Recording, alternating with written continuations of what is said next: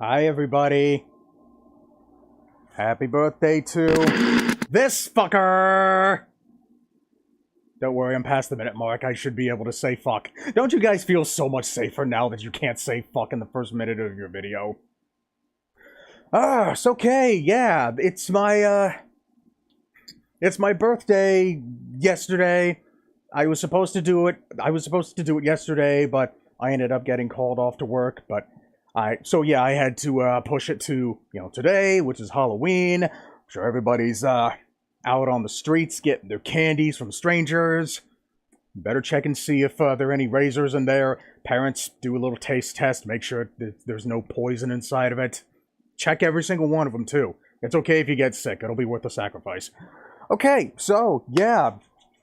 I've been planning to do this specifically for... I think I initially wanted to do it last year because I kind of realized too late that this video is actually almost 6 years old. It says here 5 years ago, but I actually premiered it on December 30th, 2018. Like, this video was kind of a big deal to me. So, OBS, please don't fuck with me. Okay. This is a very big deal for me. This is a very important stream that I've been meaning to do for a very long time. So, yeah, what I want to do is that I want to watch my my old 50-minute Sonic video. So a little bit of a background before we begin. So, at the time I made this video, it took me about a year and a half. Like, I don't usually make videos.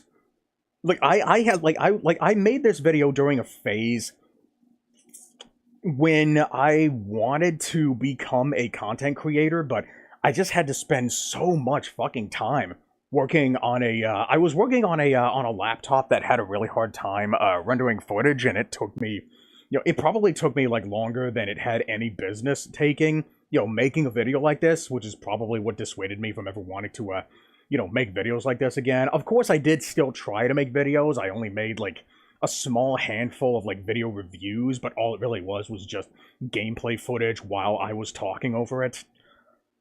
But in terms of this this Sonic video, I have made videos before this, but all they really were just like audio dialogues, like audio diaries of sorts, like primarily revolving around like stuff in the Little Big Planet, like the community and Master Blast, yeah. And I made one video complaining about the lack of new instruments in Little Big Planet 3. Eventually, there was DLC that came out for it. Oh shit! Whoa! Happy birthday, Negative. Hope you been good, my dude. Happy Halloween as well. Cool face. 2020 victory. 2020 partnered love hearts. Rarity, holy crap! Thank you for the prime. Thank you for the birthday wish, and also happy Halloween to you as well. Boy, yeah, it's been a long time coming. 35, by the way. I heart Sonic. Hey, Jews World, how you doing? Thanks for coming in.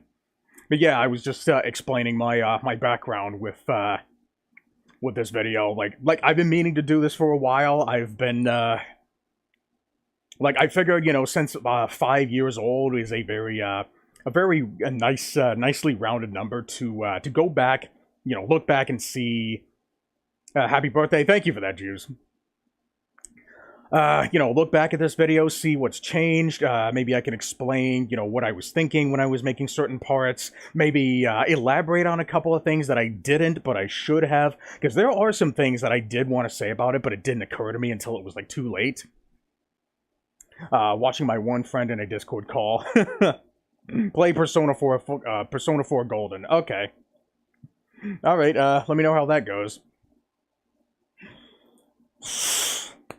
So, yeah, the reason I made this video, have you played Persona before? No, I have not, but I did buy Persona 5 for the PS3 a long time ago, primarily because Joker was in Smash, and that honestly kind of got me curious to check out his game. I never did, and I heard that apparently it was, like, very dialogue-heavy. That's really all I know about it. And, I was really hoping that I could live stream it. The thing is, though, anytime I try to live stream games through my PS3, the screen would always go blank, and apparently, like, there was a way that you could bypass that, the whole, like, security lock that would happen whenever you try to, like, record video footage off of it. I was never able to figure it out because all of my PS3 controllers broke. So I just kind of have a dead PS3 sitting there without a controller.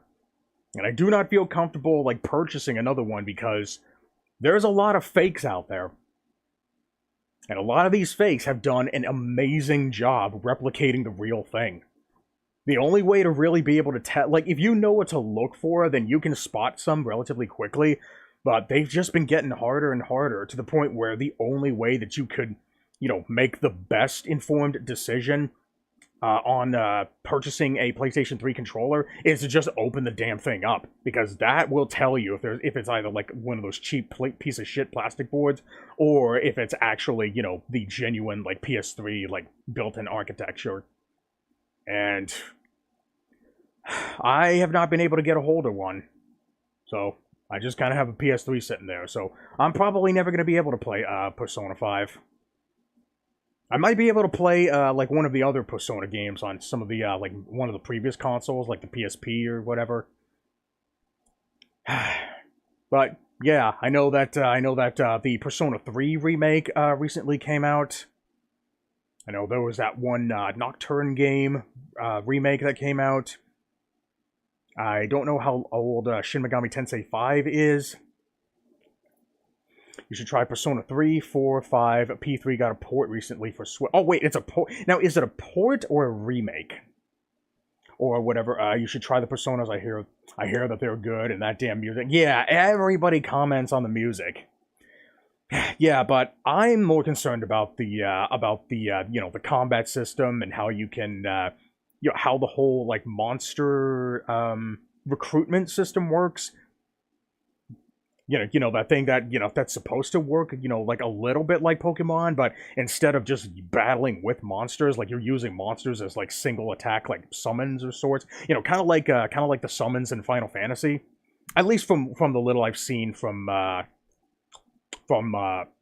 Persona 3, at the very least.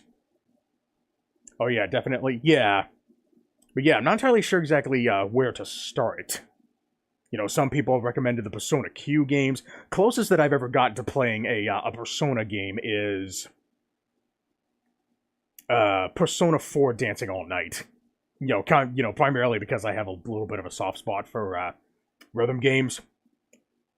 That game is so sorely overrated. Like, if you want a good rhythm game that plays similar to that, play Super Beat Sonic. It's available for the PlayStation 4, I think PlayStation 5. It might be on PC, and it's also on the PlayStation Vita. Hey, Carlos, how you doing? Thanks for coming in. So you're gonna play Metaphor? I never really had much of an interest for Metaphor. I know that game's been, you know, making its rounds. I think that game was actually prominently advertised on the website, the Steam website. I haven't really, you know, looked that much into it. I don't really know anything about it, but I know that game's been making the rounds. So, let's get back into this. So, let's see, where was I? Where did I want to start?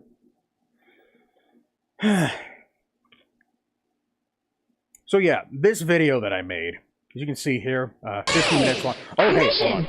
With this, mission! With this, event thing. Let me get this, up and running again. And apparently there was a, there was a raid mission that was recently, fulfilled that gives you, like, a 25% more payout for, chatting in, Pokédollars.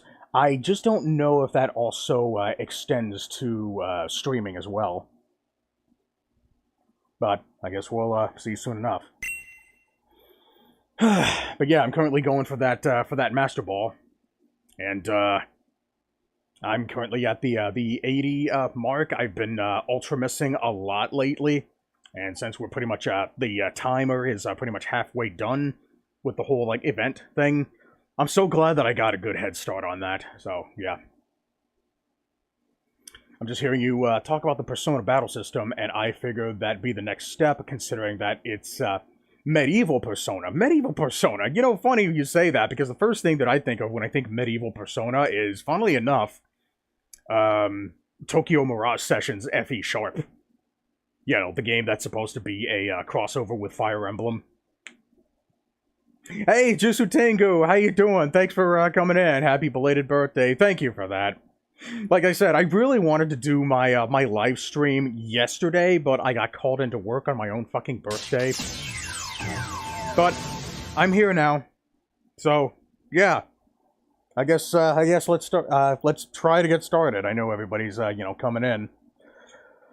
Because yeah, this is kind of a this is a very important live stream to me, you know, because I figured, you know, since 5 years is a very nicely rounded number for this video's age, and I really wanted to do this this live stream, you know, so I can react to my own you know, my biggest project that I've ever made in my whole, like, I guess, content creating career, shall we call it. Like this was really the one video where I tried to kickstart my my content creating career per se, but it ended up like not going anywhere. Like I actually ended up, you know, completely tarnishing my reputation like right out the fucking gate. You know, when I you know, I went to Sonic Retro and I wanted to try to ask people, "Hey, can you guys help me out here?" And then I just ended up like getting nothing but shit. So, yeah, my reputation pretty much tanked, you know, from that point on, and it never recovered. So, maybe there's a reason for that. Yeah, by the way, the like to dislike ratio here is about like 60 to 40. I don't have this on. I've actually explained why in a separate video. But basically what it comes down to is that likes don't really have a purpose without dislikes. In fact, I really wish that I could just, you know, turn this whole thing off altogether, you know, since nobody can see dislikes anymore. But then again, you know, this is an old video. This was made during a time when, you know, when likes and dislikes were, you know, publicly viewable, so. But yeah, that's, you know, that's where, you know, that's standing. At least, how so? 1.2k subs is nothing to laugh at. Well, you got to remember is that I've been making content for, let's see, this is 5 years old. And I think I started live streaming about a few months afterwards. But I wasn't really like my live streaming content was you know, as I guess robust as it is now. You know, in comparison to some of my first live streams, like, in my first live streams, like, all the overlay was just a rectangle. Like, one rectangle with a title up there, and then, I guess, a console name down here, and then something on the sides. Like, that's really all it was. Like, I didn't even have a chat window on it. I didn't even have a face cam. Like, it was, like, ultra basic. More basic than this one. But yeah, there have been plenty of YouTubers out there who get like, what, 75,000 subscribers in like less than 2 years upon getting its start. So, but yeah, you know, setting aside the size thing, like even though I don't really have that many, the fact of the matter is, like, I am not a very popular like, especially like in certain circles, you know, outside of the Sonic community. I am not a very popular personality, and this video was kind of the one that that just tanked me like instantly. Like, I left a really bad first impression on a lot of people, and I never really got a full understanding why. Like, I don't know if I just couldn't find a reason, or if somebody did tell me, but I missed it, or maybe nobody just nobody did tell me. Nobody actually did a really good job refuting any of my points. Like, I made this video primarily because I wanted to understand why I didn't like the franchise to a better degree, primarily for the purpose of trying to get back into it. But apparently nobody wanted to have it, so That's why that's not only why the like to dislike ratio is the way that it is, but also why I pretty much just got kicked to the curb right out the gate. Shit, I can barely I can barely get one sub. Yeah, yeah. If you're going to be a content creator, like you need to make not just content on a regular basis, but you also need to make good content as well. Content that people actually want to watch. Yeah, I think the main reason why I don't have more subscribers than I do right now is primarily because I don't promote my content. I don't ever tell anybody to follow or subscribe. I don't have any merchandise. Like, all I'm doing is just making content and just waiting for people to come to me. And as far as my live streaming content goes, I think I'm pretty satisfied with where I am now. The fact that I'm able to get, a substantive enough audience, the fact that I actually have people to talk to, like, that's already more than I can ask for. And I'm very satisfied with that. Like, I think if I were to gain like a larger audience, like even something like 10,000 subscribers or something, I honestly don't know how I would be able to handle that. I love having a smaller community because I really love talking to people. If I had way more people to talk to, then that would end up running the risk of missing a lot of chat messages. So, yeah, the face cam is new. Glad to see the face attached to the eye on. Yeah, in fact, this is actually the attire here. I'll show you here in a second. This is actually the attire that I wanted to make a standard, throughout my content making career, shall we say. Fact of the matter is, I think the main reason why I stopped with it was because I guess I just wanted to get used to wearing more comfortable stuff, and also because I get hot under this vest, a bit too often for my comfort, and maybe one day, maybe hopefully, if I get more free time to, stream more regularly, I'd be able to stick with this. Because, I kind of want to make this my, my main getup. But, for the time, like, I figured I'd go ahead and, I figured I'd get up in this now, primarily because this is this stream is a kind of a momentous occasion for me. Because this kind of highlights a moment in my, content creating career. I gotta stop doing that. Just for old time's sake. Don't I know that feeling? I know, right? But it's okay. I'm good with it. The fact that I got you guys is, that's good enough for me.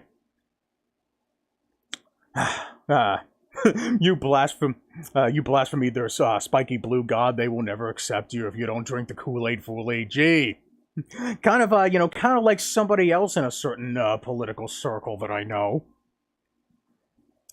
But yeah, it's unfortunate how how the Sonic community is being perceived as as toxic as it is, primarily because you don't really see a whole lot of level-headed people. You do see them, but you never actually see them calling out the bullshit on their own side per se. Which is why they have the opinion that they do, because a lot of the vocal minority, I'm assuming that it's a minority. They speak up trying to combat people who have a different opinion, regardless of the substance behind it. And then you got the level-headed Sonic fans who like Sonic, just looking at this shit and being all like,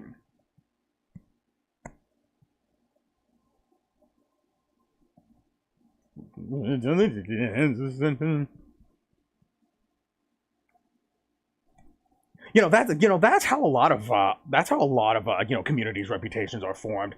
Is that because most people only see the bad stuff, because the bad stuff is the one that's the most explicit. And meanwhile, you got all the Sonic fans, the actual logical Sonic fans who actually try to explain, who actually try to go be insightful, and then they look at all this shit and they're all like, don't pay attention to them, and also don't pay attention to me. But it's fucking like it's almost like these people don't care about the community's reception. Either that, or maybe it's just because they think that it's not worth the headache having to, keep constantly talking about this shit. Either that, or another thing too, is that maybe it's that they can't afford to. Kind of weird to say, but what I mean by that is because the majority of their, content revolves around, making Sonic stuff, and they make a lot of money, and they keep growing their channel, and that's for a lot of people that's practically their job. And for those people, they can't afford to speak up, because if they do, then they run a pretty big risk at alienating the majority of their fans, who are part of the vocal minority. And they end up losing a lot of money too, because they lose a lot of their fans. It's basically like they basically end up, risking making another, Stacy Green situation where somebody speaks up and say, "Hey, listen." Well, maybe not exactly Stacy Green, more like. But I hope you understand where I'm coming from. Yeah, speaking up and saying, "Hey, listen, you guys are fucking crazy. You need to do this, you need to do that, you need to actually try to form, you need to actually hear these people out, try to understand where they're coming from, and, not antagonize somebody simply because they disagreed with you, or because they saying something that's just, factually inaccurate. If they came out and said that, they would piss off a lot of people, and they would get a lot of people to stop watching, and at their popularity status, especially since their popularity is, directly tied to their income, they would lose a lot of money doing that. So that's probably a more likely reason why they don't speak up. And if they do try to speak up about it, they're just so tame about it, to the point where they might as well not even speak up at all. Just so they can say that they did. I spoke up about it, but it didn't work. No, you didn't. Okay. But yeah, that's that's the point being, that's probably one of the big reasons why the community is at the very least perceived as toxic. So I initially went into the community, with the desire to try and understand, why they like Sonic games, and maybe I could try to apply that kind of reasoning to my beliefs, but I couldn't really find anything. I've heard plenty of people. I've actually heard people saying that you need to I guess, sacrifice gameplay. Maybe not necessarily that. You need to. I distinctly remember one person telling me that I need to let the music and the sound and the spectacle and the visuals distract me from all the bad stuff. I remember that. I was like, the first thing I wanted to say was, "You're fucking stupid. You want me to ignore the bad stuff in a video game?" And ultimately, that's really what it comes down to for a lot of these people, is that they just want me to like it, but they want me to like it in the way that they like it. But they don't want me to, basically, they're not really concerned about convincing me to like something as much as they're concerned about telling me how to like it, regardless of, what I look for in a video game, regardless of how I enjoy video games, how I have fun. Because, fun... A lot of people forget that fun is, one of the most radically subjective things. And a lot of people just don't know how to be able to, properly, I guess how to, properly use that word. You see so many reviews, so many comments, so many people saying that a game is fun, and that's all that, not just a game, but also the gameplay, or the music, or the videos, or the animation. OBS. Fucking behave yourself. Thank you. Saying that something in a game is fun. Not even just fun, but is good, or is fantastic, or is something.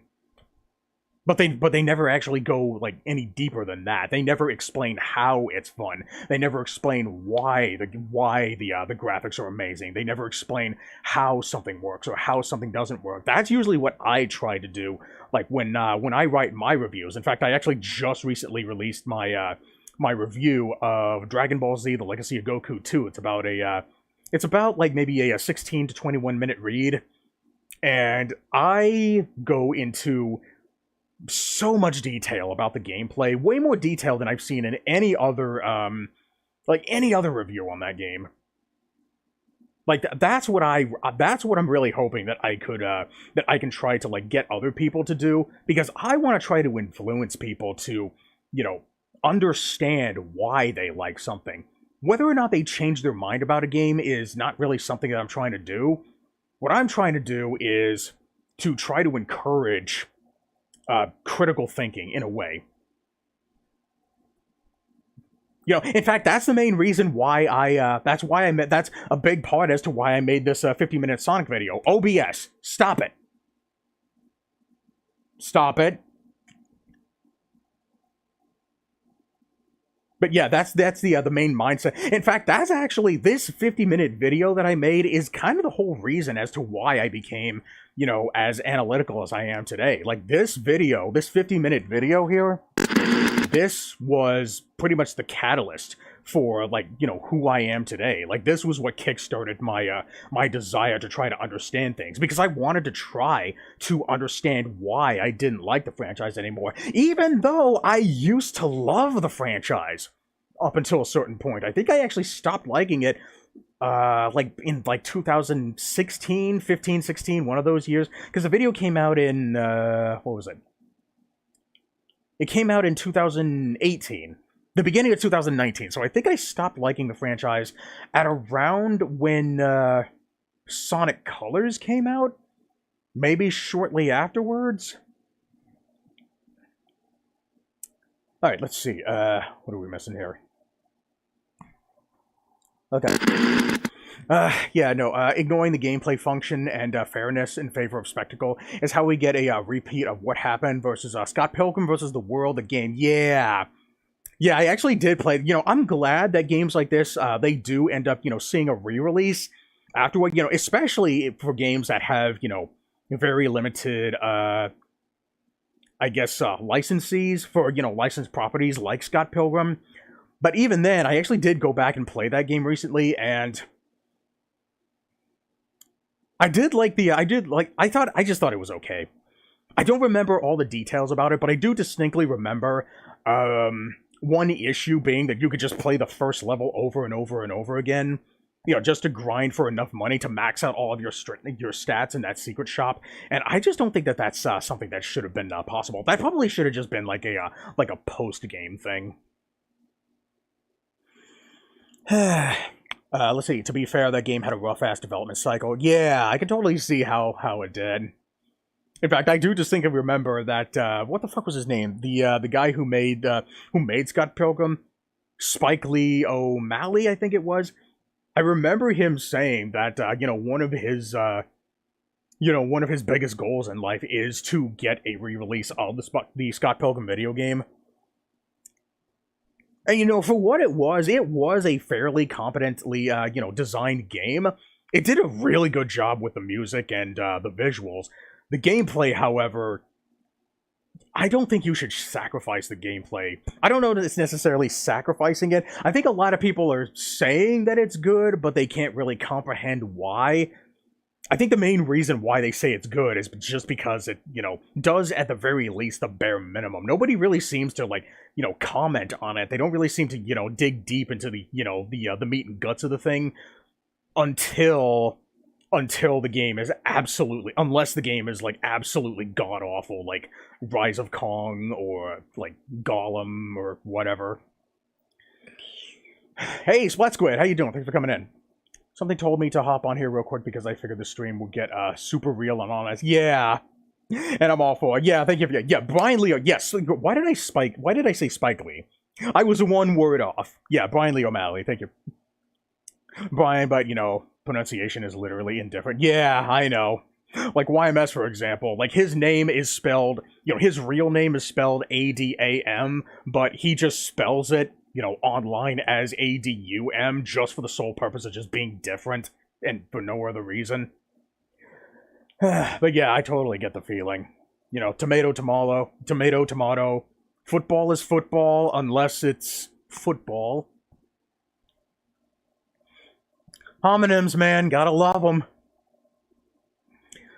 But yeah, I usually, try to be honest, as best as I can. But, an asshole like me has got to keep some secrets, But then, if I was concerned about trying to, stay on good people's side, I probably would have never, probably would have never, made this video to begin with. Knowing damn well just how popular the franchise is and, how everybody, not only does everybody love the franchise, but I've noticed, everybody also seems to love saying that everybody hates the franchise. Now, I don't know if that was because of the whole, Sonic games were never good stigma that was made popular by IGN. In fact, just recently, IGN made a video, about a year ago, where they actually confronted the guy saying that Sonic games were never good, and he took his word back recently. I watched that section of the video, and to be fair, they were just acting like a bunch of children. Even after he took his shit back, they still rewarded him with the L. They were still the interviewer, he brought a toy coffin with a Sonic plushie inside of it, saying, "You did this to Sonic. This is you saying that Sonic games would never." It's like, dude, stop acting like a fucking child, dude. Hey, Quartzy, how you doing? Thanks for coming in. Happy Halloween, everybody. By the way. But yeah, it's unfortunate how how the majority of people, how that moment seems to have conditioned a lot of people. That and a couple of other things like Ego Raptor and Tommy Tallarico and shit. Essentially saying things that piss off a lot of fans. Now all of a sudden we seem to be living in a time where whenever somebody says that they don't like Sonic games, regardless of the reasons why, everybody is so quick to say, "Oh, you're one of those Sonic games were never good people. You're saying you're one of those people who says that Sonic should never be in 3D. Oh, you're one of those people who say that Sonic should never get edgy. There should never be edgy characters. You're one of those people who do this. You do that. You do this. You do that. You that. Fuck you. It's like, do you actually believe that you're generalizing someone's actual opinion on Sonic games in any faithful way, in any charitable manner, when you say stuff like that? Because it honestly kind of sounds to me like you're only making those kinds of generalizations because you don't want to admit that maybe, just maybe, this guy might actually say something valid about the franchise. Because I'm willing to bet that most of these people who don't like Sonic games aren't actually trying to get you to change your mind about it. So why are you trying to change their mind about their opinion on the franchise? And do you really think that these kinds of uncharitable generalizations is the best way to go about it? How many times has that worked? Does it really happen so often that you believe that you should continue to adapt that mindset? Is that really the best way to go about it? I don't think so. What I wanted to try to do, I try to go into this video, with that mindset of, trying to understand. I wanted you guys to talk to me. I wanted my mind to be changed primarily because I was about as big of a fan as you guys probably are.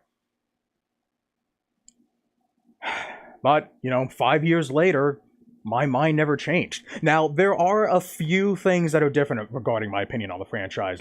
One example is that I don't think that 3D Sonic games suffer from, many of the things that I talk about in this video as 2D Sonic games do. But what we're going to do is that we're going to go through this video beat by beat. We're going to watch the whole thing. And I'm going to comment on a lot of the things that I believe are worth commenting on. I'm going to, stop the video every now and then. I'm so gassy today. I'm sorry about that. And I'm going to either, explain what I was thinking during that time. I'm going to, elaborate on things that I think should have been elaborated on. I'll probably, give a couple, little fun facts here and there, explaining some of the references or why I made some of the, design decisions. And I also want to explore, what's different now, today, regarding my opinion on the franchise, or I guess as, I guess maybe like, the state of the Sonic community or the state of Sonic games. Basically do like a compare and contrast from between December 30th, 2018 and right now at this very second. So really really looking forward to getting started with this.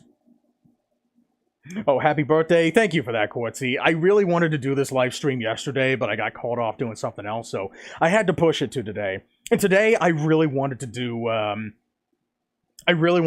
Halloween stream of sorts. Like, it was just going to be a one-time thing. I'm still going to do the Castlevania stream next month. That's going to be my my playthrough of Symphony of the Night. But, real life calls. But thank you for the birthday wish, by the way. Well, since this is a Sonic Reflection stream, what's your take on Sonic Frontiers? I don't know if you know this, but on my Infinite Backlog page, in fact, let me go ahead and show you right now. Basically, I reviewed Sonic Frontiers about, I reviewed it a long time ago. Let me see, I'm just going to show you really quickly. It's, in fact, my review on Sonic Frontiers is currently my longest review ever. Of all time. Like, ever. Video or otherwise. In fact, it's about the same length as my 50-minute Sonic video. In fact, I'll show you here, right? Let's see, where is it? So yeah, that's Sonic Origins. Here it is. Sonic Frontiers. Complete with a logo as well. So yeah, the review is currently 318 lines, 33 paragraphs. Oh, wow, okay, never mind. I think I originally had it set to like 40 to 50 minutes, but then I updated the reading time to a more condensed version. So now it says that the reading time, the silent reading time is 27 minutes, and the speak out loud time is 35 minutes. So it's still my longest single game review out of this whole thing. And, yeah, 33 paragraphs. Yeah, look at that. I honestly wouldn't be surprised if this turned out to be the longest review out of this entire website, because, people don't really write long reviews at all. And also, keep in mind, OBS, knock it off. Keep in mind that I wrote this review shortly after, yeah, as you can see here. It says here, this review was written after the first major update was released. I may return to this game and update my review after the third major update, but nothing is set in stone at the moment. And I am going to play it. In fact, I actually have it sitting over there right now. I am going to play Final Horizon. But yeah, just keep in mind, all of this was written from the perspective of a post-update number 1. Post-major update number 1 perspective. Yeah, this was before the Final Horizon. And as you can see here, I gave the gameplay a 5 out of 10. Visuals were a 4 out of 10. And keep in mind, I was playing the Nintendo Switch version. This does not reflect any other version of the game, so just keep that in mind. But I did hear that apparently the foliage pop-in was pretty bad on every other platform, not just the Switch version. And the reason why is because the Switch version was the only one that I had access to. I rented the Switch version, by the way. I don't have the Steam version. But, I gave the audio an 8 out of 10. That was the best part. And the playability was a 6 out of 10. So, yeah, if you want to, read that, I go into a lot of detail about this. It's probably not as detailed as, some of the other reviews on YouTube, but, I really wanted my, opinion to, come primarily from me, without any influence from any other opinion. So I thought like maybe that would be like the most I guess like maybe the most unfiltered opinion of sorts. That's a lot of review, but yeah, might have to check this out. Yeah, you don't have to read the whole thing, in one go. You can just, you can jump around. I divide a lot of these, paragraphs into like talking about, different things. Like I talk about how there are two different play styles, action and high speed. Let's see, this one talks about the meeting stuff. This one talks about the design of the open zones. This one talks about the sci loop. This one talks about the drop dash. This one talks about like mini games. We got a couple of mini games here. Memory tokens, portal gears. This one talks about vaults, holding chaos emeralds, island challenges. Like this one talks about. Well, this one also talks about the fast travel function. But yeah, you can pretty much you can skip around. You can if you can look for like key details here and there. If you can read the whole thing in one go, that's awesome. But yeah, I don't really anticipate that many people are going to be able to, which is okay. We all don't have time to do everything. But yeah, read it at your own pace. If you need to get a bookmark or anything, then there you go. But yeah, I guess the most condensed opinion that I can give it is, what you're seeing here, a 5 out of 10. But yeah, there was a lot to talk about. Oh yeah, and I also do make a very big deal about the fishing minigame, primarily because, that's the one go-to place where you can just get virtually everything. That pretty much, like, negates the reason to do anything else in the game. I think, let's see, that's a cyberspace thing. Cyberspace levels. I think I have like 5 fucking paragraphs that talk about this. Okay, so I think it starts here. And yeah, I have I think it's here. Wait, no, I think it's like I have like 4 or 5 different paragraphs that just talk about the fishing thing, right there. So, but yeah, this is the the place to go. It's on Infinite Backlog. I think I might have a link to my Infinite Backlog reviews in my YouTube profile for a convenient place to go. But if you can't find it, then just look for, just go to Infinite Backlog, search up Sonic Frontiers, and then click on the Reviews tab. I think it should be in the Reviews tab. So yeah, this is the game page, and then there's a little section here that says Reviews. You can see there's like 4 other reviews here. In fact, mine is currently the longest one. Let's see, there's a 9, there's an 8, there's a 6, and I think all of these are... Wait, no. There's one of them here. Yeah, I think this is the one that was, I think this one is about half the length of my review, but it doesn't really go into as much detail as my review does. But yeah, that's where my, this is where you can find my review, so...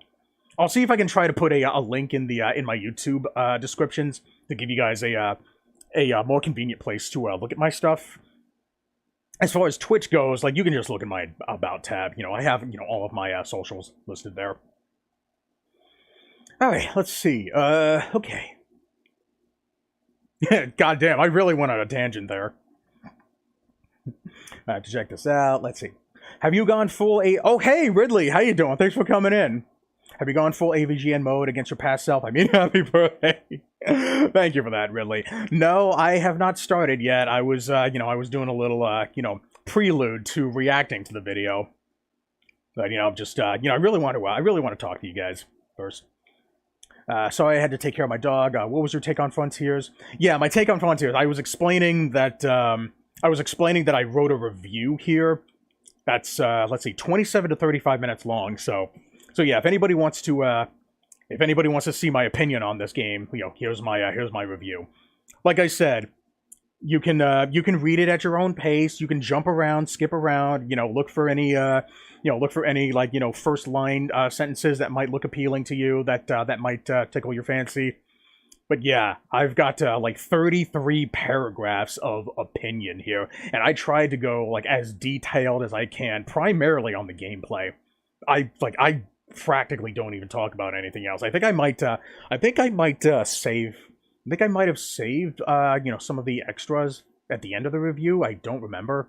And I do remember saying here that this was like legitimately But let's see, there was only one boss, and honestly one moment in general, in the whole game where I can confidently say that I had a lot of fun with. And don't worry, I actually explain why it's fun. Like, I don't just say that something is fun and I just stop right there. Like, I got, like, what, 10, 12 lines explaining it? So, it's okay. I don't think I'm a hypocrite. But see, this is why it's important to, dig into this stuff yourself.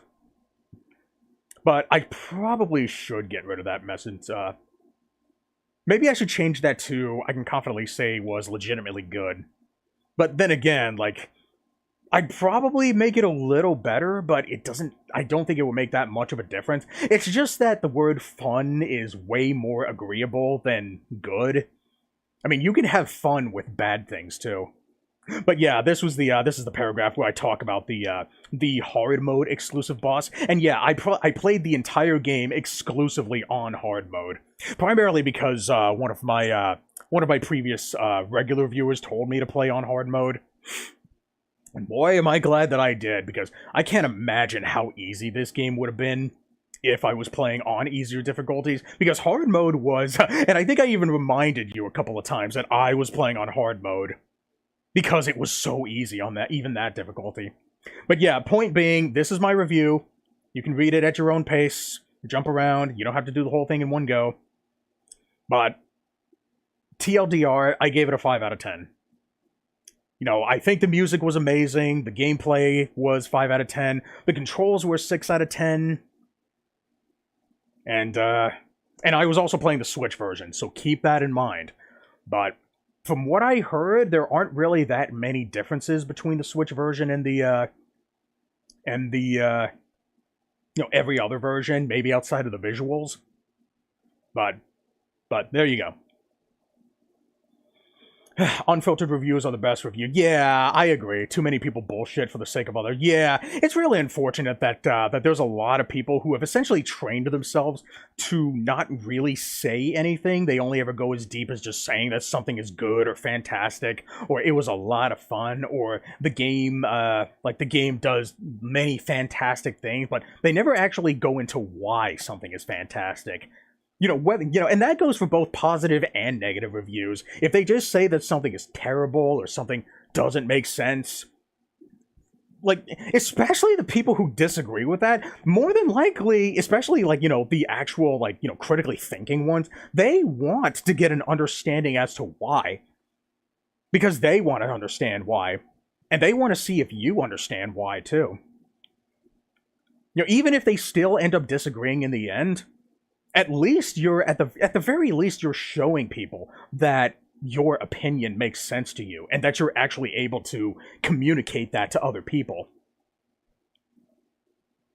All right, what do I miss? What's the site again? It's called Infinite Backlog. It's the site is infinitebacklog.net. In fact, let me go ahead and I'll do this right now. Let's do this. I'm going to copy this.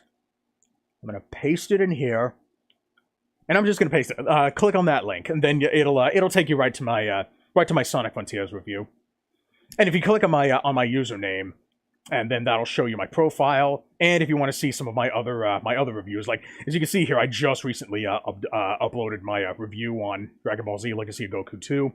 But on my profile, you can just click on reviews, and this will take you to every video game that I've reviewed so far. I got games like Kirby's Return to Dreamland Deluxe, I gave that a 7 out of 10.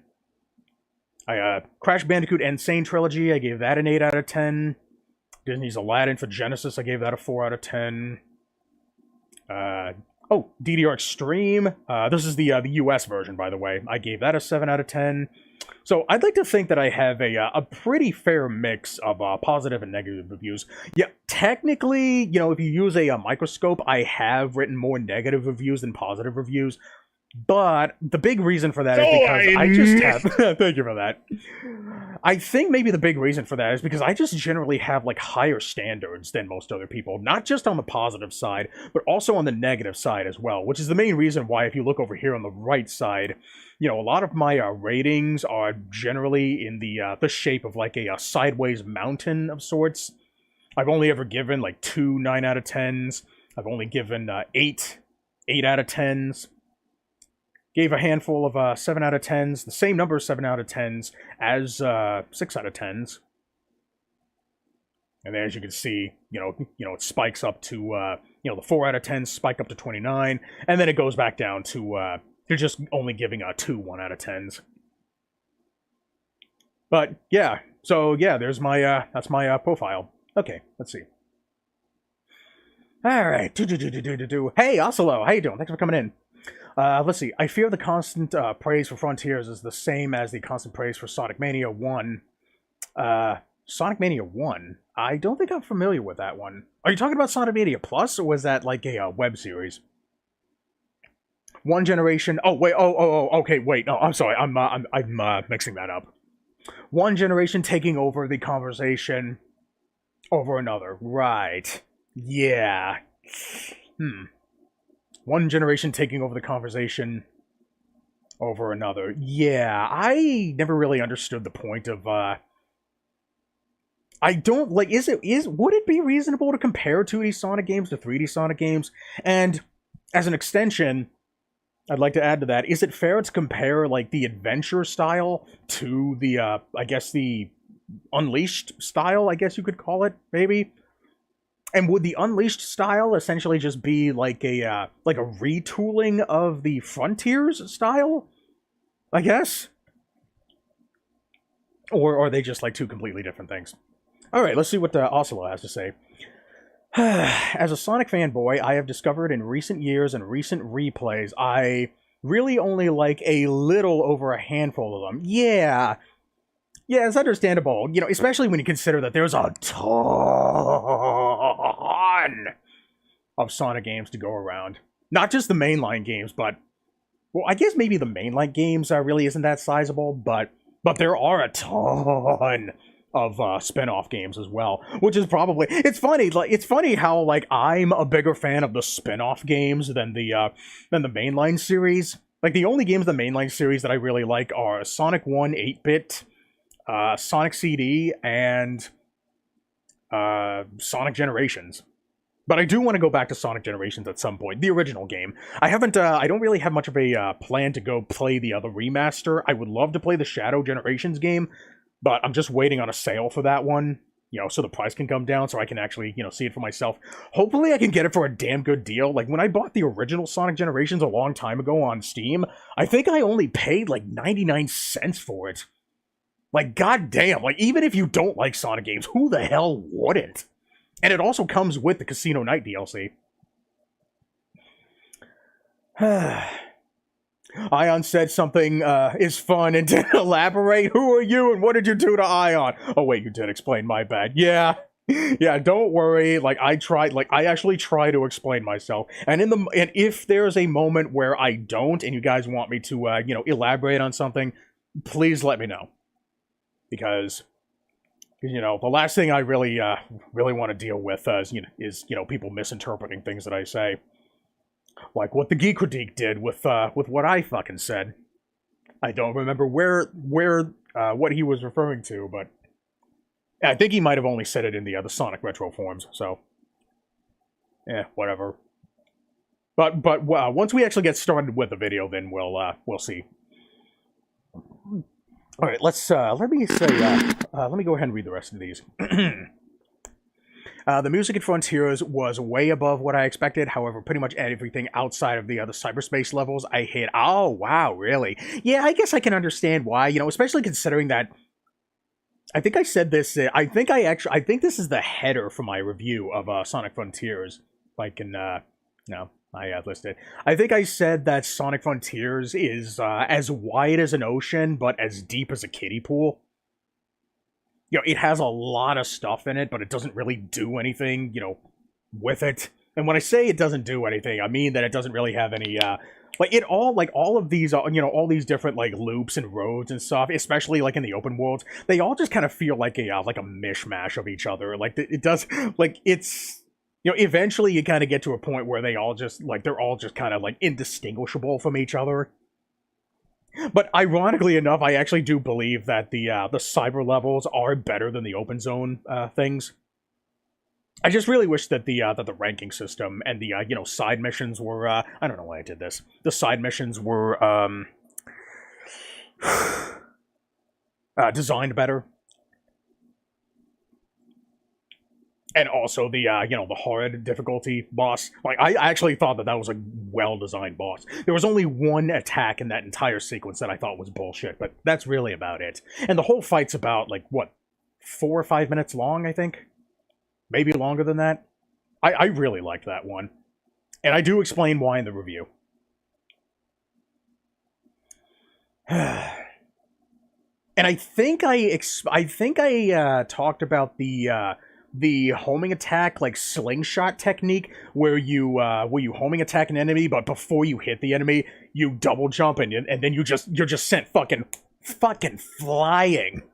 And I think I actually said that there was one S rank in that whole game where it felt like you were required to do that in order to get the S rank. And I think that was in the first what was it, Kronos Island? I think it was. It was one of the earlier levels. I think it was cyberspace level 1-2. I think I did talk about that in there. So, hey, Jet Engine Cat, thank you for joining. Thanks for coming in. I literally just now saw that you were on and that it says birthday stream, so I wanted to say, yeah, thank you for that. But I also have to go to bed soon for an early morning, so I can say bye. Okay, yeah, thank you for stopping in, Jet. I really wish I could have streamed earlier, but, life calls. What can you do? But thanks for stopping in, regardless. I played through Sonic Superstars, and holy crap, that game is a roller coaster of 10 out of 10 content, and then 0 out of 10 content, which funnily enough, I actually did write a review of that game, too. If I can find it here. Oh, wow, look at this. Yeah, I gave this game a 3 out of 10. And I think this is the one and only time that somebody actually clicked dislike on my review. I really wish that the person, went into detail as to what I said in this review. Oh, wait, hold on, I need to show you. I'm not. Yeah. So yeah, here's my review for Sonic Superstars. And I think I said like I was initially going to give it a 5 out of 10, but then I ended up dropping it to a 3 out of 10 because of Trip's story, and I guess also the final story as well, and also because of the the header that I put here is Sonic Team's return to form pulls a Metal Gear Solid 5, and what that basically means is that after you beat the game, you also have to beat a harder version of the same game in order to unlock the true final act of the game, which is exactly what Metal Gear Solid 5 did. That's why I, said it like this. But yeah, this is another review that you can read too. It's going to be about a 16 to 20 minute read. So again, read it at your own pace, jump around, and yeah, there it is. Let's see. Same. It came to my painful realization that what I loved about Sonic never really existed, so I was deluding myself into thinking I was a fan. Really? How so? Crazy sales and taking advantage of them. You love to see it. I know, right? Say what you will about... oh, shit. I didn't throw that. Say what you will about Sonic Boom Rise of Lyric. That game sold like hotcakes. Even though it's considered like one of the worst Sonic games of all time, brand recognition can really help a game sell, Unfortunately, I can't play it because I don't own a Wii U, and I don't think the game's ever been ported to anything, anywhere, so... But yeah, point being, like, a game doesn't necessarily have to be good in order to be financially successful. It could either just have a name as successful as Sonic, or it could just be addicting. I only really liked Classic, then the first 2 adventures before... Hold on. I only really like Classic, then the first 2 adventures before only really liking the handheld and spin-offs. I liked Colors and Gens, but that was it. Ah, right. Yeah, see, I'm kind of the opposite. I generally prefer the... I could tolerate the 3D Sonic games. I cannot stand the 2D Sonic games. The only one that I can stand is Sonic CD, even if it is to a light degree. I would probably still give that game a 6 out of 10. It's probably inching closer to a 5, though. But I do go into detail as to light detail as to why I like Sonic CD. But basically, it's because, funnily enough, it has less emphasis on speed and more emphasis on exploring. But we'll cross that bridge when we get to it. On the topic of Frontiers, to be a bit too nerdy about it, I swear the game was just built with the Phantasy Star Online 2 new Genesis engine? Really? And that's why it looks both pretty good and also kind of bad. Yeah, I have heard a lot of people complaining about the the constant pop-in regarding the foliage. Which I find rather interesting, considering that you can look at the rest of the world just fine, but when you when you travel too far of a distance, stuff just disappears. And apparently that's a problem with the the PC and Xbox and PlayStation versions as well. Like, it's not just a Switch issue. So that's a good sign. I love Sonic Adventure 2 Battle enough to 100% it. Yeah, I was kind of the same way, back when I first played it. Which also means that I know about the Green Hill remake. Hadn't played it in a very long time. Not sure I'd ever do that again, but it was a fun time. Yeah, I think I might have needed like a strategy guide to help me with that. And I think I played that during a time when YouTube videos weren't really, a thing. Especially the treasure hunting levels, especially the nature of their randomness. The fact that you had to travel down a very specific path in order to get like the most efficient route possible to give you the highest chance of giving you an A rank. Oh yeah, that was bad, and also the fact that you had to keep scoring combos in the mech stages. Boy. So that's why the level geometry looks so familiar. Yeah, I've never played any of the Phantasy Star games, outside of, like, the intro to Phantasy Star 2, but that's really about it, so I can't really comment on that. The map literally looks like it was a cut map from PSO2. Right, yeah, I can't say anything about that. Sonic Team stopped working on, every time I see PSO, I always want to call it Persona. Yeah, Phantasy Star Online after Zero, right. They're both still working under Sega Go, but it wasn't Sonic Team, it was Naoto Oshima and Arzest. Oh yeah, that's right. Yeah. Sonic C. Yeah, I keep wanting to say that Sonic. Wait, did I say that Sonic Team made Sonic CD? I don't think I. Oh wait, no. It's because it was. Wasn't Sonic CD being developed at the same time as Sonic 2? But just by a different team? Yeah, I do remember somebody saying that. But yeah, that would probably explain why it has more, puts more emphasis on exploration. Still firmly believe that PSO2 was running on the Hedgehog engine, otherwise known as the engine powering all the Sonic games prior to Frontiers. Right, yeah. I know that they made a big deal about that once they made Sonic Unleashed, and then they kind of dropped it when Frontiers came out. Let's see, there's going to be a new Hedgehog engine, which was also used to build Frontiers. I could be completely wrong on that, but it makes sense to me. My delusion comment came from the fact that I got introduced to Sonic first from Adventures of Sonic the Hedgehog, and Archie before getting a Genesis to play Sonic 2, so I never was a fan of the true Sonic. Ah, okay, I see. Okay, I see what you're coming from. Yeah, being a fan of something because you were exposed to, like, a different medium. Like for a while, I thought I was a fan of the Final Fantasy series just because I was introduced to the franchise through Chocobo Racing. And then I played a demo for Final Fantasy VIII, and I liked it for what it was. I'm not sure what I would think about it now. Then I just kind of fell out of it. Let's see. Alright, looks like we're all caught up here. See if I'm missing anything. Okay, I started playing Sonic as a literal... Oh, wow, I started playing Sonic as a literal baby. Sonic 2 came out the year I was born, and I've been pretty much a Sonic victim ever since. Yeah, I think, and I actually start this video off by saying that, that my first Sonic game ever was the 8-bit Sonic, but we'll play it, we'll actually, play it, and I'll, and I think I say just a few things about it that kind of made me a Sonic fan. And then I played Sonic 1 as part of the 6-pack cartridge. And the only time I ever played Sonic 2 on original hardware was when I was at my cousin's house. He like he had a couple of games. I think he only had like a football game and something else.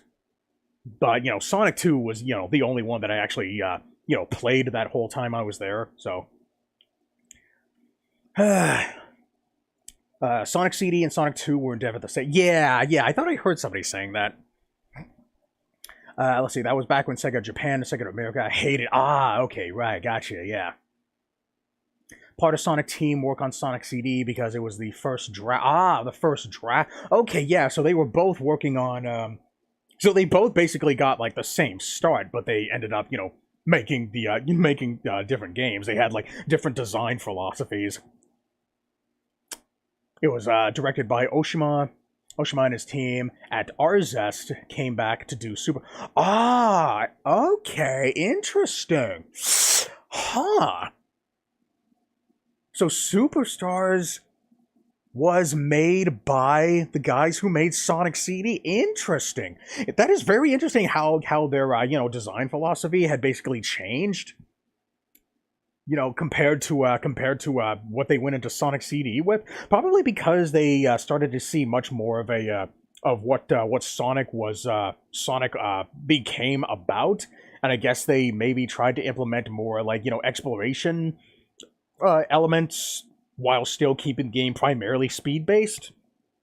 But I guess maybe as evidenced by the fact that there are like golden badniks to find, and I don't remember if there's like anything else really worth looking for, that contributes to a 100% playthrough.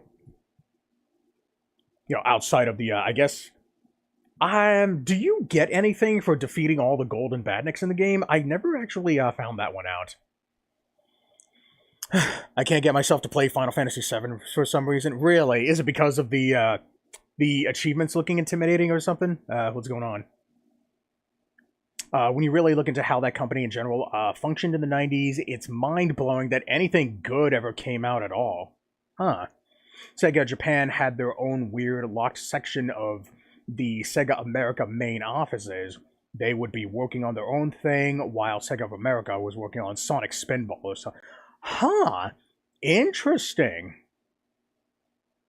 Which is why there's actual official Sega Sonic games that feature American-made cartoon characters. Right, yeah. I really want to play Sega Sonic at some point. I think that game requires the trackball. I've been meaning to get a trackball, for a while, primarily because, shit, that's what I should have asked for my birthday. God damn it. I really wanted that big trackball thing, just so I could play Camel Tree with it. Because that's how I used to play it at this one arcade that I went to that had a retrocade machine that had 50 old school arcades on it. Mega Man Power Battle, Mortal Kombat, Toobin', Pac-Man, the New Zealand story. I also played the hell out of that one over there. But point being, I played 1, 2, 4, 5, 6, 8, 9, and 10. Love them all. 7 is completely different. The depressing steampunk ambiance doesn't tickle my brain cell. I don't really like Cloud nor the material system. Yeah, I don't remember really enjoying 7 myself when I first played it. I do want to go back to that game, just so I could look at... I did watch, I want to say, maybe the first half of the story on YouTube. But that's really about it.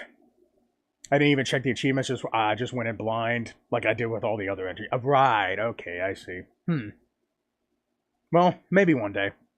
Maybe if curiosity, chokes the cat enough. Oh, it gets better. If you see the origin of Sega, it was a partnership between a Japanese and American companies after the war. Ooh, yeah. So there was always tension. Got it. You can emulate Sega Sonic Arcade. It's fairly easy. Yeah, I'm not worried about emulation. I'm just worried about being able to play it efficiently. And another thing you gotta remember is that I don't have a mouse or a keyboard. Everything I do on this controller is exclusively through my controller. And the way that I type stuff in this on this PC is through this little dialogue wheel here. and then I can move the mouse like you can't see it on screen. I have it hidden in OBS, but I move the mouse by using the left control stick. So yeah, that's the main reason why I really want to get a peripheral like that. Not to mention, I'll probably have like way more precision with it because of its weighted nature. Really sucks that that old retrocade thing that I used to play on didn't have it. Let's see. I'm still salty about that game never getting a port. Yeah, it's really unfortunate. It never even saw like an emulated port at any point. All these Sonic games that keep coming out, you'd think that at least one of them.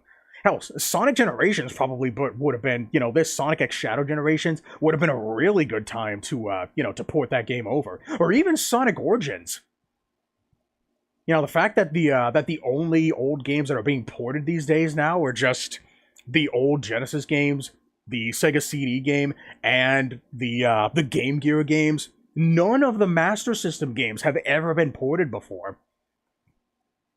In fact, a lot of people have said that the Master System version of Sonic 2 is better than the Game Gear version. And take one good look at it. If you just look at the boss of the first zone, like, that's already a good reason to play the Master System over the Game Gear version. Let's see. It's fairly easy these days. I'm still salty about that game ever getting a port. Pretty much every single Sonic game is playable at home. Yeah, especially through emulation. Outside of Waku Waku Sonic Police Car, which is a real... Yeah, I actually did see that one. And I also saw the Sonic, like, popcorn making machine thing.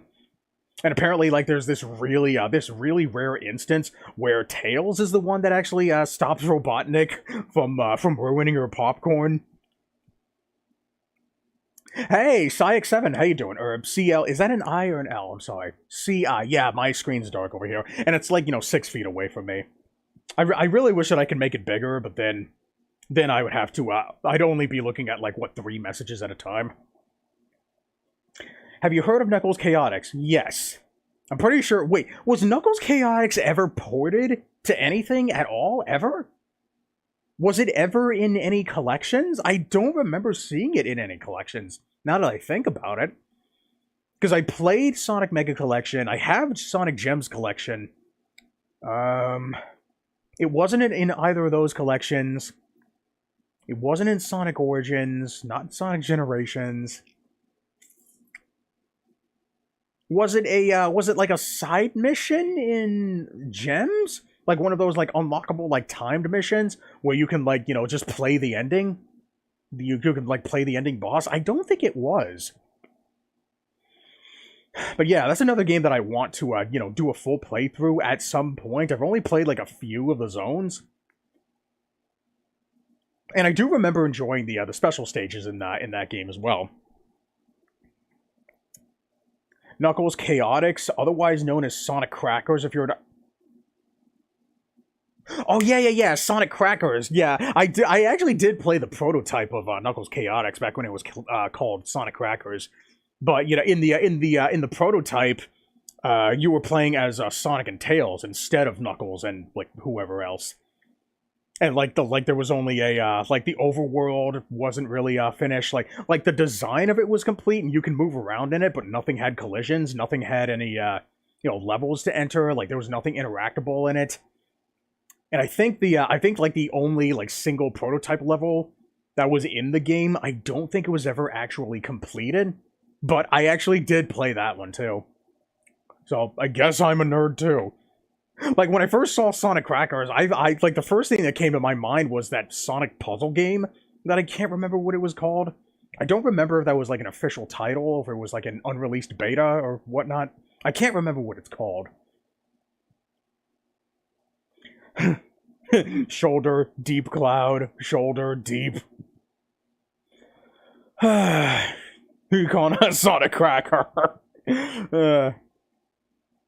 Bolly want a cracker? Hedgie want a cracker? Cracker? I barely know her.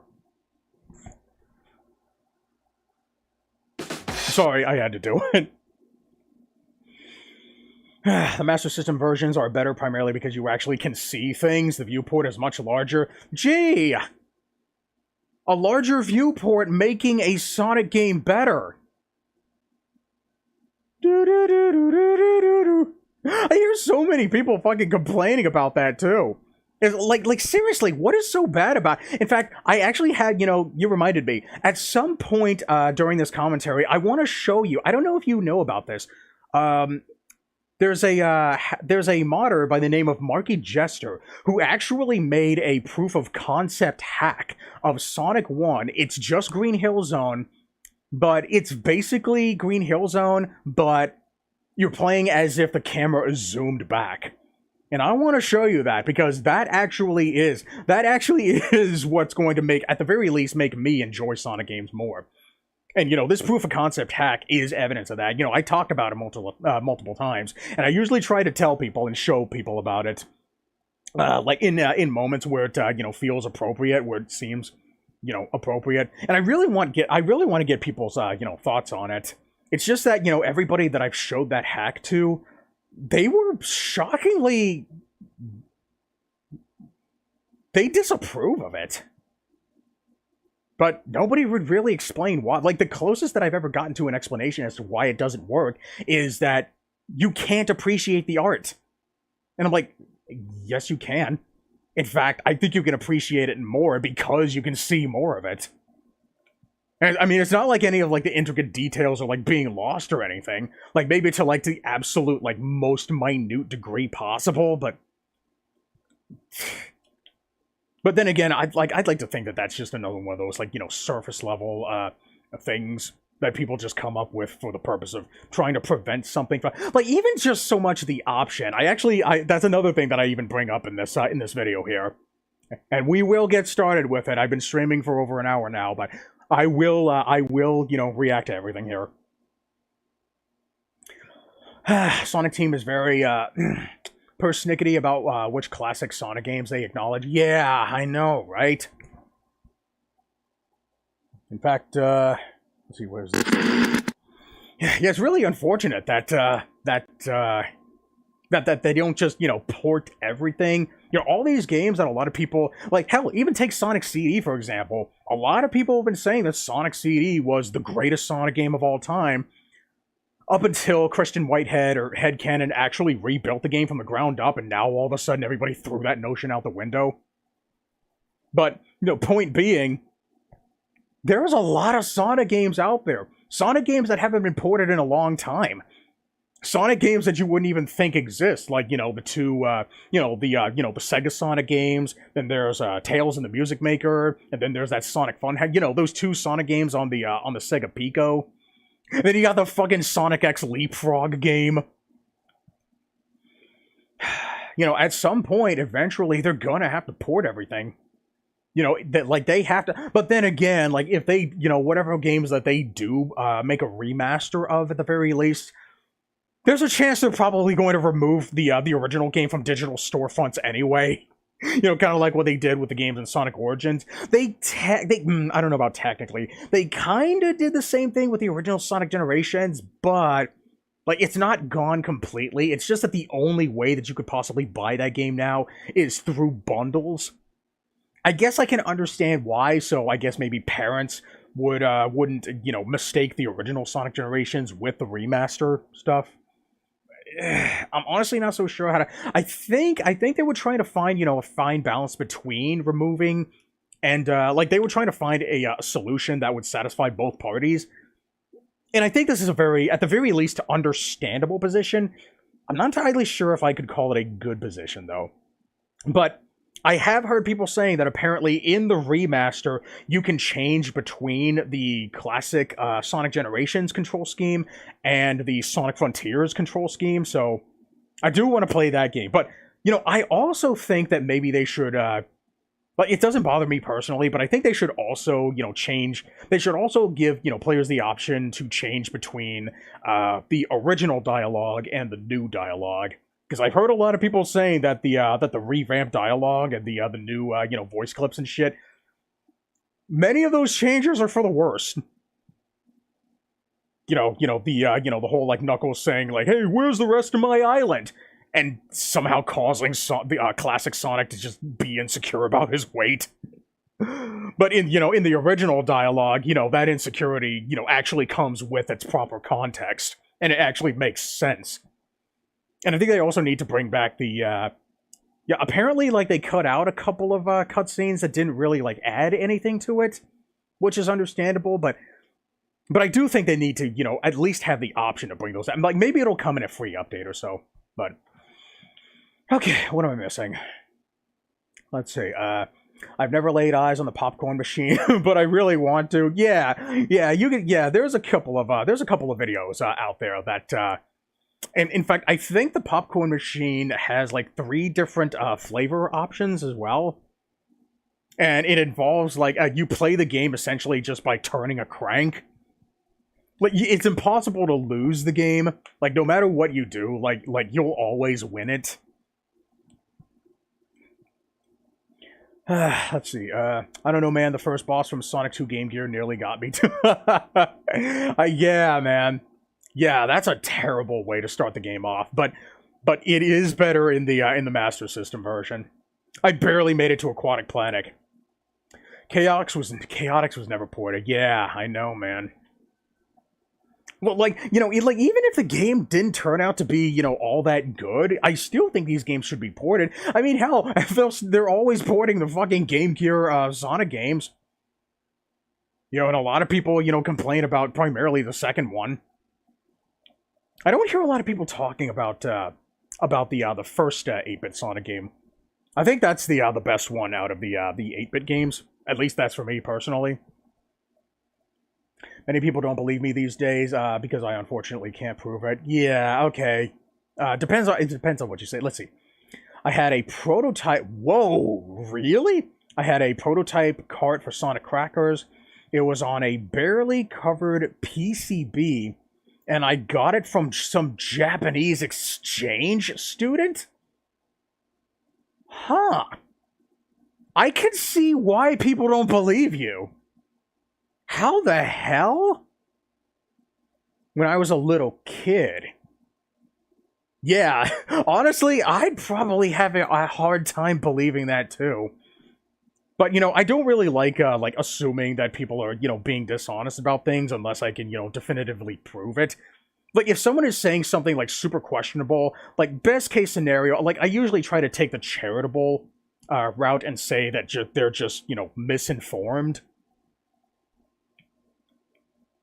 I unfortunately have to go, but I'll definitely sub before you go. Oh, wow, thank you for that, Osilo. I don't get to do these live streams often, but when I do...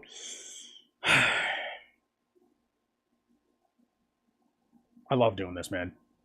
Okay, I'll save the sappy shit for, like, later. Always love being able to have a real conversation. Yeah, I love... Like, funnily enough, like, my live streams are pretty much the only place where I truly feel like I can actually talk to people. Nowhere where I live, has the same interest as me, so I can't really talk about anything with anybody. I have a friend that I used to talk to a long time ago. The only thing that I was really able to talk to him about were like just a few video games, and I also talked to him about the status of like objectivity and universal like things and such. But, that was kind of while I was in, like, a philosophical, mindset. Gotta prep stuff for my own stream eventually. Oh, okay. If you're still streaming, I'll come check you out at some point. I heard that apparently YouTube has a raid function now, but I was never able to find it. I'm gonna have to look for it in my own time. But yeah, I'll check out your YouTube channel, and I'll see. I think it's the least I can do to for you visiting me. But thank you for that. You can't appreciate the art. Yeah, it's ultimately just. I think ultimately it's just people who just wanted to come up with some reason to say that an idea was bad, just because they didn't want to. At the very least, they didn't want a game to experiment with a change. But, there are plenty of people out there who prioritize graphics and art and, aesthetics over gameplay. In fact, that's kind of the main... I actually kind of complained about that in my review for Legacy of Goku 2. In fact, I actually took a quick look at the review page for that game on GameFAQs. There was like 30 different reviews, and like the absolute I only ever found one review that gave it like a 5 out of 10. And that was the one and only review, and that was the lowest score that the game has ever gotten on that page. Like, all the others were like 7 out of 10s, 9 out of 10s, and such. It was only like maybe 3, 6 out of 10s on there. So yeah, I think my review might be the, I think I might have ever given that game like the lowest score out of anybody. And actually, you know, wrote a review about it to any degree. Kind of a constant replayability if you know everything that's coming already from an arcade. So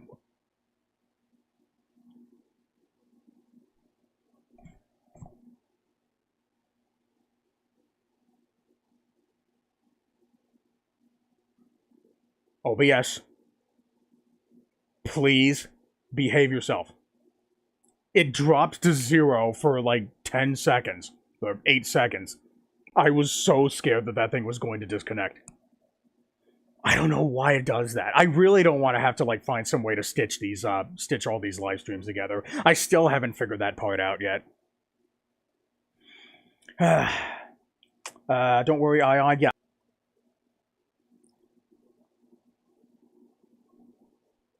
Okay. Are we back? Are we live again? I keep seeing that number dropping to 0. I'm getting so scared right now. I think, part of me is kind of glad that I haven't started this commentary yet. Here too. Okay, thanks everybody. All right, let's go ahead and get back to the rest of these chats. I hope to God that my YouTube stream didn't like divide into 2 different parts. I don't know why it does that, but my live timer didn't reset, so hopefully I should still be good. Okay. Yeah, it kind of defeats the point of constant. Let's see. All is good. Apparently, hopefully, Internet OBS agrees with me. Yeah. I know how. I know that Vay's, kind of in the same boat as me. Kind of defeats the point of constant replayability if you know everything that's coming already from an arcade style perspective. I don't entirely agree with that, honestly. I think like even if you do know how a game is works, you know, like especially after you played it hundreds of times, because in my case, like I've played Mega Man X. I had to have played it, like I had to have beaten it at least 50 times now.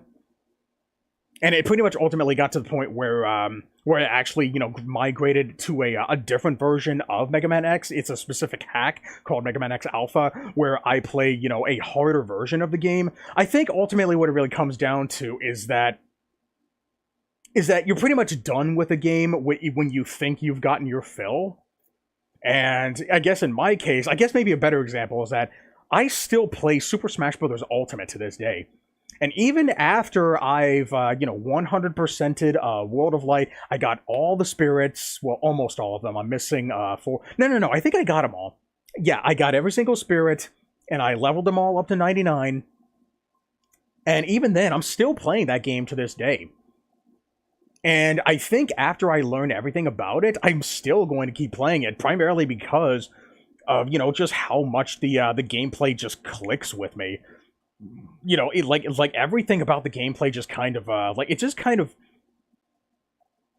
agrees with my playstyle. Like, I would actually have to, sit down and think about it in order to, properly explain why. But I think Smash Ultimate might be my new favorite game.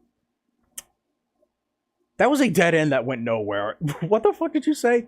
From an arcade-style perspective, yeah, I don't know. I think maybe the reason why you would want to play it again is because you want to be able to get better at it. Which is, funnily enough, the reason that a lot of people resort to when it comes to trying to convince you to like Sonic 8. Oh, you're supposed to play it over and over again. No. I don't think you should ever need to play something over and over again in order to enjoy something. I think you should be inclined to play it over and over again because you enjoyed it on your first playthrough. That was with me and Mega Man X.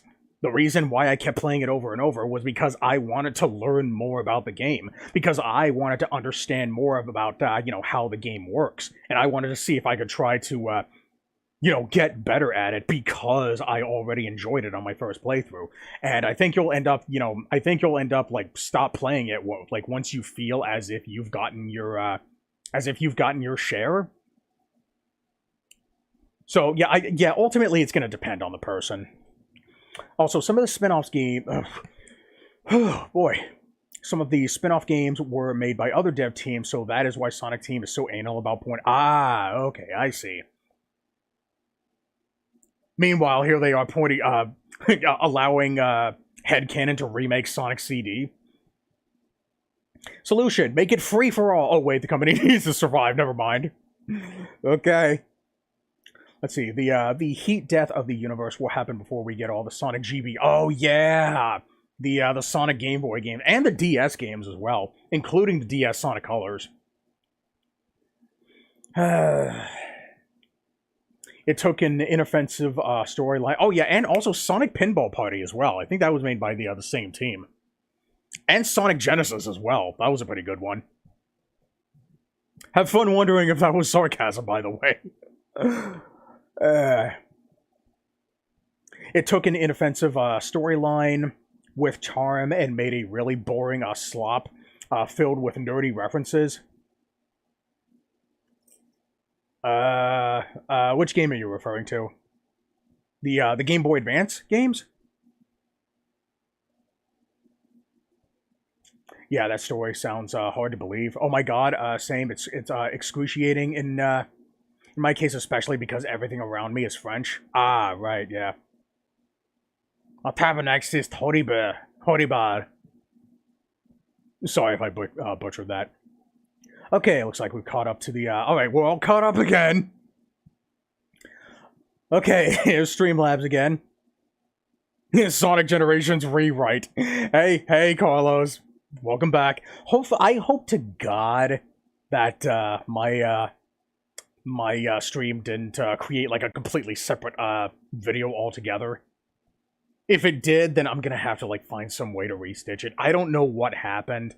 This happens. It happens on rare occasions, but it does happen often enough to that like I really need to figure out how I can like either like stitch live streams together without flat out uploading an entirely new video. I don't know if there's a way that I can do that just through the browser itself and just merge everything together. I highly doubt that there is, but I'll try to I'll try to find something. It's fine if anything. It's even funnier hearing the munted French. Yeah, sorry about that. Like I usually try to pronounce things properly. Which is funny considering that like whenever I hear people like mispronouncing Japanese word, I'm all like, "You fucking idiot! You know how it's pronounced."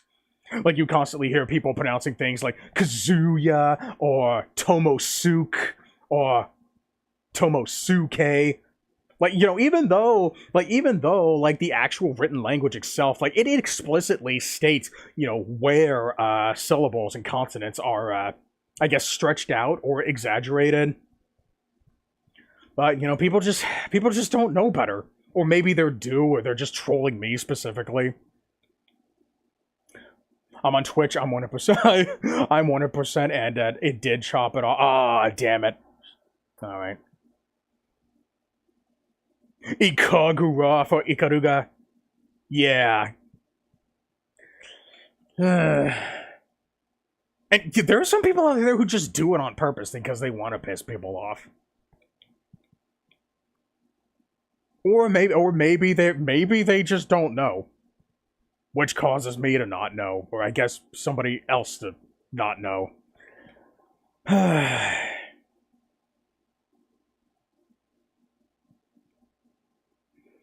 Okay. Alright, looks like we're all caught up here. You went offline completely on Twitch, and now it says you had begun streaming for about 8 minutes. Yeah, I looked at my my little session timer here, and the timer reset. God damn it.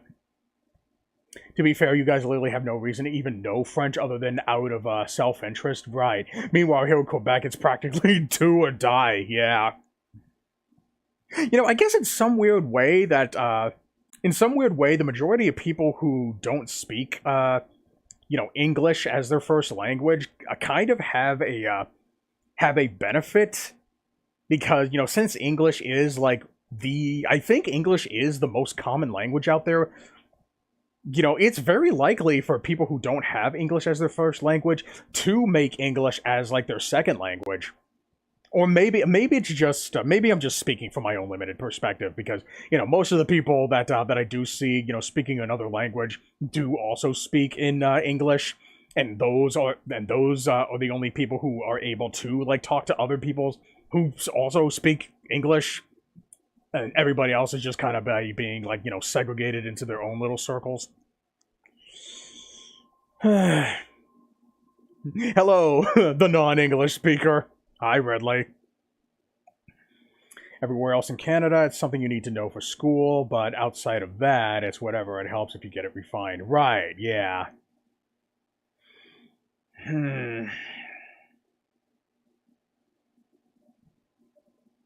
Okay. I learned it because of an exam in high school. I had to learn English or die. In Minecraft? Yeah, I think it might be a little too late for that, since the in Minecraft part was already in the previous sentence. But then again, you can never be too careful on, like, pretty much just any, like, content creating platform in general, because, there are plenty of people out there who are just looking for reasons to get sensitive, because somebody might be harmed because you said a thing that shouldn't be considered harmful. Like I swear to God, like there have been so many words that were okay to say that we just can't seem to say anymore. Like, are we even allowed to say the word monkey anymore? Just because you might make someone feel uncomfortable.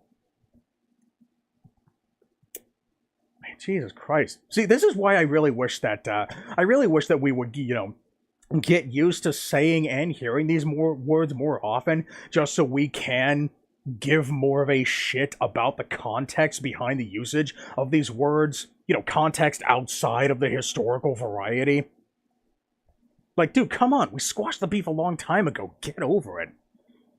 Like, it's almost like you're trying to revive those times, just so you can, because we're currently living in an age right now where being offended by something can net you a shortcut in life.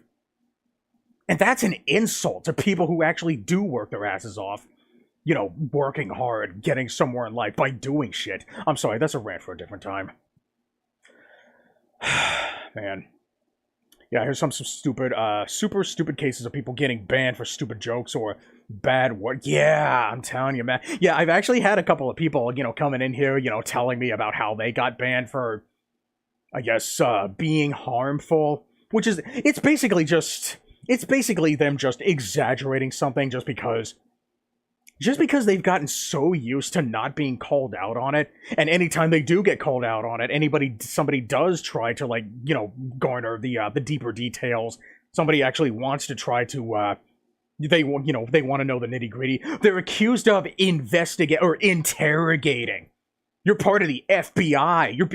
You're being hurtful. You're making me feel uncomfortable. You're making somebody in chat feel unsafe. It's like, grow a fucking set. And the shitty thing is too is that they're being trained by society to be afraid of words regardless of context.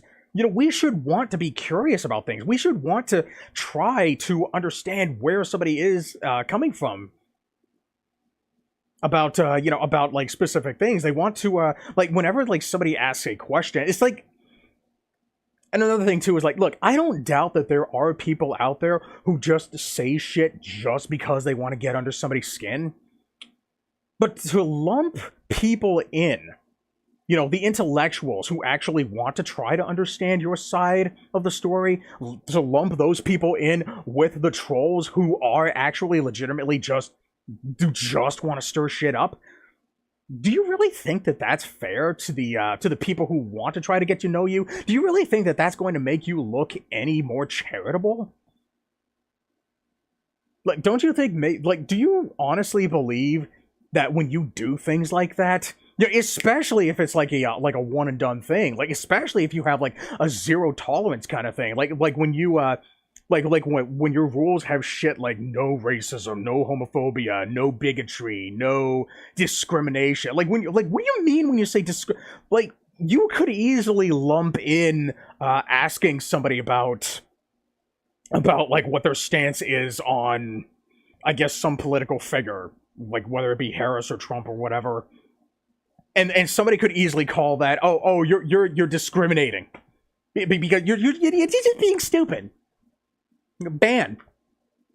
You're just being a shithead. I'm not gonna elaborate why. Just leave it. I just want to move on. That was a long time ago. Stop it. I'm telling you what, man. It's just, so many people like this pandemic, this COVID-19 thing broke so many people's brains. Really exposed people for the. Okay, yeah, I'm sorry, I'm getting pissed off, but I do still believe that this COVID thing, it wrecked a lot of people. It got a lot of people to show their true colors.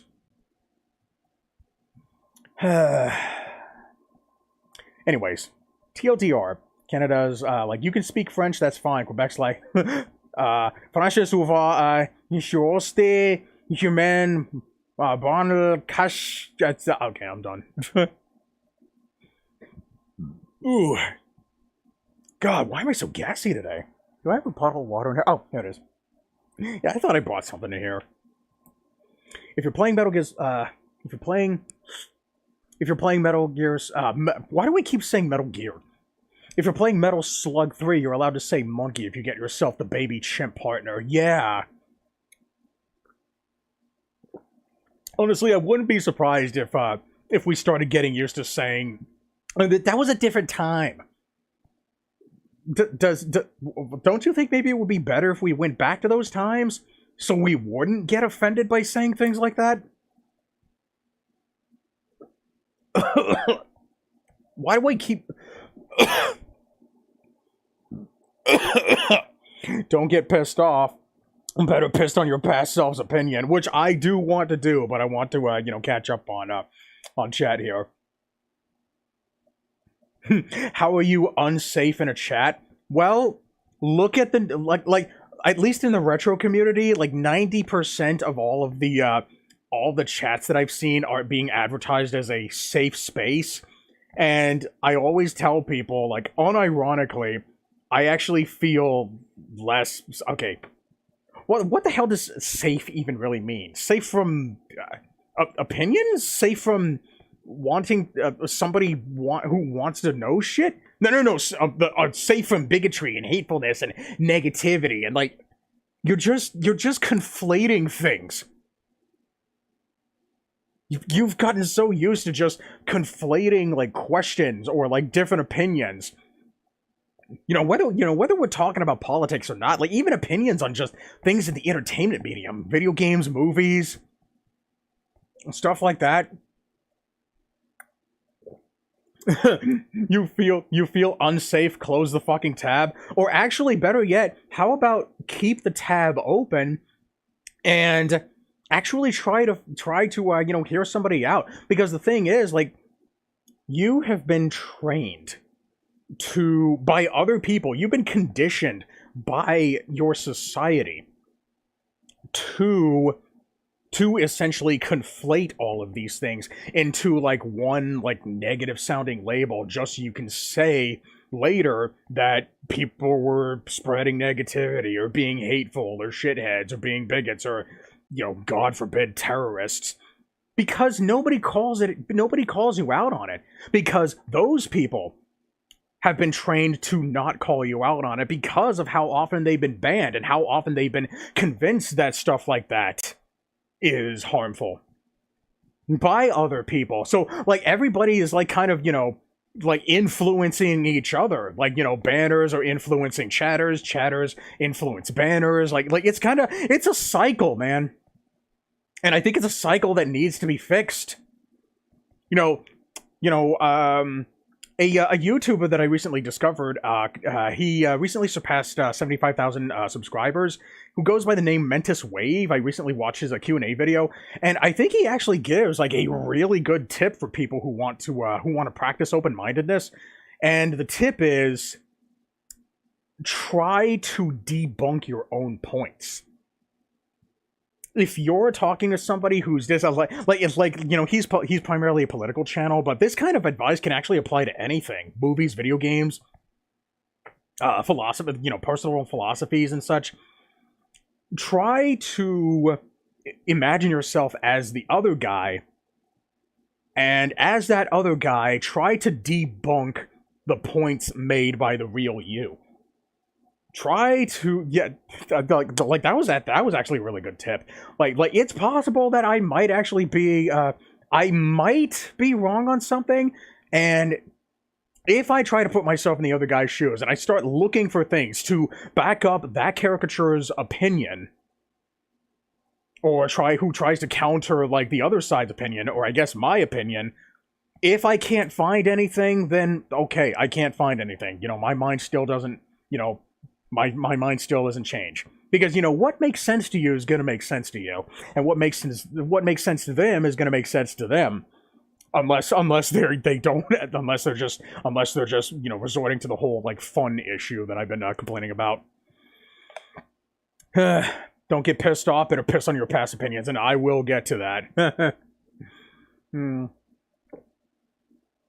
Being wrong is fun. That means I can learn something.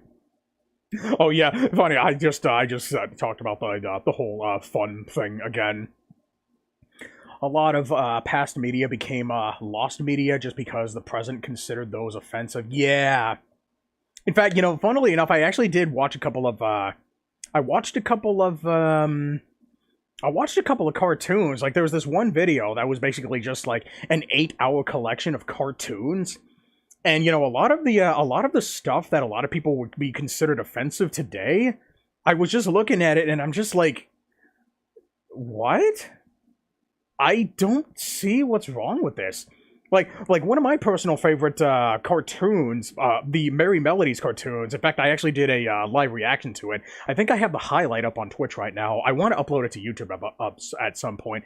The cartoon is called Have You Got Any Castles?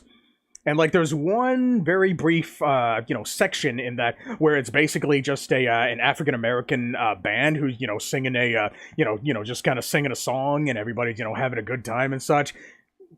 A scene like that, everybody can say, "Oh my God, fuck this cartoon! It was being so harmful. It was being so, you could literally, someone could die because of that." Like, stop being so dramatic.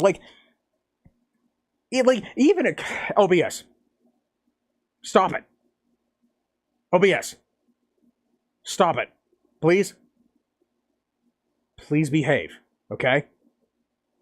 Okay? I need to talk about this kind of stuff because I want people to develop thicker skin. Because I legitimately believe that that's how we live in a better society. That way we can actually spend more time, listening to other people's opinions without, misinterpreting their words uncharitably. But yeah. So many classic cartoons got banned because of this modern culture. Yeah, man. I know that there were a lot of, Dr. Seuss books that ended up getting, taken off of store shelves, because of it. Even though these, even though this kind of stuff, like, even if it doesn't,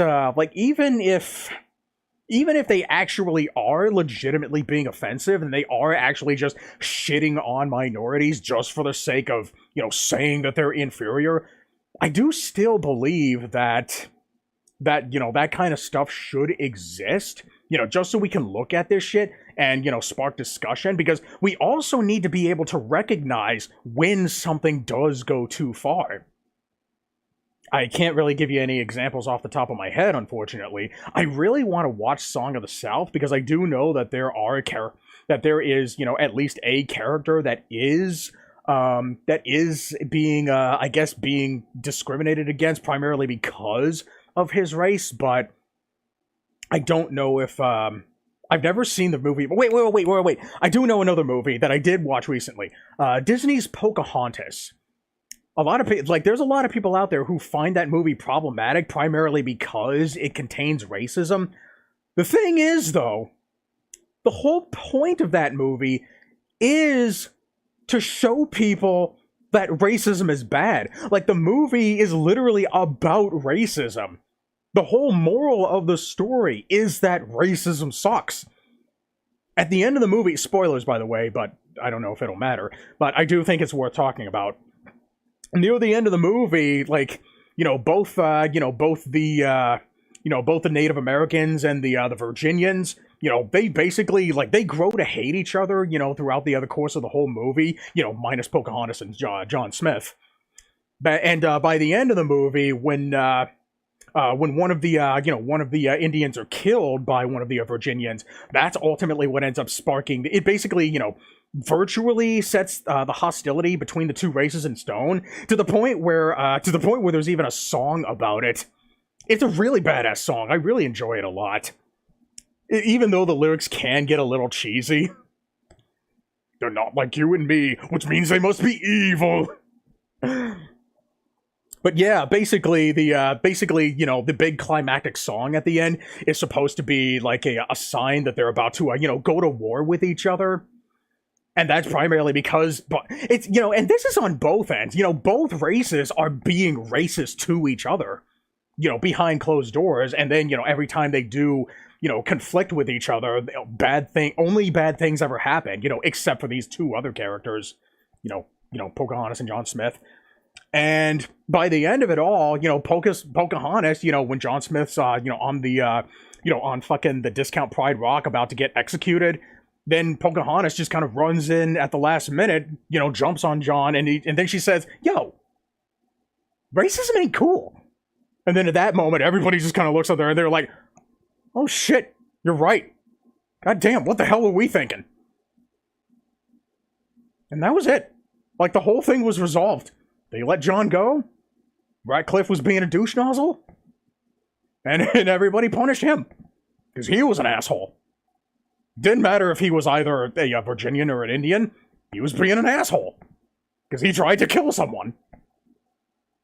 That was basically the silver lining in the whole movement, is that there are still going to be racist piece of shits out there. And they should be easy to spot, but nowadays people are just looking for secret agendas. I mean, hell, you could easily label everything that I say right now as just me spouting racism. Because people have gotten used to not being called out on it. And as long as that nobody calls them out on it, and everybody believes them, what do you think that happens to me? That ends up, damaging my relationship, or just anybody's relationship who does something even similar, regardless of the reasons why. Especially to the people who actually have reasons, who actually have, things at the very least try to back up what they're saying, who actually have, layers of substance behind them, regardless if they make sense or not.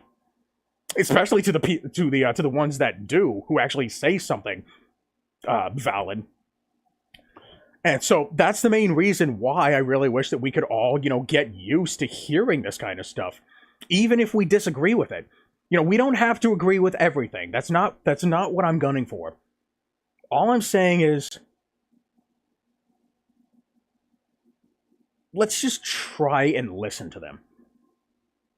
Because if we just keep letting all these news outlets, all this cable TV shit, and all these other, fucking grifters and YouTubers and shit, influence us to act hostile to people that we disagree with, not even just disagree with, but now it seems like we've gotten to a point where we're just calling people bigots because we feel like they said something bigoted without actually, engaging with their opinions. If we keep letting those kinds of people influence us to behave to people who think differently from us, and this goes for everybody on left, right, and center, we're never going to come to a common agreement on anything because we keep taking each other out of context. We keep, generalizing what everybody is saying in such uncharitable ways, and it just divides us even more.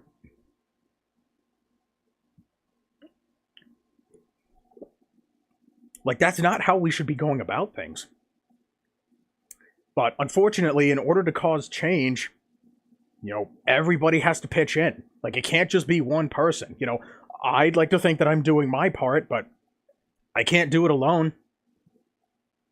I want, like, the very least that I can do is be an example of the change that I would like to see in society. So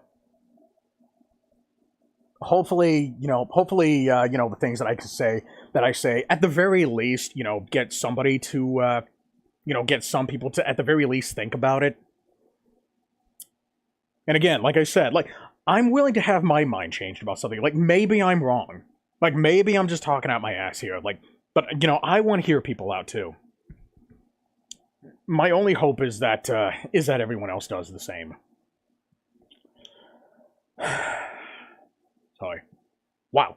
Okay, I went on a crazy-ass tangent there. Okay, let's see. Alright, what am I missing here? Being wrong is fun, that means I can learn something. Yeah, I have the same opinion. Me learns, me improves, yeah. Oh fuck, I said fun. Maybe if you attached it to the word fundamental or functionality. Little interesting thingy. Lots of people got pissed due to a Speedy Gonzalez design. Yeah, it's funny how Speedy Gonzalez actually got brought back because the actual a lot of people were offended by Speedy Gonzalez except for the Mexicans themselves. The Mexicans, they said, dude, he was fine. You didn't have to get rid of him. And then everybody else took notice with the actual Mexicans, and they were like, "Oh shit, I wasn't offended by anything. I was like, no, don't look at me. I just like no, it's just like,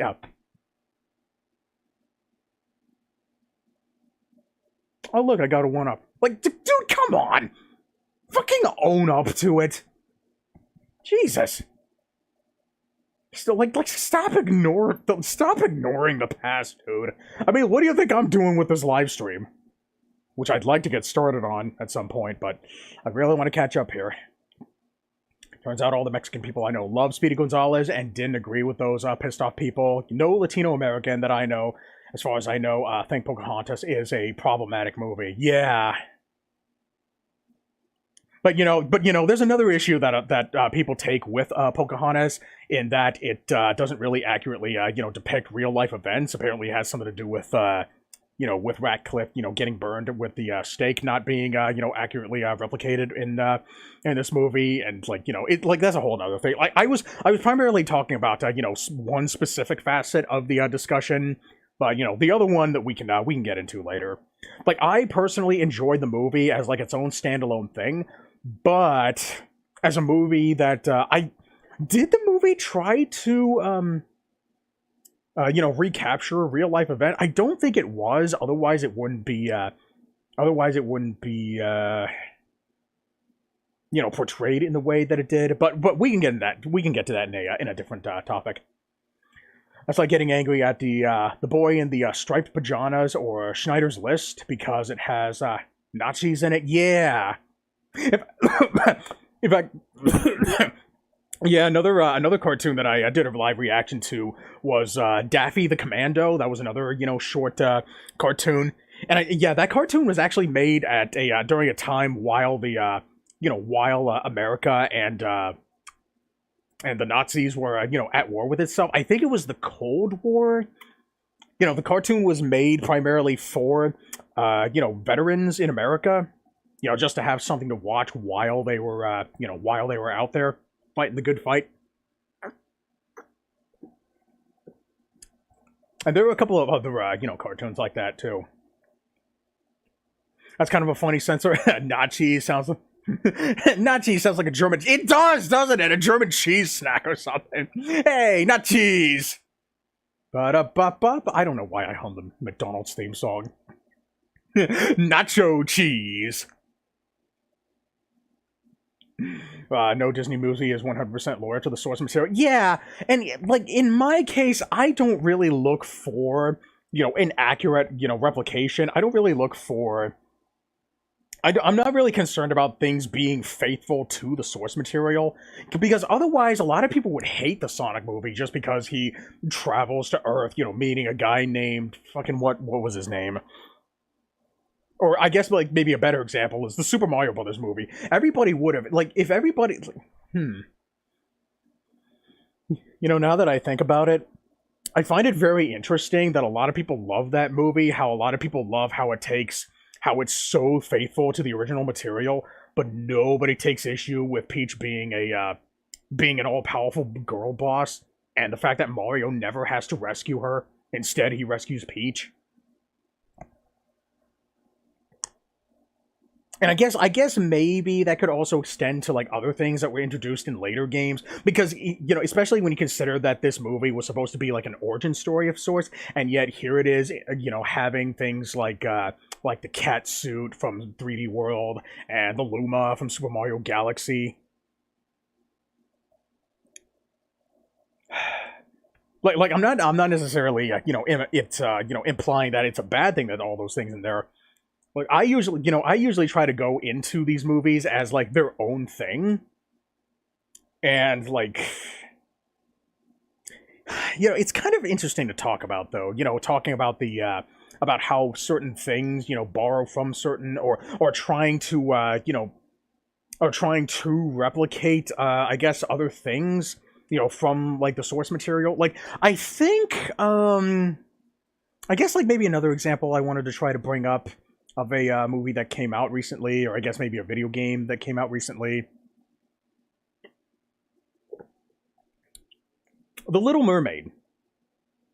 Apparently, the book has quite a good number of differences.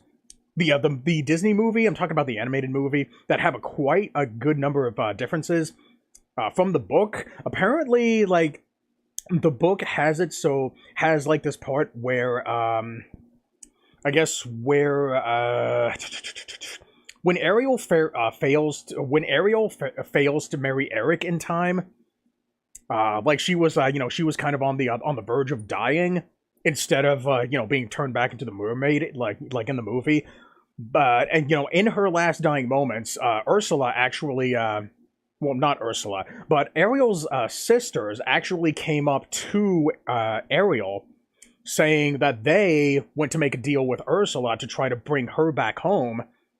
And the sisters said, "Listen, if you don't want to die, we can turn you back into a mermaid. But Ursula's deal is that in exchange, what you have to do is kill Prince Eric. If you do that, then you won't die, you'll turn back into a mermaid, and you'll continue to live with us." And in that story, Ariel doesn't do it. She can't bring herself to do it because she loves Eric too much. She was fully willing to die, for Ariel's happiness, because for Eric's happiness, because he ended up finding another woman after failing to marry him. So she had pretty much accepted her fate. But she doesn't die, because she ultimately ended up like I guess ended up finding finding the meaning of true love and such. And she ended up I guess she ended up like staying as a human, I think, with the only caveat being that in exchange she has to perform like 1,000 good deeds throughout her lifetime. Like like in the book when mermaids die, they don't ever go to heaven or hell. They just fade away into nothingness. But as a human, the book says that you go either to heaven or hell. But, basically the deal after, she stays human is that when she, is that if she's able to perform 1,000 good deeds, then she's basically guaranteed to go to heaven. And that was the end of the book. And keep in mind, that book was written for children. Well, more specifically, it was written for adults to read to their children as bedtime stories. Because the original writer had confidence that when the parents read the book to the kid, then the kid would either want to ask the parents what a book meant by something, or maybe the kid would be inclined to, look up stuff on their own. And I think that's actually a really good way to encourage, intellectual development, whether it be, through their parents or through other people or through themselves. What fucking point was I making? I don't remember, I went on another fucking tangent there. Oh yeah, the Disney movie. But yeah, point being is that I think that I'm not really concerned about movies being loyal to anything. They don't necessarily have to, like I even said in my short review for the Sonic movie, I went into that movie assuming that it was just going to do its own thing independent of anything else, which is why I wasn't really all that phased with the references like the Hilltop Road and the Green Hills reference, and the the little Sega Saturn mark that's on Sonic's map when he's looking at the where to travel with the rings and such.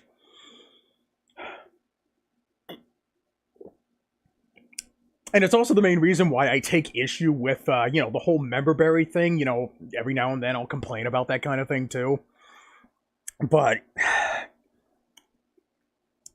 because essentially, what the memberberries do is that they're trying to tell you that they know about things from other universes outside of the media that it takes place in.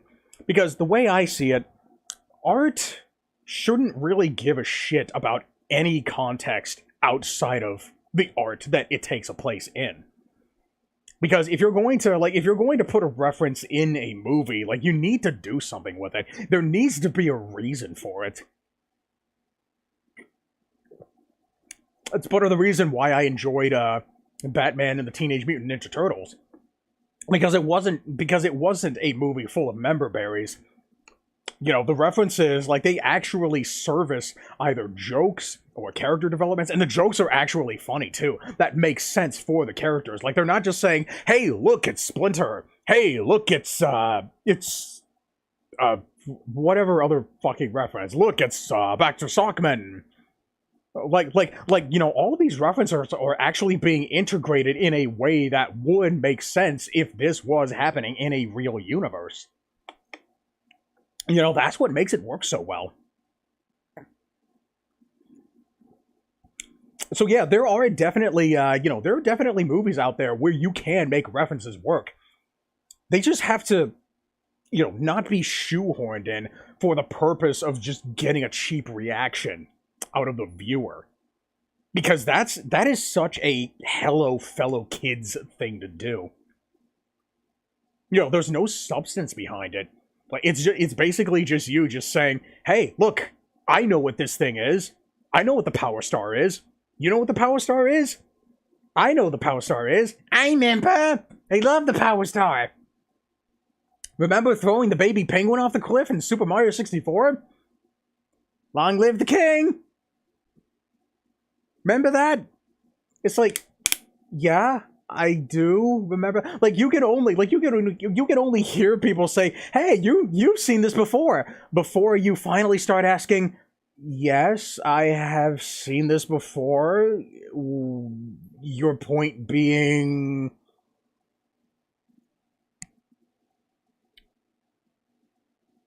better answer that question carefully, because this is going to be on your permanent record.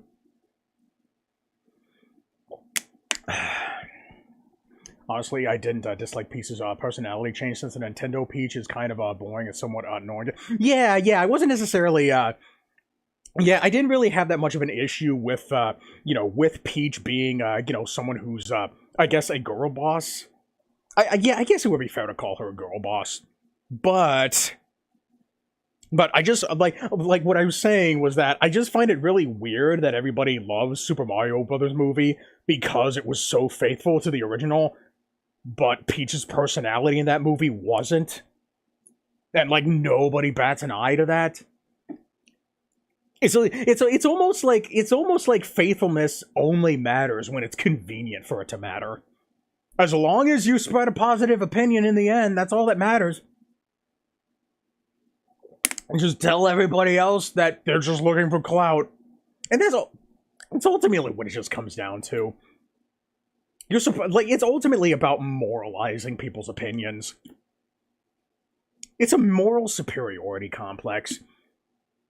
Like it is very rare to find somebody, who talks about the Super Mario Brothers movie without also talking about the overall reception and how it wasn't even a back and forth between fans and non-fans of the movie. Like, it was basically just fans, piling on to the non-fans.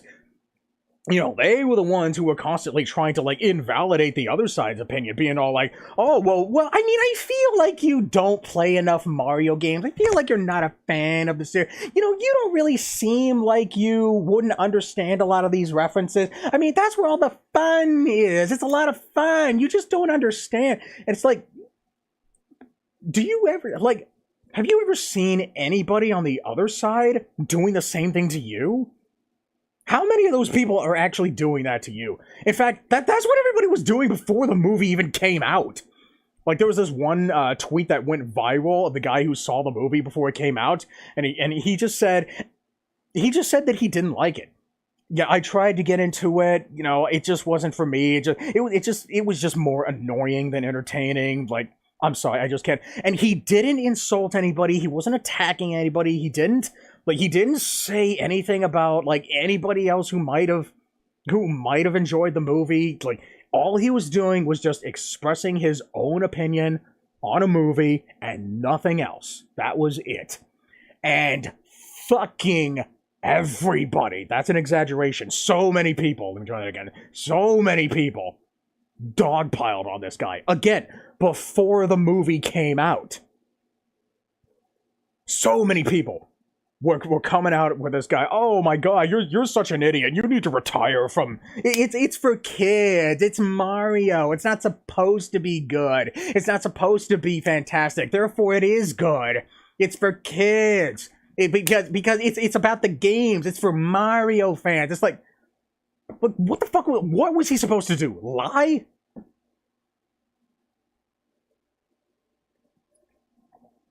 It's like, Jesus Christ, people. Oh, the original tales are fucking grim. Yeah. Nah, not faithful. Where was the wahoo? Yeah, you hear a wahoo in there. I think you actually hear a few wahoos. Or the reality distortion backwards jump. Yeah.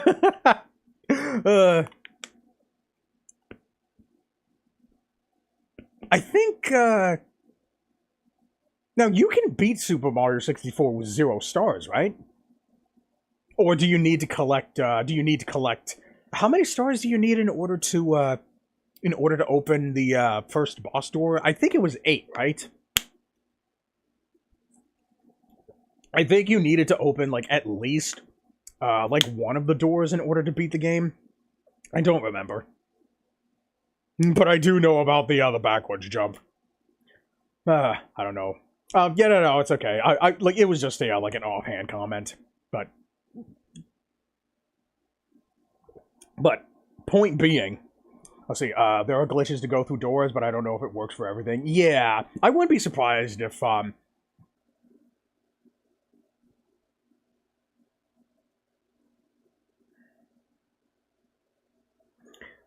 Okay.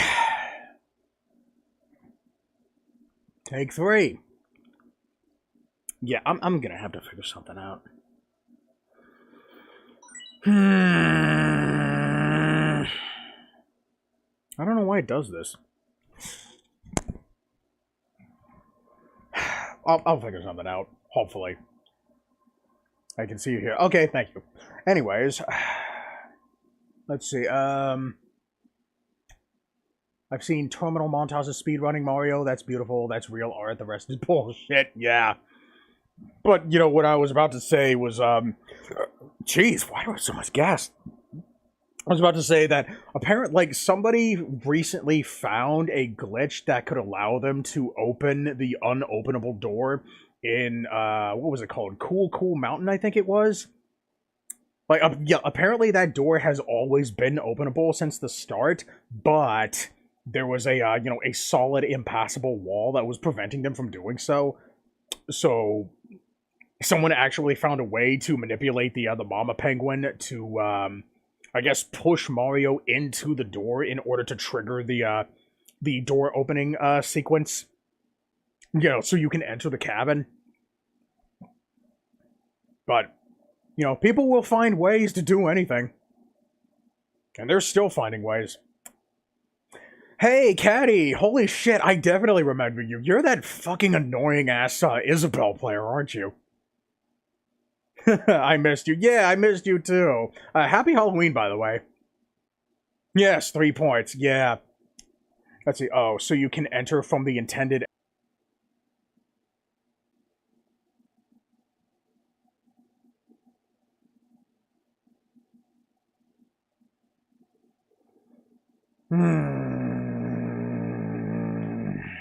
Okay. We're back. I don't know what's happening. Take 4. Yeah, sorry, Caddy, if you can't see me. OBS is not on your side today. We're back. Yeah, thank you. Yeah, I'm still looking at my my OBS connection thing. I'm honestly at this point in the stream, I'm very hesitant to continue doing this live stream. Maybe too many people are messing with internet today since it's Halloween. I thought that everybody was out going trick-or-treating. Like, everybody was going out having parties, you know, going to 5-star restaurants, you know, visiting other people. I don't see, like, why it would be, next, Super Smash Bros. Ultimate stream when? Probably next week. Because because I don't know if you know this, but I just recently had surgery. I think it was on the 20th of September, and I'm still, like, kind of in my recovery phase. In fact, my bottom incision is still kind of, you know, acting up on me. Like, it started acting up on me again, I mean to say. My bruise seems to be okay now, but now I'm having problems with my incision. It's not egregious, like, I can still do stuff, but, you know, I'm just trying to, you know, take it easy on doing stuff. But yeah, next week I'll do another Super Smash Bros. Ultimate stream. And next month, or I guess technically you could argue, like, it's this month now, at least from, you know, from where, you know, Americans are living now, is that, or I mean, I guess, like, out of state is, now. Or at least everybody in the European time zone, at the very least. Is that I'm going to be playing Castlevania Symphony of the Night for the majority of November, and then maybe I'll do some other, like, Halloween related stuff. I meant to do it this month, but I wasn't able to stream for pretty much the entirety of October. I was only able to stream like 2 or 3 other times this month, so I kind of had to push it into November. So keep a lookout for that. Turns out there's a group of 100 children right at Ion's door and using his internet without permission. Oh my fucking god. How the hell did they find out my password? Why did you get surgery? Because I actually did a live stream. It should be in my it should be somewhere in my my YouTube catalog recently. You just have to go back a few days to find it. Like, you don't have to go that long, but basically a short version is that I had a fistula that I needed to get removed. A fistula is when there's 2 organs that are abnormally connected to each other, where they shouldn't. In my case, it was between the urinary tract and the bladder.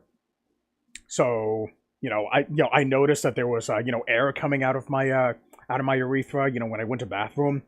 And so I basically, that was basically what the surgery was for. And I had to spend, you know, about a month recovering. It's currently been about 6 weeks since the surgery, and I'm still kind of in the recovery phase.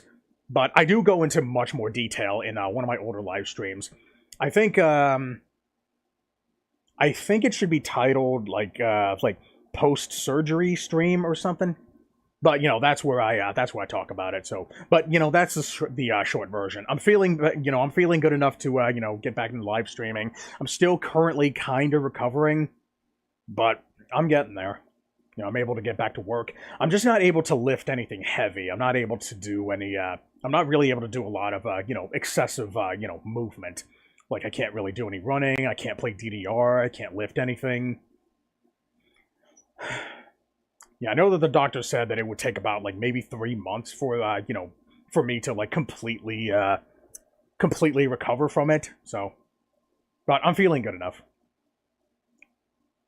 Symphony of the Night. Oh God, please, Seribot, protect us. Oh, I'm sure it will. You poor fragile thing. Yeah. And it's funny because, like, apparently the doctors said that a fistula is extremely rare in people my age. Like, I'm in my mid-30s. Fistulas are much more common in people, like, in their, like, 60s and 70s. And here I am in my mid-30s, and I'm already having, this kind of problem. Like, I guess I was just, like, one of those rare cases. I was just a rare exception. Okay. It broke. It broke. Yep. Urine, stop breaking. Okay. All right. I think I pretty much caught up on everything I needed to catch up on. You're unique. Yeah, of course I'm unique. I don't like Sonic games. You can't get any more unique than that. Oh wait, yes you can. I also like Disney's Pocahontas. Alright, heading out. Bye, Ion. Missed you. See you next stream. Okay, see you, Caddy. Good to see you again. I'm going to, I'm honestly not entirely sure if I should, continue this stream. Especially considering that my, OBS has been, disconnecting lately. Because what I want to do in this stream, now that I've, pretty much caught up on everything, I want to react to my, my 50-minute Sonic video. Like, that was one hell of a tangent. 2 hours and 30 seconds. 2.5 hours of a tangent. Really want to go ahead and start reacting to this now, because now I guess we can probably go ahead and get started. And if things don't turn out the way that I want them to, then I might have to delay the stream to like tomorrow. But we'll go ahead and continue. We'll see how it goes, and if we if we can get through it, then we get through it. Because I would also like to be able to read a couple of comments, if we have enough time. It's probably not gonna happen, especially considering that we've already spent a lot of time just talking. I mean, I did dress up for the occasion. Might as well. So, let's go ahead and get back into this. So, my Sonic video. I really wanted to make this video. Another reason why is because at the time, I didn't really see any other video like this. Any other video that went into, the kind of detail that I do in this video. And that was before the Salt Factory made his video talking about Sonic games. I think the big difference, though, is that he said that the games were objectively good, and they just weren't for him. But that basically goes into the entire discussion of talking about objective quality in and of itself, and that's a discussion that needs to happen before we can say whether or not something was objectively good. I have my own thoughts about it. Personally, the short version is that I don't believe in objective quality. Primarily because it ultimately it's all relative to a lot of things, like your race, your species, your age, your society. But, you know, that's a very heavily condensed version of it. You know, it's leaving out a lot of intricate details. But, you know, that's a different discussion that we need to have. And I would like to have it at some point with some people, but I really want to get done with this because, you know, we've already spent a lot of time here. So, let's go ahead and get into this. So, this is my first time watching my own video, my own major, you know, project video that I made all those years ago, since, I want to say, like, maybe 2020? I hadn't gone back to this video, so I don't remember, you know, everything that I said about it. I do remember that I made, like, 3 major points regarding Sonic games in general, and I also remember using Sonic 3 Complete as, you know, pretty much the foundation of my logic. Primarily because I've heard a lot of people saying that Sonic 3 and Knuckles is, like, you know, the greatest video game of all time. Yeah, the Geek Critique said that it was objectively the greatest Sonic game of all time, and he tries to fucking weasel his way out of it, saying, oh, it's just my favorite. No. I watched his video. His video talking about it, or I guess reviewing it, and he specifically said that Sonic 3 and Knuckles is objectively the greatest video game of all time. He said that, and then he tried to fucking, like, he immediately tried to fall back on say, and I know that opinions are subjective, and then he just continues to, like, just, you know, make his video as if he never said that. Don't think I forgot that shit, dude. I'm not trying to be an asshole, but I was just... I was just dicking around. Okay. Let's, go ahead and get into this. Sonic the Hedgehog. Oh wait, hold on. Let me go ahead and full screen this so you guys can see better. God damn, look at that. That's really full screen. I love sensationalist speak. Yeah, so do I. Know. Jesus Christ, yeah. But hey, like, if you can use it to your advantage to get people on your side, that's a win-win. You know, all you have to do is just say things that make people feel like they can agree with you safely. You know, that's how politicians work. You could learn a thing or two from these kinds of people. But you kind of need to have an instructor to point it out for you. Okay, let's go ahead and get started with this. So, I start off by talking about my... how I got into the franchise. I talk about the first games that I played, and I talk about my, you know, I talk about my history with the series. So let's go ahead and get into it. Sonic the Hedgehog was the very first Sonic game I've ever... Wait. God damn it, hold on. Whoa. Okay, I don't know if I should have the, the subtitles on. I think maybe I should go ahead and turn them off. You know, just so they're not, you know, mistranslating things. Like this part of the video was basically just a joke where I make a mistake. If like that's why I said Sonic the Hedgehog was the first game that I played while showing the Genesis game, but I actually played the other Sonic the Hedgehog, which is this one. Okay, there we go. And then I actually start the proper, because yeah, 8-bit Sonic was the very first Sonic game I ever played. I didn't even know that there was such a thing as a Master System when I played this game. So, let's go ahead and continue. Sonic the Hedgehog was the very first Sonic game I've ever played, and I liked it a lot. The levels look cool, the colors are vibrant, the music's fucking amazing. Yeah, I never hear a lot of people talking about the music.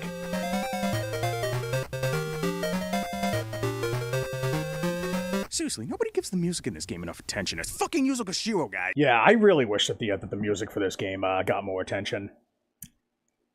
You'd think that it would, you know, considering the composer. I honestly don't remember the first time. I think Labyrinth Zone was the farthest I ever got when I on original hardware when I was first playing it, and I don't think I've ever beaten it until I actually started emulating the game. But I think I beat the Master System version. No. I think it was the Game Gear version. And I think I actually live streamed it too. That was like one of my earliest live streams. You know, that was after I did my playthrough of Sonic 3 Complete as all 3 characters. And I don't remember what other games I played. But continue. Then I played the Sega Genesis games. Then I played the Sega Genesis games. And yeah, like I said earlier, I specifically played Sonic 1 as part of the 6-pack version. For those who don't know, I think the game is just called a 6-pack. Like the name suggests, it's 6 full-blown Sega Genesis games on one cartridge. It has Sonic 1, obviously, and it has Streets of Rage, Revenge of Shinobi, Golden Axe, Columns, and Super Hang-On. I had no idea that it was such a huge, such a huge cartridge, and I ended up, like, giving it away, in exchange for fucking Eternal Champions. I was such an idiot.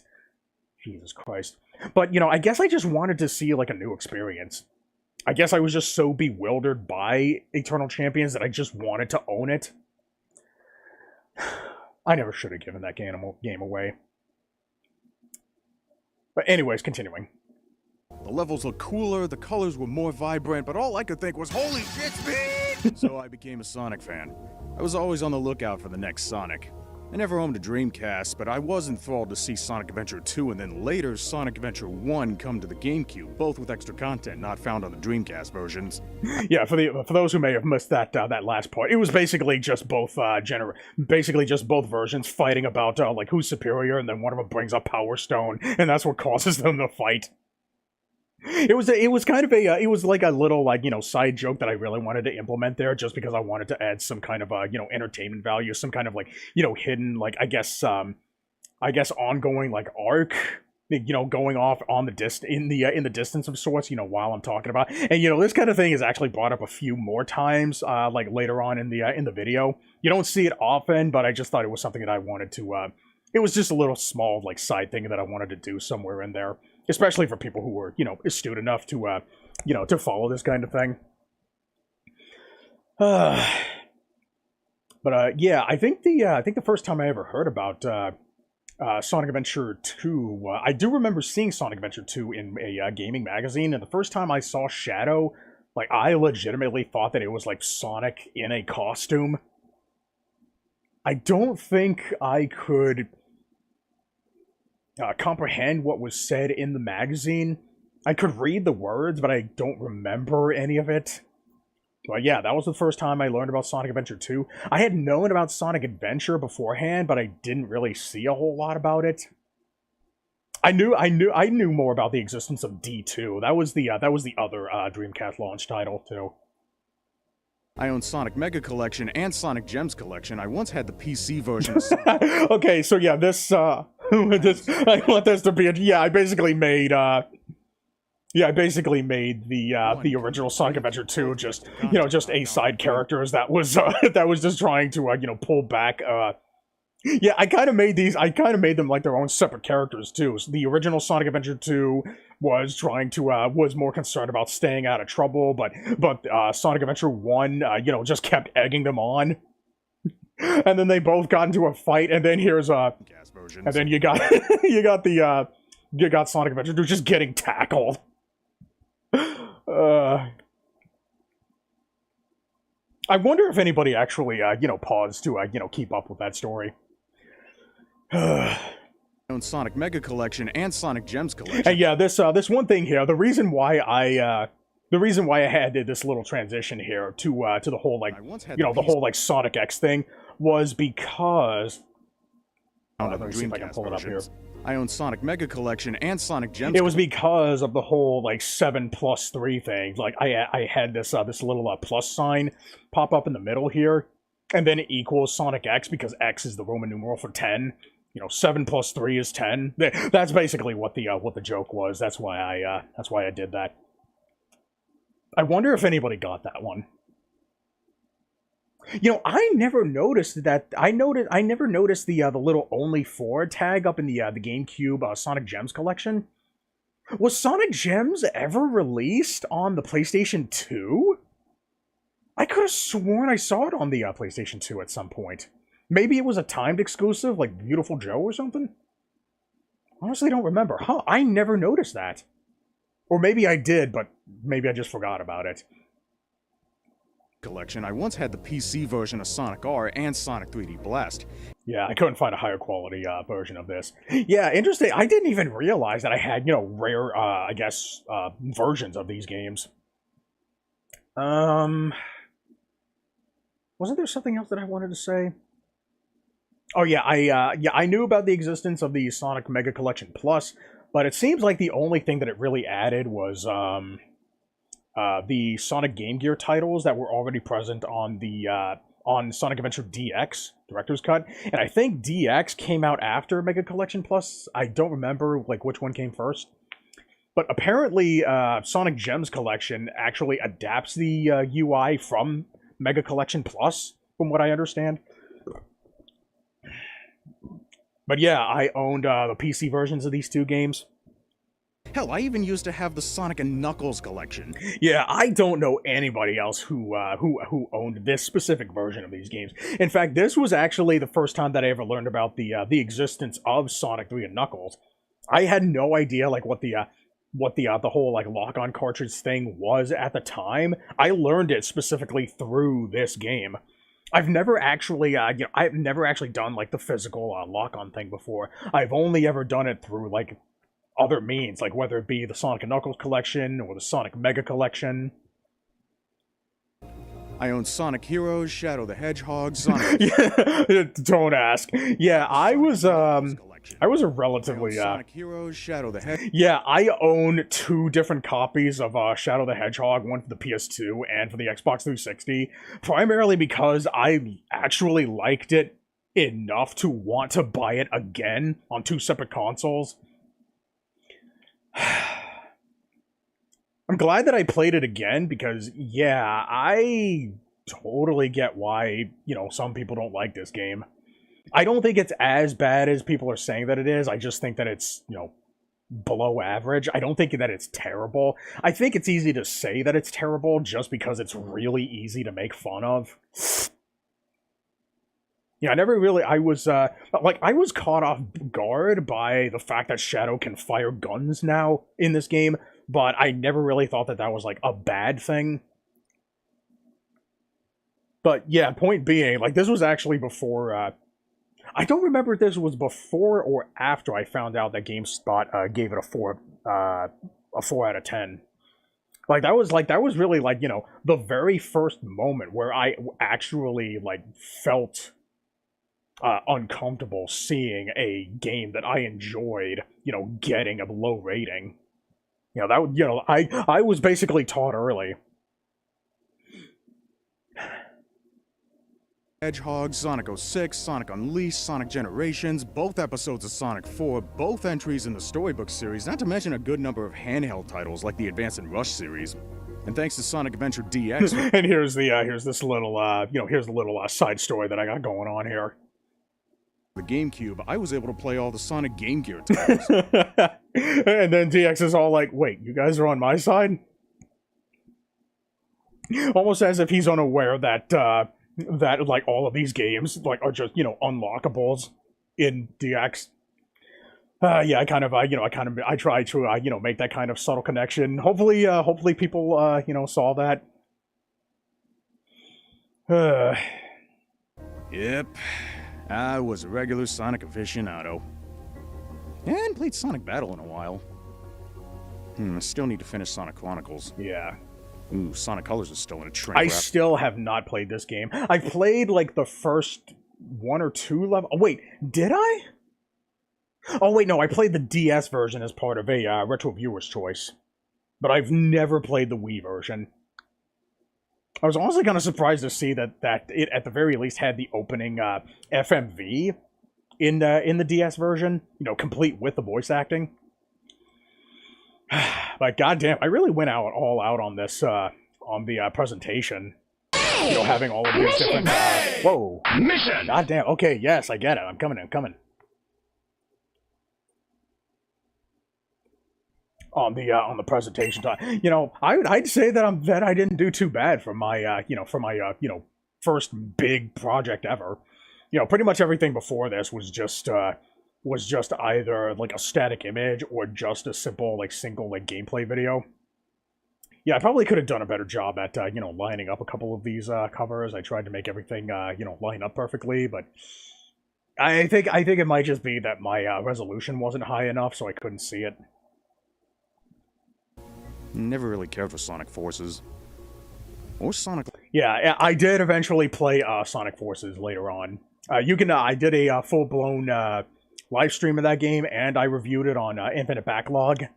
But even then, this was at the, this was kind of a, I think Sonic Forces, I think Sonic Colors, however, was the transitioning point where I really kind of started, falling out of Sonic games.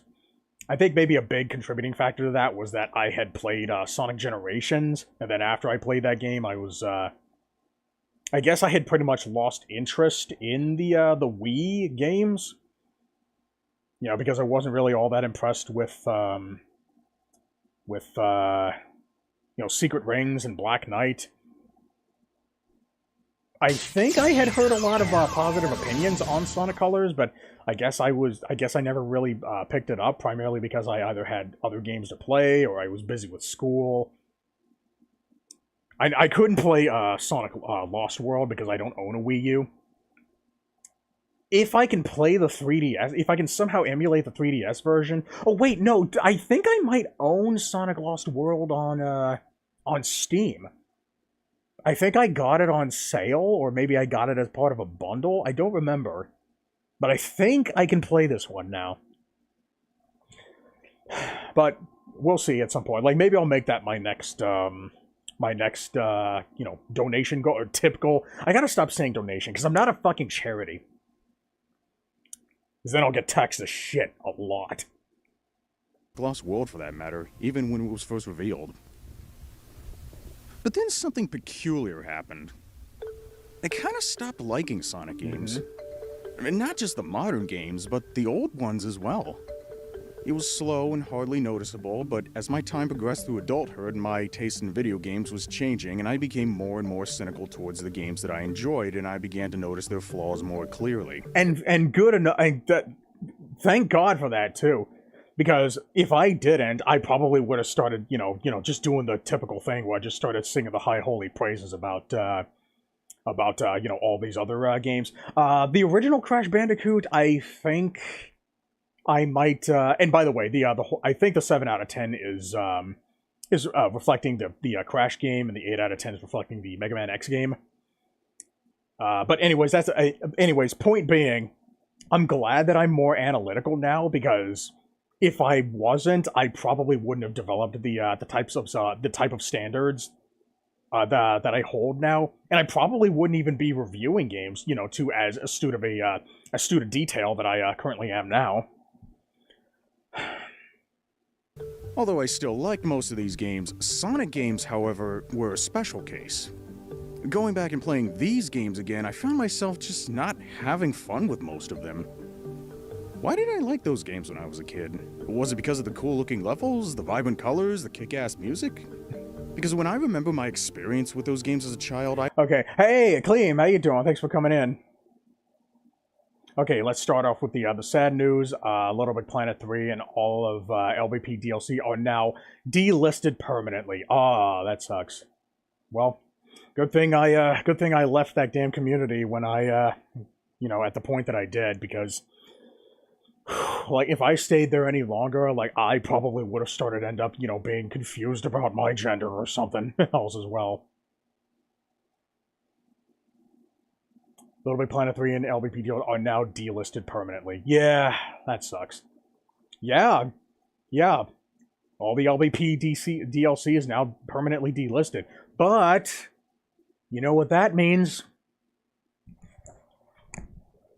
I don't have a pirate's hat. Shit, I can't complete the joke, never mind. But I can sing the song, but I'm not going to, because I have a terrible singing voice. I have not practiced in a very long time. Okay. Cynical towards the games that I enjoyed, and I began to notice their flaws more clearly. Although I still liked most of these games, Sonic games, however, were a special case. Going back and playing these games again, I found myself just not having fun with most of them. Why did I like those games when I was a kid? On to the good news. Concord is not coming back. Yeah, I know that some people have been saying that. I know that some people have been saying that, have been, spreading rumors that Concord was going to, come back as a free-to-play game. It's so funny, how that game had only lasted for 10 days before, shutting down for good.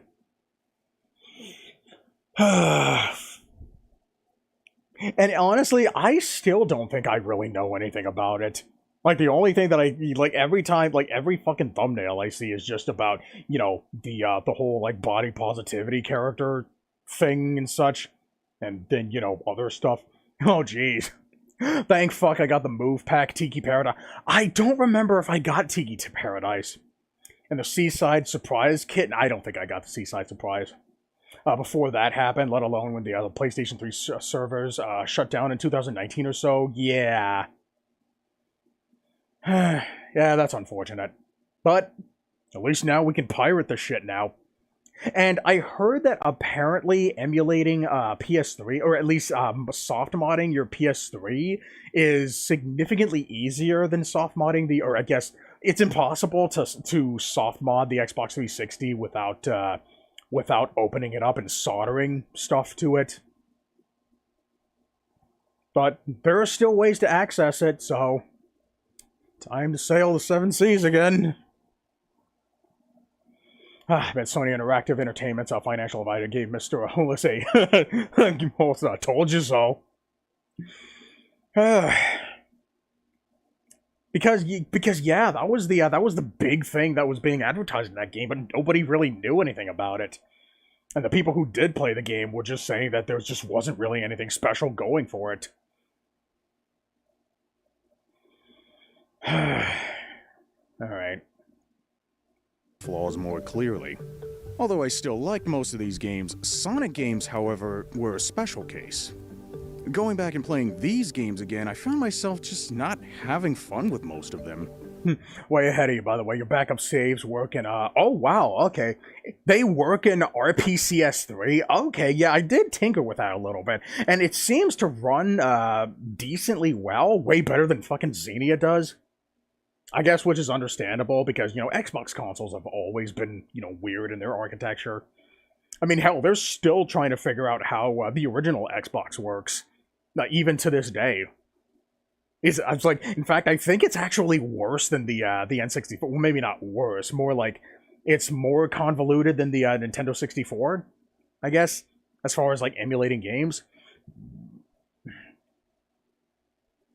Let's see. So you can continue to work with the LBP music on the computer, as was originally intended for the music sequencer, lest we forget. Yeah!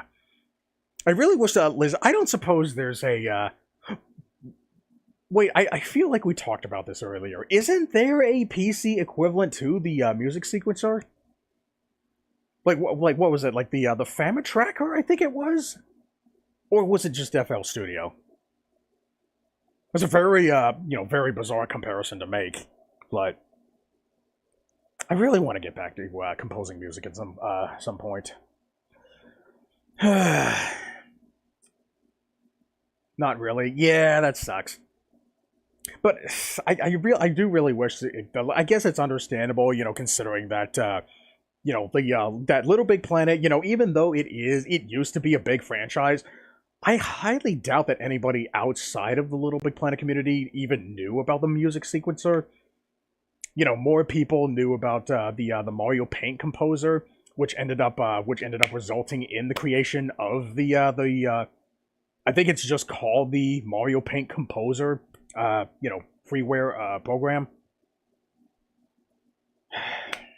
But I guess one can only hope. It's funny, somebody made an application for, I guess, saving levels to your profile, but nobody made a music sequencer equivalent. And a good thing, too, because I thought it was a really good, I guess, music program for beginners to get into making music. While still allowing a lot of, robust, robust enough options to make some pretty banging music. All right, let's see. Given Little Big Planet had plenty of licensed music and a lot of DLC was based on licenses. Oh yeah, yeah, I totally see that. I do distinctly remember the Muppets theme, at least the instrumental version, being part of the Muppets DLC. It's not exactly surprising. Not to mention the servers were shut down because of the hackers DDoSing the server. Oh god damn, that sucks. Doesn't help that the said hackers use the messenger thing to send anti-LGBT comments to everyone, and I would have to like actually see the comments themselves in order to. It was such a mess, and no matter what Sony Interactive Entertainment and Sumo Digital tried, it was beyond saving. Yeah, yeah, I heard that. Yeah, I heard about the DDoS attacking thing at some point in time. I think apparently the content manager, what was it, the Stephen L, I think it was, who was the who was like some important figure, part of the that was part of the community, that ended up getting hacked and like banned, or I guess like people had been getting banned by I guess this hacker, and like it was just a goddamn mess. I saw one of the videos talking about it, and a lot of people remained hopeful that that everything would end up getting sorted out, but I guess it never did. But honestly, I probably won't be missing the community anytime soon because they're still resorting to the whole play, create, share bullshit. That fucking agreeable thing that they would always do. Like back when I was heavily invested in the Little Big Planet community. Let's see. FL's hyper complicated in comparison. PX Tone. Yeah, that's the one I was thinking of. Is for you to if you hate yourself. No, OR Gangya is close in simplicity, and Famine Tracker also for if you hate yourself and are a pro. Right. Okay, gotcha. Okay, so I'll take a look at this OR Ganya thing. Stephen yes, Stephen Isbell, the community man. Yeah, I knew it was Stephen something. I thought it was Stephen L. I think it was just like one of those situations where I mistook the lowercase L for an uppercase I. Yeah, I really this is why fucking serif needs to be a standard. I really wish that they would hurry the hell up and implement that in modern font now. So tired of. I mean, hell, look at the number of people who call me the Negativalon when they see my username for the first time. And I always have to tell them, it's not your fault, it's the font. Then again, Little Big Planet 3 had a rather rough development history. Yeah, even outside of the music sequencer, I wasn't really all that impressed with Little Big Planet 3.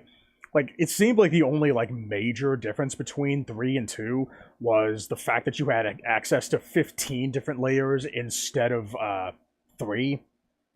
And that you could, like, transition between them, like, seamlessly. Even though they were big, even though they were, decent-sized improvements, the fact that you would have to make an entirely new game for just those two things. Because the thing is, like, the jump from Little Big Planet 1 to Little Big Planet 2 actually felt substantial. Because you can make full-blown fucking games in Little Big Planet 2. And they were actually, significantly more advanced. And then of course you got the music sequencer. You don't need me to tell you that. Considering that Media Molecule, oh yeah, that's right. Media Molecule. I knew that they didn't. I knew that they never made a Little Big Planet karting. I think that was that project was. I guess passed on to the guys who made Mod Nation Racers. But I didn't know. I didn't know that they didn't make Little Big Planet 3 to focus on Dream. Oh wait, no. They did make Little Big Planet 3, right? I guess it's just they didn't really have much of an interest in LBP 3, right? They went on to focus on Dreams. Unfortunately, unfortunately, they're they ended up getting attacked by Nintendo because everybody kept making all of these like Mario 64 remakes and shit. I really wish I had the opportunity to play that game, but I guess I missed my window.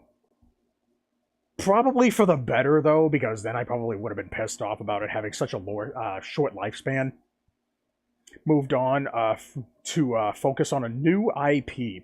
As for Sackboy himself, he's still one of the icons of PlayStation, which is one of those that represent the PlayStation 3 era. Yeah, I do know that that's the Sackboy video game is now on Steam, but unlike Little Big Planet, I think that game just focused primarily on just being I guess just a regular like 3D-esque adventure. Like it doesn't seem to have any robust, at the very least the degree that of customization or like game building or level building that any of the Little Big Planet games have.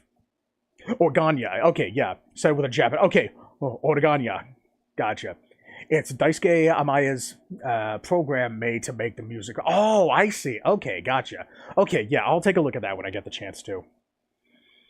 Although the main Little Big Planet series itself was retired, Sackboy is far from done. After all, Sackboy: A Big Adventure was released. I was just talking about that. PlayStation 4, PlayStation 5, as well as a PC port and a mobile game. I did not know about the mobile game, Ultimate Sackboy, which is the second LBP mobile game. After Rung Sackboy Run. Gotcha, yeah. Man, they're like, are they still making like runner games on mobile based on other like console game IPs? Yeah, Sonic has a few, Mario has one, fucking Sackboy has one. And see, like it sounds like a very like easy type of game to make if you keep seeing all these different like mobile like console game versions of games being made on mobile. I'm sorry, God, why do I keep burping? I still strongly believe that they should have given Little Big Planet 3 to Tarsier Studios, the folks who made LBP Vita. Yeah, I did play a little bit of Vita. I only rented that game. I never, owned it. But I think, it did seem like a lot more, like it tried to take, advantage of the whole, touch screen and back screen capabilities. And it also had it actually had a really good original story. I think that was the one that revolved around the Puppet Master, I think it was. Or maybe I'm thinking of something else. Sony XDev Europe, Double 11, and Tarsier Studios, who developed Little Nightmares. Ah, okay. I've never played Little Nightmares. Oh, wait a minute. What am I? So, hold on. I missed somebody's. Instead of Sumo Digital, who, from their horror development cycle... Stop.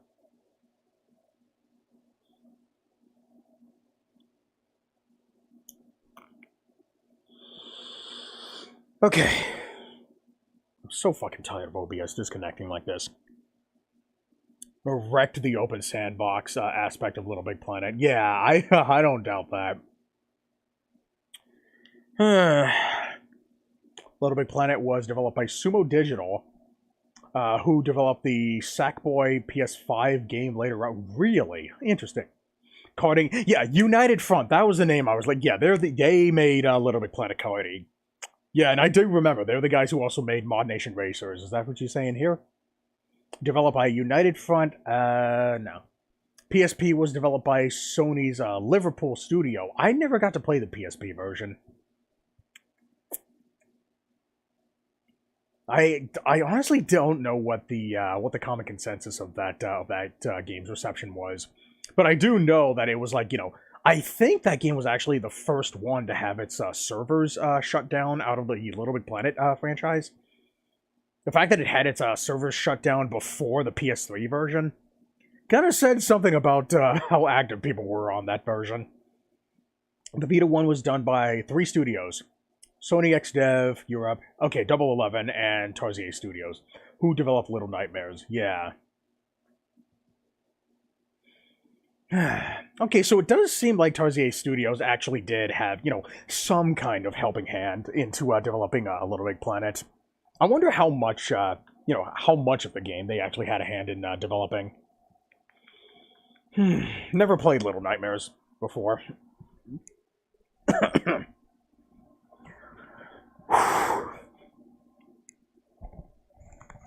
Okay. Let's see if we can try to get back into this, this video. Still, like most of these games, Sonic games, however, were a special case. Going back and playing these games again, I found myself just not having fun with most of them. When it comes to the Sonic Advance games, I think I actually used an action replay to play through a lot of these games. I think I had an infinite cheat code. I think I had an infinite rings code. So I don't think I ever really gave these games like a fair chance. I think the only one that I ever beat legitimately was the first Sonic Advance, like as Sonic, and I think I left everybody else alone. I probably wasn't all that impressed by these games. So if I were to go back to these games, I'd probably think even less of them now. In fact, I think I actually make a light comment about the further screen crunch in the Sonic Advance games in comparison to like even the Genesis version. Boy, why did I like those games when I was a kid? Was it because of the cool-looking levels, the vibrant colors, the kick-ass music? Because when I remember my experience with those games as a child, I also remember getting frustrated with them, but I thought maybe that was because I was just a kid who didn't know any better. Jesus Christ! Like, yeah, let me make sure that the audio's I just want to make sure that the audio isn't blown out. But I think maybe something else was going on. I think I was just so impressed by not just the levels and music, but the speed, the presentation, the loops, the characters, etc. Basically a lot of stuff that had nothing to do with actually playing the games. Oh, and another thing that you might not be able to notice is that, behind, the whole, like, development thing, is that there's a lot of times throughout this whole video where I'm talking where they're actually, like, seamlessly stitched, I did like multiple takes of all these different lines, and what you're hearing is like all these different like seamlessly clips, all these different clips that are seamlessly stitched together, and I tried to make it as indistinguishable as I possibly can, which is why it makes it sound like I'm actually able to like say all of this stuff in one breath, especially when it comes to like the really long sentences. I can understand how that could like end up like sounding morbid to a couple of people, but yeah, it was something that I wanted to try to execute as well as possible to try to make it sound like it like as naturally as I can. This entire video was scripted. I don't think I've improvised once throughout this whole recording session. Interpolation, my beloved. Yeah, that's what it's called. In fact, I don't think I even cared about the gameplay up until just recently. Back then, I never cared if a game was good or bad. I only liked them because, well, they were games at all. Yeah, because video games, I think I see it in here. Video games was still a new thing to me throughout my Interpolation, the most essential of audio editing techniques, yeah. Just recently. Back then, I never cared if a game was good or bad. I only liked them because, well, they were games at all.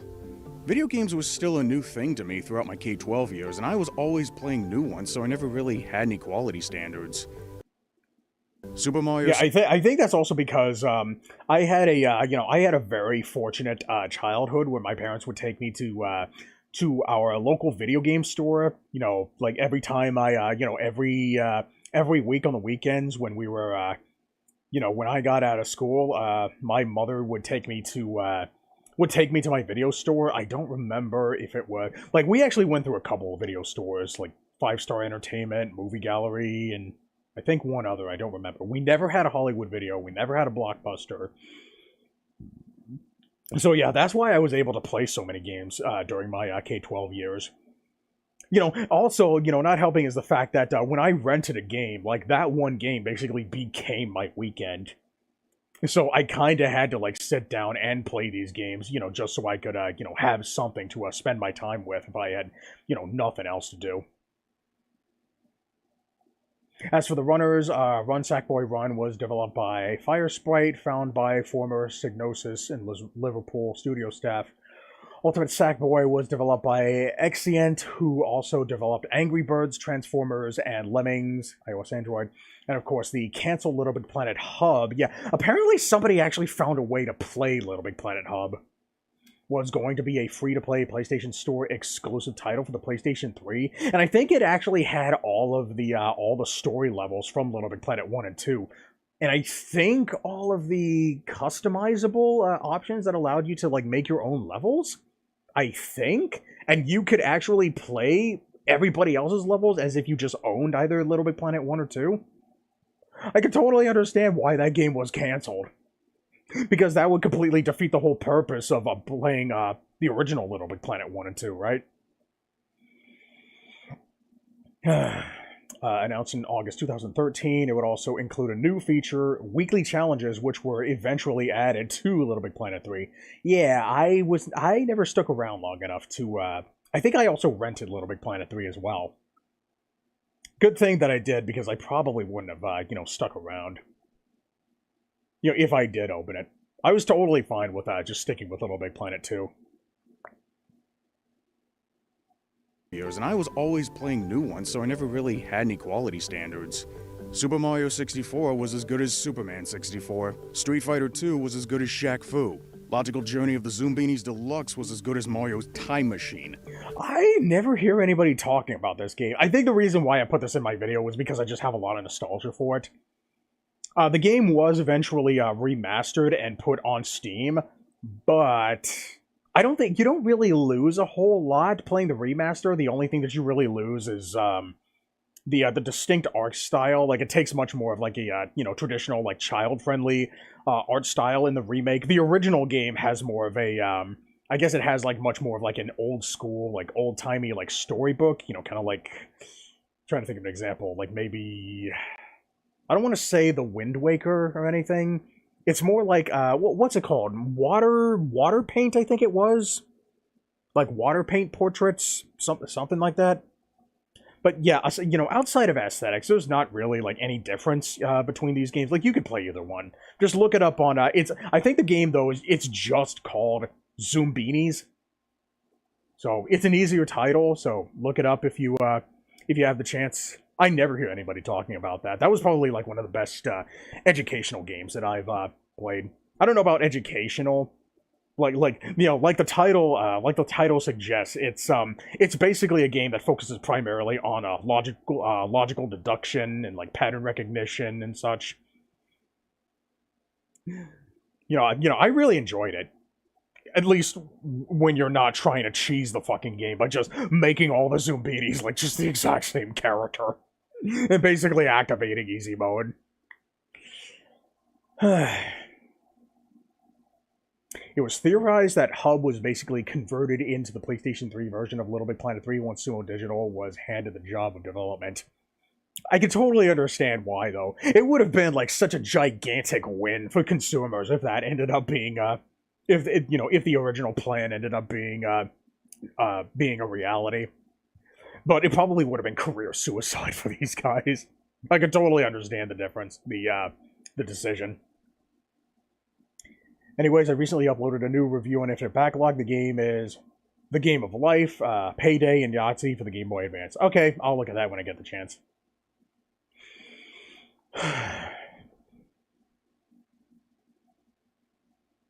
And Sonic the Hedgehog was as good as Bubsy Claus Encounters of the Third Kind. When it came to Sonic games, that mentality somehow carried over into adulthood. And that's when it occurred to me. I never really liked Sonic games. I just thought I did. Yeah, kind of like what Carlos was saying, earlier in the stream. Yeah, I guess I was kind of I guess I kind of fell in the, the same, the same. I don't want to say like deceptive pit. What is the music on the background? The song that was playing earlier in this video, both of those songs, by the way, I played 2 songs so far in this video. I actually titled the game and the songs for like almost every single one of them. Like you see, the next song that's about to play is from Digimon All Star Rumble. The first 2 songs are from Crazy Machine Elements. I don't know what their titles are. I did see their titles, but by the time I made this video, I didn't know what their titles were, but I do know that they have titles. I think the first one was called...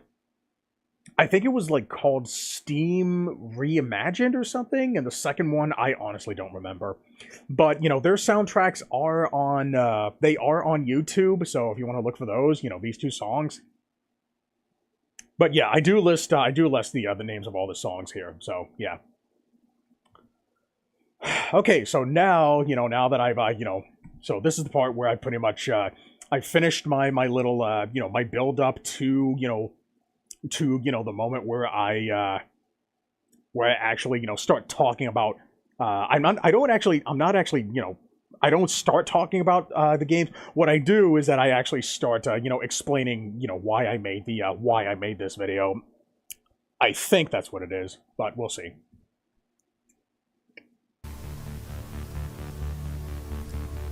I've yet to find any decent videos expressing a negative opinion towards Sonic games in general.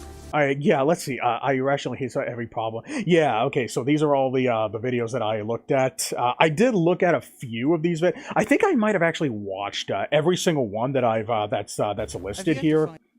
But I don't think any of these videos actually went into detail explaining why they didn't like Sonic games. Like the only thing that I remember a lot of these videos saying is just basically reiterating a lot of the common criticisms that people make fun of, like all you do is hold right, or like I can't see where I'm going, that kind of shit that people constantly reiterate. I even have fucking I hate everything here. But I think he said in that video that he didn't actually hate Sonic games. I think his problem was more so with the Sonic community. So that was something that I think I avoided in this video. I did try to refute a couple of the common counter arguments to the common arguments that people constantly make fun of. But we'll get to them when we get to them. Expressing a negative opinion towards Sonic games in general. And any open-minded individual who originally did dislike the franchise ultimately came out having a change of heart. Yeah, I do not remember the name of this user. But notice that I actually referred to this guy, at the very least this guy, as open-minded. So, I don't want anybody fucking coming out telling me, oh, you're just shitting on Sonic fans. Where did I do this in my entire video? The only thing, like I said, the only thing that I came close to shitting on something was just, at the very least, attempting to counter, or actually, no. There is one scene that I'll let you know when we get close to it, where I actually do call something, fucking retarded. And I do remember a Geek Critique actually, commenting on that, saying that it was going too far. But we'll get to it. Like, it's much later in the video. It kind of gives me this... Oh my god. Cubite Interactive announced a new entry in their Cubite Classics line. This time, it's not a Pico Interactive game. In this case, it's a partnership with Atari, as the newly announced title is Accolade Sports Collection. Ah, okay. The game will include the following games: Hoops, Shut Up, and Jam. I see that title all the fucking time. I don't suppose that's, wasn't there another game called Shut Up and Jam? But it had, like... Charles Barkley, I think it was. Charles Barkley's Shut Up and Jam? Or maybe it was, like, Steve something? Or maybe it's the same one. Hardball 1 and 2, Winter Challenge, and Summer Challenge. Okay. I think I might have played Winter Challenge at some point. That name sounds familiar. And I think the Angry Video Game Nerd actually made a video on that one. The only thing I remember about that video was the whole, what's it called? like hot dog jumping or something, hot dog ski or something.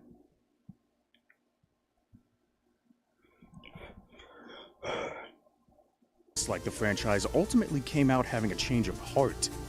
It kind of gives me this uneasy feeling that there is no way to not like the mainline games without having a sound, solid, and logical asterisk-free reason to. Yeah, I kind of said this because I was, still paranoid about the whole thing about people, shitting on people who didn't like Sonic games. Yeah, I think that was the main reason why I said that. Hoops is actually Barkley shut up in jail. Ah, okay, I see. It's just that Barkley was replaced for licensing reasons. Gotcha. Yeah, okay. Yeah, Charles Barkley. That was the name I was thinking of.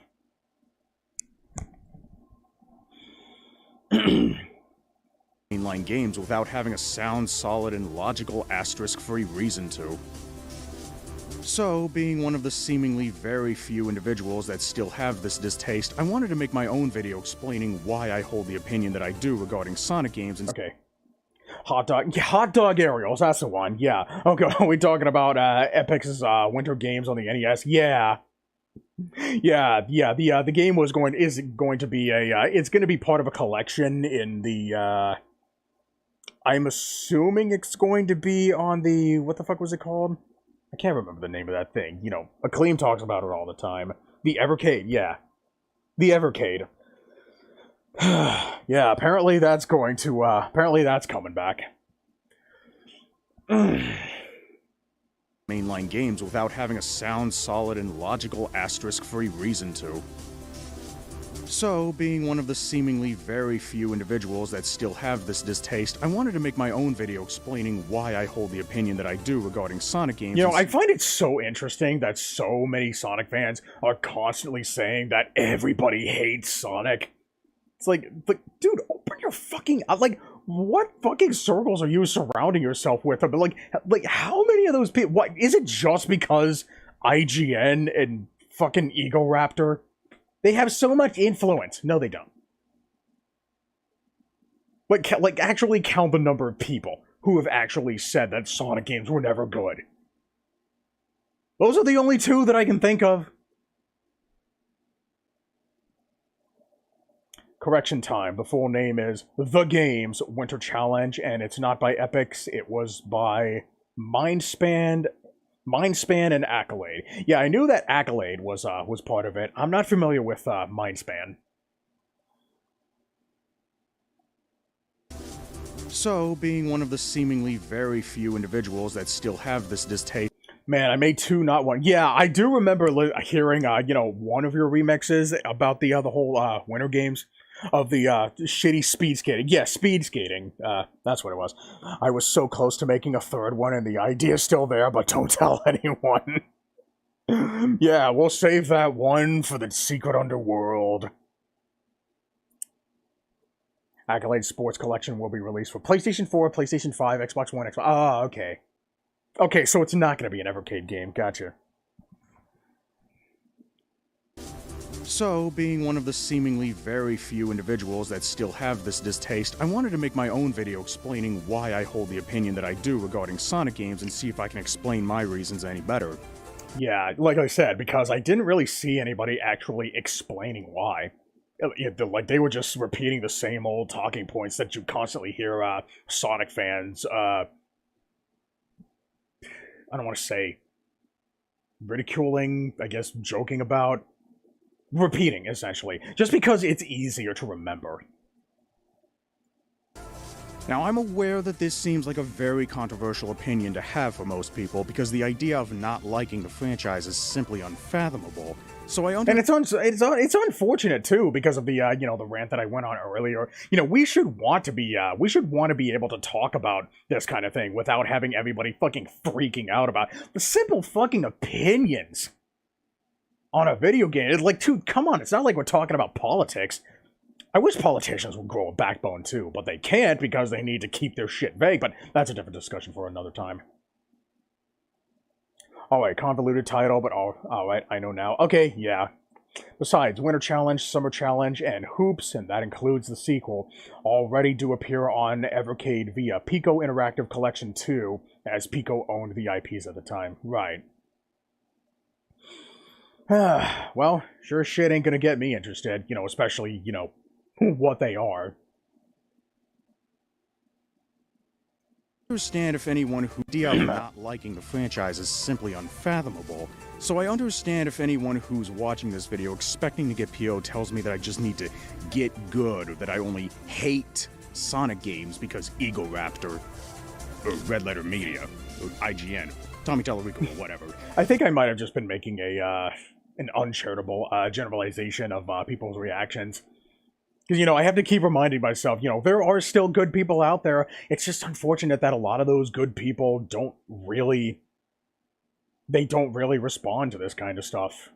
Leaving people like me left with just assholes.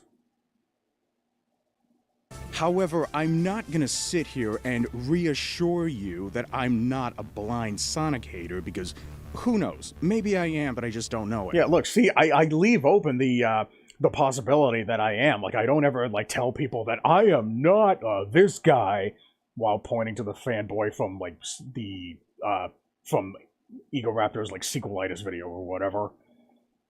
Because, I don't know, maybe I am. I'm currently waiting for Terrasec to let me know if the script for a Saturn video I am working on... Wait, what? For Terrasec to let me know if the script for a Saturn video I am working on is done? Like, are you getting other people to write a script for you? Is that what you meant to say? Not a blind Sonic hater, because who knows? Maybe I am, but I just don't know it. Maybe I'm just... If it's ready after checking for errors and... Ah, okay, so you're having somebody proofread it. Gotcha. Okay, yeah. That's what that is. Sonic hater, because who knows? Maybe I am, but I just don't know it. Maybe I'm just stupid. And that's also a kind of a running joke that I have going on for this. I say running joke, but I only ever make it twice in the whole video. Hopefully that's another thing that people catch up on. Like, basically what this is for the uninitiated is to be fair, you have to have a very high IQ to understand meme. The whole Rick and Morty thing. But in this case, instead of Rick and Morty, it's Sonic. And I basically re-edited the whole thing. Maybe I'm just stupid. You never really know if your videos hold any and look, I even recaptured the whole all the fucking misspellings and the the punctuation errors you see up there, there's no space between the period and the T up in the top right corner. And then you see the word no in the bottom right corner, you can't see it down here. Having two N's instead of one, and there's no period at the end of the sentence. So that was just another fun thing that I really wanted to do. I'm just stupid. You never really know if your videos hold any value until you put them out there for the world to point and laugh at. yeah, but I think because I don't think that I don't think that keeping your opinion to yourself is ever something that you should practice out of fear of potentially harming someone. If you say something that's inaccurate, what good is it really going to do you if you just keep it to yourself? Because then you end up running the risk of fucking trapping yourself in an echo chamber. I'm also looking for a guest to read out some of the highlights from the reviews, as some quotes are absurd enough for someone to ham it up when reading it out loud. Okay. All right. Well, let's see. Have you asked anybody in your any other Discords to help you out with that? I guess it would ultimately depend on who could who has a good idea as to who can who could develop a good voice for some of these lines, depending on the context of the game, depending on who's saying it, depending on where it's from, and depending on where it's placed in the script. Not yet, actually. Yeah, definitely look for something. There's plenty of people out there who's willing to do voice work. They're out there. Garbador, do I have that one?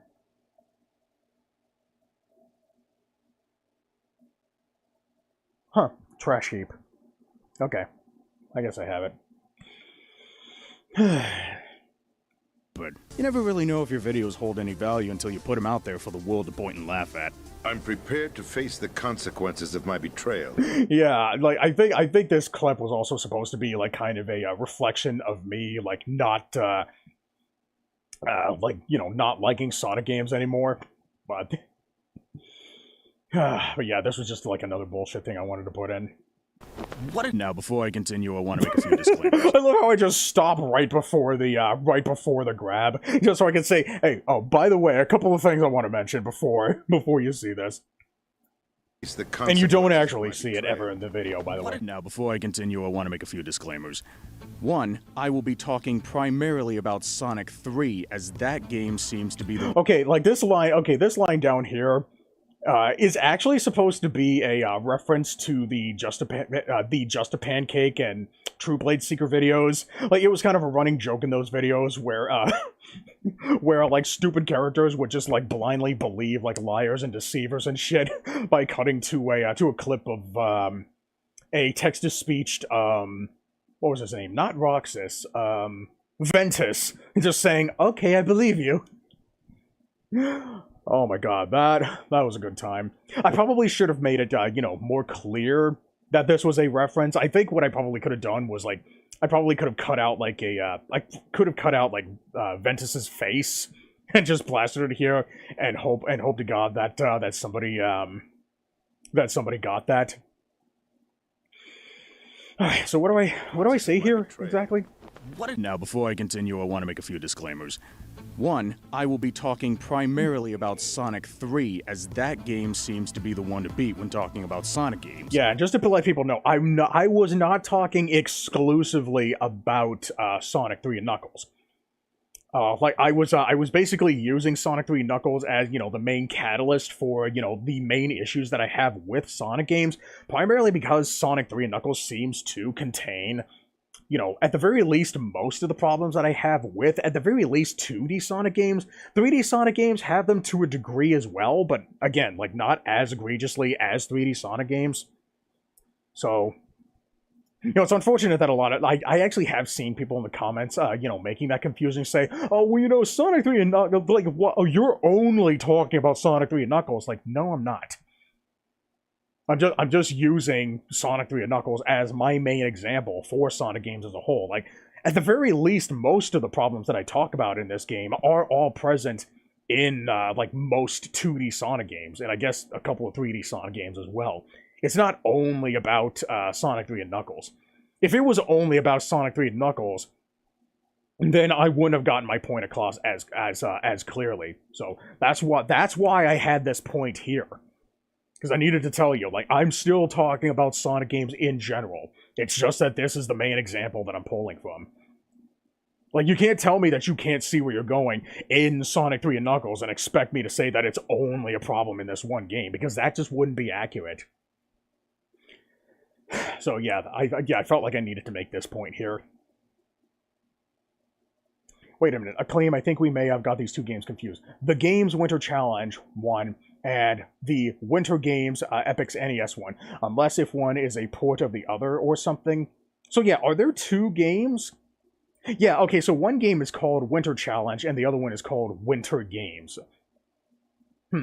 Well, you know, there are a lot of, you know, sports games out there, so it is very easy to mix up the titles of a lot of these games, you know, primarily because of how, like, indistinguishable most of them are between games, especially if you're not a sports guy. Okay. At least according to, well, you, the viewer. Let's just be blunt here. Yeah, there are a ton of videos, and I don't think this is even half of all the videos that I found that were praising Sonic 3 Knuckles to, you know, to a degree that most people usually do.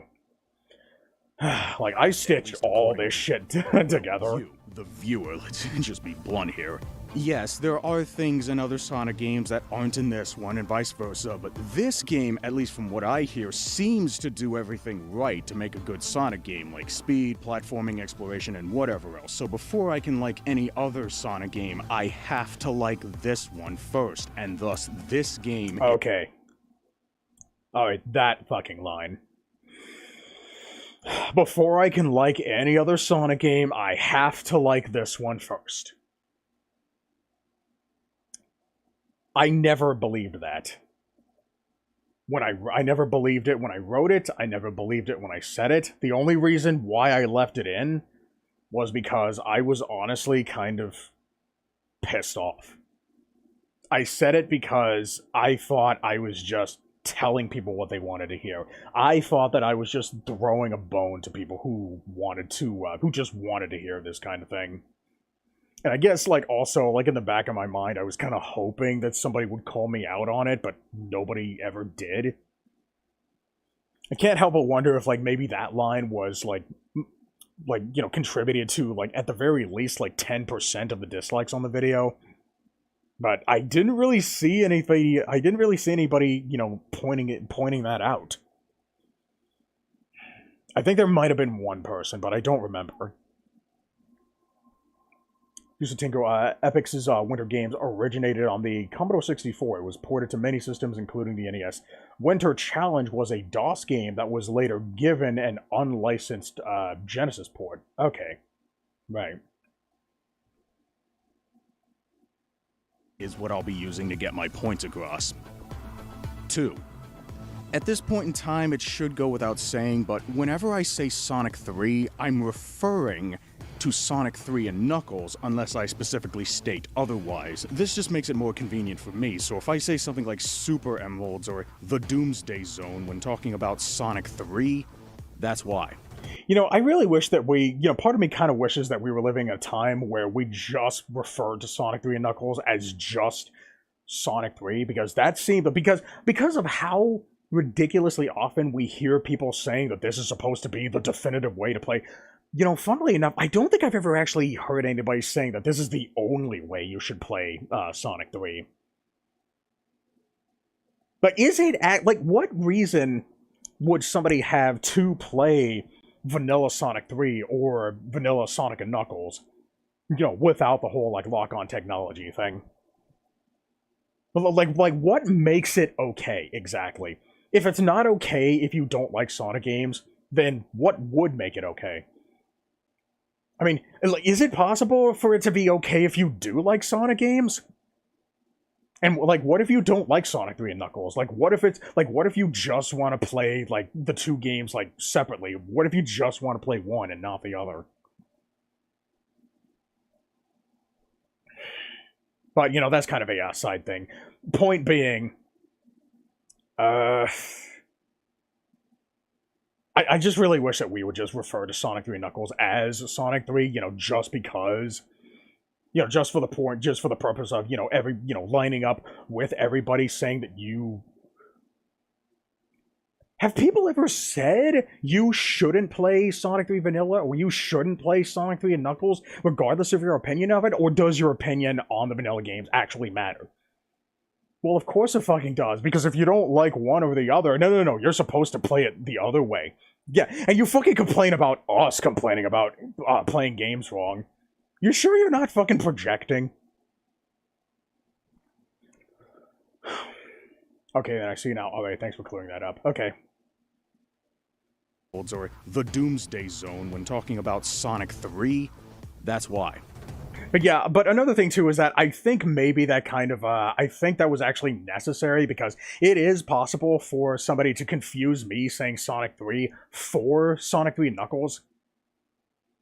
So that's why I think I need to make that distinction, because if I just went through this entire review just casually saying Sonic 3, making people think that I was talking about Sonic 3 and Knuckles...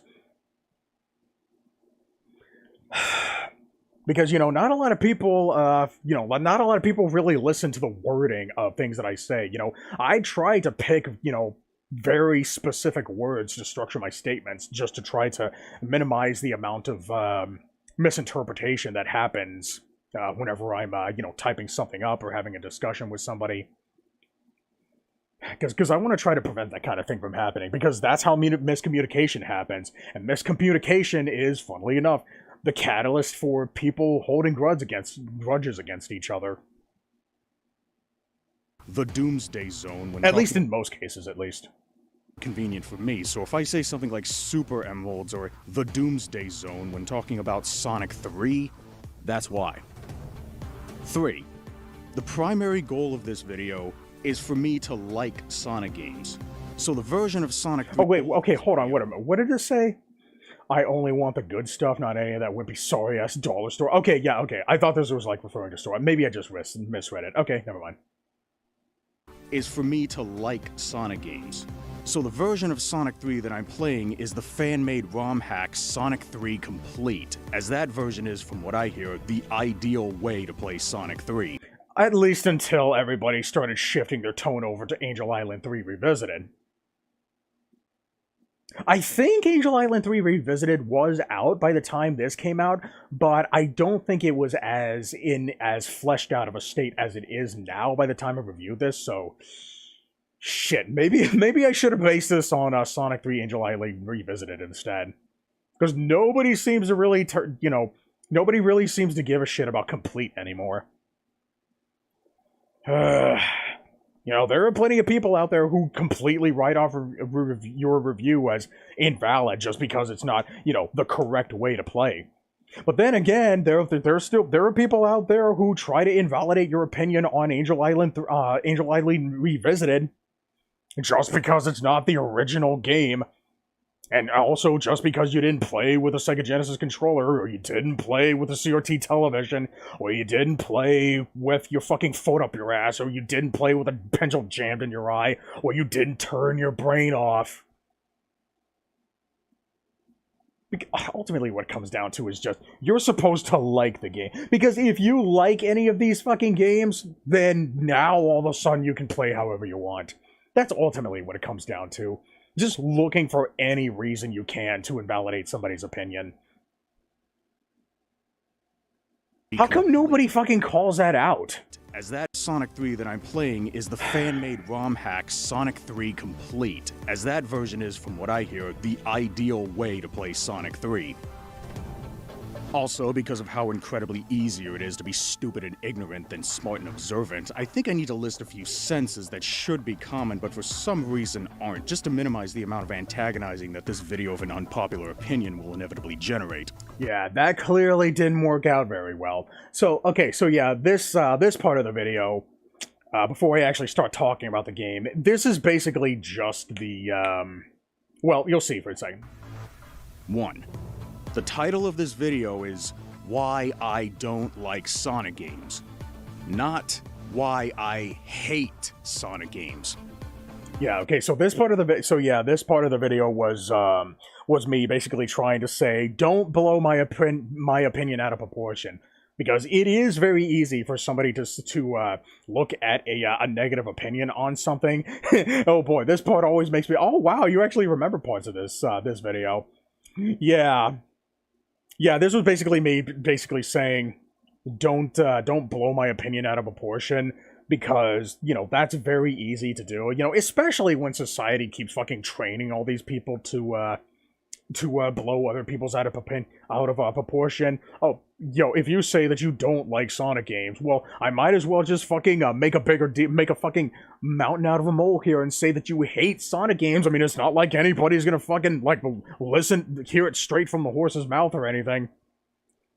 I do really like that I actually had, like, a little, side joke, relating to the number of points in this game and tying it to, well, you'll see in a second. Of course, I already rewatched this video a day or two ago in preparation for this. Oh wow, okay, cool. Thank you for go back and revisiting.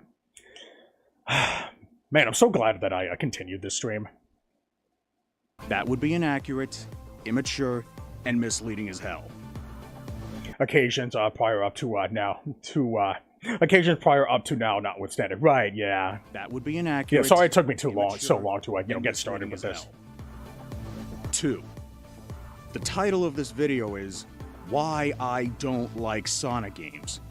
Not Sonic games are garbage and here's why. Okay, so this part of the point was me essentially saying, Mission! oh, shit, okay, fine. I'll fucking do the thing.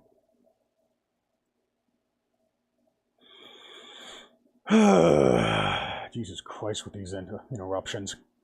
But, you know, I gotta stay on this because I have been ultra missing a lot lately.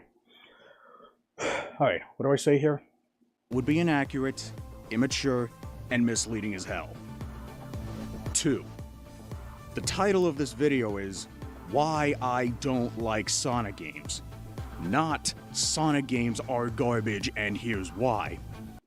Alright, so this is the part of the video where I was basically telling people, like, basically this goes into the whole objective quality debate again. And, you know, like I said earlier, like, that's just a different discussion. I was basically just trying to say that I do not believe that objective quality exists, and I do not believe that anybody should be saying that this game is garbage and that you're a fool for not realizing it sooner. Like, that was not part of the video's goal. Like, whether it is or not is, like, completely irrelevant. I was just trying to tell people that, that I don't actually believe this. That would be inaccurate, immature, and misleading as hell. 3. The title of this video is Why I Don't Like Sonic Games. Not why you shouldn't like Sonic games. Which is actually kind of a, follow-up from the previous point. I do not think that they are objective. I do not believe that Sonic games are objectively good or bad, and this part of the video was basically just saying, I do not want you to hate Sonic games just because of that, regardless if it is, like, objectively good or bad, or regardless of, like, my personal wishes. I don't want you to dislike something just because I do. Like honestly, I'd rather you dislike things that I like, and the other way around, because I want to try to encourage people to I usually try to encourage people to try to analyze stuff on their own to see if it's something that they do or don't like, and a part of that kind of bleeds into this. My intention was never to try to influence other people's opinions. When I made this video, it was actually kind of quite the opposite. I wanted people to try to influence my opinions. I kind of went into this video with the intention of having my mind change, but I kind of need to have I kind of needed help with that. So yeah, I was saying that it's not the other way around, basically. Because I want you to convince me to change my opinion, not the other way around. Okay, so that one part of the video where the screen freezes right there, that was a rendering issue, and I didn't bother to fix it because I was so fucking tired of constantly waiting for my laptop to load video clips that I just didn't bother re-rendering. And also, exporting the entire video took fucking hours, and I was so tired of working on this thing that I just wanted it to be done, and so I just didn't bother, fixing this. I was hoping that people would overlook it, but in the long run, I probably shouldn't have. But then again, I was tired. How can you blame me? And besides, it wasn't really all that important in, me getting my point across. It didn't seem like anything in the audio was really broken anyway, so I just thought maybe it would be okay. Considering that the audio is the content and everything in the back was basically just a distraction. Like the gameplay that you see in the back now is just a placeholder, because I didn't know, what else to put there. Either that, or maybe I was just being lazy. My opinion. But I didn't want there to just be, a static image there. I was essentially doing, the typical, commentary video thing where somebody just talks while they're fucking playing, CSGO surfing or whatever, all fucking, like Leafy and shit. Man, I hadn't seen Leafy in a long time. Wonder what he's been up to lately. The other way around. 3 of Knuckles. Yeah. Yeah, I completely... I even said this earlier, but then I forgot that this joke was here. You know what I probably should have done? I probably should have added 2 more points. Or actually, no. Maybe that would make the other joke too predictable. I should have added 1 more point that just said for episode 1, and then stopped right there. I just don't know what I would have wanted that point to be. But yeah, basically, I think this joke would also make sense in the way that it does have a relation to my previous point. That I wanted you to convince me to like Sonic games, and then I end up showing this. Convince. I end up showing the other definition of the word convince. But little did I know, people don't like reading things. So, but I think that probably would have ended up making the joke stale. I don't know what I could have done in this moment. Oh well. Anyways, let's go ahead and you know, I find it very interesting that here in this little like origin chart here, like the final word has the definition overcome, defeat an argument. Because okay, so yeah, this is the mid 16th century version. I'm so glad that it wait, hold on, what's the actual definition? I don't know what that. Let's see, third person impression, convinces past tense, convinced past particle. Cause someone to believe firmly in the truth of something. Okay, yeah, I'm glad that we've, I don't actually know. I don't know if we actually have, fully adapted to this. I think a lot of people still believe that the word convince just means defeating somebody in an argument because of how often people enter debates for the purpose of winning. I don't think anybody should enter a debate or even a discussion. I know that a debate is supposed to be a battle of arguments and logic and reasoning and shit. But if you try to, I think in those moments, you're pretty much not going to be able to. I think you actually have a way harder time convincing somebody of a different point of view if you go in with the purpose of winning. You're practically almost doomed to lose anyway, if you try to enter with that mindset. So, I think an easier way to convince somebody is first to establish goodwill with them and try to get to know them. Try to show them that you're willing to listen. Or, try to get them to know you, try to get to know them, or I guess maybe try to be friends with them. Don't try to, force yourself on them or anything. The goodwill kind of has to come naturally.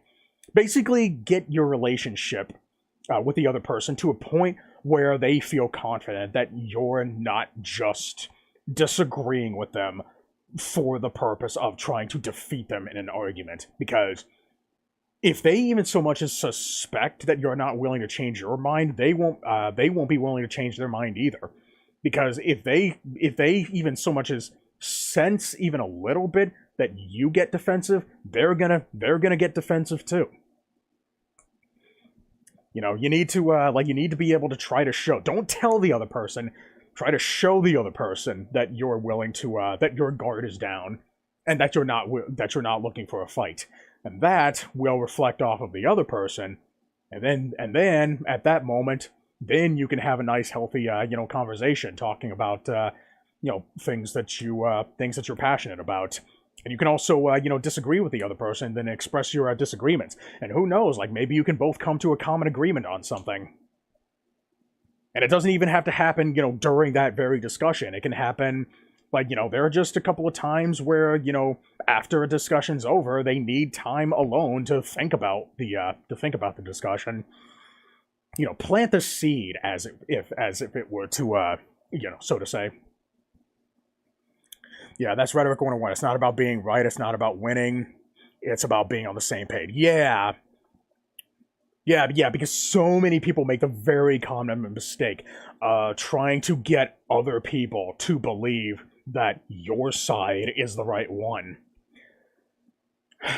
But, that's not the way to go about it. I think what a lot of people really need to do is try to find solutions that both parties can be satisfied with. Take for example the whole take the Stellar Blade issue, for example, that just happened recently when a lot of people got so pissed off that one of the more I guess, expose-esque, costumes ended up getting removed from the game, and so many people were, so pissed off, and they tried to get it put back in. But then you got, an entire other side of people who were, like, exceedingly happy that the costume was removed, primarily because it exposes a woman, like, way too much, even though you didn't actually see, like, nipple or anything. So then, eventually, a petition was made to try to get the costume back in. But what ended up happening instead was that they added a new costume in the game that essentially kind of pleased both parties. Like, it wasn't too revealing, but it also wasn't like it wasn't also too, I guess, censored in a way. So they ended up finding something that ended up making both parties happy. I think that's the kind of thing that we should try to gun for. I still kind of wish that the original costume was brought back, even if it is just for preservation purposes. But hopefully I got my point across. Yeah, I think point being, we need to find a middle ground. Yeah, find something that we can both be satisfied with. So to start, what do I like about Sonic 3? Basically, everything else. By that, I mean the graphics, the music, the sound effects, the presentation, the character designs, the spectacle, the screw attack, pretty much everything that has... Okay, so yeah, that one quick little... The presentation, the character designs, the spectacle, the screw attack... Yeah, this part here, this is also another reference to another thing. This is a reference to Son Call Me Johnny. He used to do this thing... where whenever he would talk about a Metroid game, like he would start listing off all the different weapons and abilities and such. And anytime he got to screw attack, like there would just be like a separate there would be like a separate sound clip that would just go screw attack. And that kind of became a running thing, and then he ended up like shooting that fucker dead. I guess because he started getting sick of it. And funnily enough, his, screw attack thing, his little screw attack running joke, was, funnily enough, also supposed to be a reference to the screwattack.com website that was owned by Stuttering Craig. So, it's basically a reference to something. And by the way, fun fact, for those who may not know, Stuttering Craig actually just recently came back a few years ago. He recently revived. He wasn't able to get screwattack.com back. I think that website's pretty much dead now.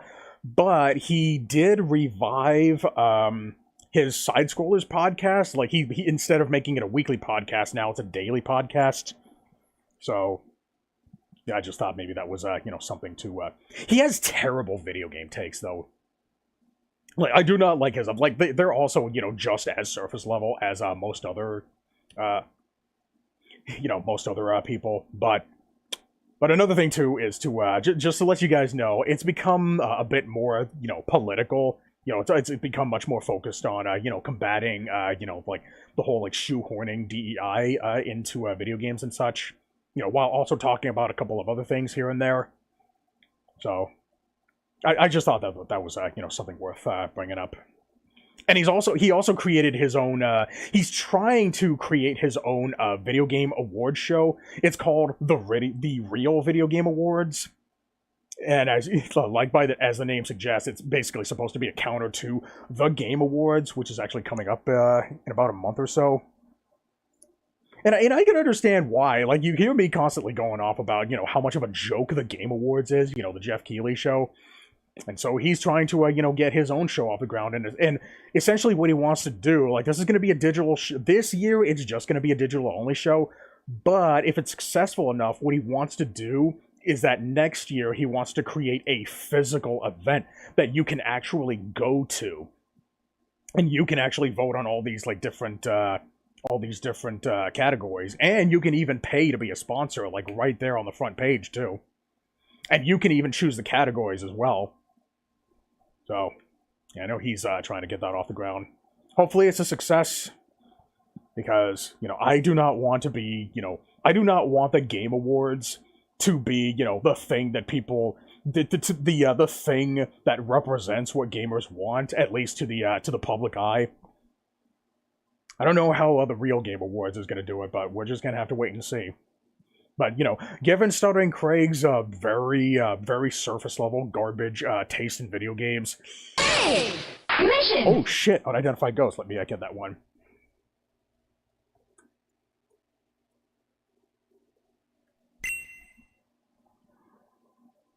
But, yeah, given his very terrible, you know, taste in video games and how fucking surface level they are, like, he doesn't... Like, I never hear him actually talking about games. He just says that they're fantastic or special or whatever. And he's also, he's also an advocate for a console exclusivity as well, but he can't give any examples beyond just, oh, it's special. So... Like, if that's any indication as to how this real Game Awards show is anything to go off of,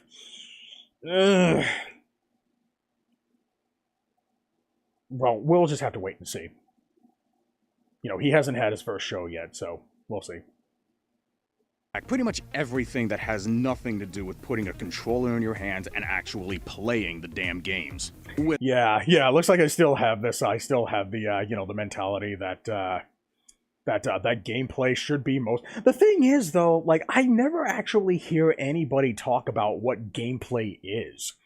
You hear so many people saying that gameplay is the most important thing, but do you actually know what is gameplay? You know, so many people say gameplay is the most important thing, but when you actually hear them talk about a video game, you know, especially a lot of moviegoers, they seem to care more about, like, immersion and storytelling and such.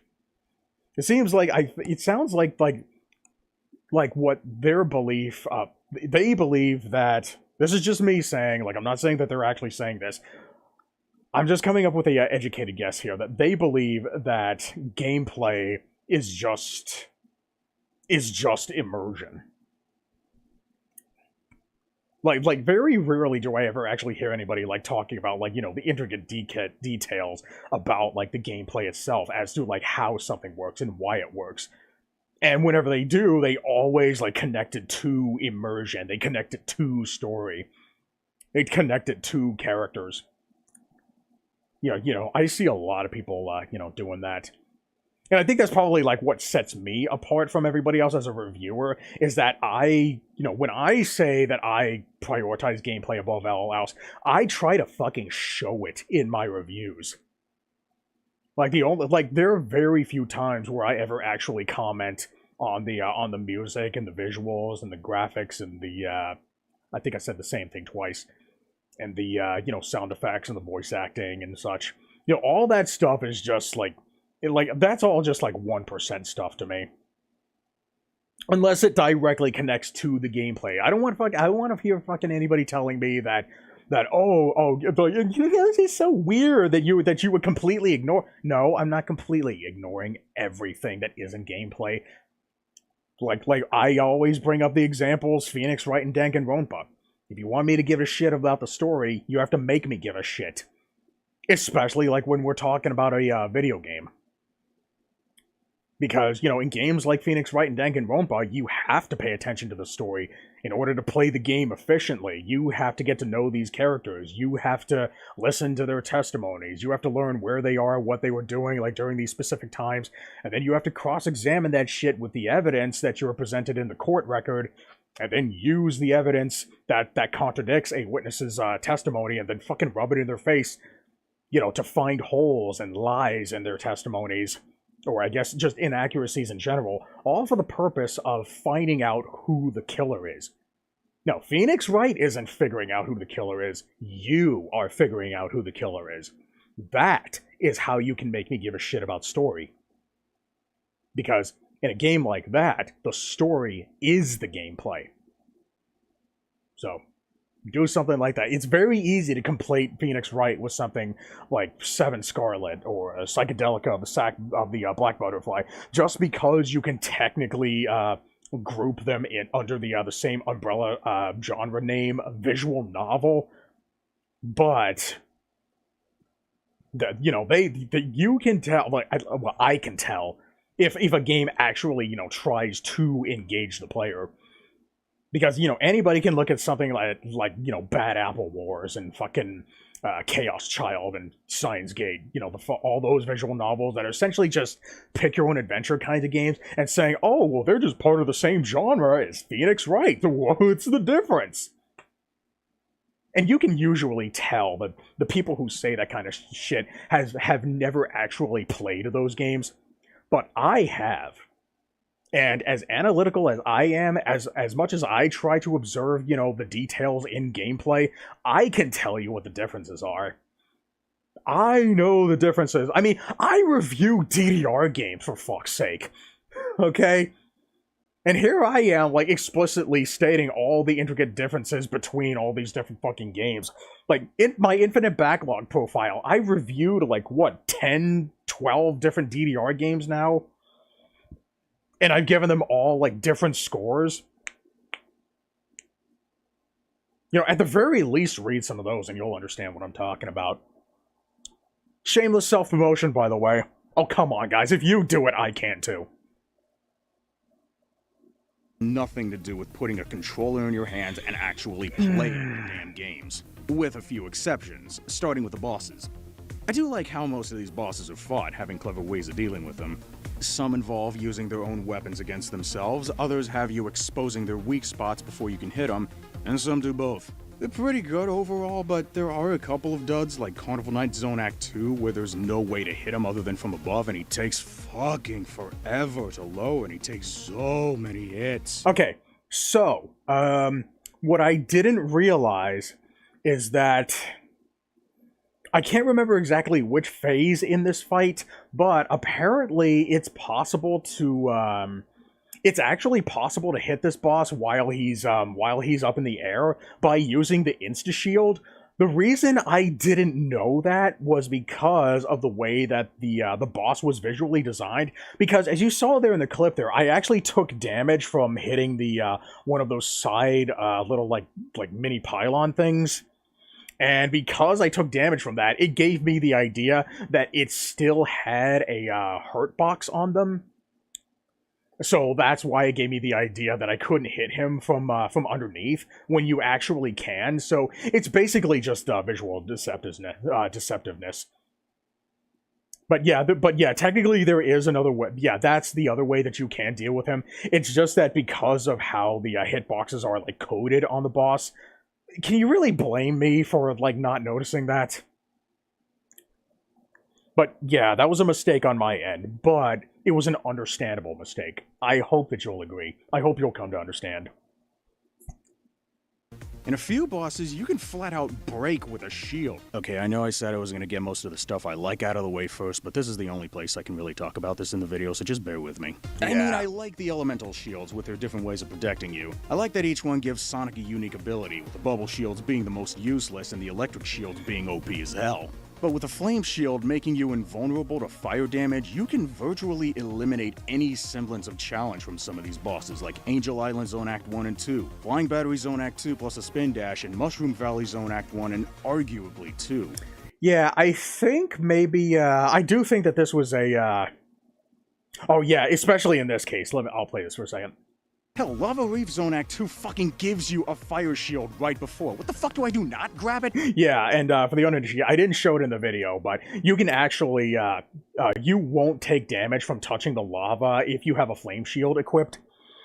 So I think maybe what the game probably should have done was make it harder for you to bring a shield that can break the boss by not having one of those shields so close to the boss. Maybe you could put it maybe you could put it somewhere in the first half of the level, or you could maybe put it in a place where it's hard to get through that level without taking damage, by actually that way it could actually feel much more rewarding bringing a shield that could break a boss to this point. But at the same time, I do think that there needs to be something to balance out the difficulty, if you were to bring this shield, so it's not completely breaking it, in order to make it still feel like a boss fight, or I guess to make the game as if it's what the hell do I want to call it?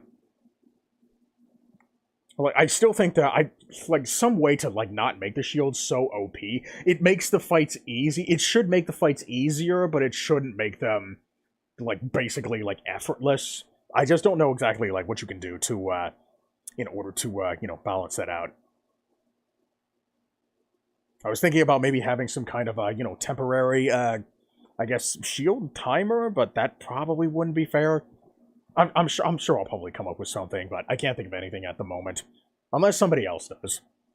But like, again, like, let's, what, I don't know. Let's explore ideas.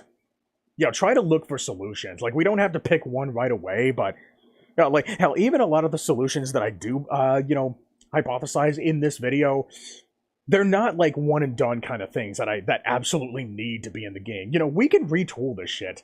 In fact, I think there's one of the solutions that I actually bring up that somebody was in disagreement about.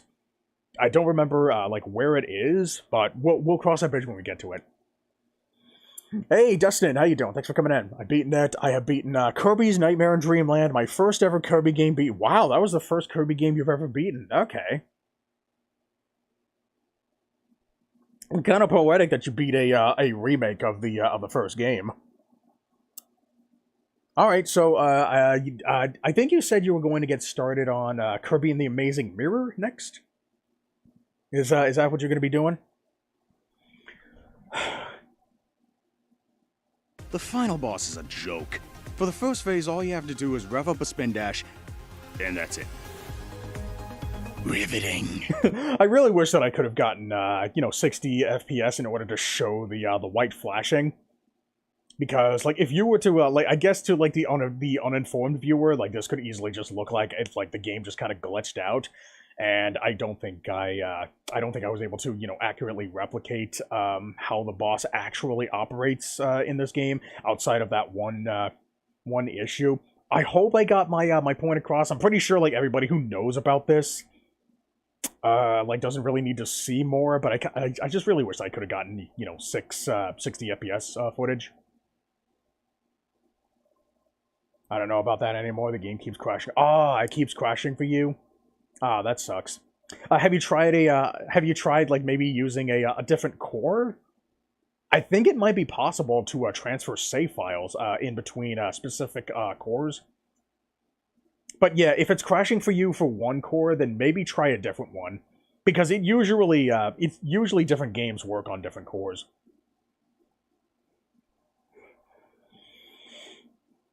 The second phase is also pretty boring. Just jump over the Yoga Fire Sneeze Edition, assuming you're not good enough to bring a fire shield through Death Egg Zone Act 2. Yeah, that was that was what I was, you know, talking about earlier. Like, you can get their fire shield, but the fact that you have to get through, like, half the stage, and then, like, go through the Act Stage 2, like, there's, like, one boss that you have to beat, and then you have to beat another phase in order to get to this point. In order to have an easier time jumping over the Yoga Fire Sneeze Edition, that I call it. Yeah, I think that's probably one of the... It kind of sucks that... Wait, does... Okay, I don't think the Electric Shield really makes the first two fights easier in this act. So I think it's fine. Or, you know what, maybe you could have just brought a Fire Shield into this fight instead. Like, that would have definitely broken it. It's not the core. I always use my my boy for my GBA emulation. Your boy. What's your boy? Like, is that the name of a core? Or is that a let's see.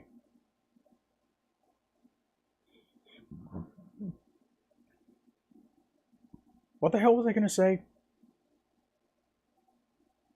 Are you talking about oh, a whole different amulet. Ah, okay, I see. Okay, alright. Yeah, so it looks like downloading a different core is out of the question. Alright, well. Oh well, I guess. I guess we can't always get what we want, so. Yeah, I'm sorry to hear about that. Jump over the Yoga Fire Sneeze Edition, assuming you're not good enough to bring a fire shield through Death Egg Zone Act 2. Hit his Baldy McNose hair, hit the base once, then time a jump over the laser and hit the base again if you're good enough. I think in that scene there, I actually nullified the damage I would have taken if I didn't use the Insta-Slash in that moment, so I don't want anybody fucking telling me that I suck at Sonic games. Okay? If I can do shit like that, knowing damn well that it has iframes, and I was actually able to use it to dodge that attack, do I really suck at Sonic games as much as you say that I do? Hey! Mission! Hey! Mission! Jesus Christ. My attention is actually on Dreamland 3. Oh yeah, I do remember that you requested that one a little bit ago.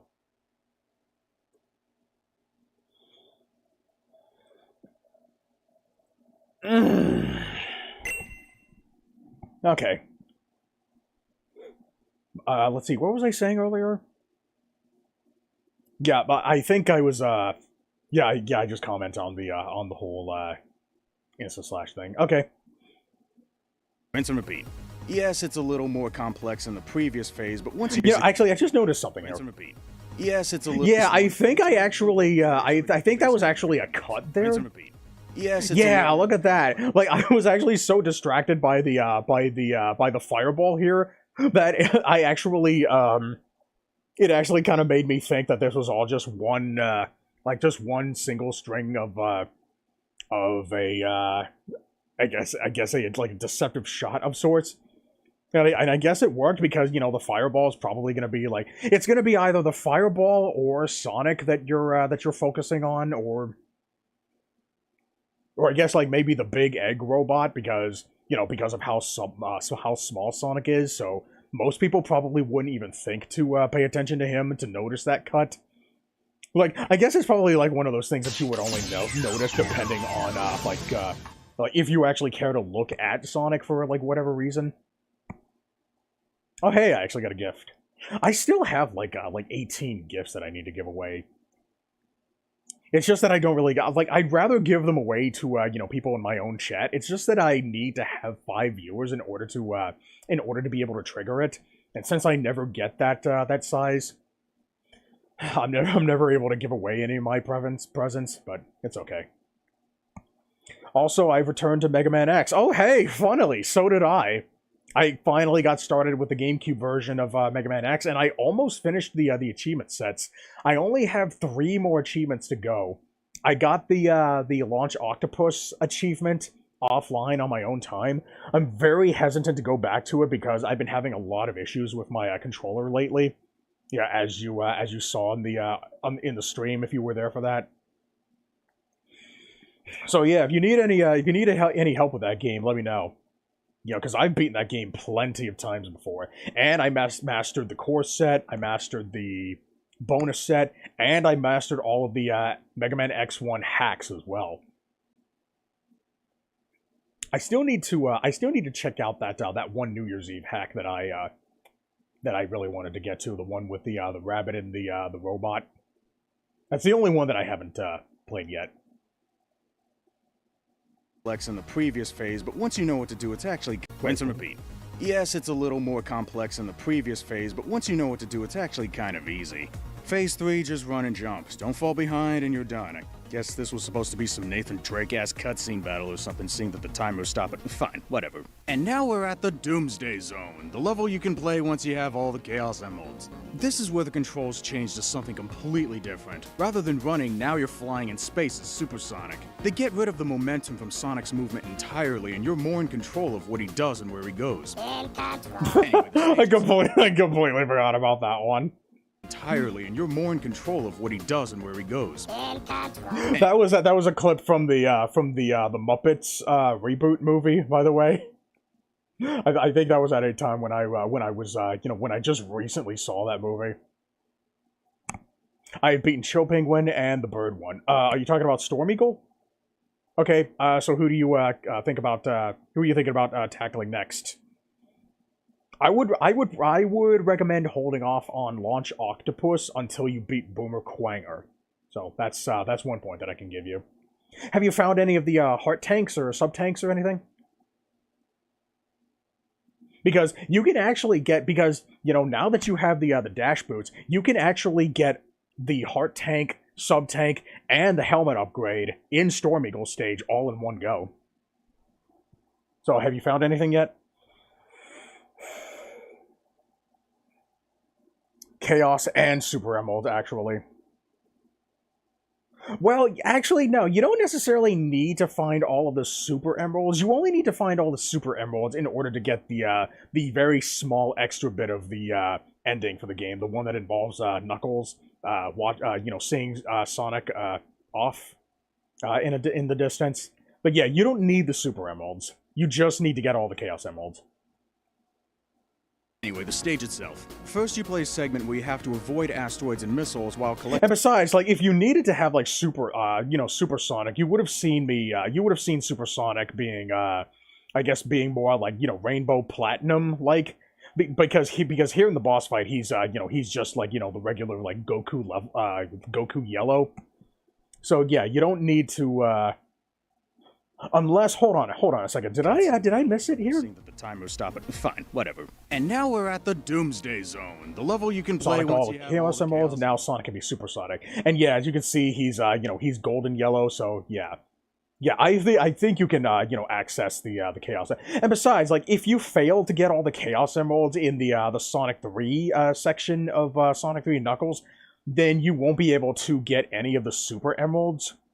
And instead, you'll only be able to get the, more of the Chaos Emeralds.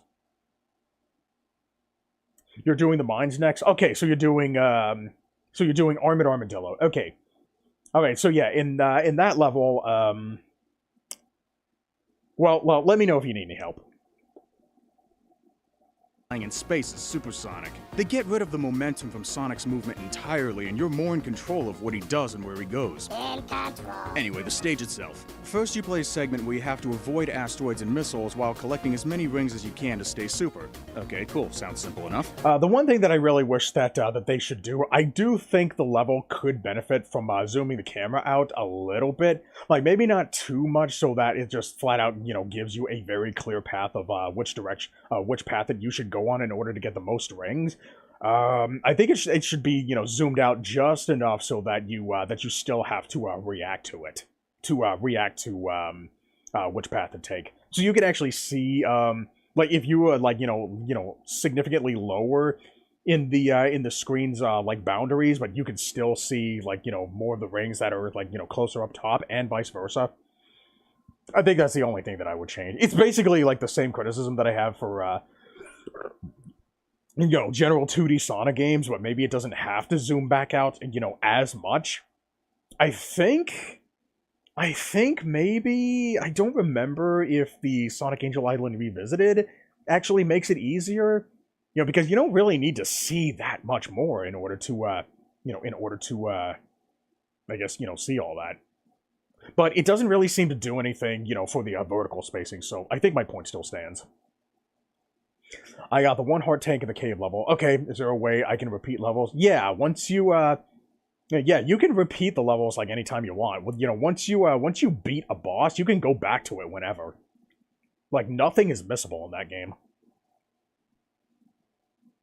Now on to the true. Like, the only difference is that you won't fight the boss again, and you can also exit the level at any time after you beat the boss. So, those are the only differences.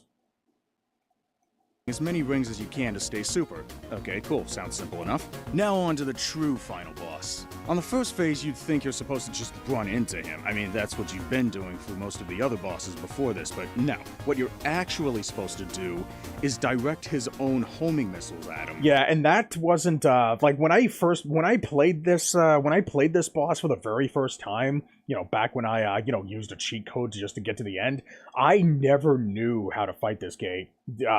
I really think that the missiles, like the game needed to make it more clear to the player that this boss could only be hurt by the missiles.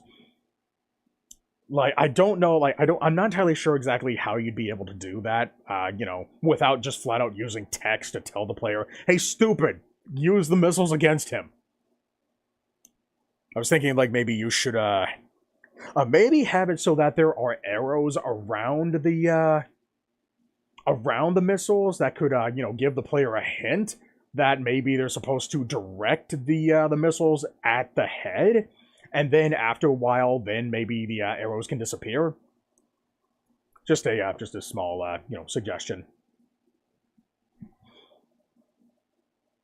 I don't know if I can access the 3 items in the burst state. Yeah, you can. You just have to. Do you want me to? Do you want me to tell you how to get them? Because they're all very easy, especially now that you have the dash boots. I never knew how to fight this this gay guy, although at this timeline we never knew who he was married to. Back then we could have thought he was gay or something. Who are you talking about? Are you talking about Storm Eagle? That honestly kind of seems like a very weird, you know, considering that all the characters in the game are robots. Like I'm pretty sure that the concept of you know, gender romance is, you know, pretty much not really a thing in that universe. Oh, and Eggman. Ah, okay, Eggman. Yeah. I honestly don't remember if Eggman was ever like married to anybody or if he ever actually had a love interest. Because Maria was his cousin, not his daughter. I don't think I don't think Eggman was ever married to anybody. Did he ever have a wife, or like did he ever like see any, and like was he ever like romantically interested in anybody? Now I know that wait, no, maybe I don't. Because I think Gerald is Maria's great-grandfather. Wait, no. Yeah, I think either grandfather or great-grand. Wait, hold on a second. Yeah, great-grandfather. Great-grandfather, grandfather, or like one of the two. Hold on. I think it was just grandfather. So wait, wouldn't that, if it was grandfather, then wouldn't that make Maria Ivo's sister? Because I distinctly remember in Frontiers, Ivo refers to Maria as his niece. Either niece or cousin or whatever. He never calls her his sister. Oh, so wait, maybe, okay, so yeah, maybe Gerald is also, maybe Maria is also, Gerald's, niece. Nah, he's making a bit out of you, misspeaking. When you said fight this game. Oh, okay. Yeah, sometimes I don't know, you know, half the shit that I say. Sometimes I don't realize that I say things. God damn it. Now I got you actually Googling fucking family trees and shit. All because I misspoke about something unconsciously. Okay. Alright. Now, what you're actually supposed to do is direct his own homing missiles at him. But it can't just be any old where. You're supposed to direct them towards the head. Unfortunately, that's not as simple as it sounds. See, there's a very awkward hitbox on the missiles that needs to come in contact with a very awkward hurtbox on the boss, and they have a very awkward homing mechanic. Not helping is that you're also trying to avoid the friendliness pellets. They don't send you back as far as the missiles do, and thanks to the new controls for this level, they're not too much of a nuisance by themselves. Yeah, I think the only other criticism that I can make about this boss fight is pretty much the same one that I have about the pre-section. I think like maybe the camera just needed to zoom out just a little bit further. Or maybe do what Mischief Makers does and only have like a relative zoom panning thing where it keeps the boss like on screen. And it only zooms out if you get too far from the boss. Maybe. Just an idea. Okay, he is married. Martha Robotnik. Wow, Martha Robotnik. I've never heard that name before. Is Martha like in the car? In the car? Mick books in the Archie comics or something? That's the first time I've ever heard that name.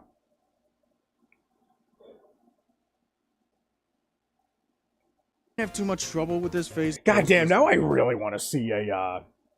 Oh, Sonic 8, Sonic Adventure 2. Wait, Sonic Adventure 2 or Sonic Advance 2? No, Sonic Adventure 2, right?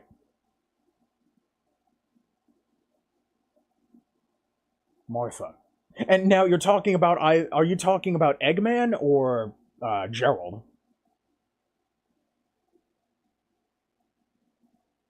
Because I honestly don't remember what Gerald said in his little audio diary, like during the last story. Okay, Eggman. I don't remember seeing Eggman like referencing Martha like at all. Like maybe it was just like one of those quick little blink and you miss it kind of things. I don't suppose he mentioned her name in any of his audio logs in Sonic Frontiers, right? Avoid the friendliness. I don't think Gerald was ever canonically married. Really? Huh. So you can't help but wonder who was Maria's dad? Kind of curious, actually. They don't send you back as far as the missiles do, and thanks to the new controls for this level, they're not too much of a nuisance by themselves. I didn't have too much trouble with this phase of the fight, but bobbing and weaving around the lemon heads while redirecting the missiles just makes this a very awkward phase to go through. It's not good, but it's not bad. It's just very awkward. Yeah, that's really the only way that I could, accurately generalize this this fight is that it's just an awkward fight. I don't really have any good arguments, to call it either good or bad. It's just very awkward. The second phase is much more straightforward, after wasting 15 rings just to segue into it. Yeah, I never understood, like, why doesn't the game pause the ring counting down thing while the whole, transition from the first phase into the second? Why? That doesn't sound very fair. You better hope to God that you have enough rings for the fucking cutscene to play out. Kind of like that fucking Alfred Hitchcock Presents Japanese fucking Toyota game. Yeah, let me just fucking waste time to tell you good job. I'm sorry if I brought up the family conversation. Oh, no, that's fine. I enjoy talking about this kind of stuff. I want people to feel more comfortable about, talking about this kind of thing. Outside of the, I guess, maybe except for, a video like this, because, since I had already been streaming for 2.5 hours before I finally got started with the video, I really want to try to, get through this, as much as possible. I've been streaming for 4.5 hours, and I've only just reached the 10.5-minute mark here. I'm going to be streaming for a very long time, but I guess since this is technically my birthday stream, might as well make the most of it. The second phase is much more straightforward, after wasting 15 rings just to segue into it. Just speed up and hit them a few times while dodging asteroids and missiles and grabbing scarcer rings. But the first time you play this phase, you'd initially think that you were just in another ring gathering segment. Yeah, that's another problem that I had when I played this game for the first time. I was like, wait, is there an end to this? All I was doing was I was just focused on collecting rings. I didn't realize I was actually supposed to speed up. But the first time you play this phase, you'd initially think that you were just in another ring gathering segment. I kinda wish there was, an arrow or something that tells you that you need to use the boost to chase. Yeah, for those who may not have missed it, let me show you. I kinda wish there was, an arrow or something. Yeah, you might have missed this one, because I was basically trying to demonstrate that maybe there should be something like this saying, hey, stupid, go forward. You're letting him get away. Go before you run out of rings. You're gonna fucking run out of rings if you don't try to fucking chase him. I do think that there needed to be, some kind of visual representation. Preferably a way that doesn't involve using words. I think, maybe just the arrow itself. I don't think you need, the boost tech there. Something that tells you that you need to use the boost to chase. And yes, that was intentional. The use the boost to chase, that was intentionally a Star Wars, fucking Star Wars, Star Fox 64 reference. Use the boost to chase. The boss difficulties are just all over the place. Later bosses are easier than earlier ones and vice versa, and that's not just counting the vanilla Sonic 3 and Sonic & Knuckles differences. One example is that Marble Garden Zone Act 2's boss is easier than Hydrocity Zone Act 2's boss. Yeah, wait, is it Hydrocity or... Oh my god, that's it. Yeah, there are a couple of instances like that. This fucking discussion. I do distinctly remember making a, well, look. Is it Hydrocity or Hydrocity? Yeah, I do remember, talking about this with somebody while I was playing fucking Nicktoons Racing on Game Boy Advance of all fucking games. And this is what I initially said about, this was my initial opinion, and I think it still kind of is my opinion on the whole, like, Hydrocity debate. I mean, it doesn't feel like a city as much as a temple, plus it's all one word, so wouldn't the former make sense? Yeah, because it's always being shown as a single word. Now, a common counter-argument that I've heard that apparently it can't be Hydrocity because Hydrocity isn't a real word, but there are zones that exist that use, like, not real words. And besides, like, even it, like, does it have to use real words in order to be called anything? And why does it, like, it doesn't necessarily have to be, like, Sonic games. It could be, like, any video game at all. Like, I'm trying to think of an example. Like, what would be a good, Smash, stage that I can use as an example? What about, Brick Shuri Isles? That one fictitious, name that you hear in the, Super Mario Bros. CD, soundtrack. It's basically like a combination of the word brick and luxury, kind of like almost as if it was a Pokemon. If there was like a vacation spot that was a Pokemon. But yeah, that was basically like my argument. Like, does it have to be? Do we have to use real words? Why? So that's basically my counter argument.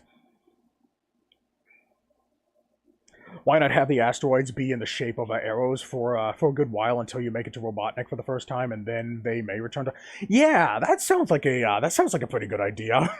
It would be really hilarious to say, hey, why, what? Oh, wait, no. Oh, are you talking about, like, how rings can sometimes be laid out to direct the player to places? Okay, yeah. If they were, like, small asteroids, and I guess, like, maybe if they were, like, in the background or something... Or maybe if they didn't really, drop your speed by much, then, yeah, I could totally see that working somehow. Yeah, that's a pretty good idea. Or actually, no, maybe make the rings in the form of, arrows. That way you're still collecting those.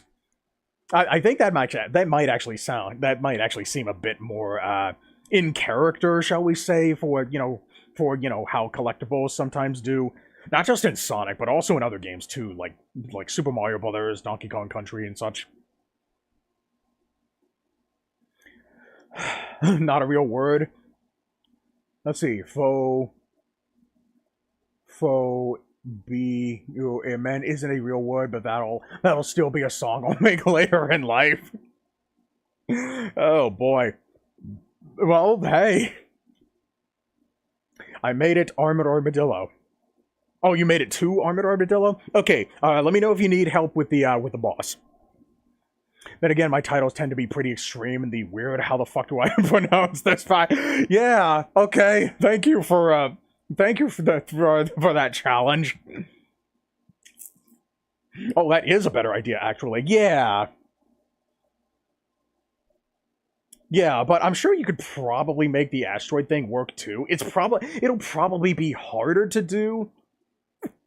And it might seem like it might get people to comment on, like, why the fuck are there asteroids in the shape of arrows? That, like, dude, it's fucking fiction. Take advantage of it. But, to be fair, the ring thing actually does kind of make more sense. I only have the X-Buster, Storm Tornado, and Shotgun Ice. Which one do you recommend? Unfortunately... You do not have the weapon that can defeat Armored Armadillo. So what I would recommend is... So here's the thing.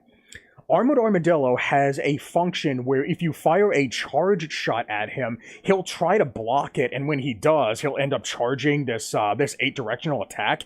You can easily jump over that attack, and after he fires that, you can fire right back, while he's defenseless.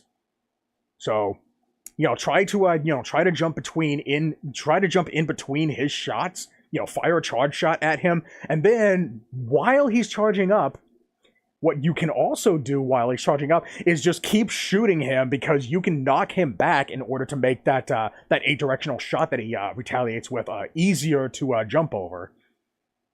So that's what I would recommend.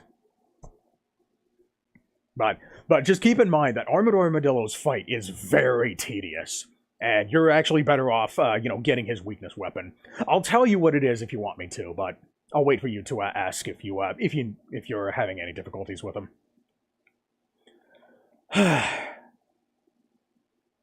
can stun him with that and use the Storm Tornado as maximum damage if that worked. No, because the thing you got to remember is that when you shoot Armored Armadillo, when you damage him, he has like half of a second of invincibility, so you can't get him with any other part of the tornado, while he's in that state.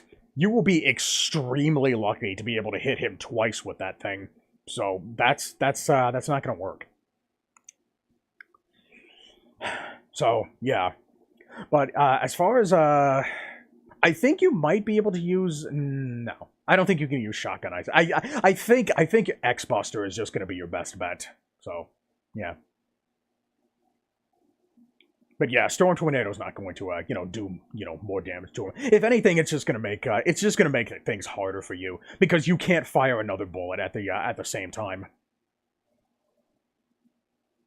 I mean, it doesn't feel like a city as much as a temple, plus it's all one word, so wouldn't the former make sense? However, there is one particular boss that I did enjoy fighting very much. Okay, here we go. Before we get to this one, I see what you mean. I am bad at dodging anything. Yeah, so you're better off just, yeah, like in that case, if you can't beat him at this point, you're better off just coming back until a later point. But yeah, if you want me to just tell you which boss will give you, which boss you can fight that will net you the weapon that's weak against Armored Armadillo, just tell me.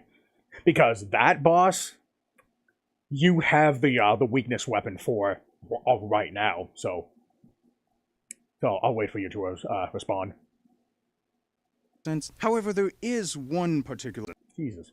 Which boss is that? Okay, so the boss that you'll want to fight next, his name is Spark Mandrill, and it's the boss that is on the bottom left side of the stage select screen. It's basically like the guy with the big, like, baboon-looking face. And the stage basically looks like an electrical plant of sorts. So, yeah, that one. One thing to watch out for is that midway through the stage is a mid-boss that you would have to fight. I don't remember what the mid-boss's weakness is, but because you cleared Storm Eagle stage, the mid-boss will not be as aggressive on you as if you hadn't defeated a Storm Eagle. So, all you would have to do is just watch out for, like, his thunder shots from the ceiling, and there's a 50% chance that after you, run under that boss up there is going to fall and try to bounce on you, and then he'll, at some point in time, he'll end up, like, sticking back to the ceiling, so... Oh yeah, and if you get caught by one of the water bubbles, just jiggle the D-pad all over the place until you break free. I'm going in? Okay. And also, if you want, to be better prepared, you can actually go back to Storm Eagle stage and get a couple of things, if you want to. If you haven't already, I mean.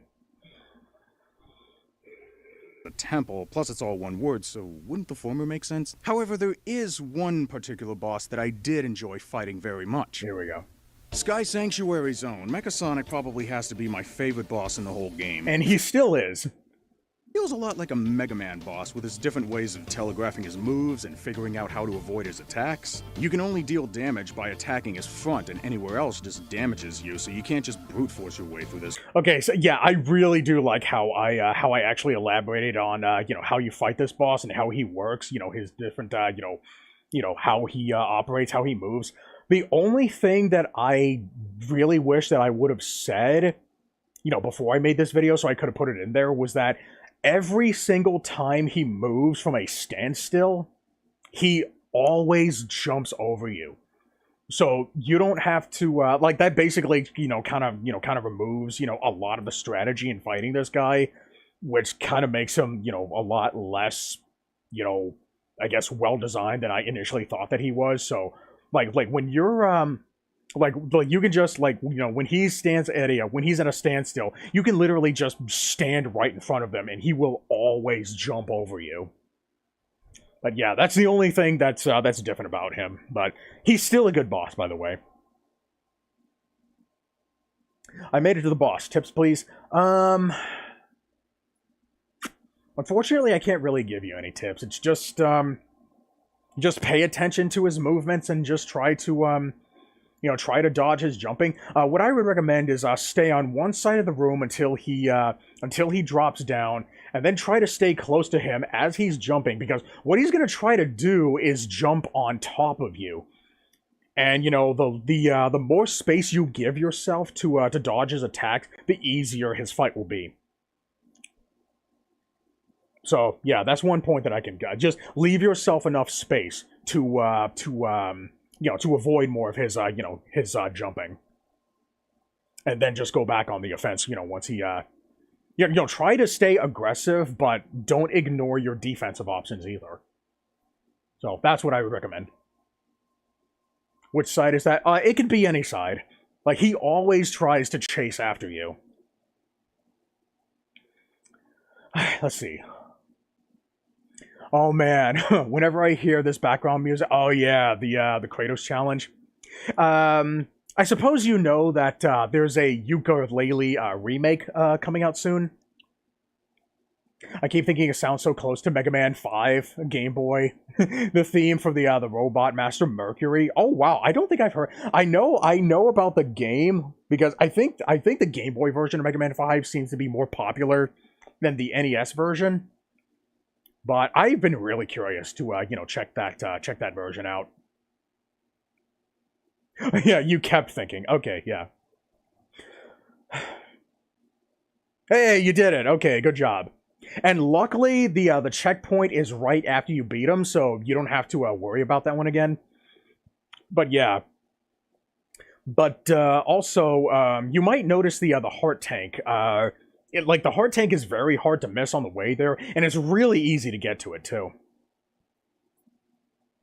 You use Storm Tornado. Oh yeah, the Storm Tornado. Now, I know that the Storm Tornado is a very weak weapon, but then again, you're talking to somebody who's very used to playing the game without using weapons. So I didn't think to use the Storm Tornado. So good job on that. Okay. Damage by attacking his front, and anywhere else just damages you, so you can't just brute force your way through this one. I don't know why, but I get this thrill from just watching how he moves and always thinking of what he's gonna do next. Is he gonna jump again or dash forward? Is he gonna turn around before he lands? If not, then I better be ready to jump over him when he backs up to the other side of the screen and then run in and steal a hit. Yeah, I really wish I could have gotten better gameplay footage of this fight, because almost every single time he lands, he almost always turns around. I think he only ever stayed in one direction one time. I really wish I could have, gotten better footage of that. I really like that this is even the final boss in Knuckles' playthrough. I think the theme song accompanies it quite nicely. This should have been the Mecha Sonic theme song, not the fucking Big Arm theme song. Seriously, this should have been Mecha Sonic's. I even say it in the video itself. I forgot about that. Super Mecha Sonic's also pretty fun. I just wish he didn't waste so much time being all like, holy shit, I can fly! Whee! Oh yeah, I should probably do something. Can you smell the Some Call Me Johnny influence in that part? Speaking of Knuckles, I did kinda like his Angel Island Zone Act 2 stage. Along with it being much more platformer-oriented than the rest of the game, this is actually one of the more forgiving levels in my opinion. And with this being a Knuckles-only part of the game minus the boss, I'd say his gliding and climbing abilities are utilized fairly well. Hell, even the ramps and loops are friendlier this time around. Yeah, I think I probably could have gone into a bit more detail there. I do really like how... this is one of the more I guess maybe not necessarily exploring, because there's not really a whole lot to explore for. Not to mention that there aren't really as many paths as there are in the common Sonic level. But I do like how this. I just really like how you know, how, you know, a lot of the spikes and how a lot of the obstacles and enemies are placed in a way so that you can actually take your time and walk through a level. I think there's only, like, what, 2 loop-de-loops or, like, 2, like, fast speed sections in this whole thing that only last, like, what, 3 seconds or something? But yeah, I think I'm probably going to go on record and say that Knuckles, Angel Island Sonic 2, Knuckles, is probably my favorite act in the whole... I think I actually said it in the video, I wasn't paying attention. The Sonic 3 final boss theme is my blood. Are you talking about the Big Arms theme, or are you talking about the Doomsday Zone theme? I made it to the boss. Hey, you made it. Okay, do you want me to tell you... How many lives do you have? Do you want me to tell you what his weakness is? Because once you know what his weakness is, he is a fucking joke. Okay? You're probably going to want to know what his weakness is. But since you only have 2 weapons, it's probably really easy to figure it out. Any tips? Yeah, equip the shotgun ice, and then shoot him once, and then wait for him to break out, and once he regains control, shoot him again, and do that for the entire fight. And don't shoot him, like, right after he breaks out. Shoot him when he regains control of his movement. Because if you shoot him before then you're not going to be able to freeze him again. Like, there's a very specific kind of timing that you need to shoot him at. So once you find that timing, the whole fight is so easy. I basically just told you how to win. Yeah, even though I believe that Spark Mandrill is the best designed boss in the whole game, it's really unfortunate that you can defeat him, so ridiculously easy in this method. Yeah, I really wish that there was, like, a different method for defeating him. Yeah, the Big Arms one. Yeah, I really like the remix that's featured in the 3DS version of Sonic Generations. Yeah, that shit goes hard. I don't think I've heard a better remix. I have 1 life. I don't know if 0 counts as, like, yeah, 0 does count as a life. I listened to that song God knows how many times as a kid, even reversed versions when that was a thing back in the days of old YouTube. Wow, I completely forgot about the reversed versions. The whole let's look for satanic messages in children's songs, I guess meme that existed back then, even if they don't exist. Climbing abilities are utilized fairly well. So blast him as soon as the start animation ends. Yeah, shoot him when the start animation ends, and then like once he breaks out, and then like not after he breaks out, but after he regains control, and then shoot him again, and then you'll just get him stuck in that animation. Just find the timing, and you'll be fine.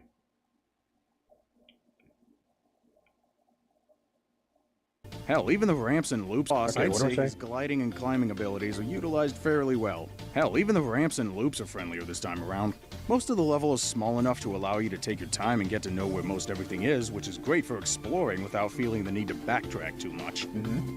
Too bad there's nothing here worth looking for. Come on, guys, this was a perfect level to put a few giant rings. I have not found a single giant ring in this whole level.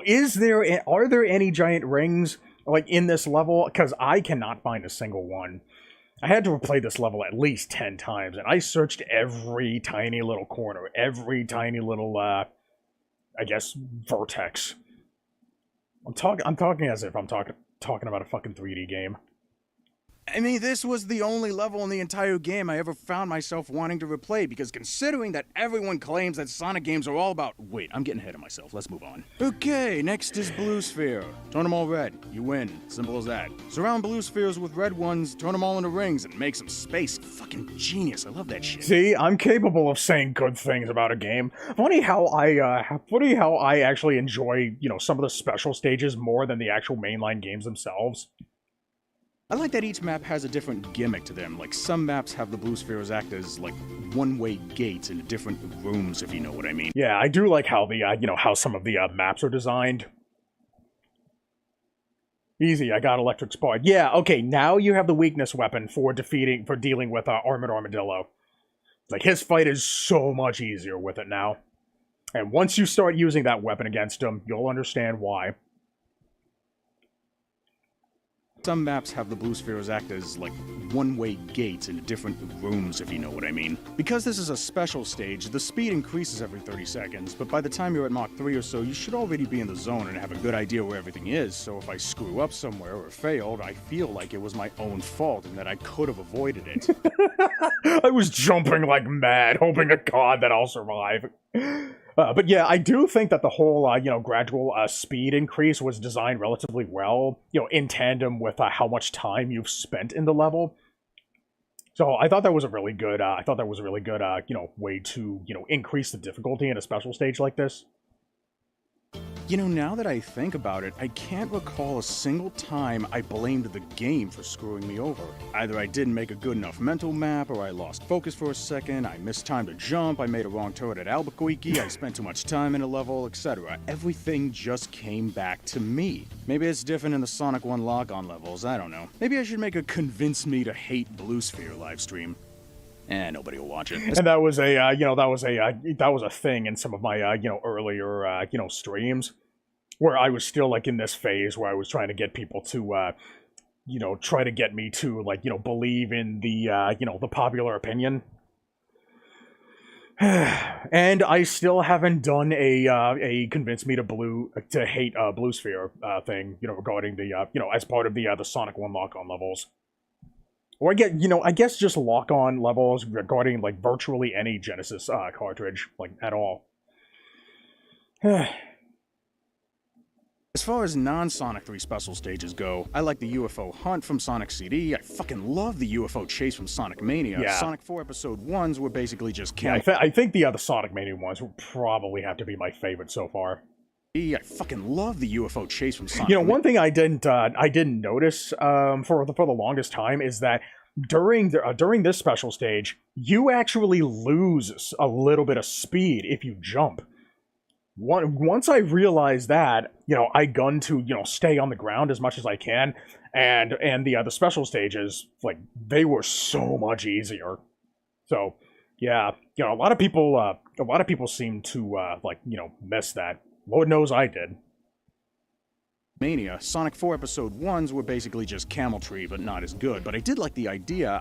I wonder if anybody else has ever made that comparison. I think a lot of people who play Sonic games don't even know about Camel Tree. And by the way, there is a console version of the game called On the Ball. At least it was released it's called On the Ball in the US, but the Japanese version is still called Camel Tree.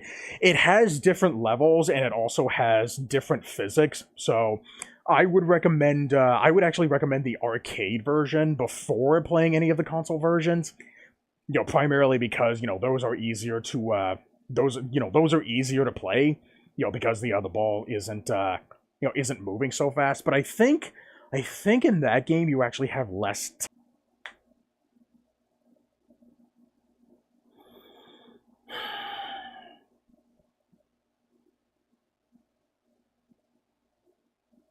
Alright, are we back? I have no idea how to fix that. Like, the only thing that I can think of is that like there's something wrong with, like, the wiring underground. I honestly have no idea. Right, I easily made it back. Any tips? Just keep shooting Armored Armadillo with the electric spark. And just keep trying to dodge his moves, like, because just shoot him once with electric spark and you'll see what I mean. In fact, I don't think you really need any more tips after that. Mania, Sonic 4 Episode 1s were basically just Camel Tree, but not as good. But I did like the idea. I kinda liked the half-pipe stages from Sonic Rush, probably because of the removal of the physics from the controls in Sonic 2. Yeah, wherever your stylus goes on the screen, Sonic instantly moves to that spot. Like, there's no momentum to worry about now. Like, you don't have to worry about potentially, potentially falling back into a mine. But, it still does have a problem that I state here in a second. Because of the removal of the physics from the controls in Sonic 2, but from the 4th or 5th stage onward, it had some of that unfair memorization shit that people seem to love so much. Like, you know how rings and mines appear on one side of the half-pipe while it's turning towards said side, and you can't see them? Can't stand that shit, man. Yeah, that shit is still there is still a spoonful of that shit there. And, like, that is still technically bad design. Like, honestly, I honestly wouldn't mind if the half-pipes didn't turn in that one specific direction. And I wouldn't mind them, turning in any of the other directions, like, as long as you design the, the course around that, so that people aren't having to, having to, like, not see anything over there. You know what I mean, right? And one more that I'll talk about later on. There are some things about it I want to bring up that won't have as much of an effect if I did so here, but... And by the way, the stage that I blurred out in the background is actually the special stage from the Knuckles Chaotix, but that's not the special stage that I was talking about. I was basically trying to give people an idea. I was trying to get somebody to, look at that to see, I wonder what that could be. And then actually have them do, like, sort of an EFAP kind of thing, where they're trying to, analyze what it is based on the gradient. But what I was really doing was being misleading. Because I wanted to try to get, catch people off guard. I honestly don't remember but I think some of the stuff that I say about, what's actual, like, what special stage I'm actually talking about, can also apply to some of the Knuckles Chaotix special stages, but we'll get to them once we'll start talking about them when we get to it. Hey, the one and only Endo, how you doing? Thanks for coming in. Facecam. Yes, I have my facecam on because I'm doing my my birthday stream right now. This is a very important live stream that I really wanted to do. I really wanted to react to my 50-minute Sonic video, and see what's changed, and try to explain what I was going through, why I made some of the design decisions that I did at the time. I really wanted to do this live stream yesterday, but unfortunately I got called off to work, so I couldn't. I have to push it to today. I guess tonight, as I guess technically, and at least in my case.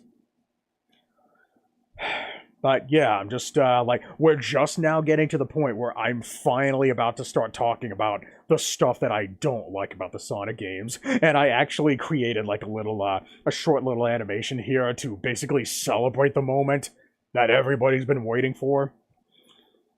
It was just, it's like a short little, fun thing I wanted to do, in order to essentially, create, a sort of, white flag or red flag in the ground to mark, the beginning of a journey.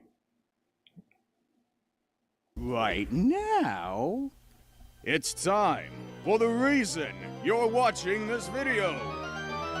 World saving! Okay, so that little voice acting thing, that was actually my voice. And I added my own little, reverb to it, because I was kind of in a phase where I was trying to mimic a Smash Brothers announcer, kind of thing, like that you hear in Super Smash Brothers Ultimate and such.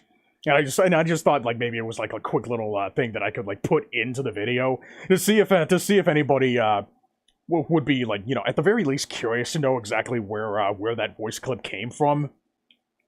But yeah, that was me, and I actually uploaded a proof of concept file collection on Game Banana that has a more generic Smash Brothers voice clip collection. I only have the default 12 characters on there, but if anybody wants to hear them, it didn't really get a whole lot of traction. Not a lot of people really not really gave a shit about it, so I didn't really follow through with it.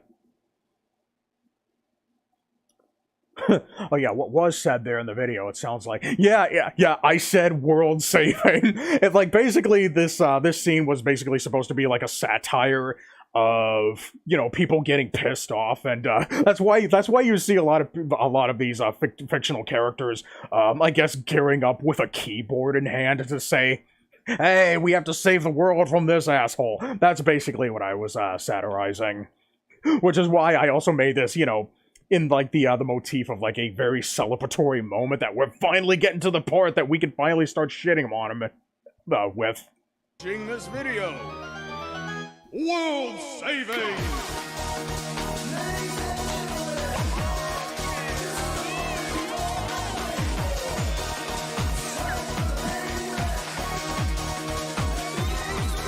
Yeah, this part here, yeah, this little shadow intro thing was probably took me the most amount of time editing, because what I did was that I basically stopped and changed the position of that keyboard on every single frame, and that took me about, like, what I want to say, like, maybe 30 minutes. You know, not helping is the fact that that my PC was doing such a terrible job at, you know, rendering videos. So I probably could have gotten this done, like, significantly faster if, you know, if I actually had a good PC for, you know, editing videos. But yeah, this one quick fucking, like, you know, 1 second clip here took me probably the longest out of this whole, you know, like, you know, 20-second, like, celebration thing. Okay, I see. Yeah, that's basically what my intention was with this section here. How poetic is it, by the way, that I actually start talking about this shit at exactly the 15-minute mark? Amazing freeze frame, by the way. Holy shit. It looks like he has a derpy face. Oh god. Oh my god. What a perfect place to pause it. Jeez. Okay. So as I indirectly stated before, most of my issues with Sonic games come from the gameplay. I like the music, I like the graphics, I like all that jazz. The stories I really couldn't give two shits less about, adventure series or otherwise. And this is going to be the last time that you see the little story arc about the remakes versus the originals. As you can see, the remakes ended up coming out on top. This was actually kind of supposed to be like an indication that I was a bigger fan of the remakes than the originals, despite the fact that I never played the originals before. That was kind of an ignorant thing for me to do, but it was also like, it was also just something that I wanted to do to try to, like, you know, conclude the, I guess, the remake versus original, you know, story arc, I guess, while also having, you know, let's see, adventure series. I guess I also kind of put Sonic Rush Adventure here on the side, technically, because it was, you know, people would sometimes, you know, confuse this game as part of the adventure series. I don't remember what I said before. What did I say before here again? Hold on. I like the music, I like the graphics, I like all that jazz. The stories I really couldn't give two shits less about. Yeah, okay, so yeah, I was commenting on the whole, like, storyline thing. Series or otherwise. Yeah, and I think Sonic Rush also had a pretty prominent story as well, along with Sonic Battle and Sonic Chronicles.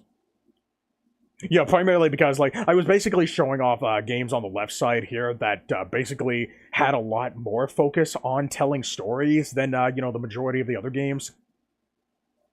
But at the end of the day, these are still video games.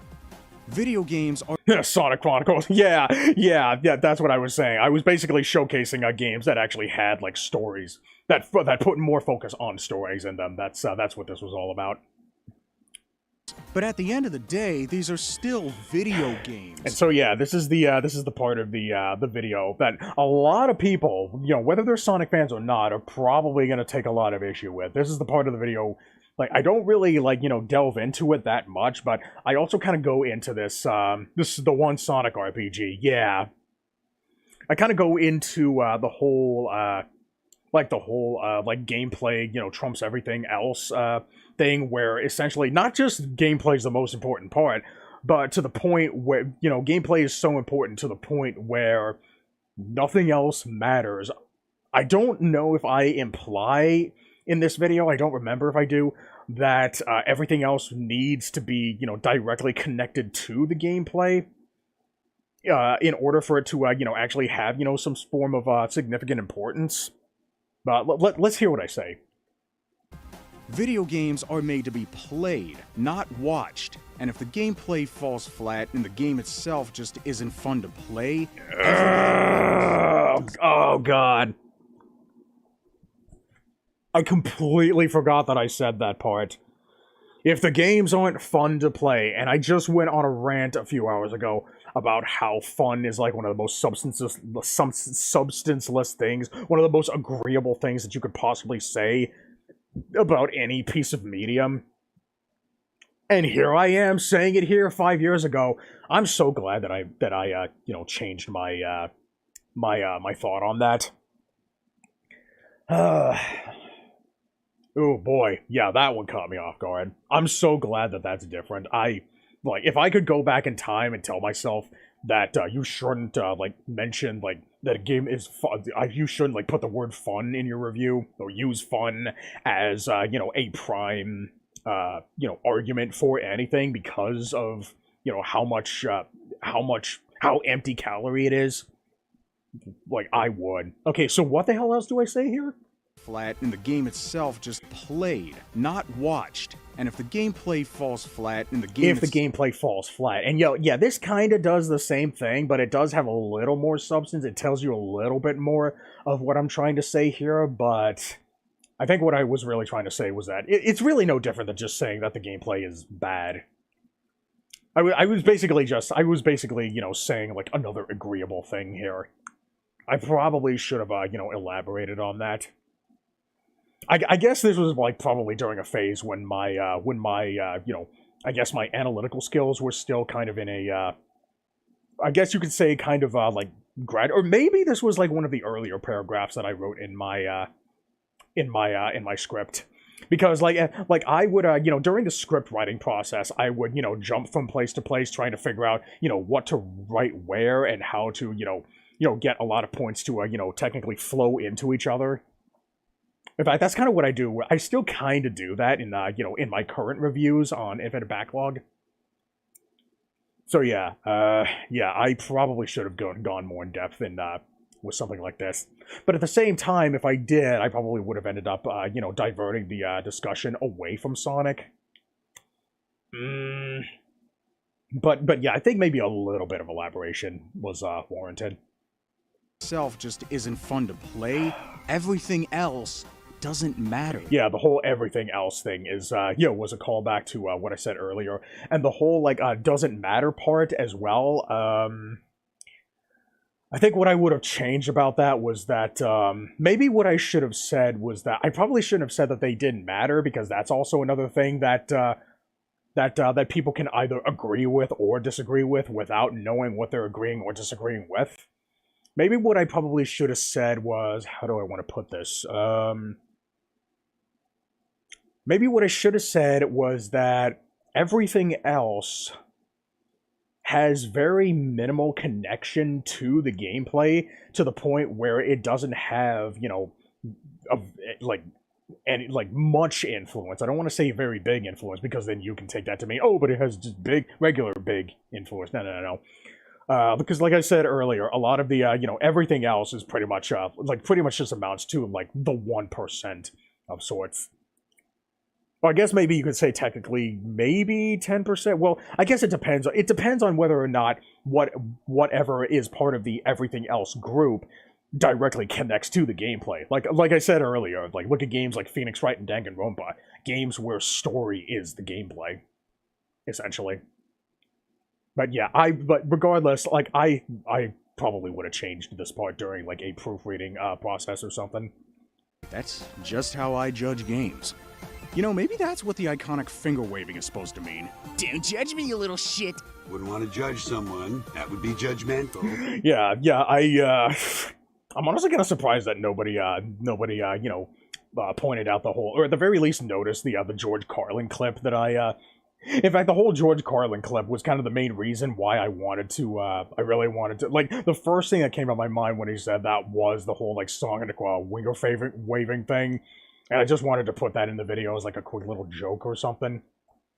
Primarily because, that's just his iconic thing, and I wanted to, like, make fun of it at some point. It was a joke. The most common criticism that Sonic fans seem to here take we issue go. with people Here we go. Now we're gonna talk. Funny how like when I say that I'm about to talk about the things that I don't like in this game, and the first thing that I start talking about is one of the most common criticisms that that people level against Sonic games, and which is this. The most common criticism that Sonic fans seem to take issue with. Son of a bitch! Holy crap! Mission.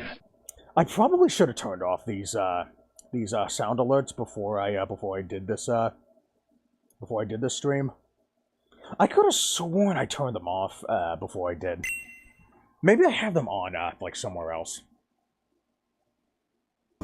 That would be judgmental. The most common criticism that Sonic fans seem to take issue with people saying is so loud. Yeah, I'm sorry. I thought I turned them off before doing the stream, but I guess I didn't. Wait a minute. Hold on a second. Was I supposed to click save somewhere? I don't see a save thing anywhere. Because I thought I turned them off before I went live. That's so weird how it didn't save. Yeah, sorry. I'll try to change the the volume on that when I get the chance to. But yeah, I thought I turned that off. I'm sorry about that. Okay. Anyways, it's this. Be judgmental. the most common criticism that Sonic fans seem to take issue with people saying is all you do is hold right and occasionally press A. That's the one thing that people will not shut the fuck up about, both on the anti-Sonic side and the pro-Sonic side. The anti-Sonic side because I don't think they actually know what they're really saying when they say something like this. I think this is just because the problem with this argument is that so much gets lost in translation. This is not, I don't believe that this is an accurate generalization of what the main issue with a lot of, especially 2D Sonic games are. And I think what's going on is that the pro Sonic side is kind of taking advantage of that lack of substance in this argument, and they're using this against them to make them look like bigger idiots than they probably already are. Now, I don't like as you can see here, like I'm one of those people. I'm not one of those people who says this because I believe that there's there's something much deeper going on here. But the reason why a lot of people say this specifically is just because it's easier to remember. It's easier to generalize. Like, it's easier to carry with you to the grave. There's not a whole lot of weight behind it.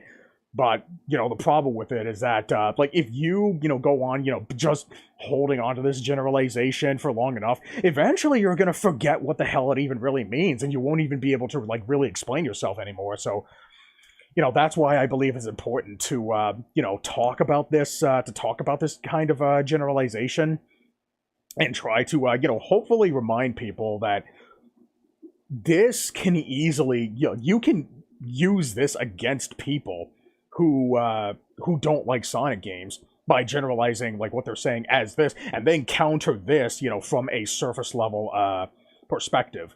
So, I think what I'm going to try to do here is that I'm going to try to go into the nitty-gritty as to what people might say when they mean, while also trying to give my own interpretation of what I could probably mean if I were to say something like this. I would never say something like this because, again, too much would get lost in translation.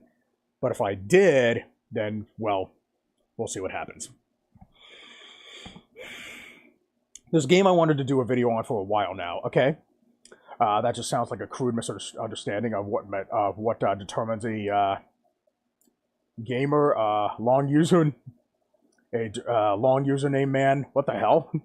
That just sounds like a crude misunderstanding of what determines a Gamer, do you want to try that one again? I don't think I understand your point.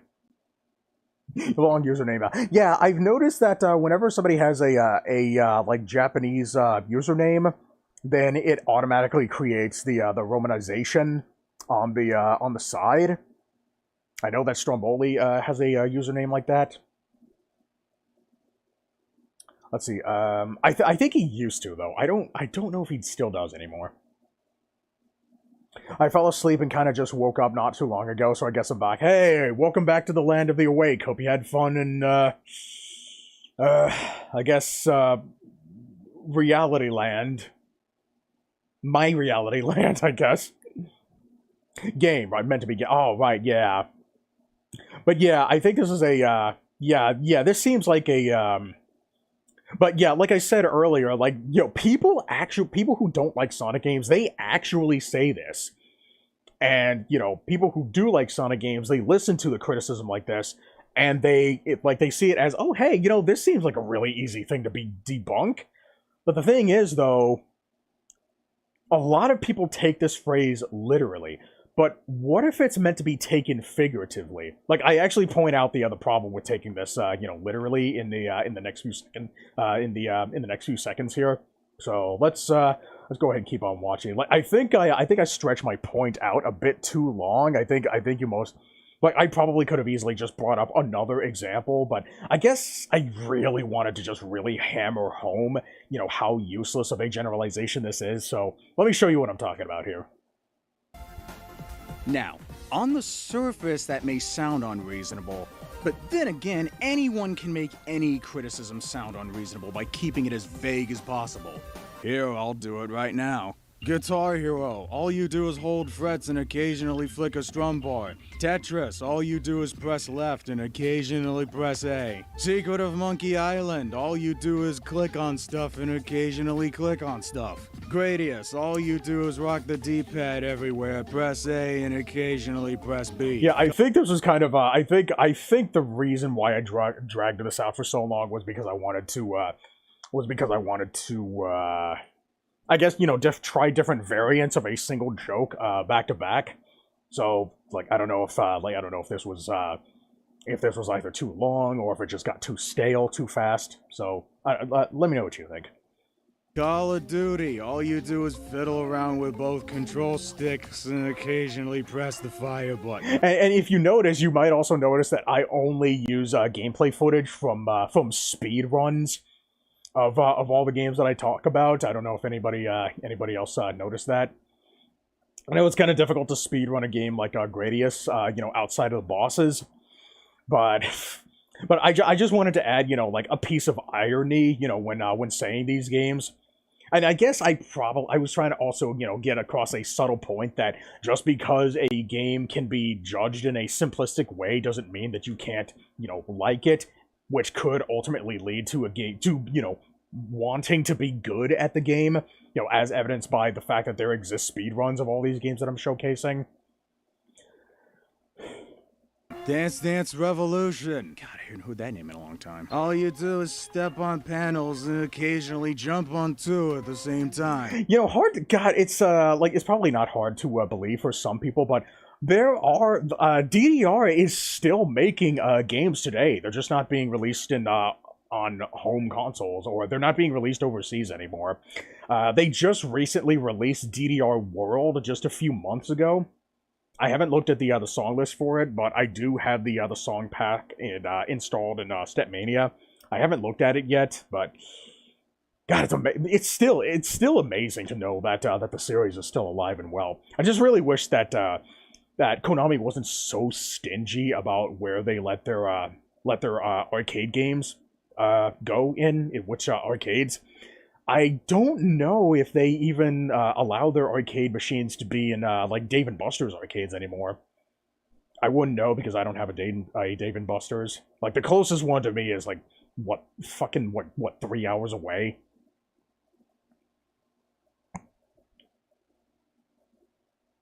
Let's see. If you switch your language to Japanese, then text for display name. Your text for display name says, customize your display name, set a display name with Chinese, Japanese, or Korean characters.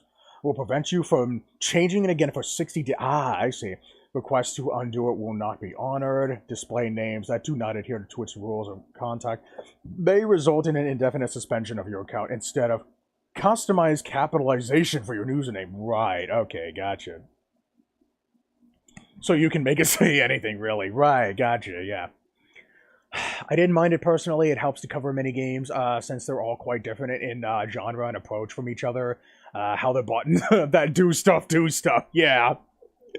Yeah, but yeah, I guess that's one benefit that you could say about this section being as long as it is that it can actually apply to, you know, virtually any game. And also, like, I guess you could also say that the reason why I show as many games as I do is so I could make the next animation that you're about to see here in a few seconds. I'm gonna try playing ARM again. I need a break from my grindy game. Okay, all right. Have fun with that. You heard about the other Nintendo Music stuff? Yeah. I've noticed that a lot of people in the Smash Custom Music backend Telegram like talking about like the Nintendo Music thing, but I haven't heard anything about it.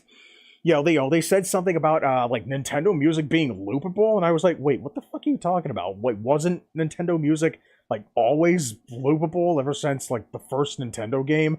Ever since fucking Donkey Kong? Like, what the hell are you talking about here? I'm surprised you didn't use Mario as joke fodder here. Funny you say that, because this is probably like, well, just watch. Just fucking watch. Super Mario Brothers. All you do is hold right and occasionally press A. You can literally make the exact same generalization for the original Super Mario Brothers, the very video game that was responsible for creating Sonic the Hedgehog. Nobody else has ever made that joke. I am the only one who fucking did. I'd like to think I deserve at least a fucking brownie for making that connection, okay? It's funny that you say that I didn't use Mario as fodder joke, but the truth is, this is actually the most important part of the joke. Like, all of this was actually supposed to be building up to this one moment. All you do is hold right and occasionally press A. In fact, that criticism actually rings truer for a game like this because of the nature of just going from left to right, and you can't ever go backwards. Maybe except for like a foot or so. I'm proud of this one. I think, you know what? I changed my mind. I think all of that other all those other games that I brought up, it was all for the all for the purpose of building up to this moment. Like, I really wanted this. This generalization to hit hard, primarily because it's the exact same criticism that people levy against Sonic games. Okay, so that now you know that I don't ever say this about Sonic. Okay, if I'm willing to make this kind of connection to a Mario game, you can't fucking tell me that I'm just doing this for clout, okay? Okay? No? Okay, well, let's talk then. Would you like to talk? Whatever, dude. That was an Sarkeesian joke, if that wasn't clear. Anyways, what did I miss? It was this next one over, of course. Nintendo released a new app called Nintendo Music. Ah, okay, that's what it is. Yeah, when somebody said Nintendo Music, I thought they were literally referring to music from Nintendo games. I guess you didn't hear about it. No, I did not hear about it. I guess when I saw it in the Telegram discussion, like, it didn't immediately click with me because like the name was so generic, and I thought they were just referring to just music in general, not a specific application. You know, because they didn't make that clear. Yeah, I didn't hear about it. I love the way you say Super Mario Brothers there. Yeah, I was trying to. I was basically trying to come up with a a more like satirical voice, trying to create a caricature of somebody who says this kind of thing, but then applies that to like other video games. You hear they killed off Ryujinx? Ryujinx. What's Ryujinx? I'm not familiar with that. Was that another application? Oh, was that an emulator? Oh wait, was that a Switch emulator? Was that another Switch emulator? I know that they went after Yuzu, but I thought that was because people were just playing Tears of the Kingdom before it came out, and like Yuzu was like responsible for that like in some way. Because emulators don't they're not actually doing anything illegal. At least not by themselves. So Nintendo, well, technically you can go after them, and you basically have to bank on the fact that they that the guys who made the emulators don't actually know better. Mission! Mission! Sorry about the loud noises. I'll see if I can try to fix that at some point. But I just really want to stay on this this Halloween event, because there is a Master Ball up for grabs, and I do not want to miss it. So sorry for that. Let's see. Guess we're gonna try the hardest to keep down emulators for Switch 2. Yeah! Yeah, I wonder... Well, we don't really have any confirmation that it's going to be a Switch 2. They haven't really told us what the name is. All they told us was that there was going to be, at the very least, like an announcement for the next console. Like somewhere around the end of the fiscal year, which is March of 2025. But I do still think that they're going to make this next console a Christmas release.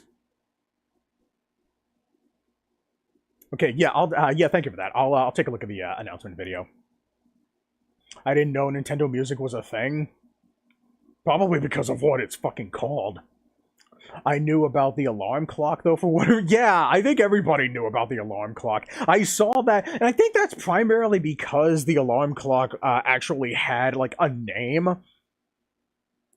It's still a generic name, but when you see the name, you can immediately tie it to, like, it being the name of an actual product, and it sounds like a Nintendo thing to name a product.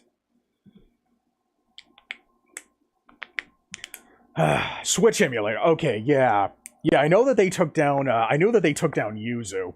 And I heard that they took down like another emulator too. But I didn't know exactly what it was.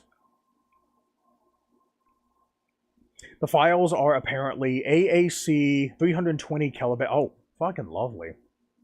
But are very weirdly formatted to where we can't rip them easily. I sent you 2 songs. I used a physical sound card to record, and they do sound better than the OG source. Oh, yeah, you know what? That actually does make sense. Okay.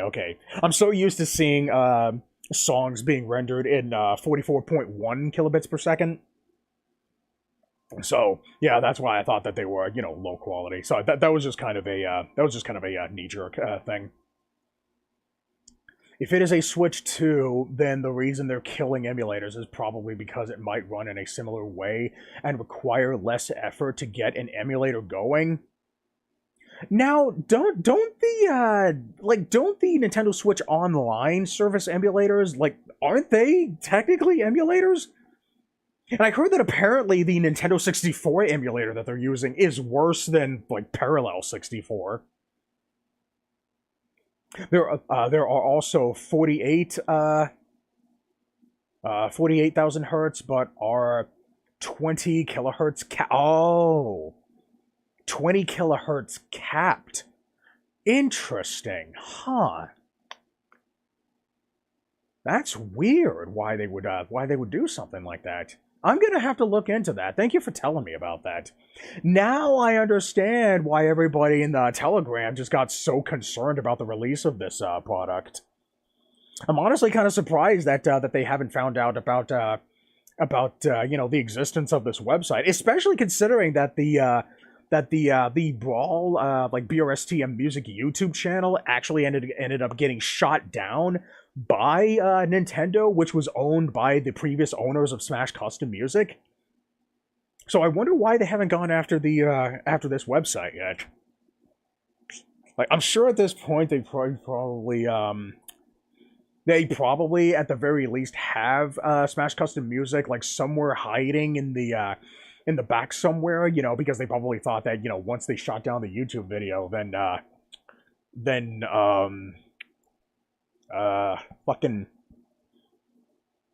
then they probably just forgot about you know, the website. So you know, there's always that lingering thought now in the back of your head where you're like, how long can we get away from this? How long can we stay, you know, under the shadows? In fact, you know, we actually have a feature, you know, in the back end where we can, you know, check off all of the, you know, Nintendo first-party games. That way we can list off, you know, what we need to create, you know, hard backups of in case Nintendo does come after us.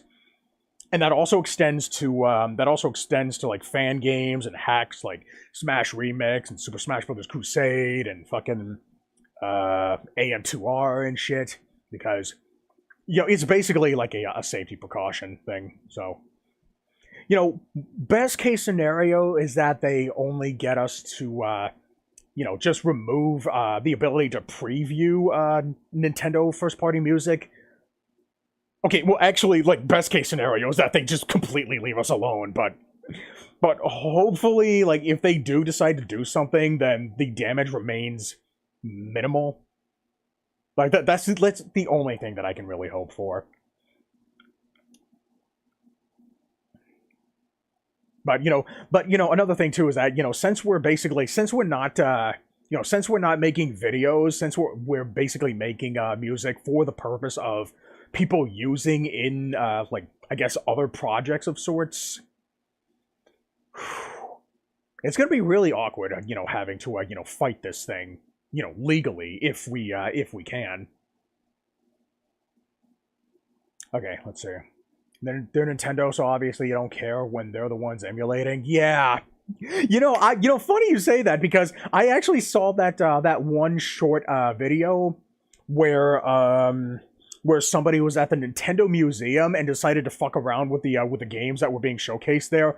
Somebody actually took one of the controllers and actually disconnected it from the video game, and when he or she did, there was that fucking Windows sound effect that played when you disconnect something from the PC, and you hear the you know, the connected sound effect when they plugged it back in. He or she plugged it back in. It's like, hey, I thought you were against emulation. What the fuck, dude? But at the same time, you know, one could also technically argue that the NES and Super Nintendo games and N64 games and such, you know, that are being offered on the Nintendo Switch Online thing were already using emulation as well, so, you know, there's an argument for the other side, but I'm not entirely sure how strong it is, especially when you're talking about an emulator that's actually being, you know, coded by Nintendo into the console itself, and they're not just using Windows PCs. Kind of makes you wonder, I think they might actually be using the same emulators that are on these Switch consoles as well. Let's see, I can send you a file from the app and you can see what I mean by weird formatted. Yeah, okay, yeah, send me that when you get the chance. The Nintendo Music app looks like YouTube Music. Yeah, I really hate how boring they're fucking making everything look these days. Yeah, I saw that one. Yeah, can you? God, I really wish we could go back to the days where, like, game consoles were actually trying to be creative about their dashboards. Like, look at the fucking dashboard on, like, the original Xbox 360, or, like, the PlayStation 2 or something. Like, they were actually really fucking creative, because they were actually trying to, like, look appealing. Like, they were trying to, like, make, you know, user interfaces that actually made them stand out from the rest of the crowd. Like, there was none of this, like, you know, modern day, like, slim, basic fucking, oh, hey, we want to make this shit easy to read for all the old farts out there. Like, they actually tried to gear this shit for fucking gamers, and they looked so fucking cool. I was actually kind of tempted to I was actually kind of tempted to make the Xbox dashboard background actually integrated, in the whole fucking overlay thing, but I decided against it because I thought that the greens were just a little too red to really fit with the other theme of my overlay. But what I really want to do is get some kind of very lightly animated overlay at some point, but I need to figure out how to implement that without taking up a whole lot of space in the in the stream and on my hard drive. I'm already taking up a lot of space with with how I coded my transition screen when I'm transitioning between scenes on my Leorn board here. This is the app on the Play Store. It looks too simple. Yeah, I'll download that once I get the chance to. I suppose I can understand Nintendo's argument that most modern emulators, even though that they're designed for non-piracy purposes, are mostly used with piracy in tandem. The thing is, though, that's not really the emulator's problem. Like if you have a problem with people emulating games, pirating games, take it up with the people who are actually doing the pirating. Take it up with me. Like, I'm the one who's actually, pirating games and playing them on emulators. But, of course, Nintendo, like fucking sue me. Like, leave the emulator. Like, the emulators themselves aren't doing anything illegal. In fact, that's actually kind of the main reason why you have to download a BIOS file completely independently from from the emulators too, because they're also programs that are they're basically like the dashboards that are in the games, especially a lot of the disc-based consoles like the PlayStation, Sega Saturn, Dreamcast, and such. Oh yeah, the Blades dashboard. Yeah, that was pretty fucking cool. Yeah, that was definitely the best one. It's funny you say that because I was actually looking into a couple of RGH modded Xbox 360s, so I can try to. I'm actually trying to make an active effort to add the Xbox 360 to Retro Viewers Choice. I haven't decided on an Xbox 360 just yet, but I am looking. So I don't know when I'll make a commitment, because once I make a commitment, I'm pretty much stuck with just that one. So, and once I do get it, like, I'm probably not going to fuck with it too much, because I don't want to risk bricking the damn thing. So I'll find something. And unfortunately, the only way that you can soft mod you can't soft mod a 360. Like, you actually have to open it up and do soldering in order to mod the damn thing. Let's see. To be frank, as long as the emulators exist, they will perpetuate piracy. Yeah, like, the only way to stop piracy for good is by just completely eradicating the internet from existence. Because people always find ways. And besides, not to mention, if these game companies aren't going to, take the liberties to, make a lot of these games, conveniently available for the, general consumer to purchase, how the hell can you blame us for taking matters into our own hands? I mean, how the hell are we supposed to play, like, Xbox Live indie games without pirating shit? What about, how the hell am I supposed to fucking play Yaris? Now that it's not digitally available anymore. I guess maybe another example is the standalone, like, arcade games like X-Men and the Simpsons game that used to be on the Xbox 360 and PlayStation 3. I don't think you can download those anymore. Even if they do not endorse it in any way, right? But Nintendo, man. Adding 360 to viewer choice, yes, that's what I'm trying to do, but it's probably going to be a while before I can do that, because I'm also going to need to figure out how to add games to the console. I need to figure out how to, like, take stuff off. I'm probably also going to need, like, a bigger hard drive, to fit a lot of these games onto them. So, but it is an option that I'm currently actively seeking to commit to. So watch out for that. Do I have just the title? Do I have just the title for you? Oh boy, looking forward to that. Now, keep in mind, if I do add this to Retro Viewer's Choice, I'm probably not going to be able to allow Xbox indie titles right away because those games use a completely different framework altogether. It's going to take me a little bit to figure out how I can get those to work on this 360, because apparently Xenia does not have, the Xbox 360 emulator. Xenia does not have the ability to play Xbox Live Indie games because of that framework. As far as my knowledge goes, a modded Xbox 360 is the only way to play these games. You can't even play it on an unmodded 360 anymore, because that literally requires connecting to the internet. And because the servers shut down for the Xbox 360, you cannot play Xbox Live Indie games anymore on a unmodded console. So just keep that in mind. And I'm going to see if I can try to, get original Xbox games on this thing, too. I'm probably not going to get a whole lot for them, because I already have, Xbox exclusives in our Retro Viewer's Choice, and Zemo seems to be working relatively well for most of the games. But yeah, let's see, damn, one of those was going to be much. Oh god, I'm sorry about this. Yeah, for Xbox Live Indie games, you're going to have to wait a little longer. I don't suppose it was Castle Miner Z, was it? Because I know that was the most popular one. In fact, there were a couple of popular ones. I distinctly remember one game called I Made a Game with Zombies in it. Like, that was probably, like, one of the most prominent ones. And then there was also, I think there was also, like, Guncraft. There was actually quite a sizable number of Minecraft clones in the Xbox Live Indie game scene.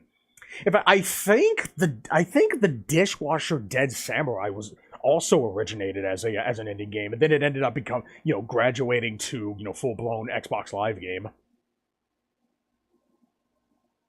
Dungeon Defenders, I know that was also another popular one. Yeah, the Xbox Live indie game scene was it was quite the Wild West. There was a lot of weird fucking games on there. I distinctly remember this one weird game that I thought was the fucking weirdest one of them all, even weirder than Baby Maker Extreme. It was called RE colon. Is it a colon? Yeah, it was Get to School on Time. I highly doubt you're going to find any gameplay footage of it. If you do, it's probably going to be like the one and only game that exists on the entire video. But that game left one hell of an impression on me. If you are sensitive to having photosensitive seizures, do not play that game, okay? That's your warning.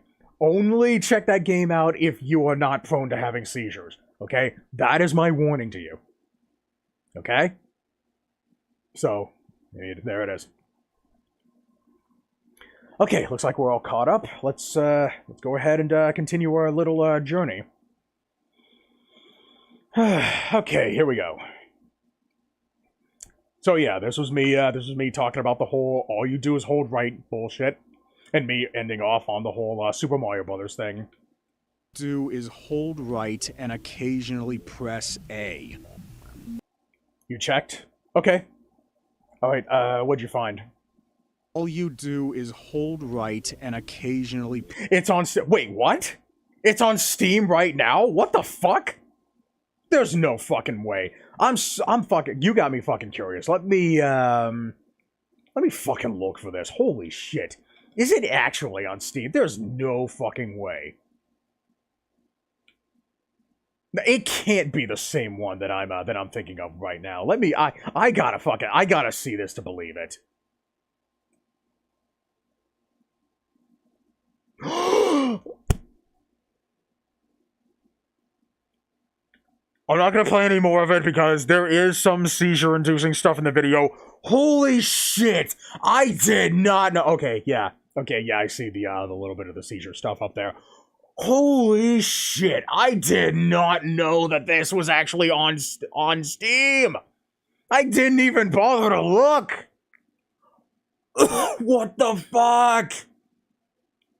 Oh my fucking god. Do not buy this game at full price. Like, you can literally beat this entire game before the in-game indie timer runs out. It is so fucking horrible. Hell, it's not even worth $5. Like, I'd say it's worth, like, maybe 50 cents. Okay, so yeah, I can at the very least show you some, show you the, the images. So yeah, this is the second level where this like random fucking monster thing is chasing you, but it's not really chasing you. It's just like a lazily coded monster that just animates behind you as you move. But yeah, this second level is the worst fucking one of them all because of how it's just so terribly coded. And there's a couple of different I guess gameplay styles here. And this is basically like the screen clear thing. And this is also one of the I think this is actually like the first level in the whole game. Like, all you have to do in order to clear it is just draw anything at all. Like, you can even draw just a single dot and you're already fucking done. This title is famously difficult, only intended for highly skilled players. Only the second level. Whoa! Don't play that. I don't want anybody getting seizures here. It's okay. But yeah, if you can pirate this game, just fucking do that. This game is not worth your money. Holy shit. Wow, I had no idea this game was actually on sale. Holy shit. Dude, what other fucking games are on sale here? Because I know that that very, very few indie games actually made it onto digital storefronts. I wonder, it probably doesn't have Cubetron. Okay, so yeah, there's a game called Cubetron. It's spelled Cubetron, I think 3D. I think that might be the full title of the game. It's basically a blockout alternative, and I've had like such an itching to play this game again just so I can compare it to Blockout, just to see if it really is the superior version of that game. Because I know that it has a next feature, and you can actually move the camera around to see all the angles of the playing field. I think you can turn it in all 6 directions and not just 3 directions, like in one, not just one direction in kind of like in Blockout. And I think there might also be a fast fall feature too. So yeah, I'm really hoping that this game is resurfaces at some point. Again, the title is Cubetron 3D. Watch the trailer? You mean for this game or for Cubetron?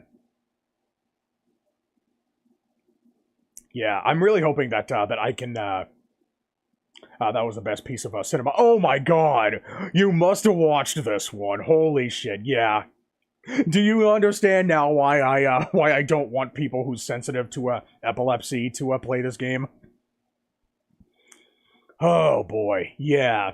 Do not buy this game. It is so fucking terrible. Like the hitboxes, the physics are super fucking binary. And like you take so much. Like I don't think there are a lot of recovery items in this level. And this what you're looking at right now here is the longest level in the whole game.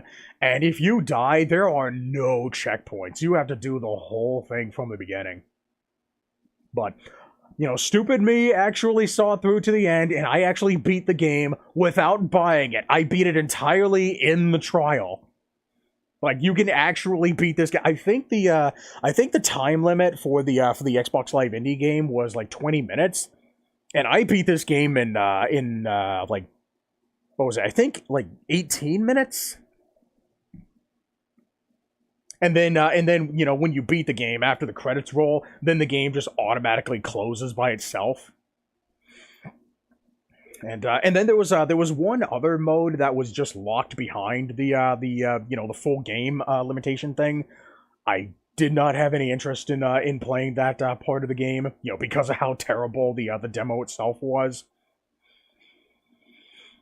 But, you know, if you're really fucking curious about this game, either get it on a super generous sale, like 50 cents or something, or just fucking download it illegally. Because this game does not deserve any more money than that. At least it's not the scam bundles. Yeah, at least it's not that. But holy shit. But, yeah. Yeah, hopefully I can at the very least get this this Cubetron game running that I talked about earlier.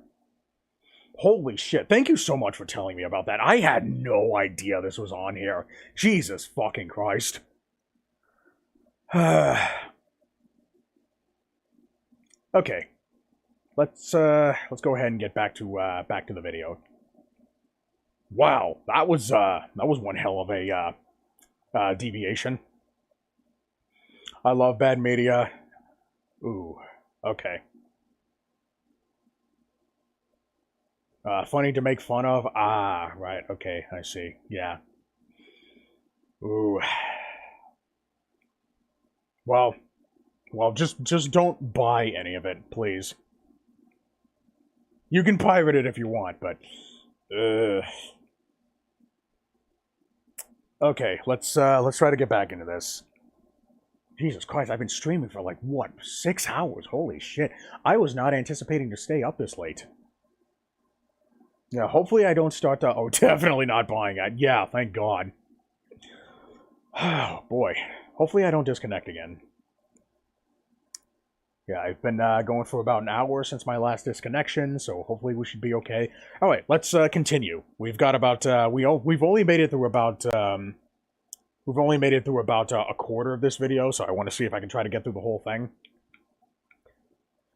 Alright, so... We left off at the all you do is hold right shit. Super Mario Brothers, all you do is hold right and occasionally press A. I mean, if you want to get technical, sure, maybe that's not all you do, but it kind of is. Yeah. I'm really... Whoa, what the fuck? Hey, what did you do that for? What the fuck? I mean... Okay, that was weird. It just fucking canceled out on me. Okay, let's try this again. Brothers, all you do is hold right and occasionally press A. But yeah, that's another reason why I wanted to, why I really wanted to, you know, showcase all these games, so I could make this little screen here. Sure, maybe that. And I even created like custom titles for all the different games. I have Speedman for Sonic. I have Rockman. I have the Guitar Hero one. It's called Rockman, and I even animated the little Mega Man icon to actually, you know, look at the Rockman name for like an extended period of time after looking at everything else to be all like, where have I heard that name before? Then you got Drop Man for the Tetris one. Then you got Pirate Man for Escape from Monkey Island. You got Viper Man for Gradius, you know, because, you know, the name of the ship is called the Vic Viper. And then you got Shoot Man. We have a Jump Man and a Shoot Man. And then we got Jump and Shoot Man in the middle. Sequelitis reference. If anybody didn't catch that. And then you got Step Man for DDR, or I guess technically Step Mania. I think that was a very you know, accurate title. And then, of course, you know, the only, like, accurate name in the whole fucking thing, Jumpman. Yeah, but yeah, this one also took a lot of work on my PC's end, because it had to, you know, run, like, fucking 8 different videos at the same time. Yeah, I know that couldn't have, you know, been healthy for my PC. I'm at Armor... Wait, you're at Armored Armadillo? Wait, I thought you beat Armored Armadillo. Yeah, because I told you to just use Electric Spark, and then you wouldn't need any more hints from me. Like, are you still having trouble with Armored Armadillo? Well, you know, if you need to, you can go to other levels and, you know, collect heart tanks and sub-tanks and such. Occasionally press A. I mean, if you want to get technical, sure, maybe that's not all you do, but it kind of is. It may not be the best way to summarize the criticism, but I don't think it's a wrong way to. God damn, I can't stop fucking looking at this screen. I'm actually pretty proud of this one. I think what they mean when they say that is that Sonic games don't require much thought. Oh, and also, one more thing I wanted to point out is that while I'm, you know, while I'm saying all this stuff about the whole, like, generalization thing, about how it's, you know, a semi-accurate generalization, but it's, I think I said that it was, like, uncharitable. You know, when I'm talking, I'm basically referring to every game that's currently, like, displayed on screen here. And also, when I, as you can see here, I don't think it's a wrong way to. and then, like, once I get to the point where I say this, I think what they mean when they say that. like, you know, while I'm saying that part, I'm still referring to all the other games on this screen here. But by the time the Sonic game completely fills up the screen like this, I think what they mean when they say that is that Sonic... This is the moment where I, you know, just start talking exclusively about Sonic games again. So I tried to make that sort of a, you know, a visual representation of the fact that I was only talking about, that I was talking about either, you know, all the games or only a specific game, you know, once all the other games, you know, got, you know, completely covered up. And I basically tried to, you know, create, like, sort of a transitioning point from the general argument to the, what people mean when they say, you know, the argument. So, there's that. I switched to Earthbound after my internet died, as I asked. Oh, okay, I see what you mean. Alright. I don't think it's a wrong way to. I think what they mean when they say that is that Sonic games don't require much thought or focus to play them.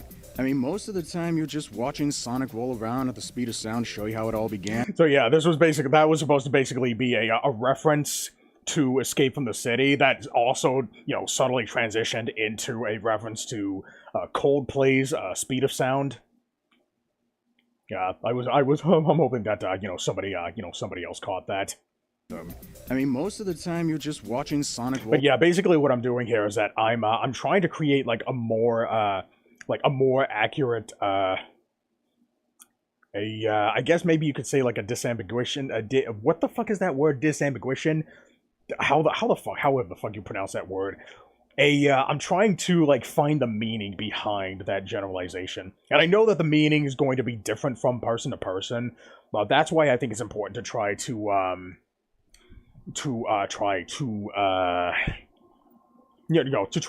talk about this stuff as much as we can. So, you know, I ate Subway for dinner yesterday because they got that $6.99 any foot long deal going on right now until the 2nd of November, aka tomorrow. Damn, you know, it seems like the prices of foot long sandwiches are just constantly going up. Like every other year or something. I distinctly remember when they made the whole like $5 foot long meme. You know, that actually ended up like catching on. But now they just keep bumping the bump. Like then it was $6 and now it seems like it's $7. But now it seems like the whole $7 thing is sandwiches being on sale now. God, I can't imagine what the regular prices is. I finally beat this mighty clone bitch. Mighty clone bitch. Oh, mighty armadillo. Okay. Like when you said mighty clone bitch, like the first thing that came to my mind was mighty number 9. I was trying to think about I was trying to think of a boss that shared like the same attributes as mighty armadillo. Yeah, I love that. I love that ad. That shit slapped. In fact, I actually remember one of those commercials having Nathan Drake doing the $5 foot long gesture at one point. but I don't think it was it was an Uncharted partnership. I think it was just like a quick thing that Sony allowed inside of one of their commercials. Well, like it didn't advertise like Drake's Fortune or anything. Like it was just like a quick thing that they put in there. Like I thought that was actually pretty cool.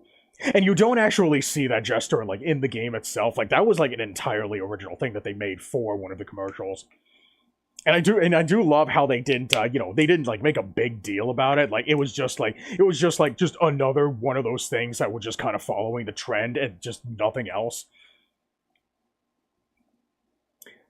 Okay, what's next? All right. So let's see. You beat Spark Mandrill and you beat Armored Armadillo. I would probably recommend maybe tackling... Yeah, do not go for a Launch Octopus just yet. Not until you beat Boomer Quanger. You can probably go after Boomer Quanger, like, at virtually any time. And, he's actually relatively easy to... his attacks are very easy to avoid, but he can be annoying. Like, he can also be a very tedious, boss to fight. Especially if you're not, hugging the ceiling the whole time. So you could probably go for him at any time. But I guess one boss that I could also probably go for, that you could probably also go for is... Let's see, who all is left? Oh, Flame Mammoth. Flame Mammoth is a very easy boss to go for. And his weakness is Storm Tornado as well. His attacks are very easy to avoid, so... And because you beat Chill Penguin, his stage is easy to travel through too. So, so that's probably another easy one that you can go through. His weapon's virtually useless too, but it's something that you can probably just go for. And it has a very easy heart tank to collect too, so that'll probably be your next stop. Boomer Kuwanger is the one on the bottom right corner of the screen. He's basically the stag beetle. No, not stag beetle. He's I guess he's a he looks like a beetle in the bottom right corner of the screen, and it takes place in like a vertical tower, like a vertical like radio tower of such, where 90% of the level is like entirely vertical based. That's the one. Okay. So, about the generalization. Require much thought or focus to play them.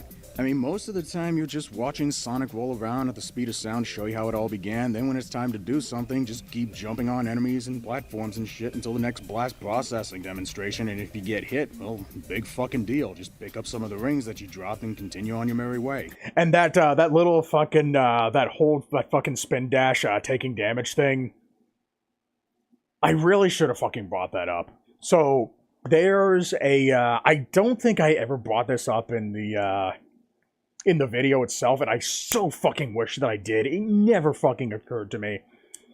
Is the common, defense that people come to, that you can just hold down to roll in order to have a way easier time with the game. That's mostly horseshit. And I think I actually responded to somebody in the comments section, basically refuting that. And I essentially said that holding down to defeat every enemy in a Sonic game is the equivalent to making every stage in Super Smash Bros. Ultimate competitively viable by turning off stage hazards.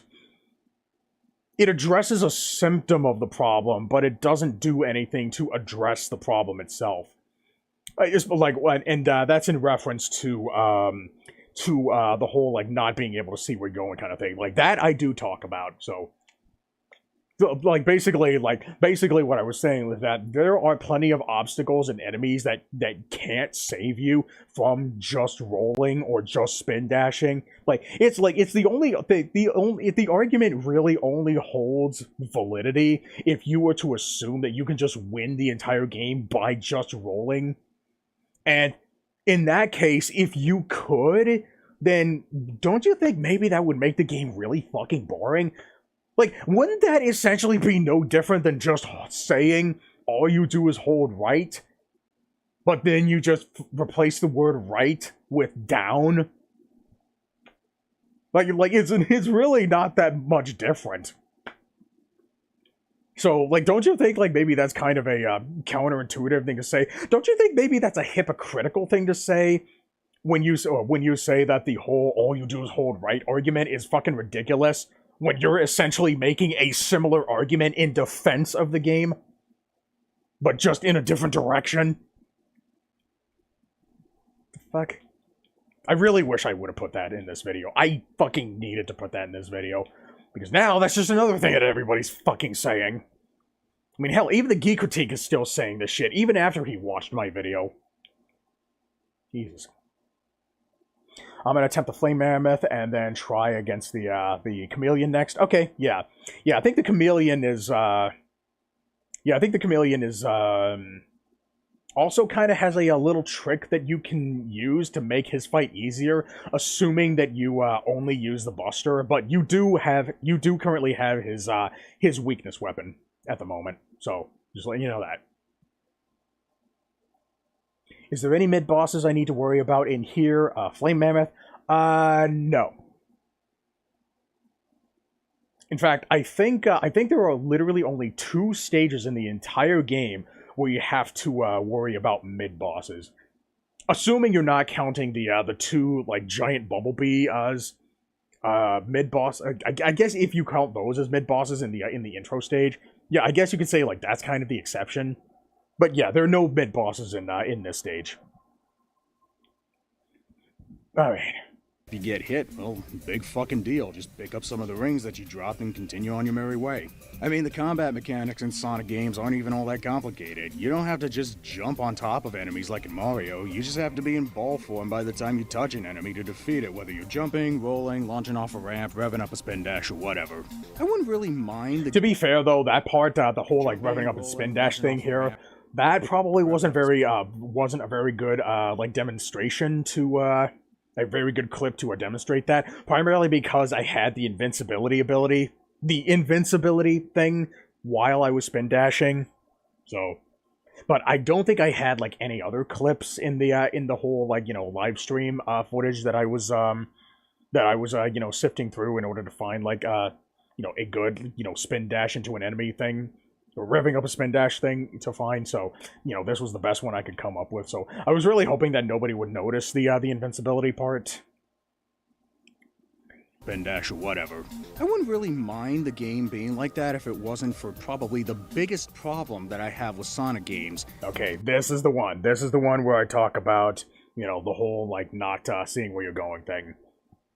Is that because there's only so much that's visible on screen, I can't see shit when I'm going 12 miles per second. Or... Yeah, as you can see there, like the only, like, if you weren't, like, if you didn't spin that, let me see. Yeah, I think the only way to get through that, that opening gate there in Ice Cap Zone Act 1 is to spin dash. And since you're already in a spin dash, you're pretty much already inclined to, you know, just keep spin dashing until you, you know, run to the edge of this ledge here, because the thing is, though, since I was going at just the right amount of speed to, you know, be able to react to the ledge that was at the end there, not knowing that jumping could actually, you know, cost you all of your rings. Like, that was a very mean thing to do, because by the time you reach the, because look at how far the whole, like, spike pit here, the spike wall thing here is from the ledge. Like I would have to, I would also need to be able to see this, which is already still, like, a good ways off screen, in order to know that I shouldn't jump at that moment. Don't do that. You might actually take damage. But if I don't jump here, would that mean I end up falling into a bottomless pit down there? Like, why the hell wouldn't I be inclined to jump upwards? You know, especially considering that the whole fucking, oh, if you go higher, you'll beat the game quicker, you know, thing that, you know, people like to fucking, like, parade around. When there's also the possibility, like, you could run into something like this. It's possible. Doesn't matter how rare it is. Is there any, let's see, I'm already there. So, spam tomato. Yeah, sure.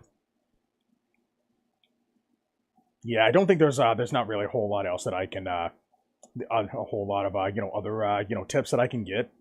Now, you can chop off Flame Mammoth's trunk with Boomer Quanger's weapon, but it doesn't really make the fight that much easier, since those oil puddles don't really slow you down that much. And you can easily jump out of them, too. Like they don't, stick you to the ground or anything. So, yeah, you can just spam Storm Tornado.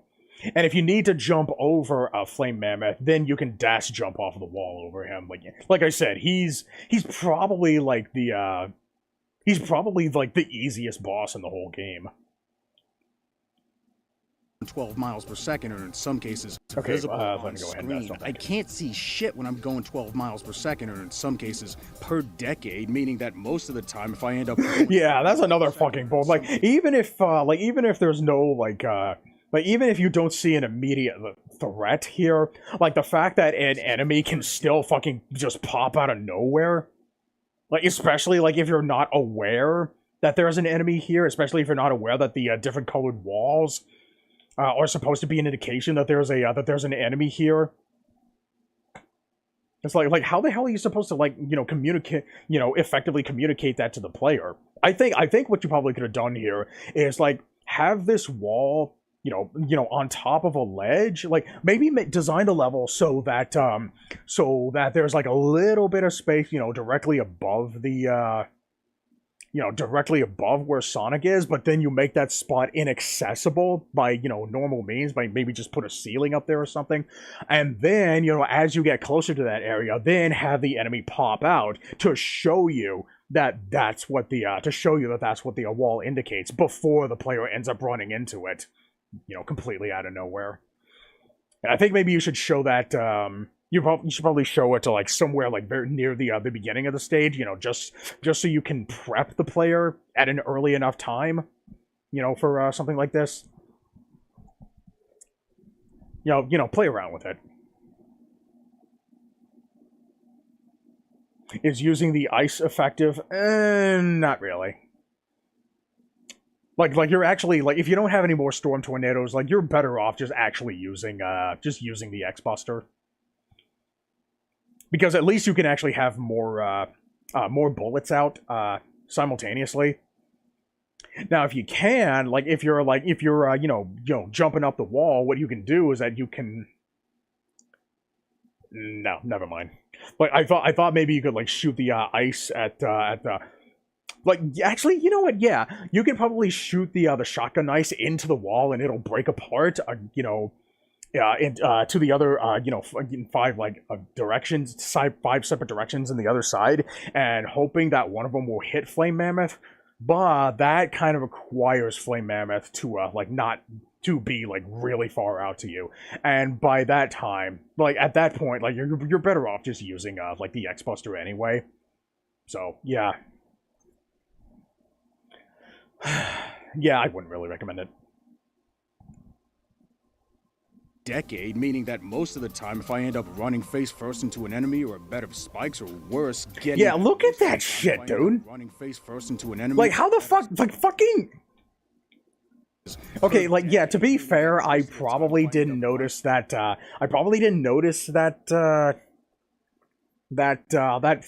fire spouting, hole thing up there above me in time, but I think that was probably because it was, incognitoed with the design of the aesthetics of the whole stage, so, it can be easy to miss.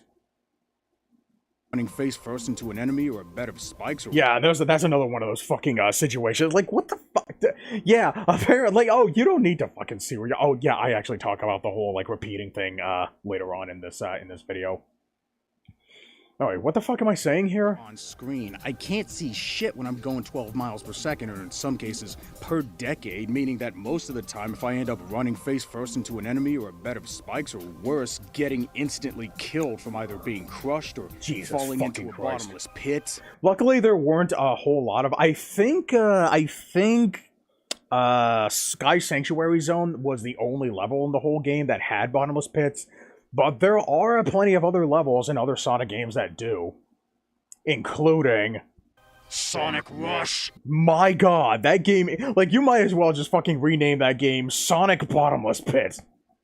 Like, that's like half the fucking game right there, I swear to god. That's the whole reason why I made that, made that reference to Sonic Rush, and I was really hoping that people would get the joke, but I guess they didn't. Like, do people just not notice? Do people just not notice that? It's because it just came out of nowhere and I couldn't do anything about it, so all I can really do is just pray I don't die and hope for the best. And I hope to God that I'm showing enough, examples on the screen while I'm saying all this to get my point across. I know that some games have tried to remedy this issue. The iOS versions of Sonic 1 and 2 added widescreen support so you can see a little bit more ahead of you. Yeah, you notice that little, 4x3 aspect, black box border thing that I did temporarily. And I guess technically now we can also add the Sonic Origins games to that list. Although I don't think that's what Daddy Palehead had in mind. I honestly had no idea that that was supposed to be a profile icon from the Daft Punk movie. Christian Whitehead. I called him Daddy Palehead because, pale is basically a synonym for white.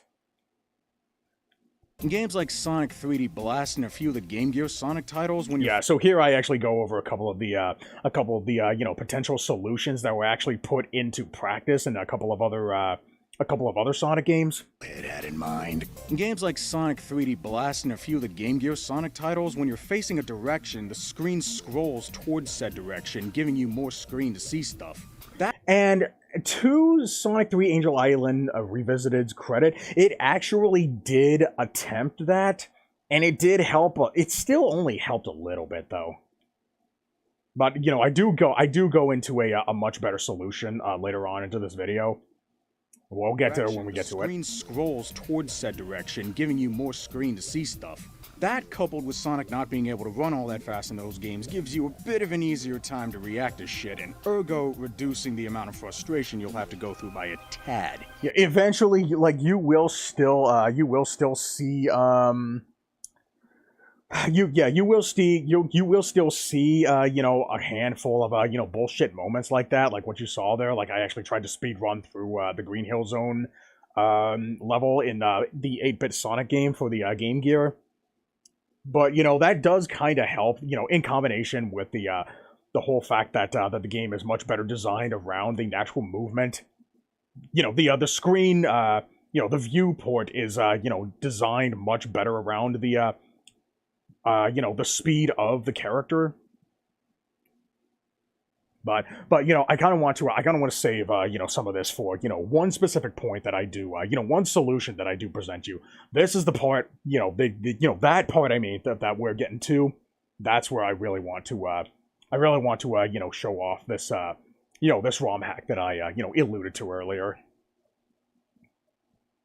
I'm at the Chameleon, Tips Peas. Okay, so, if you want to try a Buster-only run, Sting Chameleon has a move where he turns invisible and he, when he uninvisibles himself, well, I guess not uninvisible, he'll, pay attention to, where he moves on the wall. If he tries to move to, one of the corners of the wall, then that means he's going to do, his three shotgun whip at you. You can easily just, stay at the other corner and then just jump over those shots. And then that'll be a good opportunity to, to shoot him, during that moment. And there's also a move, where he, when he turns invisible, he might actually just stay there for a second. And what that means is that what he's going to do is that he's going to try to move closer to your position, and then make himself visible, and then whip at you with a tongue attack real quickly. You can use that to your advantage. What you can do is that you can get close to him, while he's in that standstill, try to get him to move down to you, and then, right when he starts to reappear, then dash away from him in order to avoid the attack. So, at some point, eventually what he'll do is that he'll drop from the wall, and that's a good opportunity to fire a charge shot at him. And every single time that he's on the ground, every single time he does one of two things. He either jumps right back on the wall to do the 3-hit shotgun thing at you, or he'll try to cause tremors in the ceiling in order to try to hit you with these little like spike ceiling things. Now, unfortunately, you can't react to those. You just kind of have to move around and hope to God you don't get hit. But during that time, you can take a few shots at him while he's up there, because he is just low enough to be able to reach him from the ground. You don't need to wall kick off of anything. Now, that's assuming you want to do a Buster-only run. But that actually kind of takes skill. So, if you want to do this the easy way, here's what you do. His weakness weapon is the boomerang cutter. And what you can do is that once you shoot him one time with the boomerang color, at least from the ceiling, he'll fall off, and then he'll jump to the other side of the ceiling. And then what you can do is that you can turn around and then just shoot another boomerang color in the opposite direction. Hit him from there, and essentially what you can do is that you can basically alternate back and forth between, shooting him on the left wall and shooting him on the right wall until, he's dead. But it's basically like the same deal as Spark Mandrill, except there's a little bit more movement, and the timing is a little bit different when it comes to, defeating him. But once you find the pattern, then you can basically, make a joke out of him as well, so... But yeah, shoot him from one direction, shoot him off of one corner, and then shoot him off the other corner immediately afterward, and then just alternate between those two corners, and he practically won't even have a chance to attack at that moment. Boomerang, I don't have that. Okay. Oh shit, that's right. Yeah, you don't have boomerang cutter. God damn it. I thought you were going for that one. Yeah, I forgot to tell you that, that you need... Let's see, Buster, Tornado, Fire, Ice, Shock, and Shield. Let's see, you don't have the arm upgrade. I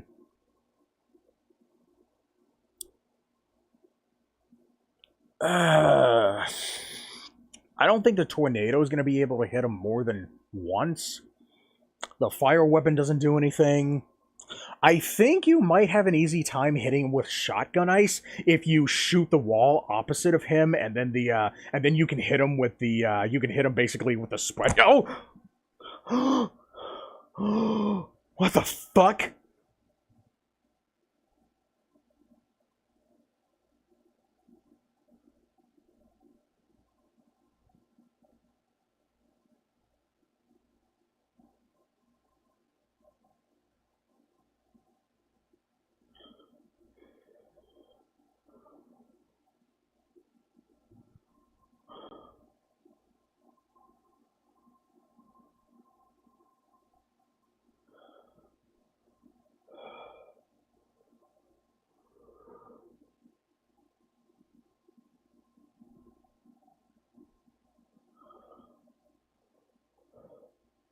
What the fuck was that? Give me 1 second.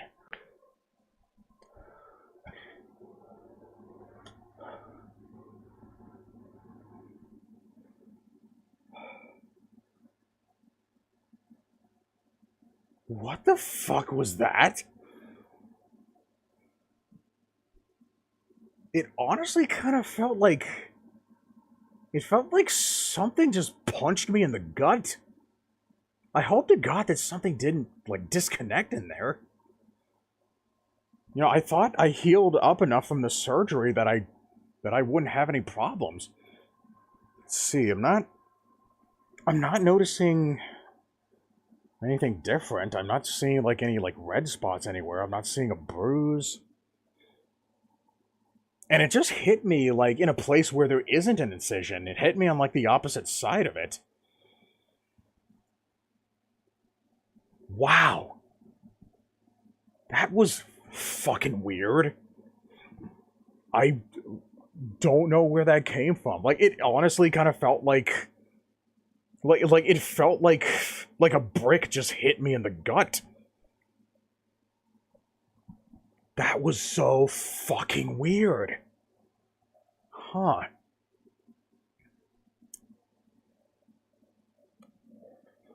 Okay. Well, shit. Okay. Wow. I'm okay. I'm okay, everybody. Do we need 911? No, we don't need 911. Not yet. Like I'm not in any pain. It just felt really fucking weird. Like somebody just fucking like socked me in the gut, like completely out of nowhere. I think I want to try shock with this. I don't know if electric spark. I don't know, like, you know, if you can hit him with electric spark, from the wall. I don't know if the electric spark reaches far enough to be able to reach him. But we'll try it. But yeah, like I should have suggested going for a boomer quanger first, because he is the one who will give you the boomerang cutter. So, yeah, sorry about that. It's the Sonic 3 Ghosts, because they're mad at you from this video. Coming back to haunt me again, huh? God damn it. Okay, let's try to continue with this. When it comes to jumping up, reducing the amount of frustration you'll have to go through by a tad. When it comes to jumping up stuff or taking a leap of faith when dropping, you are able to look up or down to see where you're going. And it's so funny, because so many people call that shit useless in a Sonic game, but funnily enough, like the people who say that don't actually see a problem with the whole like not being able to see where you're going shit, and yet those people are still trying to tell you that that widescreen is more than enough. Look, shut the fuck up. If your definition of more than enough, if widescreen is your idea of more than enough, what the fuck is your idea of just enough? Like 2 pixels on each side? And yet you think you can fucking tell me that you know the solution that'll fix my fucking problem, when I actually discovered a solution that I'm gonna get into later on in this video. I think I actually get into it in, oh wow, wow, we actually have to wait a good while. Shit. Okay. Up stuff or taking a leap of faith when dropping, you are able to look up or down to see where you're going. But to do that, you have to come to a dead stop and, in most games, hold the button for 2 whole seconds before the screen scrolls towards where you want to go. Pace killer much? And for some weird reason, people actually think that I had a good point with that. Oh, but just looking up or down, no, that's fucking useless. And besides, like, the whole fucking widescreen thing that everybody keeps fucking telling me about, what the hell does that do about the vertical, like the verticality of the viewpoint? You know, that's how you know that these people don't actually know what the fuck you're actually talking about. That's how you know that they can't actually give you a proper solution that isn't just... And these are the same fucking people that tell you about the fucking zooming this screen out being a bad idea. Like it's basically just people trying to fucking, like, come up with whatever reason that they can to not change the formula. You know, even though the formula, everybody's been making fun of other people, like, changing the formula in Sonic games all the fucking time. Oh, but that's not something that we should change. Convenience, man.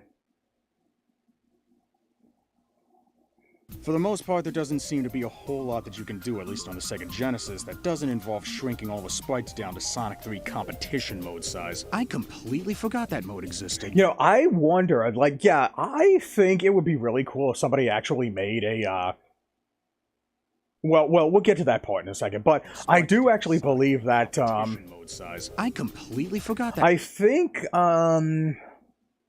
yeah, the whole, like, competition mode, I think that actually did the that actually, executed a Sonic idea better than the full game, primarily because the competition mode is very, it's lap-based, and the levels aren't that large. And, since you're required to run through the level multiple times, and, by the time you go through one, like, it's basically like the common racing game, where, once you do one lap around the course, then you pretty much already have a good idea as to what the course looks like. And because it's short enough, it's, easy to remember, where a lot of the turns are. And there's not really a whole lot of shortcuts that you have to remember. That same idea can also apply to, this competition mode. And I think a Sonic game could actually be better, having, more bite-sized levels that you just run through multiple times. Now, I know that Rollin' Rascal that's coming out in next year, I know Rolling Rascal is going to be, is also going to be, I think it's going to be lap-based as well, based on what I saw on the, I guess, in its little, like, Great Value Direct of sorts, where it talked about the second, like, roadmap content release thing, where it just released another map in the multiplayer prototype.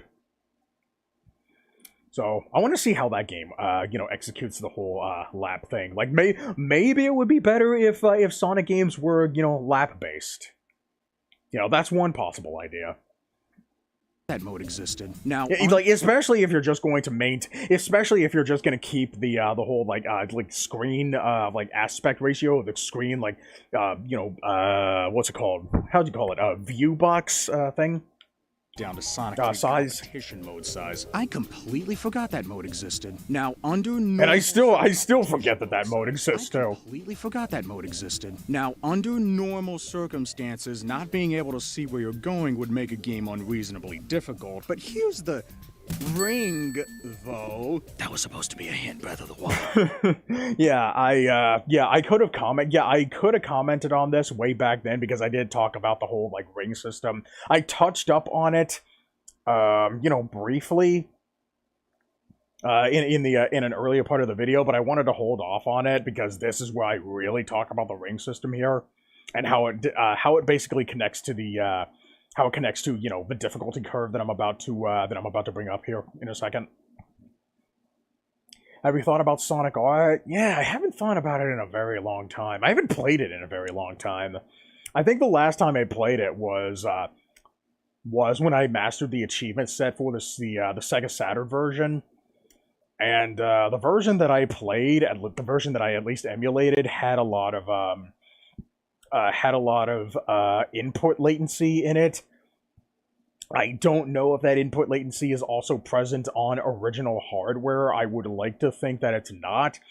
But I actually compared the Saturn version that I emulated to the PC version that as part of the Sonic Gems collection. I didn't emulate the game either. I only emulated the Saturn version, but I actually took my copy of Sonic Gems, put it in my Wii, and played on original hardware with a real GameCube controller. My original GameCube controller that I had ever since I got it, the first day that I got it, back when it was still a thing. And the input latency was almost non-existent. Now, there's always going to be input latency in virtually every video game you play. Like, it's just flat out unavoidable. But the latency in this game was so fucking minuscule that you practically couldn't even notice it. Like if you didn't have, the most astute eye in the world, you would have thought that there was no latency at all. Like, it was almost, instantaneous. And, that's how that's why I usually, I really want to ask somebody who's played the Genesis, or the Saturn version of, Sonic R, on original hardware, if the, latency is present on that version, or maybe it's just an emulation issue. But until then, I can only recommend, either the PC version or the Sonic Gems Collection version. I don't think the PC version had any input latency either, because because remember, I also played that. In fact, I actually showed it off here at the like close to the beginning, where I even owned the Sonic R and Sonic 3D Blast, the PC versions of those games, And I do remember those games controlling relatively well in those two versions, even despite the fact that I was only using a keyboard in order to control the game. Anyways, we're going to talk about the whole ring thing now. Though, That was supposed to be a hint, Breath of the Wild. a standard curve on the difficulty chart would look something like this. That was supposed to be a... I want challenge anyways. Okay, I'm gonna fuck it and beat this without boomerang. I want challenge anyway. Wait, what? Okay. Well, good luck with that. There's, I pretty much told you everything that I know about Sting Chameleon. So, there you go. Reasonably difficult, but here's the ring, though. That was supposed to be a hint, Breath of the Wild. A standard curve on the difficulty chart would look something like this. A level starts off easy and then gets progressively harder until you beat it. Then the next level would drop the difficulty to about halfway down from the last point, and then from there, just rinse and repeat through the whole game. Yeah, the actual chart looks a little more curvy than this. But I'd like to think that I'm still getting my point across. But if I were to draw the difficulty curve for Sonic 3, I would probably just start doodling. Sonic games aren't really as hard as... Like, the fucking difficulty in the comic, in the common Sonic games, like, they are so fucking... Like, they are so fucking all over the goddamn place. How the hell do you draw a difficulty curve for something like that? I think what I probably should have done was that, like, in moments where the difficulty curve... okay, so the moments where you just end up running into a hazard that you can't do anything about because you couldn't see it and you couldn't... Especially the ones where you can't actually deal any damage to by just jumping into it, then the curve would ultimately end up looking like something like this. Like, it would just be... It would basically just like a, like an instant spike all the way up to the fucking top and then right back down to, like, where it was previously. And, like, every time, that kind of thing happens in the game where you just run into something, basically how that would be represented on the chart itself is basically, like, the equivalent to, like, the wall of spikes, or I guess the bed of spikes that you occasionally run off. You would just, it would just, be just minding its own business, and then would just spike up to the top, and then right back down, and spike up again, right back in its line, then spike up again. Yeah, that is not good. That's not a good, way to balance difficulty. Sonic games aren't really as hard as much as they're just unfairly irritating because the ring system was designed for the sole purpose of, how Yuji Naka puts it, playing recklessly. So saying that these... Yeah, the whole ring system, it was basically just a band-aid that was implemented in the game in order to, mitigate the issue. But it's essentially like the metaphor, the whole, like, the competitively viable stage is Super Smash Bros. Ultimate metaphor that I brought up earlier. Like I said earlier, it's how the fuck did I put it? It addresses a symptom of the problem, but it doesn't do anything to address the problem itself. I don't think the ring set, like, even though it is a unique system that's never been done before in virtually any other video game, at least at the time, you wouldn't have needed to do something like this if you could actually see where the fuck you were going. Of how Yuji Naka puts it, playing recklessly. Or I guess to put it more detailed, is that if the viewport was actually designed in a way so that you wouldn't be recklessly running into shit without knowing what's there. No, that's what that was. I forgot to add on about the $6.99 any foot-long deal that some foot-longs are like Jesus Christ, $14? Holy crap. And are those the ones where you can just... Now, aren't... The thing is, though, like, because it says $6.99 any foot-long, but... yeah, in order to say... If you're gonna say that any foot-long is $6.99 only to make an exception... You're basically just kind of throwing the baby out with the bathwater. Like at that point, you're better off replacing the word any with most, and then adding an S at the end of footlong. Like, sounds kind of misleading, don't you think? But, you know, that's how they do things. You know, that's how they get you to buy shit. For the sole purpose of, how Yuji Naka puts it, playing recklessly. Oh, I just meant that the price of regular footlong. Oh, okay, yeah.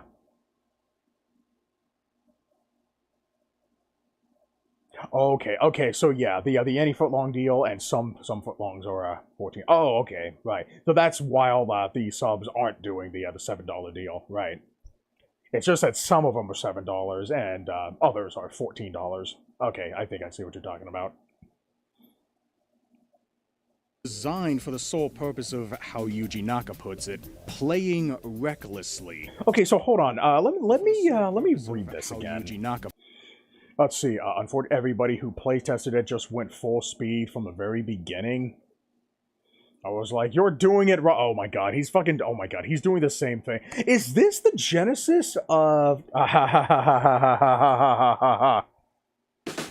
Jesus Christ, I swear that wasn't intentional. Of people saying, oh, you're playing it wrong, or you're having fun wrong. Yeah, people want to fucking tell me that I'm telling people that they're having fun wrong. Like, here's fucking Naka doing the same fucking thing.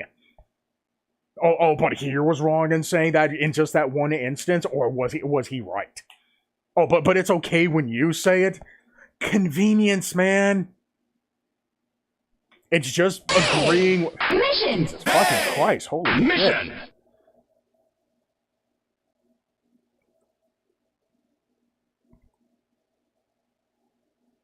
I really gotta fucking do something about that. Okay, let's see. But seeing everyone play that way led me to develop the ring. So yeah, so basically because everybody was speeding through it. Yeah, that was essentially supposed. So wait a minute. Were they doing it wrong or were they not? Because if they were doing it wrong, then you wouldn't have needed to make the ring system in the first place. Maybe that should have been a sign that maybe you needed to like retool the speed of Sonic and then like rebuild like all the levels in order to, you know, readjust to Sonic's new speed.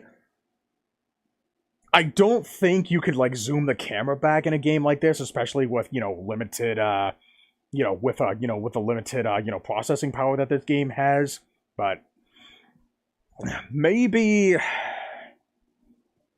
don't know. I don't know what you could have done that wouldn't involve like essentially just making a brand new game altogether.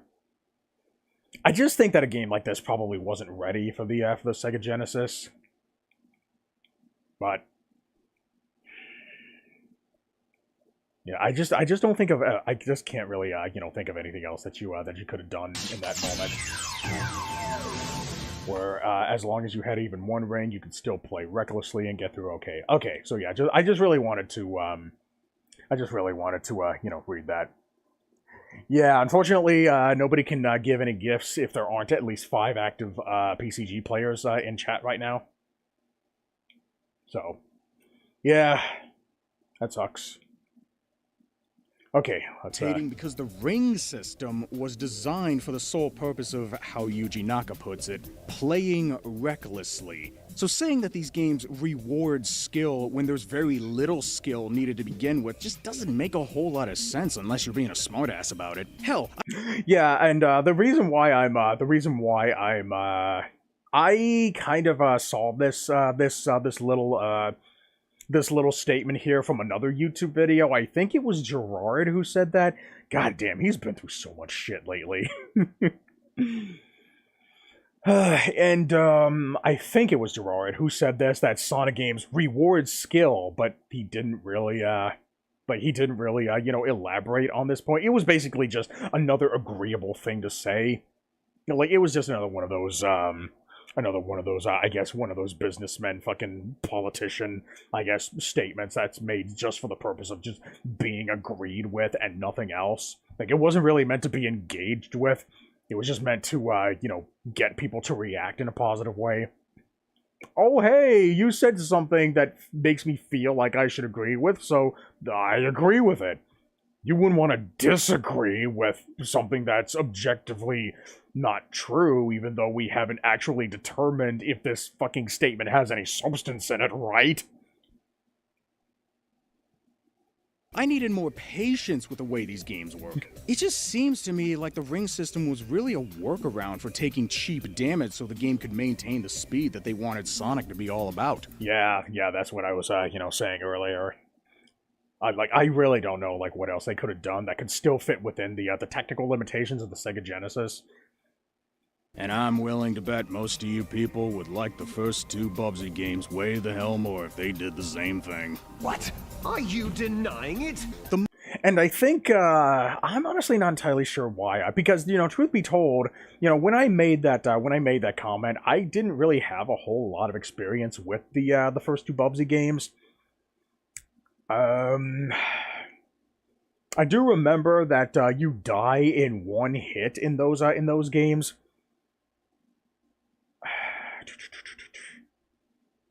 I'm still not entirely sure why I said. I honestly don't understand what point I was trying to make with a comment like that. I do bring up Bubsy a few times in this video.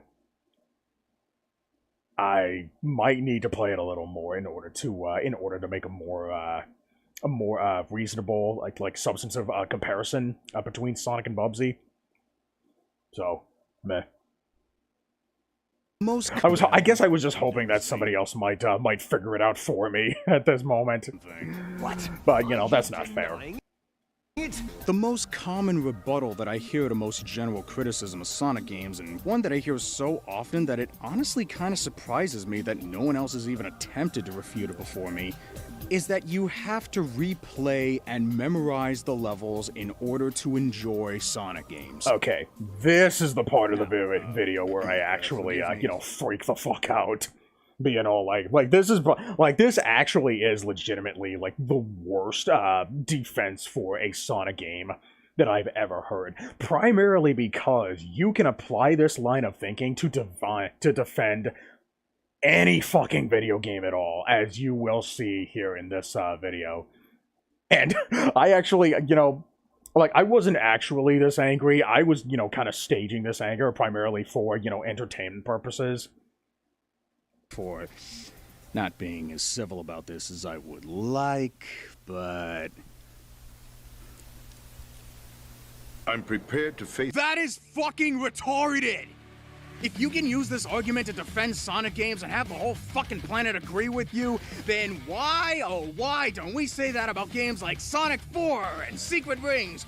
Oh, they're not really bad games, you just have to replay them 40 fucking times and memorize the levels, and if they control differently, then just get used to it and you'll have fun. Funny how I'm actually, I was actually showing a speed run of Sonic Rings during that moment. Like, how can you fucking tell me that wasn't the result of the person who was speedrunning it fucking playing it over and over and over in order to find the best methods to travel through the levels as quickly as possible. Which is, and Secret Rings is a game that a lot of people really fucking hate, too. If you take damage or die unfairly or trigger any game-breaking glitches, well, that's not the game's fault. That's just encouraging player improvement. That's another fucking defense that I heard somebody say once. And it was from somebody who actually seemed like he knew what he was talking about. Like, I couldn't fucking believe what I heard. That's just encouraging player improvement. You just don't want to take the time to get better. Stop bitching and moaning and learn the fucking games inside out. Don't fucking tell me the controls are unresponsive or clunky or what the fuck. Okay, so the reason why I was, showing all these other games like Zool, I think I showed off Zool, Drake and the 99 Dragons, Superman 64, as you can see here. I think the next one that I show is Cheetahman 2. The reason I was showing all of those other games was because I wanted to get the point across that that you could apply this line of reasoning to any fucking video game, like, at all. Even the shittiest fucking games, like I'm showing on screen here. And I just don't think that's a very fair thing to say, because what that essentially means is that It's basically like a subtle way of encouraging developers to just make whatever garbage that they want, and then you could basically justify that garbage by just saying that the game is good as long as you play it enough times. That is a terrible reason to defend a video game. Because then we end up with more shit like this. You know, we should not be defending a game that actually has problems with it that should not be coded into a video game because of how, I guess because of how poorly labeled they are, how poorly coded they are, how poorly programmed they are. I actually kind of went into a little mini rant during my Dragon Ball Z Legacy of Goku 2 review, you know, kind of saying something similar. Well, not necessarily about the whole, like, replaying thing. I think that, no, actually, never mind. That was more so about ignoring gameplay in favor of, like, spectacle and story and, like faithfulness and such. But, you know, point being is that you can literally say this about anything. You can use this argument to call any game good, which is why it's not something that you should do, because it encourages, like, it basically lets shit slide. You can call all of these games that I'm showing during this moment good by just using that argument. It's a terrible defense to make. You're just being a whiny little bitch! And I was also, like, during that moment, I was also using speedrun clips of all those games as well. Shanti. And that was also a reference to one of the WWE wrestlers who would basically make that that was kind of a you know, running gag. I can't remember what his name was. I think it was, God, I can't remember. It's some Samoan guy. I don't remember. Alright, sorry about that. Look, here's the thing. I want a game to be fun the first time I play. Wait! No. Okay, yeah, I'm actually going to get into that. The whole, I want a game to be fun. Yeah, that's another one of those instances where how the hell do I counter this? Kind of hard to counter because, you know, again, fun doesn't really have any substance to it. Now, you can have fun playing garbage games as well.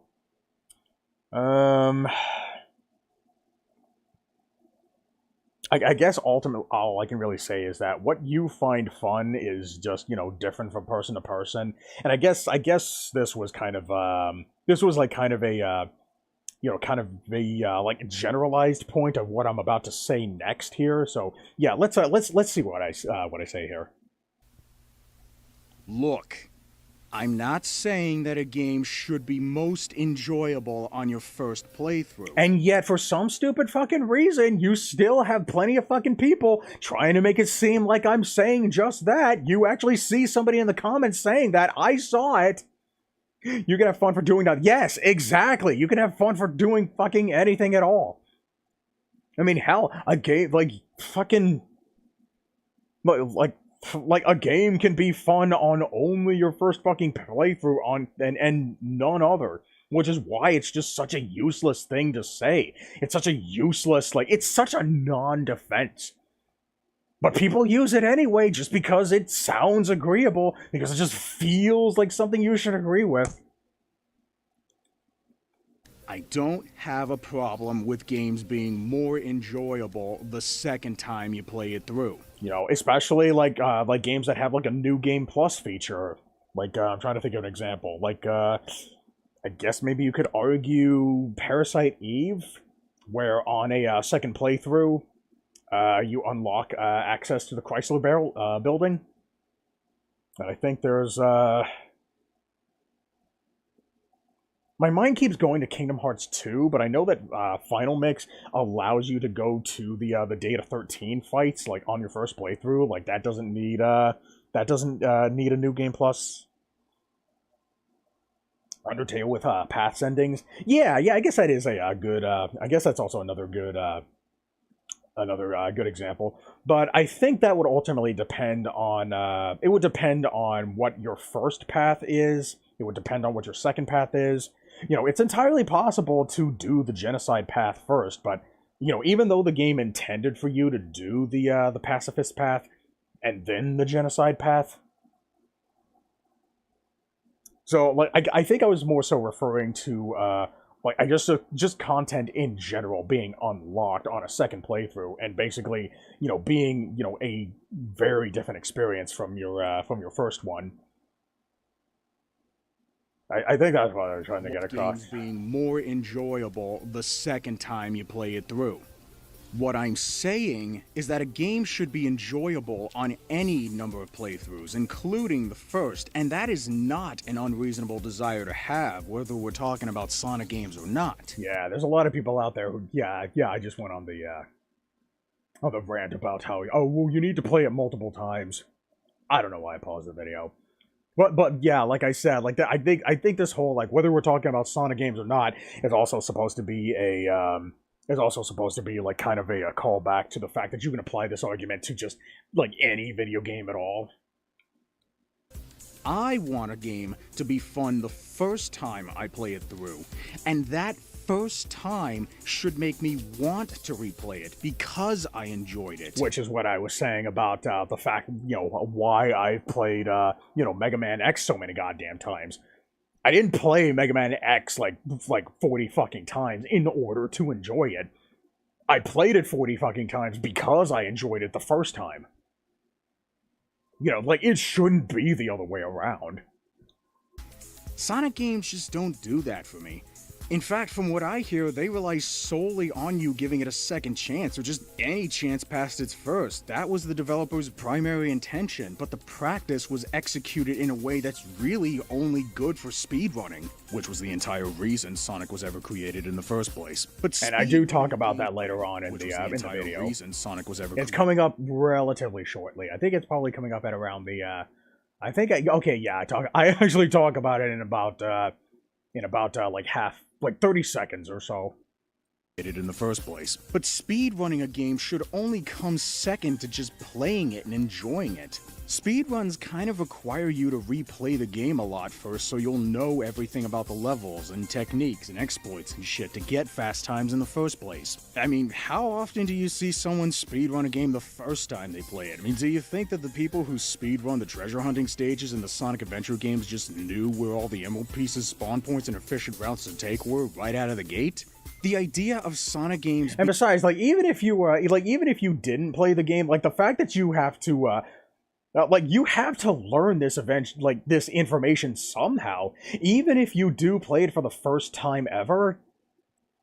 Like how often do you hear people, like not looking up, not watching videos of speedruns first, and not reading, like, strategy guides first, or not hearing tips from friends first. Just going into a game absolutely, completely, 100% fucking blind, and then just getting fast times right, like practically like world record worthy fast times right out the fucking gate. Like, you gotta get your information somewhere. Spawn points and efficient routes to take were right out of the gate. But, you know, to be fair, that would ultimately involve, like, not having an opinion on the game in the first place. So I think that might be... I think that's just like another, like, that's just like a smart ass remark that I make. Knew where all the emerald pieces, spawn points, and efficient routes to take were right out of the gate?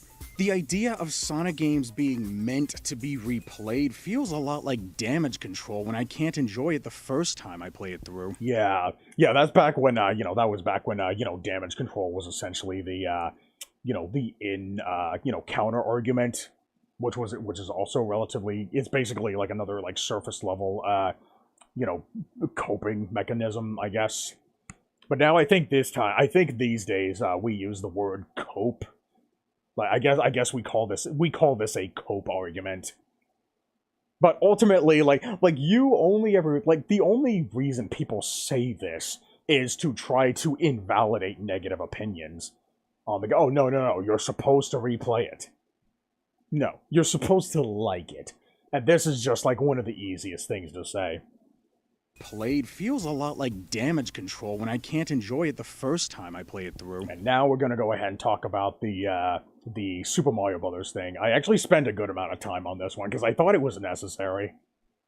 In fact, let's talk about Super Mario Bros. For a spell, the very game that was solely responsible for the existence of Sonic. I loved this game the first time I played it, and I still love it to this day. Yeah, I'm not really a big fan of Mario games as much as I used to be. I would probably still give this, and you are gonna like it! But yeah, I think I would probably still give this game a 7 out of 10, maybe. Yes! And yeah, I think I actually go into detail as to why. I think you could call this section of the video like a sort of like mini review. You know, because I just thought this stuff was necessary to, you know, make a bigger point here.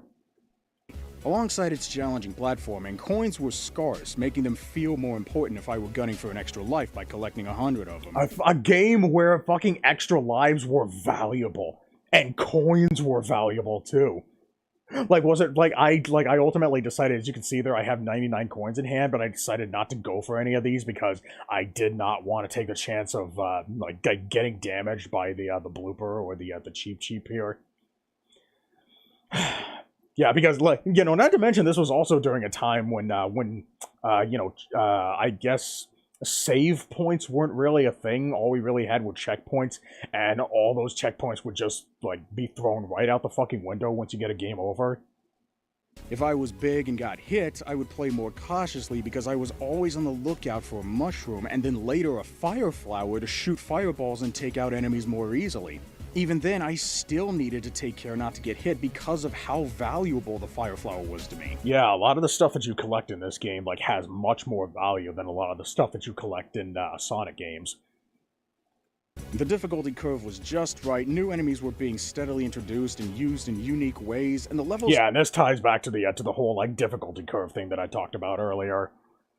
In fact, I would probably say, like Super Mario Bros. Is, like, one of the best examples to use when it comes to, demonstrating a reasonable difficulty curve. Curve was just right, new enemies were being steadily introduced and used in unique ways, and the levels didn't get too hard too quickly, so I always felt like I was being properly tested, with the next level being just a little harder than the last all. Yeah, I really did like how the difficulty progression you know, was handled, like, all the way up to the end of the game.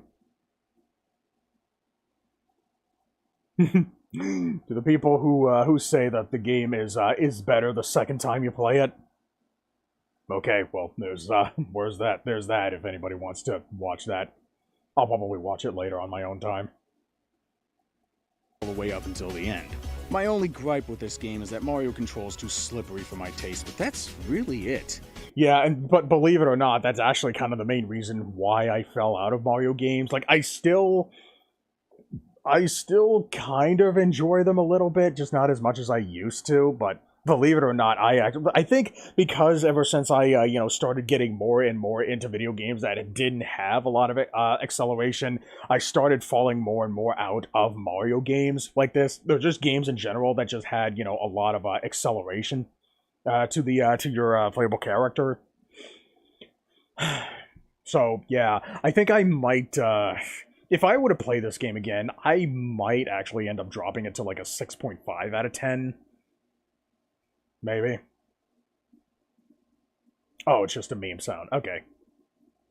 Anyway, Super Mario Bros. Wasn't really made with speedrunning in mind. It was more so about the challenging platforming. I mean, you could speed through it as fast as possible if you wanted. The game does give you the tools to allow you to do that. Hell, sometimes you're even required to build up a little momentum in order to jump higher and reach a platform. But yeah, the height that you actually get from running and jumping is very subtle, but it is subtle enough, as you can see here by the fact that if I just try to jump here from a standstill, I would not be able to reach that platform. Which is the reason why why this mushroom is as long as it is here on this bottom you know, platform here. You know, in order to give you that running jump necessary in order to get up there. And I do think that was actually a relatively you know, a very clever way of, you know, teaching the player, like, in, like, I guess in, like, a sort of, like, a puzzle, sort of sense, that, that you could do that kind of thing. I think that was a really good, you know, teaching, method. You know, especially with the limited, technology that Nintendo had to work with a game like this. Required to build up a little momentum in order to jump higher and reach a platform. But the satisfaction of completing a level comes from the fact that you made it over those tight jumps and through those tricky enemies. You didn't need to memorize a damn thing. You know, I mean, unless you want to be a smartass about it, you know, memorizing like the controls of the game and I guess how enemies, you know, behave. But I'd like to think that, you know, the first time you encounter an enemy, most of the time, at the very least, like the game actually gives you a little bit of an opportunity to be able to, you know, watch how they move as you come across them, you know, without needing to, you know, stop playing the game before, you know, the game doesn't ever, like, you know, roadblock you. You know, it has some pretty, you know, pretty intelligent ways of introducing new hazards and new enemies to you, you know, without catching you off guard. Okay, 7-4 and 8-4 are the exceptions. I think they should have had, like, maybe subtle hints telling you which routes to take to progress, maybe with the blocks. I mean, I liked how the levels seamlessly looped like that, but I'm sure they could have made something work. 4-4, well, that was just a dick thing to do to the player. Yeah, I swear to God, all those levels were made just for the sole purpose of getting people to call a Nintendo hotline. Like, how the fuck were you supposed to figure that shit out on your own? Now, luckily, they actually did change that a little bit. Like, they didn't change the level layout, but what they did was that in the remaster on Super Mario All-Stars, what they did was that they actually added sound effects to those levels that play depending on whether or not you chose the correct path. If you chose the wrong path, it would play one sound effect. If you chose the correct path, it would play a different sound effect. And then you could basically use that information in order to, you know, find, you know, the correct way to the end of the level. That way you didn't need to call a fucking hotline. It was still hard as hell in order to, you know, I want to say, I guess it wasn't really hard to memorize. I think 8-4 was way harder to memorize, you know, primarily because all the different paths and all the different, you know, pipes that you can go down. But at least they actually did something to it, you know, that mitigated the, that way you're not having to just guess every single time. Because, you know, those sounds do not play in the original Super Mario Brothers. So, yeah, that's kind of the main reason why I, well, maybe not the main reason. The main reason I prefer the All-Stars version is the fact that you can save at the beginning of each world. But yeah, that was definitely another plus that absolutely needed to be in this game. And I'm glad that they added it in All-Stars. But I digress. For the most part, nothing felt cheap for a first-time run. Anytime I got hit or died, I saw it coming, and I knew I could have done something about it. Yeah, the game does really do a good job at you know, introducing the player to hazards before they tackle them. Or died, I saw it coming, and I knew I could have done something about it. But I didn't, because I wasn't good enough. Or I was just being stupid. And this was the second instance of my my little like not running joke. I didn't need to have played these levels before to know how to avoid that enemy or clear that obstacle. The game was already showing me what I needed to do, and it was just a matter of doing it. And because this was how most of the game played out, I rarely found myself getting pissed off at it rather than myself, because it wasn't that kind of game. You see what I'm saying, right? Yeah, I think I did a really good job, you know, talking about Super Mario Brothers. I don't think there's really a lot that I would have added to that section. Replaying a level should never be justification for cheap deaths and unforeseeable traps. Whenever I get hit in a Sonic game, it almost never feels like it was my own fault, and the only way for me to have avoided it the first time is if I had just known that it was there beforehand. Which is something that you don't need to fucking, which is something you don't have to worry about all that much in the original Super Mario Brothers.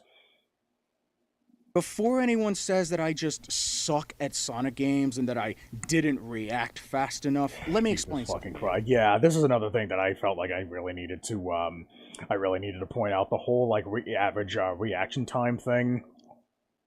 According to Human Benchmark's reaction test page, the average reaction time of a regular human being is about 0.24 seconds. Now, when talking about video outdated record. I think I meant to say 0.284 seconds. Yeah, I think I just made a I think I just said that number wrong. about 0.24 seconds. Now, when talking about video games, we'll have to add about 0.03 seconds to make up the average delay time of a computer or TV screen. Though it is possible that some people performing this test on a touch screen may skew the overall results a little, along with one's reaction times fluctuating in between attempts, I don't think it makes that much of a difference. Yeah, I'm glad that I showed those notes on screen. And I'm glad that I also told people exactly which website that I used to get that information from. Now, the screen that you're seeing right now, this is basically what you're seeing here is the very first frame that Knuckles technically appears on screen. So the thing is, though, I actually ran a couple of tests and I counted the number of frames that would go by, like assuming that you were running at top speed on a flat plane. And I wanted to count the amount of time that you would take, starting from the moment that that an enemy appears on screen. I don't remember if I counted the very first frame that the enemy was on screen. I don't remember if I counted that as frame 0 or frame 1. Because if it's frame 0, it's basically like the very first frame that essentially tells you that there is an enemy on screen. And I don't think it would be reasonable to say that you can notice the enemy on screen, like on the very moment that it comes. Like you kind of have to react to it like after you see it. So, but let's see the numbers and we'll see if we can if I can at the very least I can fix. Jesus fucking Christ, stop it! And see if at the very least I can try to figure it out. Yeah. Do this real quick. Alright, let's see what we got here. Assuming Sonic is running on foot at top speed on a flat plane, as soon as a stationary enemy appears on one side of the screen, it takes about 0.358 seconds for Sonic to run into it and get hit. Yeah, the Hidden Palace Zone. This is actually the what you're about to see here is exactly the test that I did in order to get this 0.4 second number.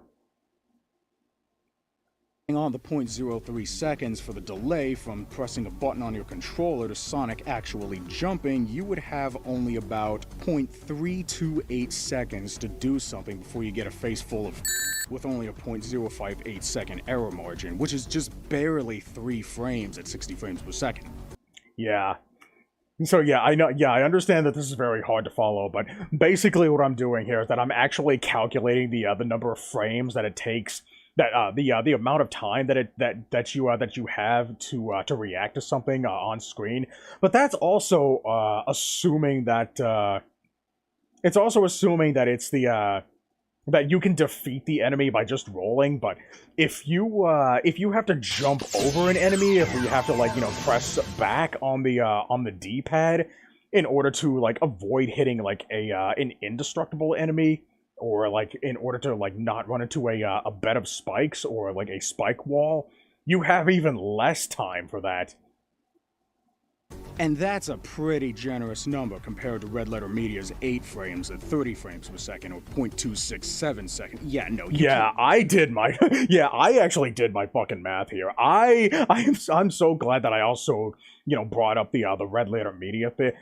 Like how it's actually much more generous. It's much more, I'd like to think that it's a lot more accurate than what most other, YouTubers do when they try to do this kind of thing. Yeah, especially considering that they don't really have a lot of time to go in depth to this degree, to the degree that I did. Frames at 30 frames per second, or 0.267 seconds. Yeah, no, you can't use that argument. You're better off just slowing the hell down and give you more time. Well, give me some more goddamn screen space! Now, let's compare this to a Sonic game that I do like, Sonic 1 for the Sega Master System, and see how much time you have to react to shit in that game.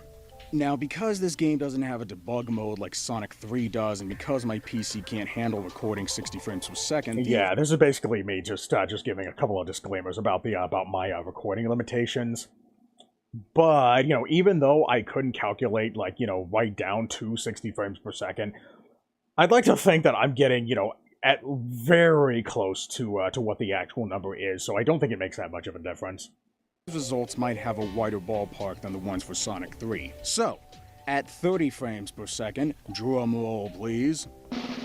Okay, yeah, okay, so I think I am counting that at 0 frames per second. And, like, even though I don't think the frame number is accurately lining up with like the frames that are actually on screen, I was playing the video game at 30 frames per second at the very least. So I still think this number is really fucking accurate. Now, another thing I wanted to note is that I don't know. Now, basically, what I'm recording here is the Attract demo in Sonic the Hedgehog. So if you were to turn on the console right now and just let the Attract demo play, you will see this exact same thing on your screen in your game. I just want to see if I just want to see exactly how far away this crab thing moves. At 30 frames per second, which direction is it moving in? Okay, so it looks like it's moving to the right a little bit. So I think what I did, at least I hope what I did, was that I removed a frame, you know, in order to I guess in order to compensate for the very small distance that this crab thing moved. But I'd still like to think that that I got pretty close to the reaction time that you have in this game. You have about 18 frames, or 0.6 seconds. Hey, Flash, how you doing? Thanks for the birthday wish. As you can see, goddamn, I finally fucking reached I've been streaming for like 7 hours. And I finally reached the halfway point of this video, you know, primarily because I was just so, you know, I was so busy, you know, talking about other things and shit. But yeah, thanks for coming in. I meant to do this live stream yesterday, but I got called into work, so I had to push it to a day later. So here I am doing it now. God damn, I can't believe, Jesus fucking Christ. It is so goddamn late here. When the fuck am I going to bed?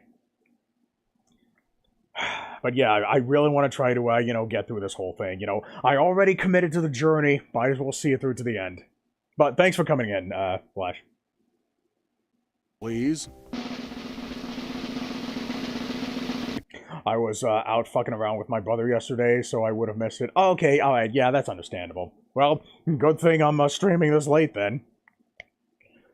But yeah, we're currently at the moment where I'm, you know, analyzing the reaction time that you have in the common Sonic game. I'd have a wider ballpark than the ones for. Oh, I guess you wouldn't really call this a 4 a.m. is not late. Yeah, it's not late at all. I mean, how the hell do you think people discovered those fucking 4 a.m. Adult Swim infomercials like fucking Icelandic Ultra Blue and Too Many Cooks and shit? Yeah, come on, people obviously watched that. 3. So, at 30 frames per second, drum roll, please.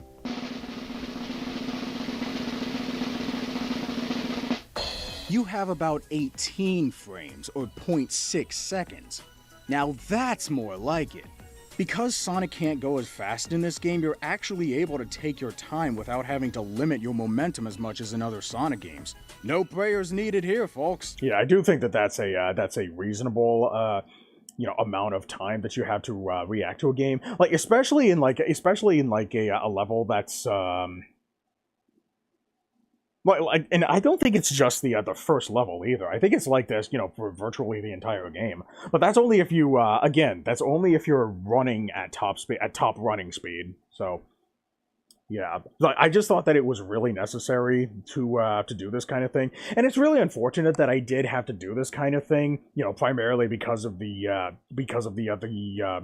defense that you just need to react faster, as if it's something that's possible for the majority of people. Even though I just showed you like the average reaction time and then compared it to the average time that you have to react to shit in the common Sonic game.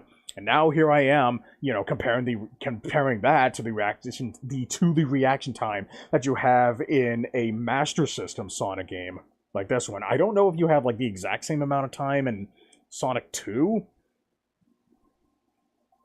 I don't know. That wasn't going to go anywhere. Never mind. Let's continue. Having to limit your momentum as much as in other Sonic games. No prayers needed here, folks. The developers were aware of the limitations of the Master System when compared to the Genesis, and they designed the game with these limitations in mind and made it work. I don't know if this game was actually developed by Sonic Team. It probably wasn't. The platforming feels fair with rarely any cheap traps, resulting in an enjoyable experience. Which is pretty much the primary reason why I actually, like Sonic 1 on Master System. And I guess technically also Sonic 1 on the Game Gear, because it did take a couple of liberties to, try to retool the game a little bit in order to make it... I guess, not egregious on the, they didn't just pull a Sonic 2 and then just, hastily slap on the Master System version onto the Game Gear and not do anything with it. Like, they actually altered the game a little bit, as if they were, retweaking the levels and the mechanics and the way that bosses work and shit, around the small, tiny, Game Gear screen.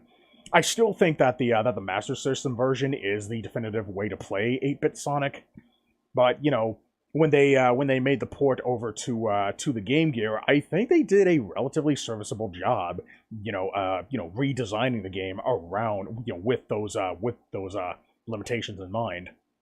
I'm really glad that they cared enough about the quality of a portable version of a game in order to do things like that. Traps, resulting in an enjoyable experience. Not a great one, mind you. I mean, I still wish that the screen would pan towards the direction I'm running like the Game Gear version does, but it's better than, well, this. At least it's something. Direction I'm running like the Game Gear version does, but it's better than, well, this. But Lord knows nobody wants Sonic to be without his speed, so the only other thing... And frankly, neither do I. Because, that's what gives Sonic, his identity. And also, he basically has a distinct style that isn't replicated by virtually any other game. At least in many cases, assuming we're going to, I guess, ignore, the indie game scene. So I actually present the solution that I always tell everybody here, a solution that actually fucking works, and I can show you, after we watch this next section here. This. But Lord knows nobody wants Sonic to be without his speed, so the only other thing I can imagine these games doing to fix this issue is to essentially do what Castlevania Harmony of Despair does with its camera. Yeah, it's not just zoom the camera out. I actually go further than that. And hopefully, I actually tried to, come up with a solution that both parties will be satisfied with. Kind of like what we were, talking about earlier about, finding a middle ground and being on the same page. This is what I suggest. For those who may not be familiar with Castlevania Harmony of Despair, I know it seems like an odd game to compare to the common Sonic game, but there's a reason why I'm bringing it up, so let's watch. In that game, you can click the control stick to change between different camera zooming options on the fly. You can play with the camera zoomed into, Symphony of the Night size, 3/4 that size, half that size, or you could just play with the whole fucking map in view. How many games do you know actually have this feature? Where you can not only see the whole map, but you can continue to play the game while the entire map is in view. That is a really cool feature for this game. I don't know if I would, implement this feature, precisely into, Sonic games, but I do want, some kind of equivalent, being able to change, the whole, zoom options thing and being able to change between them manually, that's specifically what I was referring to. How cool and useful would that be in a Sonic game? Rather than looking at this, you can see all of this. Not only will players have... Okay, a little comment about this, this map that I'm using here to prove my point. I'm basically using this as a game screen. I had very limited knowledge on how to replicate gameplay, using a zoom back map about this. But the thing about this map is that I used this map when, during a time that I didn't realize that the maps had been updated. from the, I think I got them from Sonic Retro. The thing is, though, when I got everything from Sonic Retro that I needed to in order to make this video, I pretty much just completely forgot about the website altogether. And somewhere during that time when I was building this video, somebody actually updated the map to be more detailed and, contain all of the enemies and all of the rings and even the background and such. I was so pissed off at myself for not looking back, and replacing this image. And, I really wanted to use that one instead. That would have done a way better job at, proving my point here. But I'd like to think that, at the very least, I'm still getting, a basic idea, across, assuming that you were, just playing a regular Sonic game, but with the camera that looks just like this. In fact, I'll show you an actual, live example, once I finish talking about this part. Not only will players have more screen space and ergo more time to react, but pre-existing fans can keep their default camera view and play the way they always have if they so wish, so no one loses anything. Yeah, exactly. I believe in looking for options that make multiple parties happy.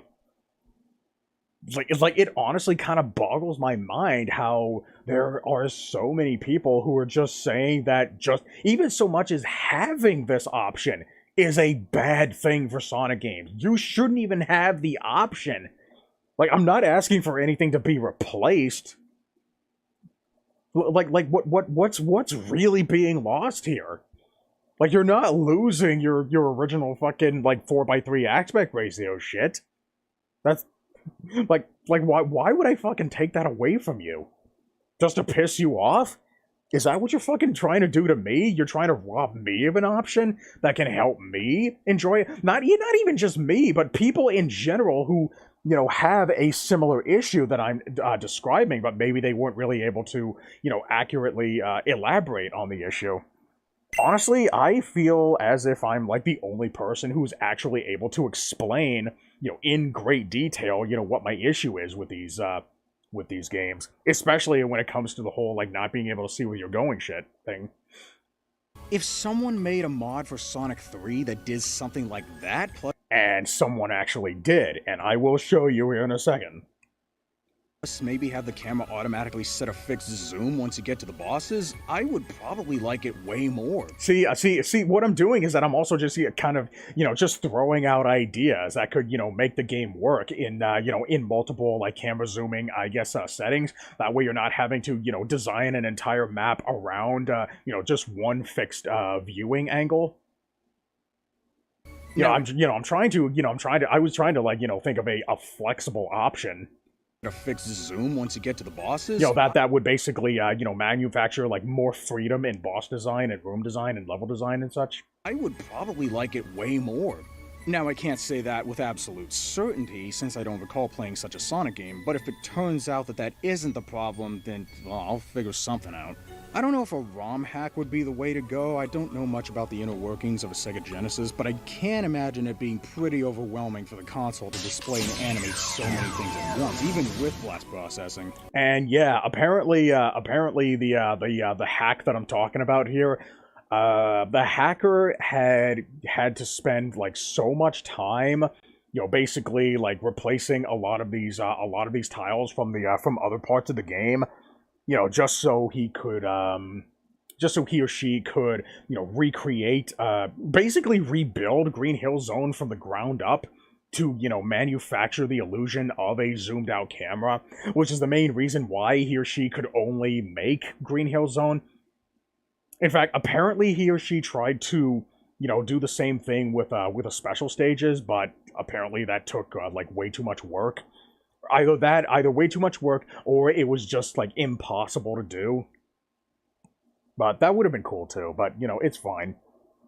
I'm perfectly fine with it being a proof of concept thing. So if somebody were to do something like that, if they were going to make, a ROM hack of it, then they would essentially have to, work with, a larger,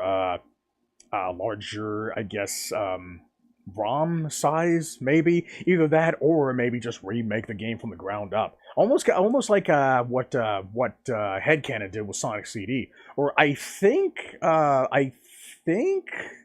Sonic 3 Angel Island Revisited also did that as well. And if that's true, then who's to say that you can't add that option to that game already?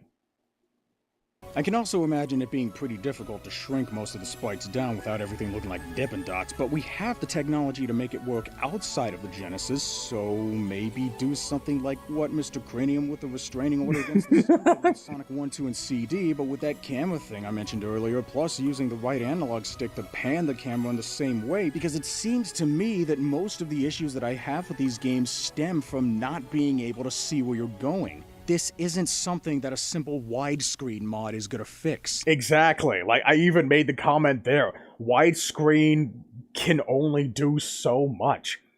But so much just isn't really a lot at all. Like, you're only adding just, like, a small handful of pixels to, like, both sides of the screen. And, not to mention, like, what is that even doing with the vertical viewport size? Nothing. Okay, so now that you got that fresh in your mind, now that I just shown you that, I want to show you a ROM hack that I would always tell people about to prove that this is the way to go. Yeah, I said that during a time I was like uncertain if it really was the solution, but I can show you right now that it actually is the solution. So I'm gonna boot up RetroArch here. We're actually gonna play a game.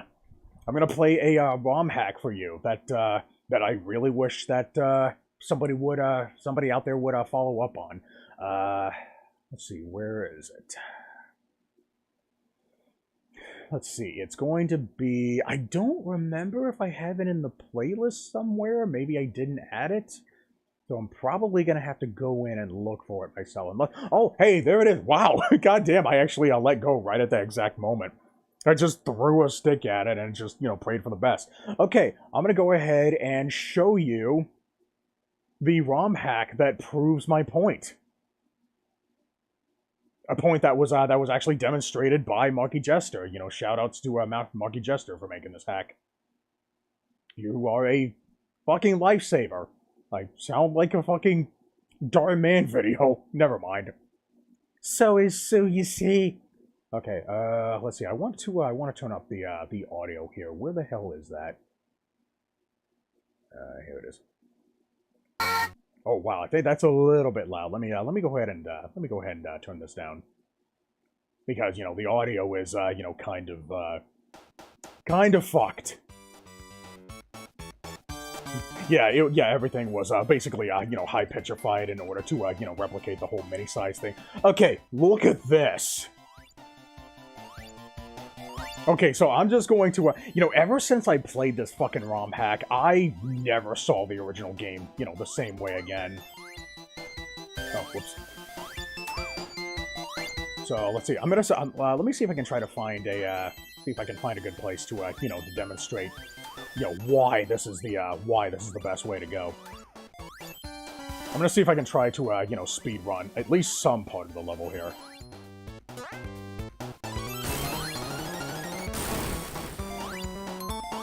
So as you can see, like, I'm being given, like, ooh, okay. I'm being, given ample enough time to be able to analyze what's in front of me and make rational decisions, based on what I see all the fucking way out there. Like, I'm not having to, travel as slowly as I would have in, in the original Sonic game. Yeah, you can see a little slowdown there, but that's the nature of a ROM hack. I think maybe Act 2 will probably give me something better to work with.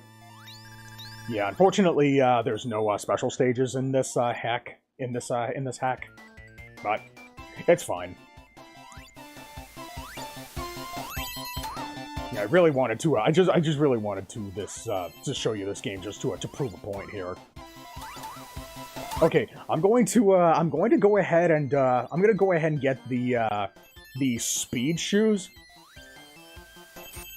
and I think this will probably give you the best Like, this is probably gonna be the best thing that proves that this is definitely the way to go.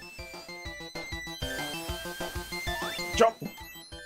There we go! Woo, yes! Woo! Hell yeah! I actually fucking felt like I did that! And I did not... I do not dread getting the fucking speed shoes anymore. See if I can get up here. Yes! Oh my fucking god. Yeah, man, this is the way to go. I'll go ahead and finish the, finish up Act 3, just so I can show you a little bit more. And hopefully, hopefully me advertising this to fucking hell and back will somehow influence somebody to, you know, essentially remake the entire game, doing something similar to this. Let's see if I can find another, you know, speedrunning section. But, you know, even then, like, even if I'm just going casually, like, the fact that I'm able to make, you know, so many quick decisions, you know, because I'm being given so much information at a, you know, at a rapid pace here. Ah, damn, I bet I could have. And yes, you can actually see that extra life from just standing up there on one of those platforms. Ooh, there's a slowdown again.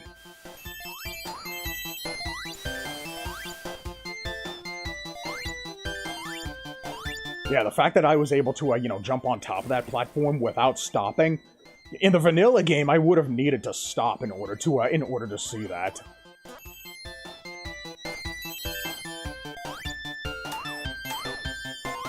Now, of course, you would probably need to make a couple of, you know, you would need to make a couple of changes, like on this boss screen here. Of course, you would probably need to, you would probably need to zoom in order to, you know, like, you know, not lose a whole lot of the, you know, original design.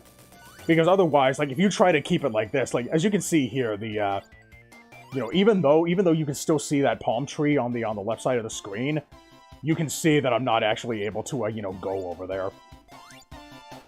And if you were going to recreate the boss to, you know, basically, I guess, be designed around, you know, what's actually on screen, you know, without those invisible walls blocking you, you know, so close to you, like, you know, in relationship to, I guess, like that, like maybe that being, you know, hypothetically the original screen, then basically what you would essentially have to, like, you know, redesign the whole boss to just, you know, behave in accordance to that, you know, to that screen space. But yeah, I always try to show people that, you know, anytime I, you know, bring up the whole, you know, screen space zoom out thing in places where they seem appropriate. Like, I try not to annoy people about it, but I do think, I'm really hoping that, that there's one, yeah, there's somebody out there who's willing to, you know, basically remake one, at least, like, it doesn't have to be all of them. Like, maybe you could just do one and see how that works, and then maybe that'll end up causing a domino effect that will, motivate somebody else to, you know, maybe make the other Sonic 3D games. Like, that would actually be, like, you know, the ideal dream right there. Now, before I continue, there's one other thing that I wanted to show you guys. There are a couple of images that I created. I do not know where I put them. They're probably not going to be in downloads. What about documents? Oh, what about pictures? I legitimately don't remember where the fuck I put these things. Shit. I think I might have put them in maybe... I might have to... Oh, wait, what about videos? CCG library...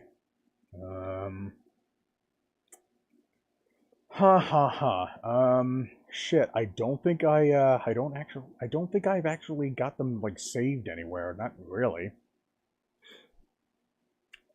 I have them in here, maybe? No, not in here. I would have thought I had them in live stream stuff. What about videos and animation? I don't think I have them in there. I think I might have to, I do know that I have them stored on my phone, so I might have to re-download them onto my, I might have to re-download them onto my hard drive, but luckily that shouldn't take too much time, so I will go ahead and do that right now.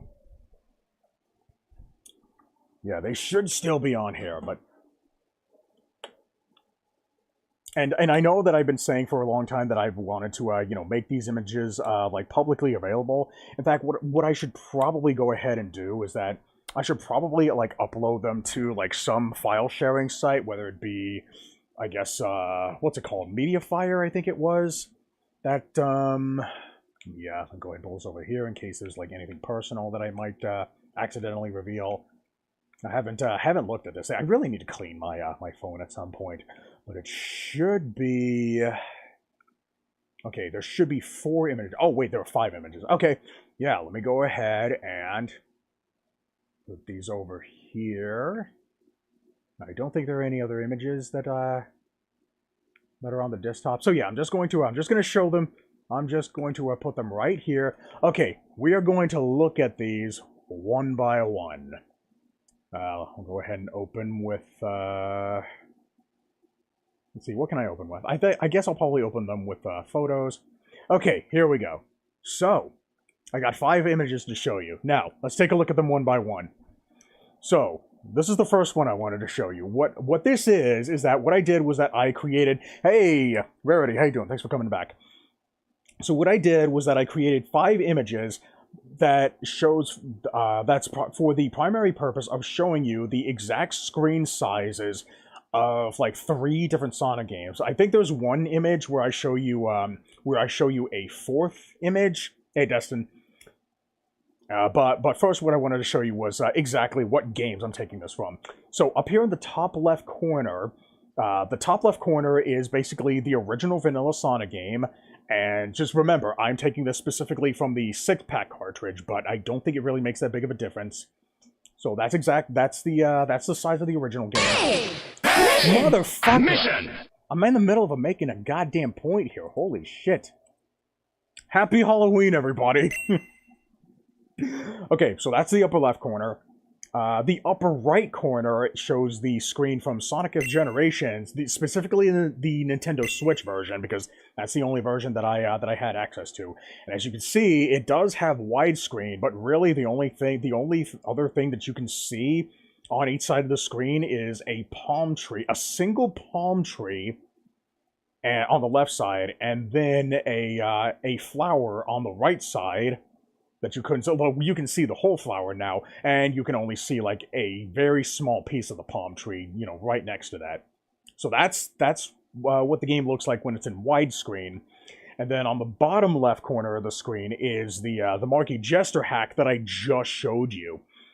Which, and that shows you, 2 palm trees on the left side, the entire flower on the right side, the whole palm tree, another sunflower directly next to it, and a badnik that's directly in front of it, and you can also see a very small piece of the next ledge that you have to jump to. This image down here is actually giving you a sufficient amount of information to be able to, you know, continue. Holy shit, I got a shiny. God damn, I've been getting a lot of shinies today lately. I think this is like the 3rd one that I fucking caught today. But yeah, this is the, yeah, these are all the games that I have shown on this screen. And basically on the bottom right screen, I show like a little, I show basically a basic comparison of all the screen sizes. If you were to, like, stack all 3 of these images, you know, on top of each other, as you can see, like, the little cyan screen shows the original game size, and then the green rectangle shows the screen size of Sonic Origins, you know, the original game with,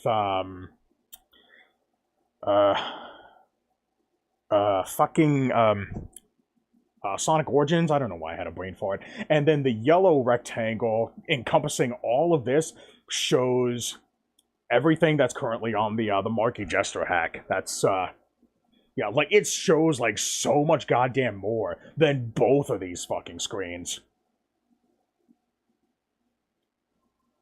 Let's see what else we got here. Let's go my first shiny. I hate to break it to you, man, but I don't think that shiny's for you. I think that shiny's just for me. I think I was the only one who actually got an LGM. Yeah, useless and rarity. You guys only got regular LGMs. I need mere shiny. Actually, I don't think shinies really affect Pokemon statistics all that much. I think all they do is that they just like they just affect like the appearance of your Pokemon. They don't really do anything all that. What a balance that I have. Let's see, what's your balance? $20,000. Let's see, rarity has a $24,000. And I think I have 100,000. I think I think I might actually have a little over 120,000 now. But that's primarily because I've just been streaming for a long time. So yeah. So I'm I'm much better prepared. To get this Master Ball in this event. So yeah. Okay, so yeah, that's the first image. Now I'm going to show you another image that essentially does the same thing, but does something a little differently. It replaces the bottom right screen with what you see in Green Hill Zone on Sonic Mania. And as you can see, it doesn't really do anything all that different compared to what you see in Sonic Origins. Like, the only difference is that you see just a few, I guess, less pixels. Like, it's possible that I might have just, not centered myself properly when I, got this, I got this screen when I was, getting evidence to prove my point. Let me see. I think it might, yeah, I think maybe the screen is just shifted over a teensy bit to the right. Or to the left, depending on how you look at it. But for the most part, both of these screens on the right here, Sonic Origins and Sonic Mania, they pretty much show they have the exact same viewports. So yeah, that's really the only major difference between these two screenshots. Now, the next three screenshots are probably going to be the most important ones, because what I'm about to show you is. Okay, you know what? Let me go ahead and just show you right now. That's not what I wanted to show you. Okay, here we go. This is what I want to show you. I guess I'll probably go ahead and zoom in a little bit so you can see a bit more. Cutting off a little bit. Let's, okay, so yeah, what you're seeing here is all three of the previous game streams, minus Sonic Mania, that's not necessary. It's basically just Sonic Origins again. Is that all three games are actually being stacked on top of each other, and and I'm using actual screenshots too. Like, I didn't just take one screenshot and then I just randomly guessed the screen sizes. These are the actual screenshots in here, as evidenced by the fact that you see the HUD being displayed in each of these squares. So inside of the cyan square is the original game screen size.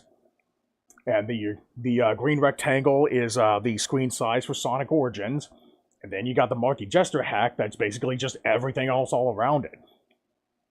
So, as you can see, in the original game, as you can see inside there, the only things that you can see are these two ledges in front of you. And in Sonic Origins, you can only see a little bit past those two the other second ledge, but you can't really get any information from just that screen. That doesn't tell you shit.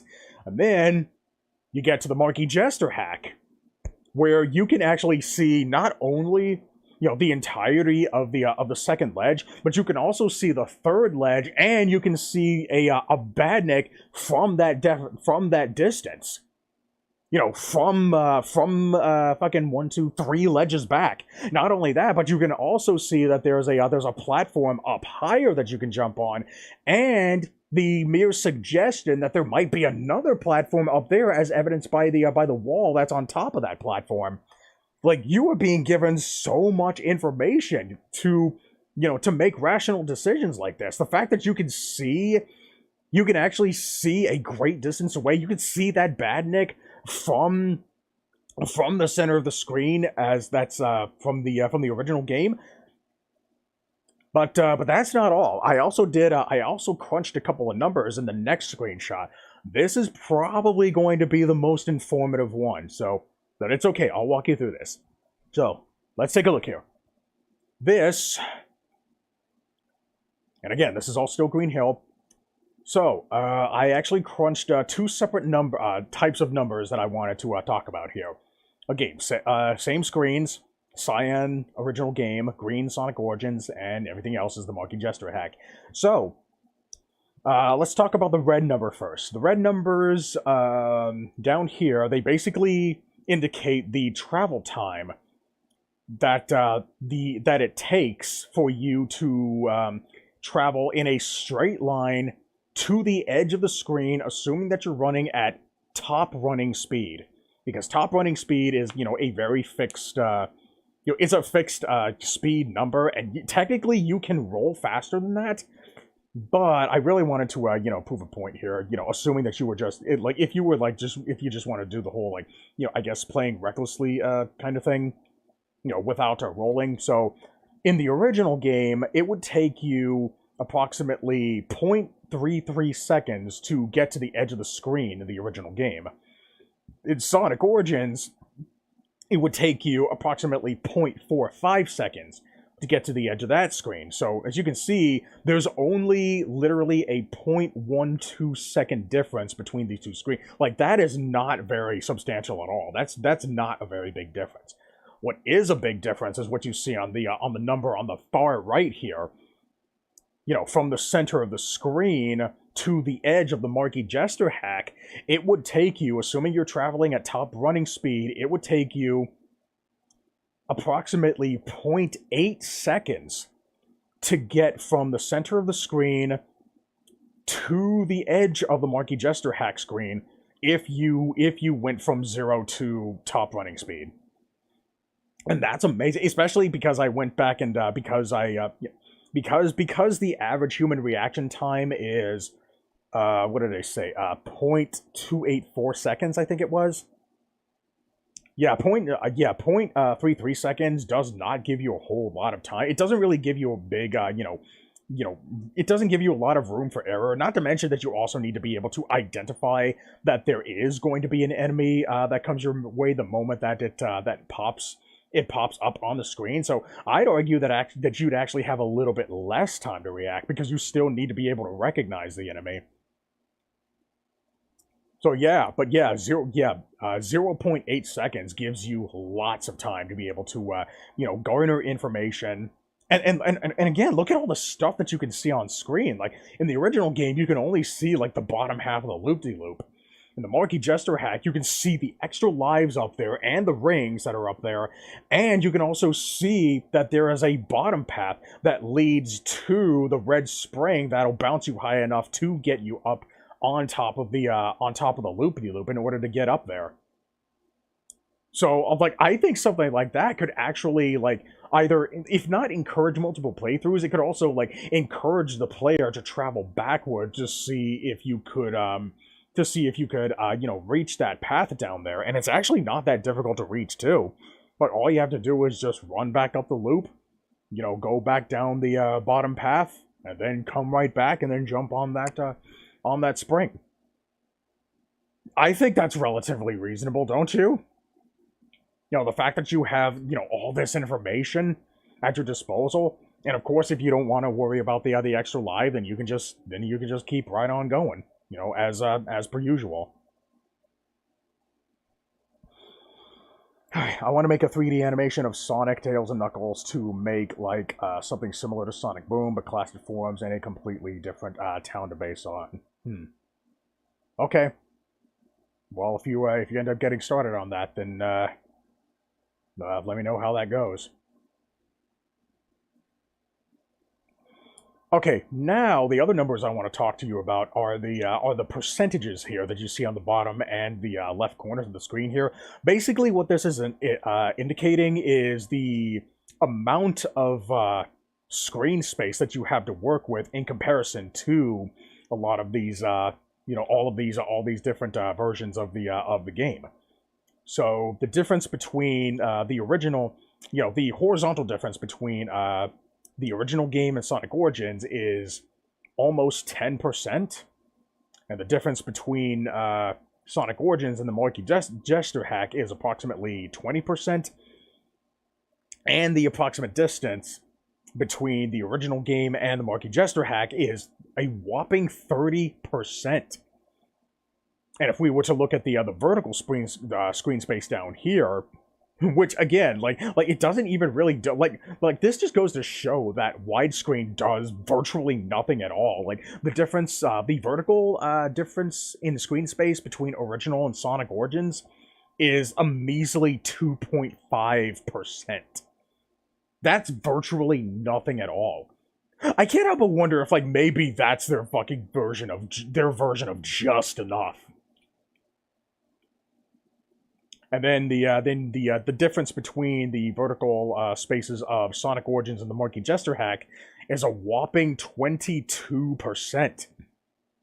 And I don't think it really matters that much, but I also marked the difference between the original and Marky Gesture hack being 24.6%. So yes. Yeah, this just goes to show that widescreen doesn't do shit to help fucking anything regarding the vertical spacing when it comes to being able to see more of the game, especially considering the fact, this is where the final a screenshot comes in, considering the fact that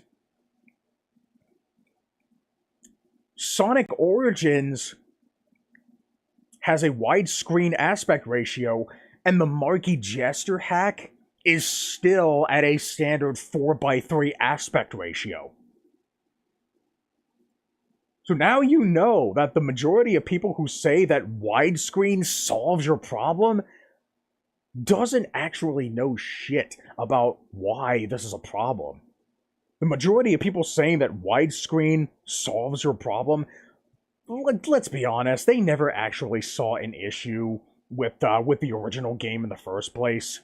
They're just saying that widescreen solves everything because they think just a surface level answer, like just having a few extra fucking pixels on each side of the screen, is more than enough. People call it more than enough. This kind of shit. So what the fuck is that saying about like the vertical spacing on this shit? But you know what actually does do anything about the vertical spacing? Zooming the fucking camera back, because you're affecting all four fucking sides of the screen. You're giving the player more information to work with on all four fucking sides of the screen. Because, like, if you were to just play, like, the original game as, like, the whole, like, standard widescreen stuff, you probably, like, if you were just playing this game completely blind, you'd probably be, completely skeptical as to whether or not there was actually a floor down there. Like, you probably wouldn't even know that there was like a spinning like hazard log down there. So if you just blindly jump down there to the right, you're actually running the risk of taking damage unfairly if you didn't know it was down there. But now, because of the Marky Gesture hack, you don't need to take a guess, because you can already see what's down there.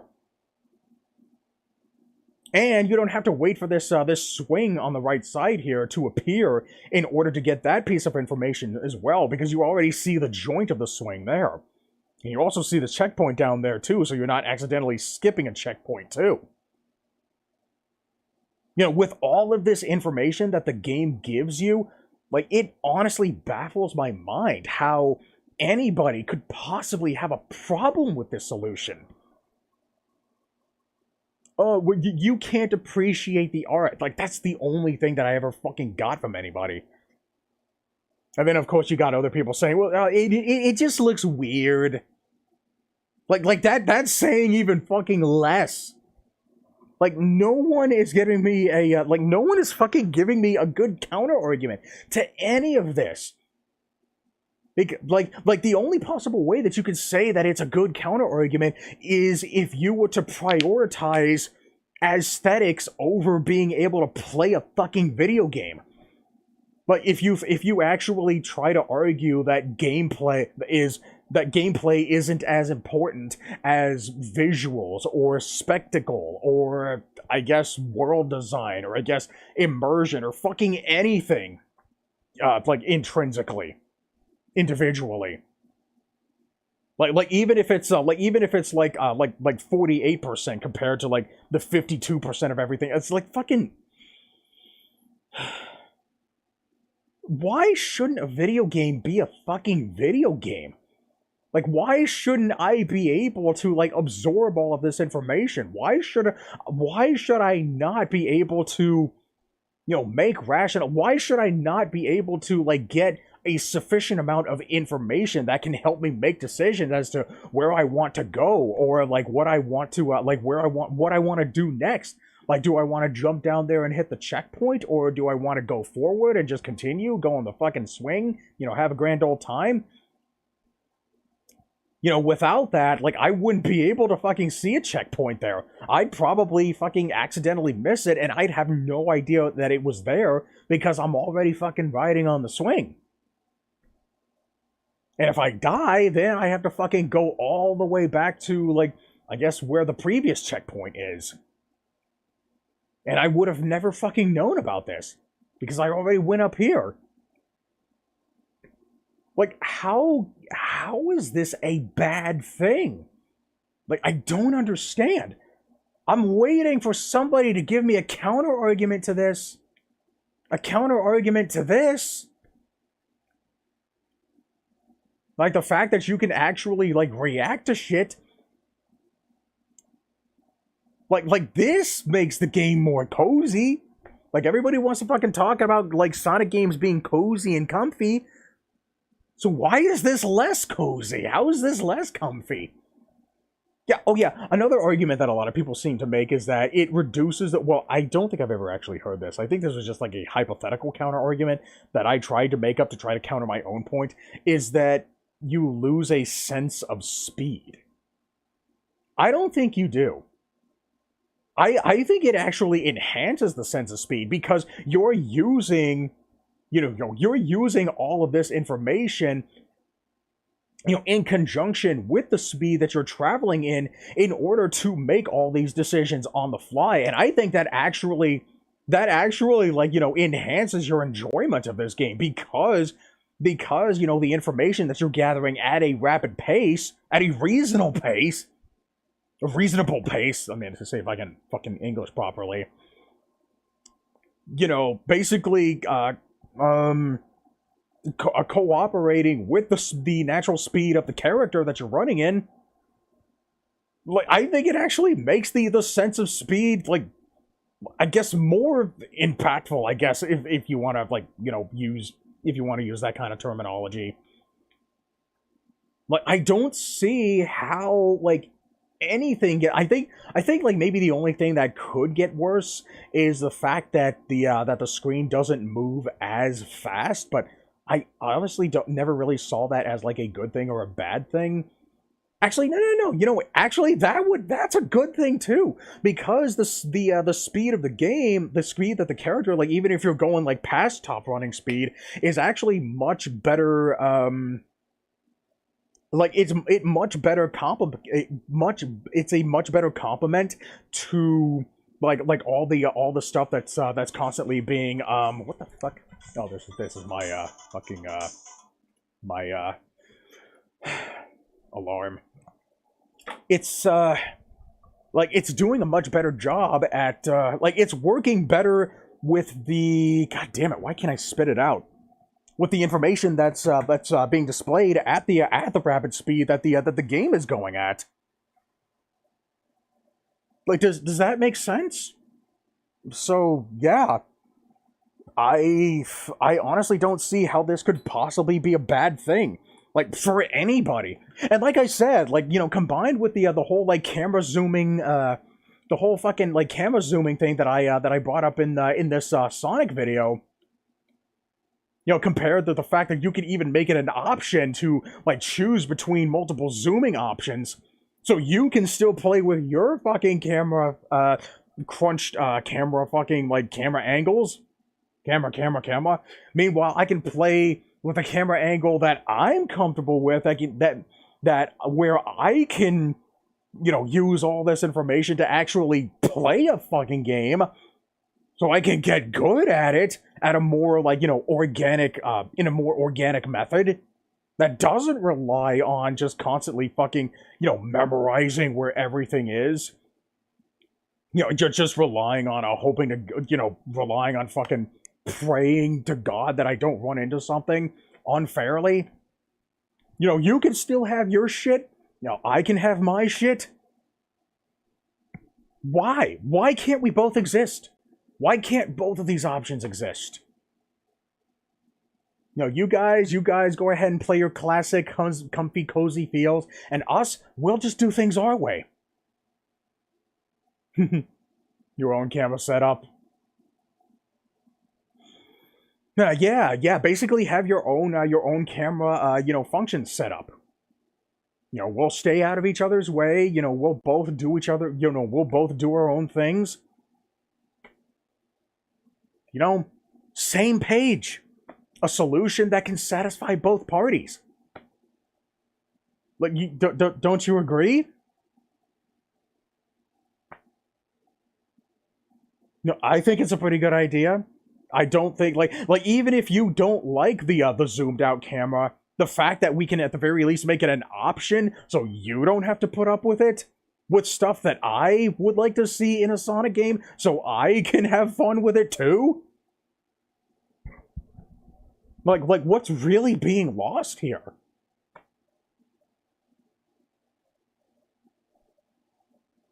Don't you think maybe it's about time that maybe we took the necessary steps to implement such an option? Again, like you don't have to be stuck with it. You don't have to be stuck with my solution. I don't have to be stuck with your solution. We can just do our own things. And then I won't fucking complain about, nobody will fucking complain about not being able to see where they're going anymore. You guys are sick of hearing that shit, right? Well, then let's do it. Let's make it true. Let's make it a reality. Let's make this real. Okay? I want to see this come to fruition. At some point. Eventually. We can make it work. And Marky Jester proved that. And again, I really want to thank you for that, if you're watching, Marky. This is the answer. I just showed you the answer right there. Let's make it real. Let's do it. Or an option to manually zoom the camera in and out, or use the other C-stick to move the camera the same distance it normally does when looking up or down. Yeah, I get it. Kind of like. Yeah, I also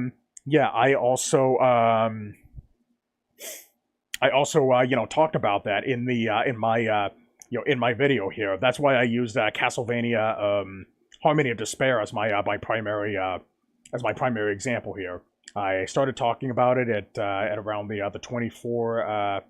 28 minute and 40 second mark, and then I talk about it for about 2 minutes, 2.5 minutes, and yeah. Whew, boy. So yeah. Okay, I'm actually gonna take a quick break, and when we come back, we're gonna talk about a couple of the arguments that a lot of people make that try to justify the whole lack of not being able to see where you're going kind of thing. So I will be right back. So don't go anywhere if you're still awake. BRB.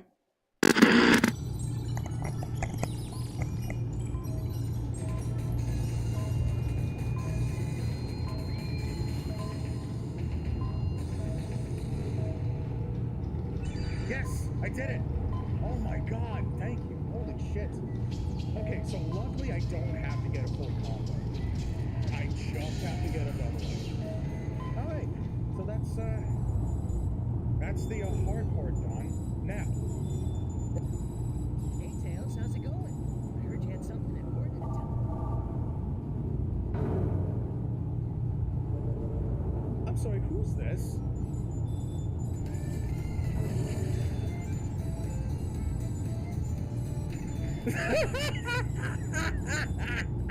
What the fuck? I just stuck there.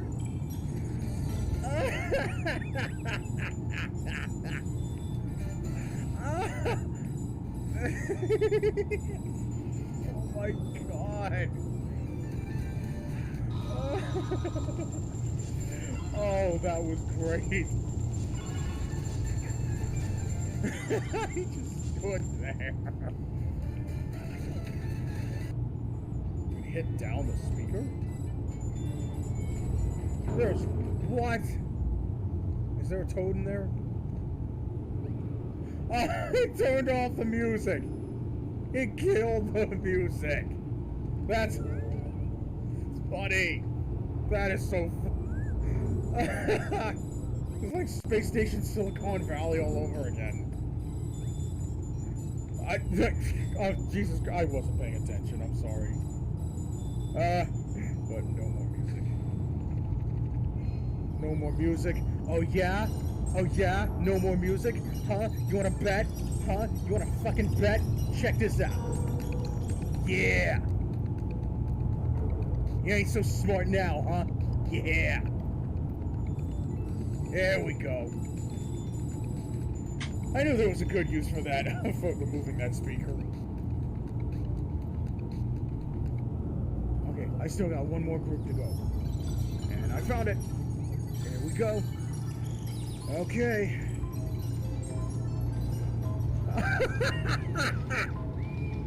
Oh my god, did you guys hear that? That was perfect timing.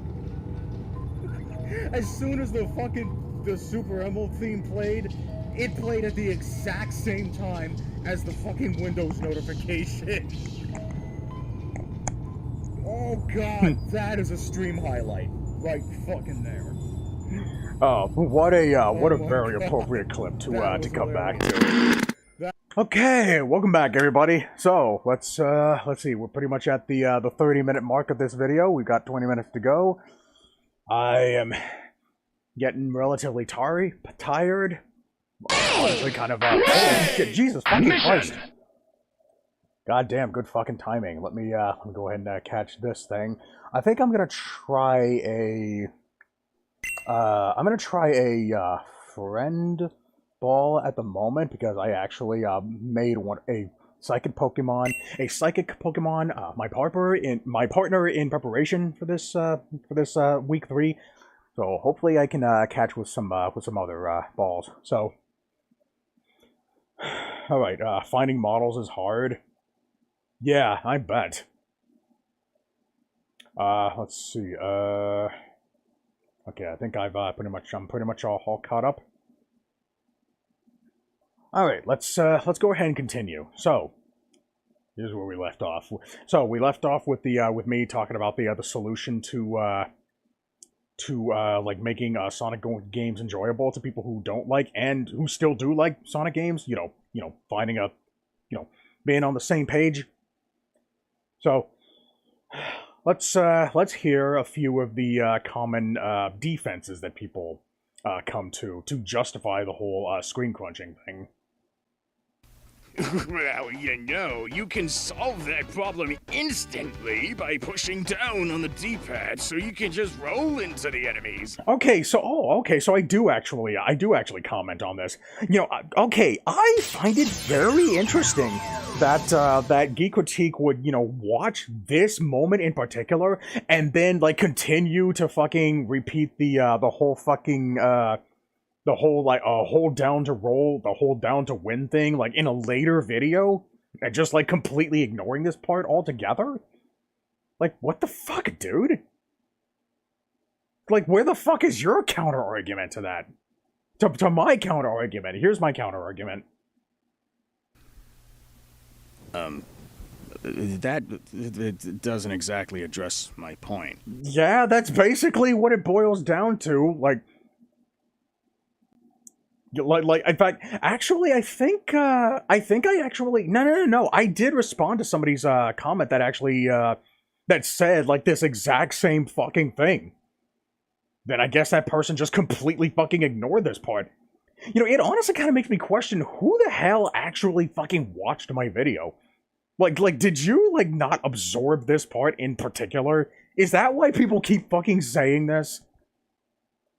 I can't fucking respond to it because it completely ignores what I actually said. I mean, that would certainly help with killing the enemy, setting aside that you completely sacrifice horizontal control while rolling and your only option during that time is jumping, but it still requires me to know that it's there. Remember, assuming you're running at top speed, you only have a little over a quarter of a second to react to the enemy appearing on screen. Not to mention that it could be an enemy that either shoots bullets or damages you if you try to attack it from the front or top. Hell, it could even just be a better wall of spikes. You don't know what's there. Yeah, again, like, see, the argument only really works if every single enemy can be dealt with by just rolling into them. Like, I don't see, like, it only addresses, like I said, it only addresses a symptom of the problem, but it doesn't address the problem itself. Hey, Quitzy, welcome back.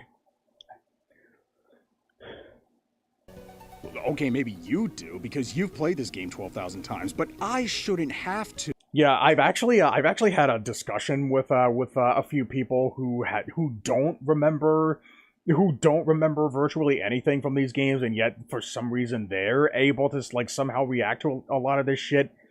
Like, are you sure? Like, are you guys sure that you're not just making lucky guesses, and you're just making yourself think that you knew that they were there somehow? Take one of those instances in my gameplay footage that I talked about. The one where I jumped in ice cap zone, off a ledge, and then I ended up, like, jumping into a wall of spikes. What, like, you mean to tell me that you knew that was up there the first time that you saw that? I mean, how would you like to play Super Mario Brothers with only this much screen space? I would like to see where I'm going, thank you very much. And, it's funny, like, somebody in the comments actually directed me to Super Mario Brothers Deluxe for the Game Boy Color, and to be fair, when I made this point, I actually didn't even know about the existence of Super Mario Brothers Deluxe. The person who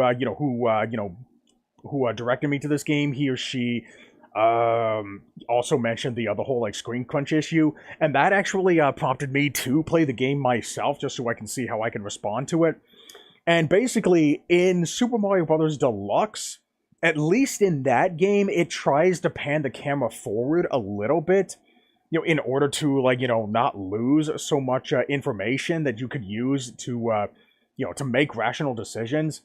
Like, even though you are still losing a little bit of screen space with the camera panning forward, you're still only losing, like, I think I counted, like, 1.5 tiles. Like, you're really not losing that much. So if I were to use Super Mario Brothers Deluxe as my example, I wouldn't be able to get my point across, as well as if I, did this whole screen put thing. Because the point that I was trying to get across here, using this screen, is the fact that you don't have enough information in order to play efficiently, because you don't have enough information, as you're constantly, like, entering new areas, and you're constantly, like, gathering new information. Especially in a game like this, where, like, spatial awareness isn't really, all that important. At least not as important in something like, the common 3D Zelda game or something.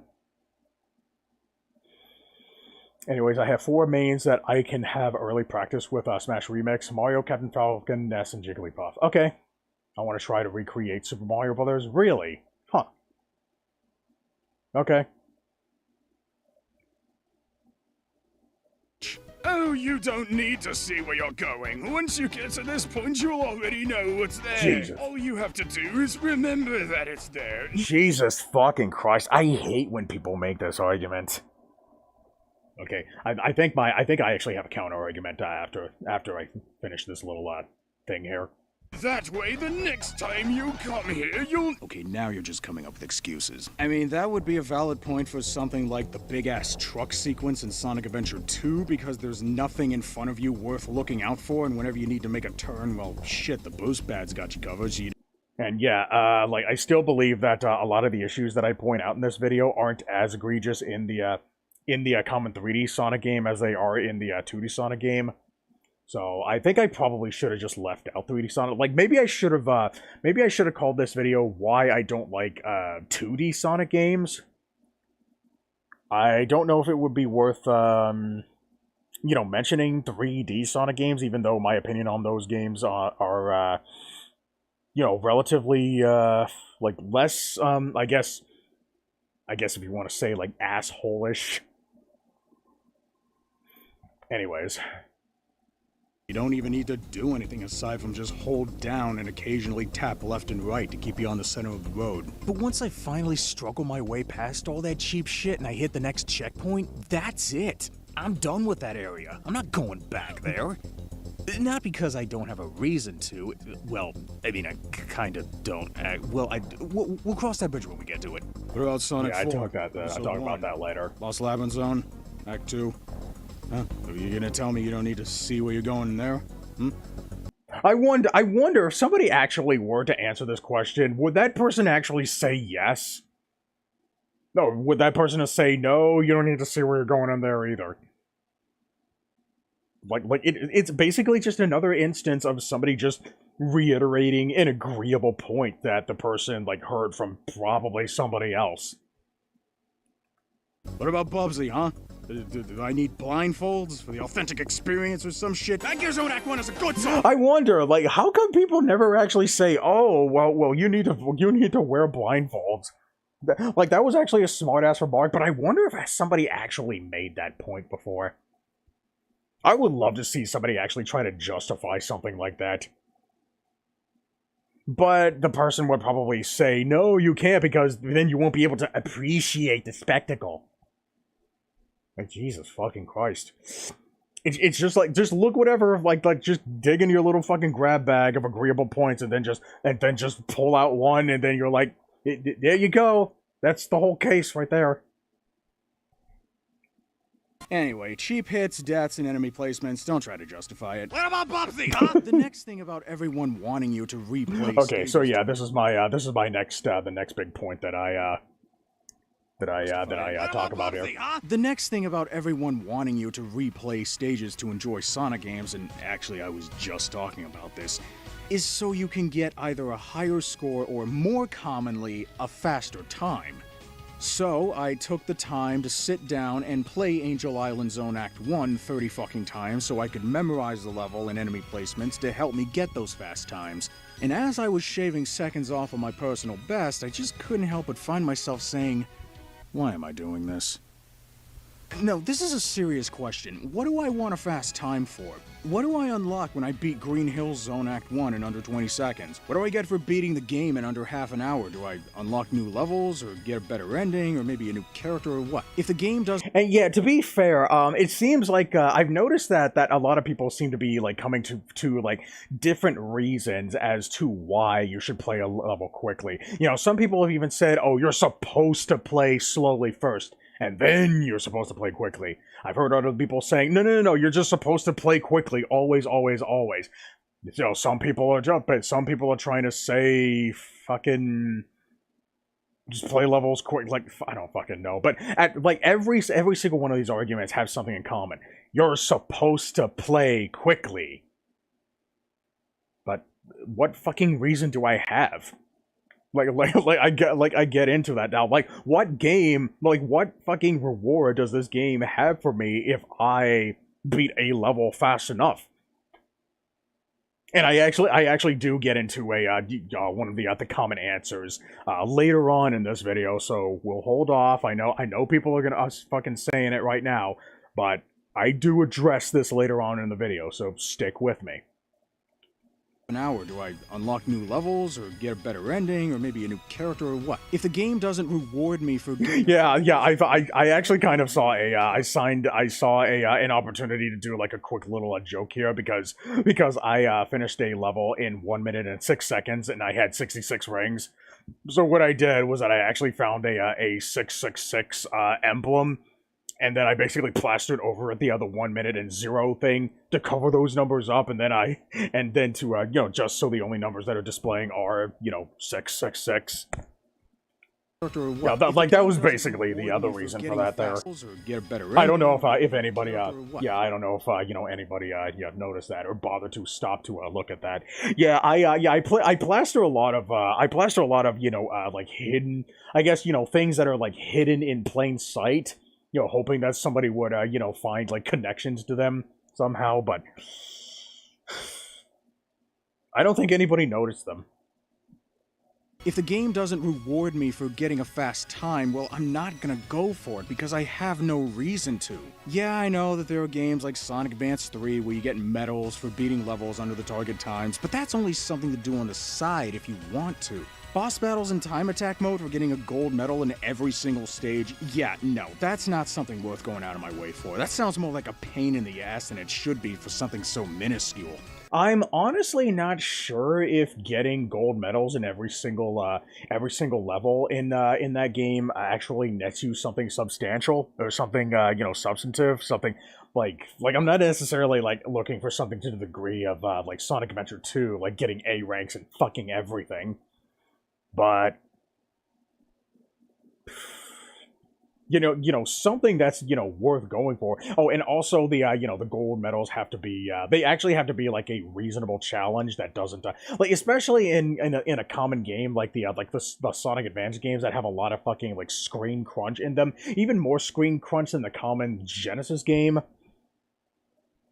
Yeah, something like that, you know, lends to, yeah, something like that can make it really difficult to actually want to get fast times. But again, that would ultimately depend on the thresholds for each of the gold medals on each individual level. So, but they're probably not easy to attain either. So, I'm just gonna go out on a limb and say no. Like, whatever is waiting, if there is something at the end of that rainbow, it probably isn't a fucking pot of gold. Funny how I say that when I'm talking about gold medals while you're on a screen clear of like a fucking boss clear screen that has a rainbow on it in the back. Because I can't see shit! And then of course I basically just summed up the reason why I'm not going for that because of the whole like screen crunching thing, but now we're talking about the whole like speed play quickly bullshit thing. Sorry guys, but unless I get something worth going through the trouble of memorizing the levels so I can constantly go fast and keep beating my personal best, I'm not interested. And also the reward has to, there was a saying for it. The reward has to, be worth the, it needs to be worth the struggle, essentially. I think, what the fuck was it? There was a saying for it. But I think the game has to be like in taste. Fuck, there was a saying for it. I can't remember what the hell it was, because like even if the reward is absolutely fucking phenomenal and it fucking completely turns the game around in like one of the best ways possible, if the game is egregious to get through in order to master it. Like hell, the rewards still might not be worth going through the struggles. God damn, I can't remember that fucking saying. I know that there was a saying for it, but yeah, that's another thing that I really wanted to you know, put here, but I didn't. I mean, why not implement getting fast times into standard progression or something, like making time attack mode being part of the main game? Okay, yeah, this is a cool idea that I had. I'm honestly kind of surprised that people actually, you know, disagreed with it. I'll tell you what it is here in the video. Oh, and I also really like this little animation thing that I did here. That's That's essentially like kind of a light retooling of the bad idea screen from good idea bad idea, and I changed the word from the word bad from N. I'm actually pretty proud of that one, and I was actually able to manufacture the. I think I got the letter N from the end title card, and I just made it the same color as the A. I was actually pretty proud of that one. I was actually legitimately surprised that I was able to make that look like just a natural part of the animation here. You know, the animation of the hand was like it was just enough out of the way so that I can replace the word bad with N. I think I was actually able to get that to look pretty seamless, at least in my opinion. Like, if you had no idea, if you didn't have any idea what this little animation was from, you would have thought that this was from the original animation. So, I'm pretty proud of that one. Can I ask for tips? Tips for, are you talking about Super Mario RPG? I haven't played Super Mario RPG in a very long time, so I might not be able to help you. You know, not to mention, like, you're talking to somebody who regularly grinds like fucking crazy in RPGs. Like, usually, like, when I play Super Mario RPG, I grind. Like, there's an area in the Bandit's Way. I think it's called Bandit's Way. You know, it's the first instance in the game where you're chasing Croco. There's an area like where there's like a power star over a couple of canines. Like in that area, that's probably like one of the best early game places to grind. I would grind like crazy in that area, and I've grinded so goddamn much to the point where one time I actually beat Croco before he was able to get his first move in. But yeah, that's one piece of advice that I could give as far as, like, you know, early game grinding goes, is that that's a really good place to grind for experience. So yeah, unfortunately there aren't really any like tips that I can give you outside of that. So yeah. Unfortunately, I can't really help you out much there. Like you can try to ask for something, but I probably won't be able to give you much of an answer. Like, most of the, like, I'm probably just gonna tell you to just grind more, honestly. So yeah, next time you want to ask me for, like, any advice, just remember that that's probably gonna be my answer. Alright. Here's an idea. I think we can make it work. How about after Oh my god, this fucking green screen here. So yeah, what I'm supposed to be showing off here is like a little bit of gameplay footage from me just dashing to the boss door in Sonic 3 because it ties to the idea that I'm presenting here. I didn't bother fixing it because I was so fucking tired of working on this thing, and it took so fucking long rendering the videos. In fact, I think it might have actually taken, like, what, 2 or 3 days to render the whole thing because of the piece of shit laptop that I used to render it on. So I just fucking left it in there, and I just hope to God that nobody would fucking, like, pay any mind to it. mode being part of the main game. But luckily, it doesn't actually interfere with the point that I was trying to make, as you'll probably see later on. So you'll see. Here's an idea. I think we can make it work. How about, after beating all the acts of a zone, have the boss acts be locked behind some kind of time banks or something that accumulates the personal bests of all the zones and acts that you went through, and you have to get the total time under a certain target in order to unlock it and progress through the game. Now that would encourage player improvement. That would be a good reason to replay levels, because now I gotta go fast. If you want me to go fast, I need something to go fast for. Speed in and of itself is not a good reason. And yet, for some weird reason, I've actually had a lot of people, like, disagreeing with that, oh, forcing people to go fast is such a terrible idea. Yeah, like forcing people to press a button in order to jump is also a fight. Like, it's basically just a fucking... But people are just using buzzwords to try to make it sound like a stupid thing. Like it's another one... It's basically just another one of those, like, you know, politician fucking... You know... fucking, like, tactics that try to fucking scare people out of doing something. You know, just so they won't have a fucking reason to engage with the idea. But, you know, that's all that people fucking do.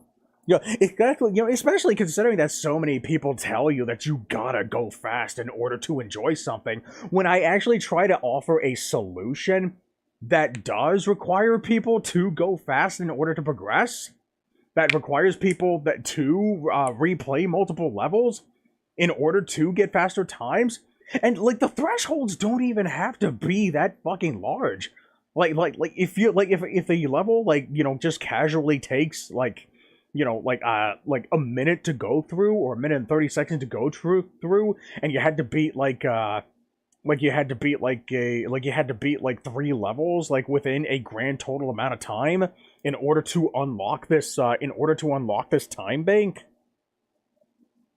And you're gonna like to try to tell me that that is a bad idea? You know, making a mechanic that's designed around going fast discouraging you from going fast? Like, what the fuck? I'm sorry, man, but I'm still not convinced. Like, I still think this is a good idea, but like I said earlier, like, we can make it work. Like, it doesn't necessarily have to be, like, this very exact idea. Like, we can, like, retool it in a way so that, like, so we can, like, make it, I guess, more organic. Like, maybe it could be, like, maybe, like, the next time they could also include, all the fast times from the previous, levels that had the previous, time bake on it. Like all those times could be included. You know, like I said, you know, we can make it work. Again, same page. You know, find middle ground. You know, you don't have to don't try to convince me that only your way works. Like, I'm not trying to convince you that my way, like, this exact fucking way works. Like, let's try to work something out. I think it's possible.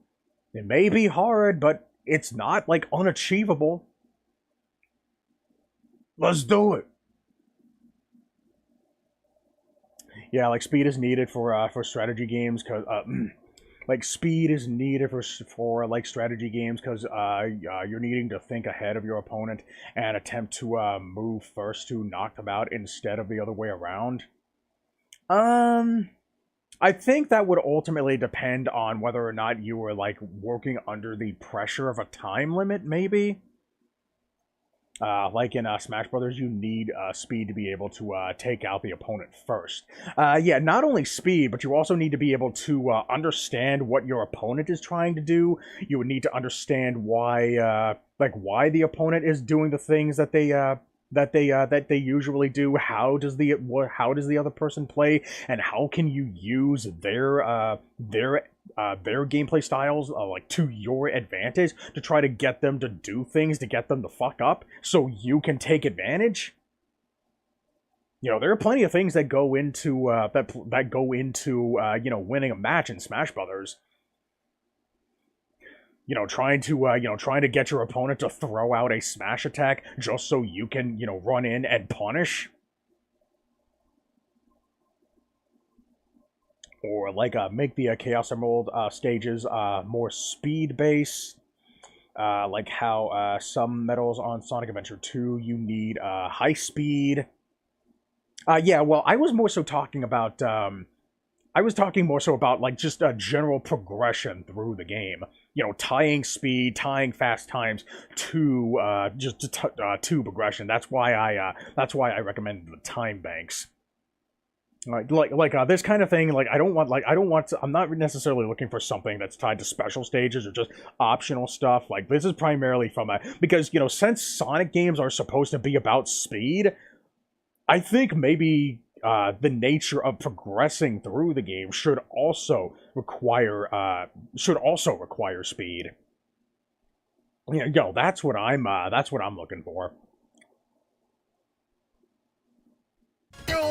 the spectacle, the thing. Oh god, okay, the fucking spectacle part here. So yeah, this is another common argument that you hear a lot of people saying too, with that justifies the whole like camera zooming in thing, that doesn't give you enough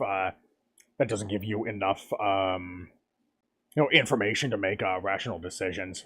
So let's listen to my counter argument. Really? That's the common belief amongst smart people?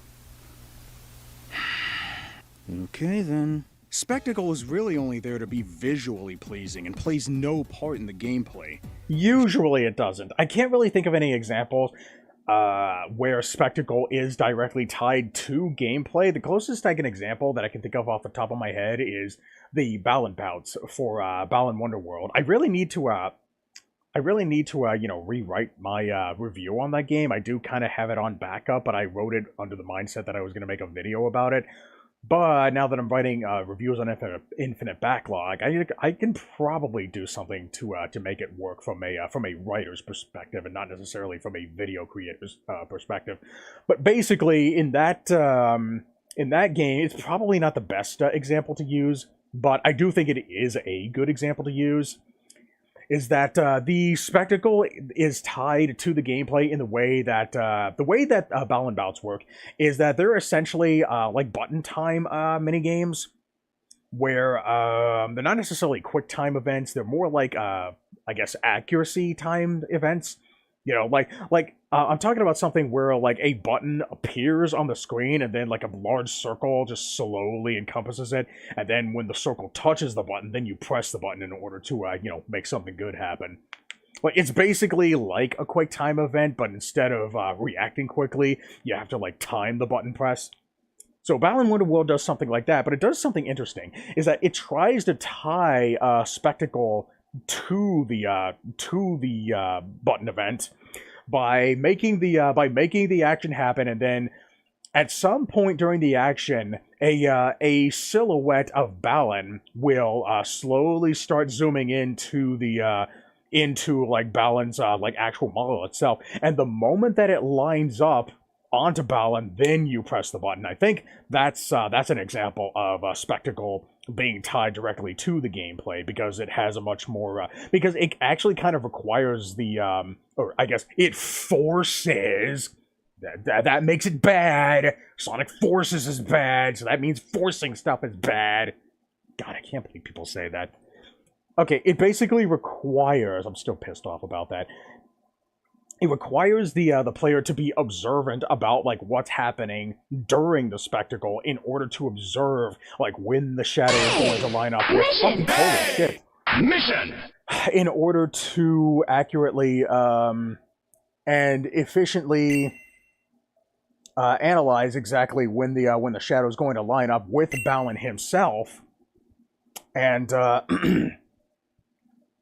And I think that's probably not the best example that I could use, but it is the closest one. But point being, there are examples of spectacle being tied directly to the gameplay. It's just that in a lot of cases, it's not, and in cases like Sonic, spectacle actually gets in the way of gameplay because it's prioritizing like wowing the player over fucking making sure that the player can actually play the fucking video game. I keep going on about the whole like not being able to see where you're going kind of shit. But, I don't want anybody to just take away, oh, he's constantly complaining about not seeing where you go. No, I'm explaining it in immense detail, and you know what? I think of like the fact that I have to keep explaining in immense detail just so you can remember the details about it, just so you won't keep fucking... I wouldn't have to do that if you actually took away the details instead of generalizing them in uncharitable ways just to make me look like an idiot. Like, do you really think that makes your side look any more appealing to anybody who doesn't already agree with you? Like, that's a very divisive thing to say. Especially when other people are... especially for people who are actually trying to understand your side of the story, but then you do that to them? And you wonder why the Sonic community is constantly being seen as toxic? When you do shit like that? Like, do you really think that you're helping the reputation of your community any? Like, when you make those kinds of, like, uncharitable generalizations?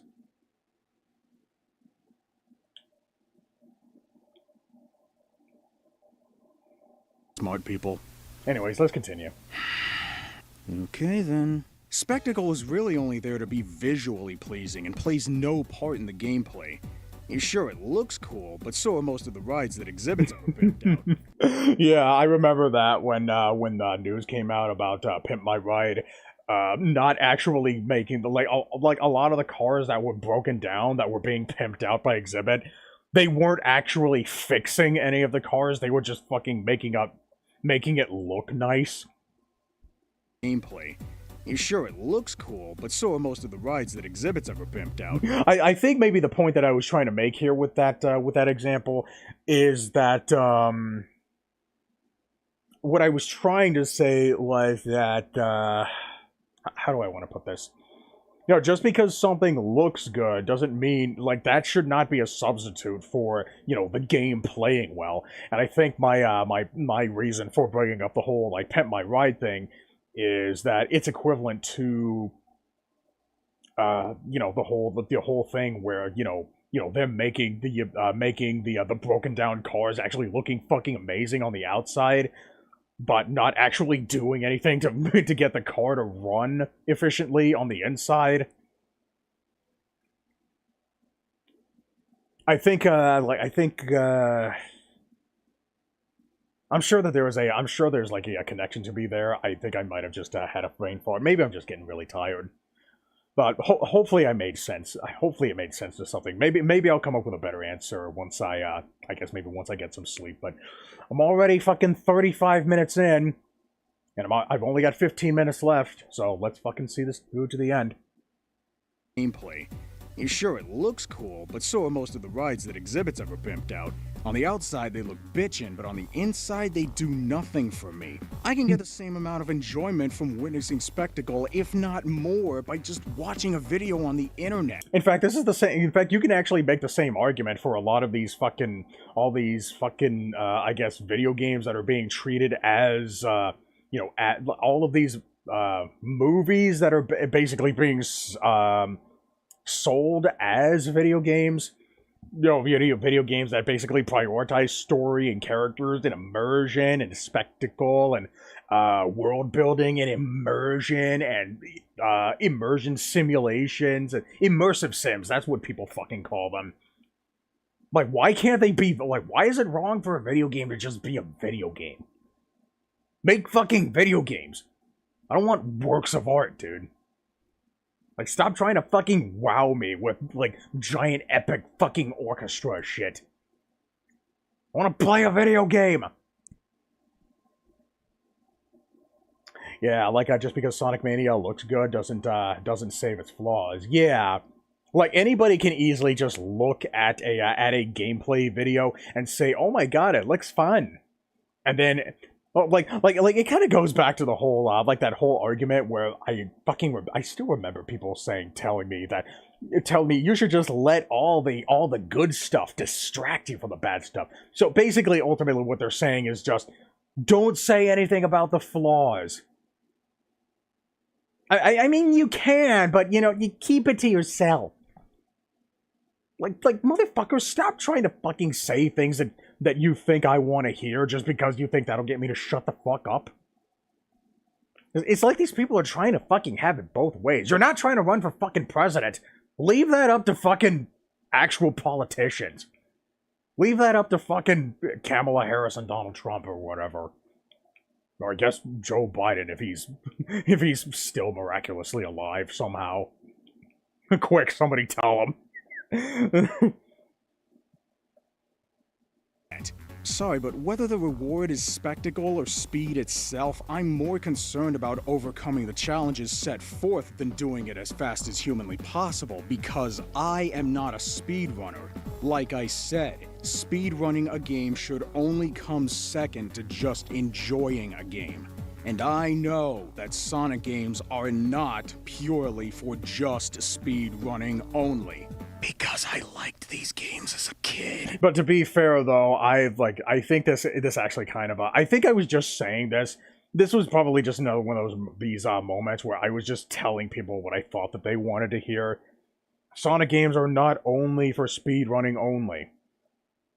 And I think the whole I like these games as a kid thing was just me trying to I guess trying to come up with some kind of cheap backing reasoning as to why that actually holds some kind of credence. But yeah, when I was a kid, like I said at the beginning of the video, I did not really have standards. So if I liked these games as a kid, and I actually knew my reasons for them, I wouldn't be saying something like this. Besides, I already have a reward to look forward to. The ending. Because there is an end to reach here. And you know what's funny? I actually saw somebody saying, oh, the end, oh, that's not a real reward. Oh, now we need to get into what is or what isn't a real reward. What's the difference between a reward and a real reward? I don't fucking care, if a reward is real or not. It's still a reward, right? That's a fucking discussion in and of itself. Being able to beat the game, like I said, overcoming the challenge, and all the challenges in the game set forth in order to make it to the, end. That's essentially what I meant to say when I said the ending. Because there is an end to reach here, and going fast is not a core requisite to obtain it. Speed is more of a tool to use than a reward to achieve. I mean, it would be one thing if these games were never-ending and you got a high score based off of how fast you were going and how long you can maintain your momentum, and then maybe I could get into these games. Here, let's go back to Tetris for a second. You got a playing field. Pieces are dropping and filling up the board. If they stack too high, you die. Game over, man. Insert more quarters. No, not my quarters. I honestly don't remember what point I was trying to make here, but maybe it'll be more clear as we progress. By making horizontal lines, they'll clear out. Everything up top drops. You got more room to play. You delay the inevitable for a little longer. Enjoy it while you can. Okay, yeah, I remember what point I was trying to make, but I think I need to play I need to let the whole thing play out. Another example: Space Invaders. You're in a ship. There's some aliens. You're bored. You need to make them happy by getting into the line of fire so they can blow you to Kingdom Come. Oh, what's that? You don't want to do that? Well, shit, I guess you better shoot them first. But just so you know, you're gonna have to give them what they came here for eventually. And that's really the only incentive you need to keep playing. The main objective for simple games like Tetris and Space Invaders is survive for as long as possible. Yeah, the kind of games that don't even really have an ending. And if you survive long enough, you'll even have a place on the high scoreboard to show for your efforts as an added bonus. The game ends when you, the player, are unable to go any further. But honestly, I think in hindsight, there's, in hindsight, maybe Tetris probably wasn't the best example to use, since we are starting to see people actually, beating Tetris, in a sense, so... but, to be fair, I couldn't have possibly, foreseen that coming, so how can you blame me for, using an outdated game, as an example, before all that shit started happening. So, but I'd like to think that my point still stands, right? Even if we were to assume that Tetris didn't have an ending. Hey, Jusu, what's, I guess, Juice World? I'm sorry, not Juice Digger. You're still alive, I just woke up to get ready for school. Yeah, I wasn't anticipating to, stay up this late either, but, I've been streaming for so long, and I just keep responding to so many people's, fucking, messages. But, I finally got started with, reacting to this video, and, since I've only got 13 more minutes left to go, might as well see the rest of it through. But, thanks for coming back in. So, yeah, I'm gonna try to make a highlight video that, that basically just cuts out all this shit that isn't related to, me reacting to this video, and then you'll just have that to watch if that's all you care about. So, yeah, I'm gonna be doing some work on this video, assuming I don't get, disconnected anytime soon. But yeah, have, you know, survive school, have fun if you can. Don't forget to put the book in your bag. I'm just making blind assumptions here. I don't know if you actually do that. Meanwhile, we got games like Super Mario Bros. And Sonic 3 that have an endpoint that you're trying to get to. The objective then becomes survive long enough to get to the end and beat the final boss. High scores and fast times be damned, you're just trying to get to the end. That's the main focus here. Beat the game. You don't need to go fast to do that, right? You only need to go fast so you don't run out of time. At least until you reach the next checkpoint, because once you hit the 10-minute limit and die, you go back to that checkpoint and the timer just resets back to 0 anyway. Plus, you're more than likely gonna have a shit ton of lives with more to come, so... what tension? And yeah, so yeah, I don't want anybody telling me that, oh, well, you need to, you need to beat the time limit, because, yeah, no. Like, the fact that you can, the fact that, at the very least, like, there are so many people out there who try to tell me that these games are so hard. Like, meanwhile, here I am fucking beating Death Egg Zone with 30 lives to fucking spare. I think that says 28 lives down there, 28, 23... But you still get plenty of lives to go through. These games are not that hard. And besides, you guys like Sonic games. I don't. And yet, here I am fucking, like, fucking stocking up on all these lives down here, and you're gonna try to tell me that you guys are struggling with this game? How the hell is a guy who doesn't like Sonic games somehow better than people who do like Sonic games? Does that sound normal to you? Like, do you actually think that that's normal? And now here you are gonna tell me that I just suck at Sonic games when I'm probably better than you? Fucking casuals. Jesus Christ. It's been 8 hours for my time. You started at 10, and it's now 6:50. Yeah, I did not intend to stream for this long, but again, you know, I keep getting caught up with chat messages. You know, not to mention, I also just had a lot that I wanted to say about my old video, so... Yeah, but again, I am going to make a version of this. I'm gonna make a you know, cut a highlight video together that basically just stitches all this stuff together. So, you know, look out for that. This whole idea of speed being a reward just seems to me like self-delusion when there's clearly something else to work for here. Yeah, if there actually was something else to work for here, then why the hell don't people use that? You know, if there actually is, like, an in-game reward for going fast in a video game, why don't you just use that as an argument instead of, you know, saying that a thing that's in a game that you need to use in order to beat is the reward itself. In fact, I actually kind of make a smart-ass remark about this in this next little joke that I make here. It's a joke, but technically you can make this argument. So I'll show you what I mean here. You know, now that I think about it, you can technically make anything seem like a reward for doing anything at all. Technically. Objective: push the A button. Congratulations, here's your reward. Sonic jumping. Don't it feel good? See? You can't tell me that's not a reward. It doesn't matter if the reward is real or not.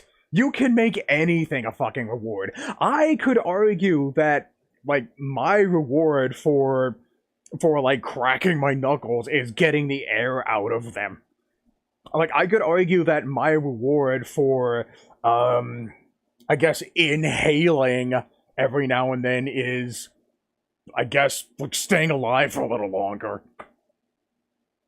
You can make anything seem like a reward for doing anything, and you can call it a reward.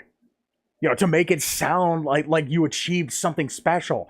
In fact, again, like, that's another thing that fucking politicians do to get people to fucking, like, vote for or against something. I mean, hell, that's what a lot of fucking religious people do to try to get people to convert into their religion, to make something seem like a reward by using this kind of terminology that makes people react a certain way. You can't tell me that you can't do that. Oh, but it's not a real one. It doesn't matter if it's real or not. Jesus Christ. Speaking of things to work for, Sonic games have plenty of paths to explore with lots of things to find to keep the game fresh and engaging or some shit. okay, before I tear that shit apart, So yeah, this is the part where I actually talk about Sonic CD along with the whole like exploration thing. let's look at how Sonic CD handles exploration. In fact, you know, now that I think about it, technically you could argue that I actually like the three main problems that I have with Sonic games are speed, platforming, and exploration. The first thing that I made a big deal about, you know, being the fact that the viewport was not very well catered to the average speed of the gameplay, basically represented me complaining about the platforming. And then I complained about the whole like going fast to beat a game, essentially the whole like speed thing being a reward thing, like not actually being, you know, a substantial enough reward for me to come back to. Like, you know, people complaining about me complaining about the games not actually having a good reason to go fast. That could be like the equivalent to me complaining about speed. And then the third thing that I'm about to talk to about right now, the fact that there's like virtually nothing to explore for in the Genesis Sonic games, or you know, Genesis Sonic games, Sonic Mania, probably Knuckles Chaotix. Like, there's virtually nothing to look for. You can equate that to me complaining about exploration. So basically, this is a video about me complaining about speed, platforming, and exploration not being done well in Sonic games. I don't know if that would be considered a charitable generalization, but it's not a wrong one. I guess you could say that. Speed, platforming, and exploration is not being done well in most Sonic games. I honestly didn't realize that until now. Like, that's a connection that you can make. Alright, let's talk about the exploration in Sonic CD. And why I believe they actually did the exploration well in this game. Shit apart, let's look at how Sonic CD handles exploration. The level design of Sonic CD makes it so I can not just explore wherever I want without needing to restart a damn thing, it makes it so I can travel from the goalpost all the way back to the start of the level. And I think every single level is like that too. You can actually go like wherever the hell you want. Like as long as you know how to get back to the start. I think that would actually be a really cool optional challenge that like maybe Sonic Origins probably should have implemented like something like that. Like a start from the end of the stage and then go all the way back to the start. Like that would be like a really cool I guess alternate like gameplay style. Like running backwards and shit. Not only that, but the game gives me somewhat of a reason to explore every single level. Make a good future in all the zones to get the good ending. How do I do that? Well, first you gotta explore the level for a past signpost, which there are several of. Okay, now what? Explore the level and look for a place that lets you go fast enough to travel to the past, like 2 springs that bounce you back and forth, and if you can't find any of those, well, it's time to get creative. Explore the level and plan a route that will help you get and maintain the speed you need to travel back. Execute the plan, and if it's successful, boom, that's step 2 done. Yeah, I do really like that that the level is designed in a way so that you can actually look for paths to maintain your speed. I do like that the way that design philosophy, I guess you could say. Step 3, explore the level for an enemy generator, destroy it, and that's it. You're done here. Get to the next stage and do it all again. In 10 minutes or less. I fucking hate that there was a time limit that limited the amount of time that you had to like explore these levels. I think the time limit was removed, or I think you have the option to turn it off in the Christian Whitehead version. I don't know if you could do it in the the standalone Whitehead version or in Sonic Origins. I'm gonna have to go back to that game just so I can see for myself. Sonic and time travel, he just does not do it. Oh yeah, he can't he, with Chaos Control? I guess he just didn't really, see much of a, important enough reason to. But, to be fair, I don't think he remembers that he can do it, because you gotta remember, his memory was erased in that game.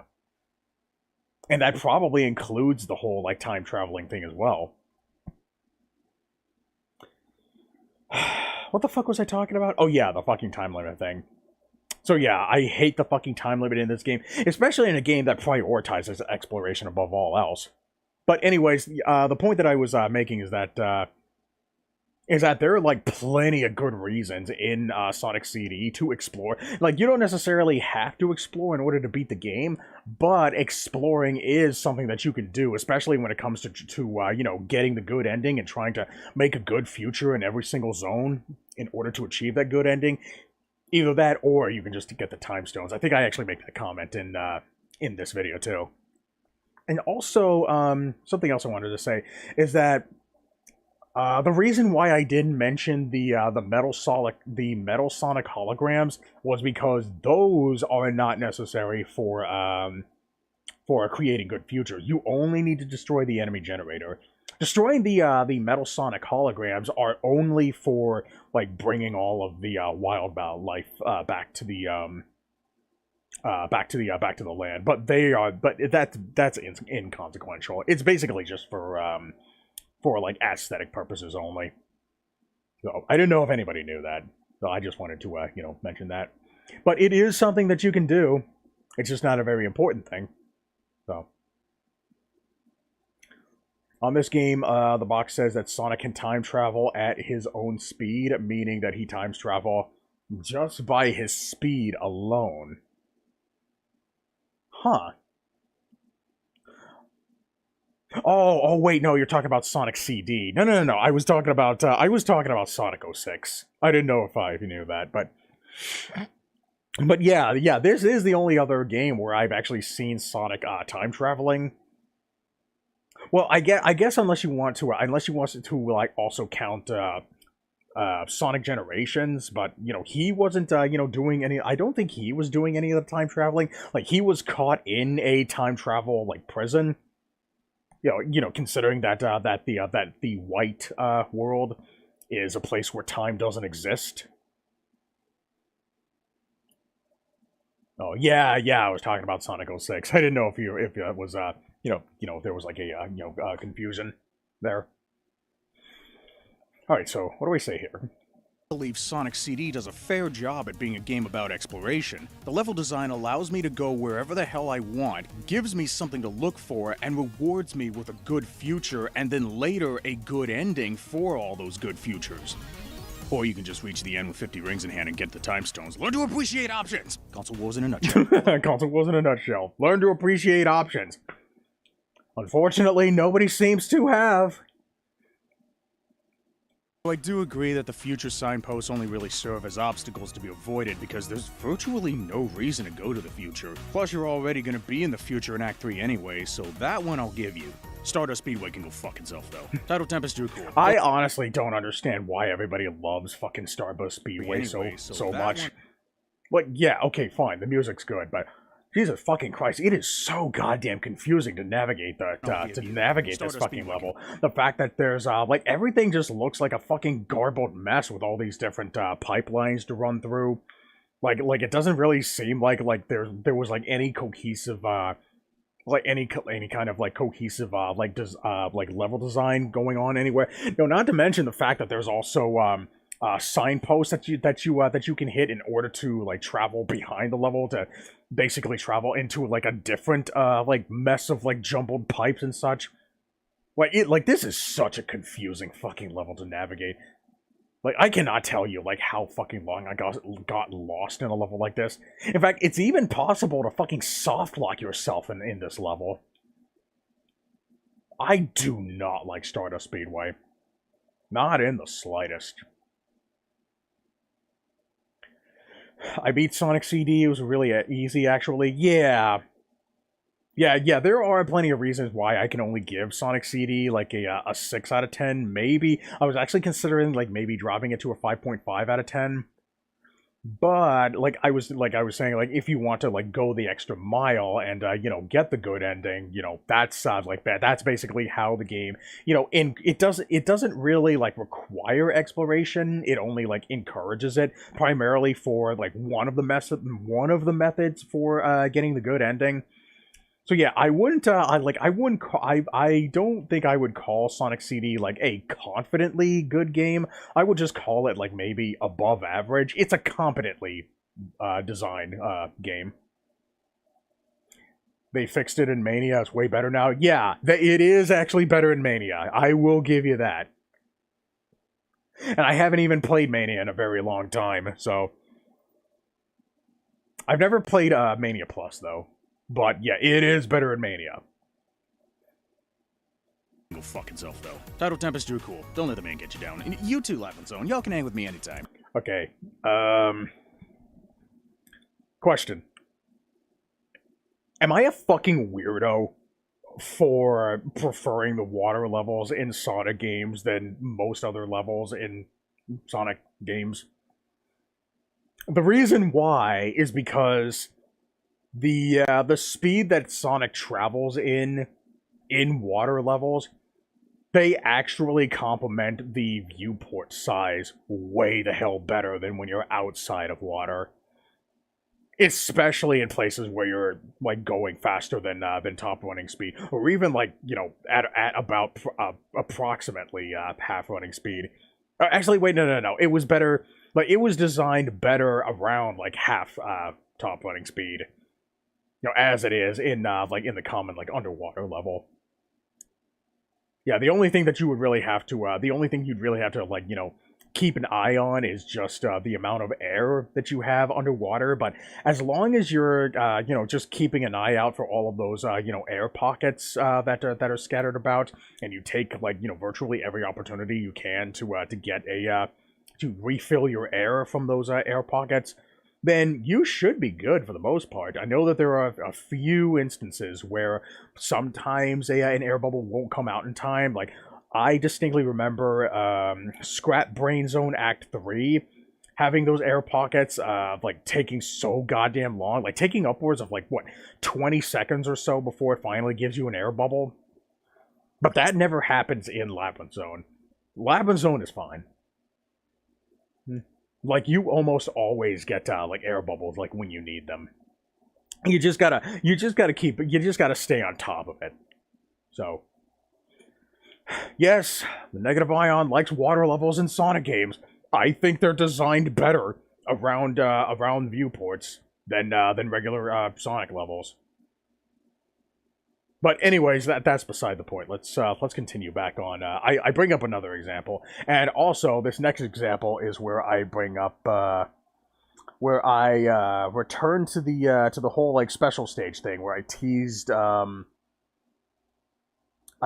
one other special stage that I really wanted to talk about, and I just felt like this was the most appropriate most appropriate place to talk about this kind of thing.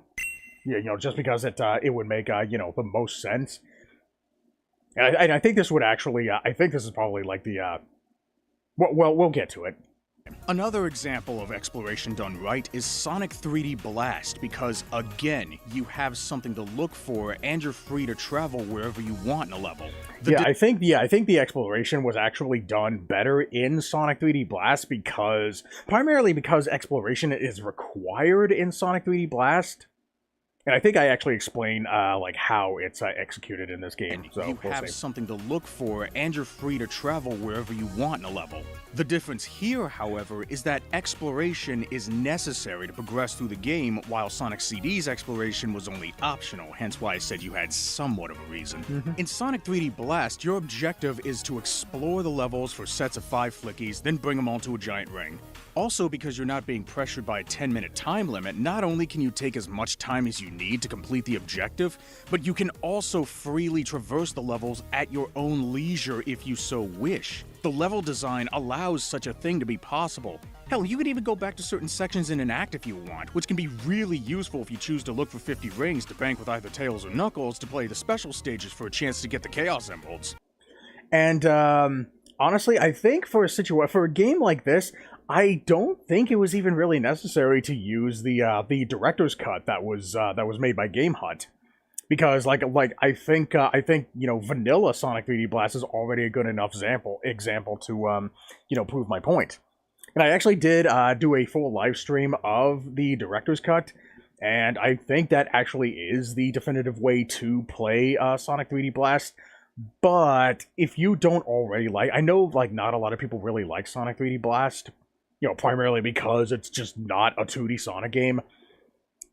If you don't already like the vanilla Sonic 3D Blast, then chances are Director's Cut probably isn't going to change your mind, because Director's Cut doesn't really do anything all that radically different. It basically just changes a couple of, I don't think it really changes anything. What it does is that it adds some enemies that were previously unused in the vanilla game.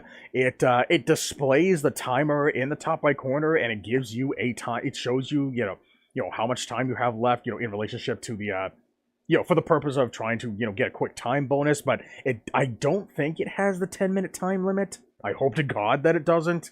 I honestly don't remember. And it also adds a level select screen. On the it adds a level. Yeah, it adds a level select screen every time you finish a level. It takes you to a level select screen, so you can just play the current level, and then if you want to move on to the next one, you can, or if you just want to play the previous level again. And yes, there's also a password function, and it always displays the password every time on this screen. I don't remember if the game has a built-in I guess save SRAM function where you can save games manually. Probably not. I don't think that technology existed on the vanilla cartridge. But it might, and I might just be remembering something wrong. But it also contains, that cartridge also contains, just the vanilla Sonic 3D Blast, like what you're saying here. So you could basically get away with just, selling your old cartridge in favor of the director's cut, and you wouldn't be losing anything. If you just wanted to play the original game, you already had it right there on the cartridge, alongside the director's cut. And I think this is also going to be the spot where I talk about that special stage that I hinted at. Yeah, it feels like such a random detour, but wait a minute. Okay, OBS, stop it. Knock it off. Behave yourself, please. Okay. But this was really only the only place that I could talk about it. So yeah, just bear with me. And on an unrelated note, I do like the ring banking system. Sonic 1, 2, and CD could have totally used that. Maybe put that at the checkpoints or something. Yeah, this was also a pretty cool feature too. I really wish that this was implemented in more Sonic games. And by the way, this is the special stage that I alluded to earlier. I'll call them Bridge, not to be confused with the level from Sonic 1 on the Master System and Game Gear. Now, I know that this is a huge deviation from what I'm supposed to be talking about, and I will get back to it, but I wanted to talk about this special stage because this is an example of challenging but fair. Everything is right in front of you, and you can see the placement of the rings and mines clearly. You know what you need to do at all times, so now it's just a matter of precision timing and steering, and if you hit a mine or don't get enough rings, you have no one to blame but yourself. The only complaint I have is that because of the 3D nature of these stages, it can get a little disorienting at times, but once you get into a rhythm of ring collecting and knowing when to jump, you can easily surpass this minor flaw. Yeah, it's actually pretty easy to adapt to where you are in the 3D space relative to the distance that's being perceived on screen. I don't know if I made any sense there. But yeah, it is specifically the Genesis version of this game, because the Saturn version and the PC version, all three versions have very different special stage designs.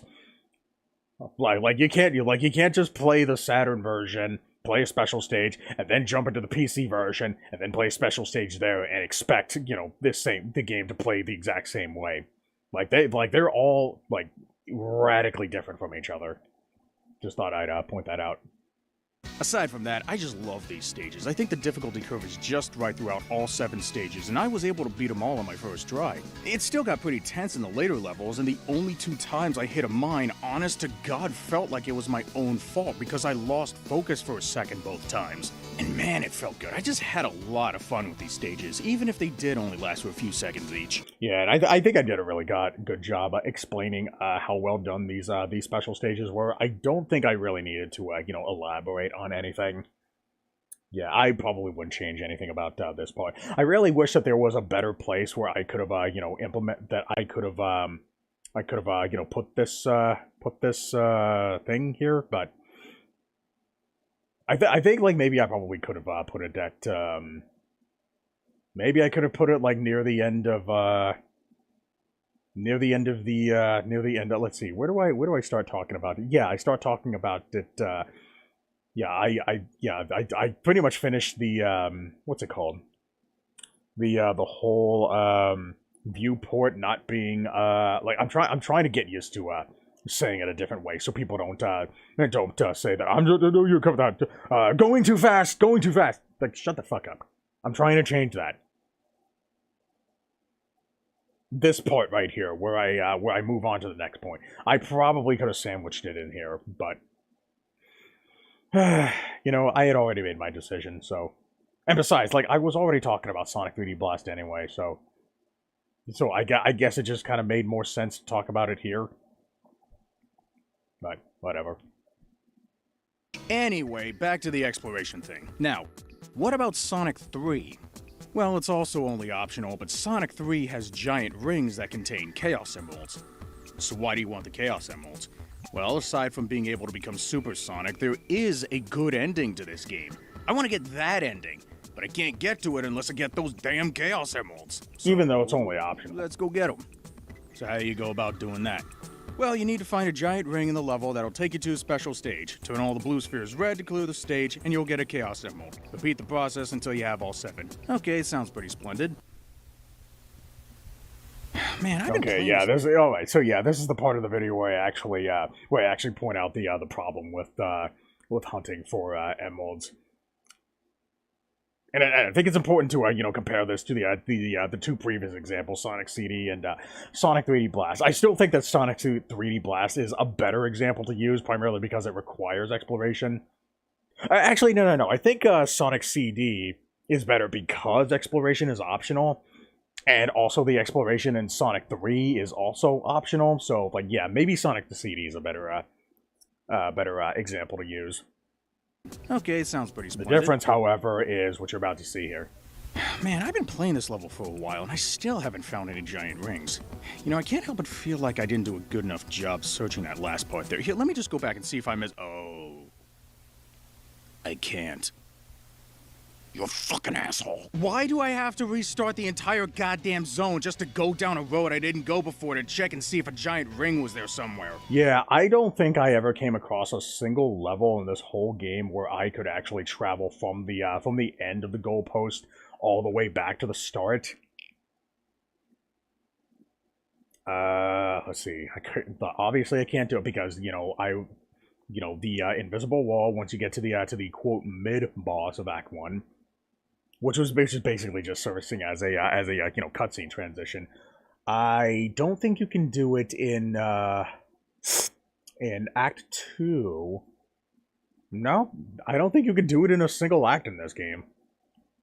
Especially if I'm looking for them in Act 2, because I would have to go through the entirety of Act 1 again, and most of these zones already take long as hell to get through anyway, given how fucking huge they are, and because of the 10-minute time limit, I probably wouldn't even have time to explore every nook and cranny without sacrificing a couple of lives. How is this a legitimate point? Save scumming is not something you should have to do when you're exploring for giant rings. And I still stand by that. Fine.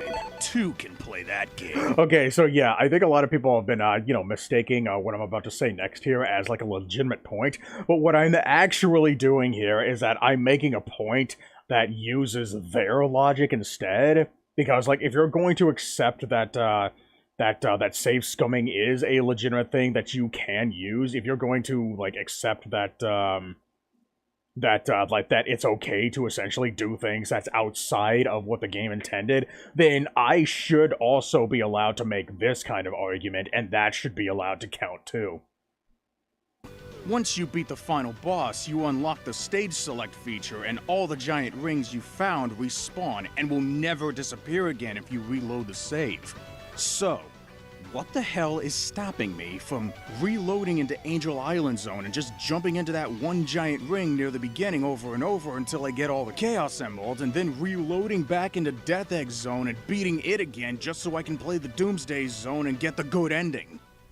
Kinda defeats the purpose of looking for the giant rings, doesn't it? And again, like, I have to reiterate, that's assuming if you're using the whole, like, well, it's okay to play the game, like, in an unintended way. It's okay to fucking, I guess use, like, the whole, like, save system, like, that, like, breaks sequence.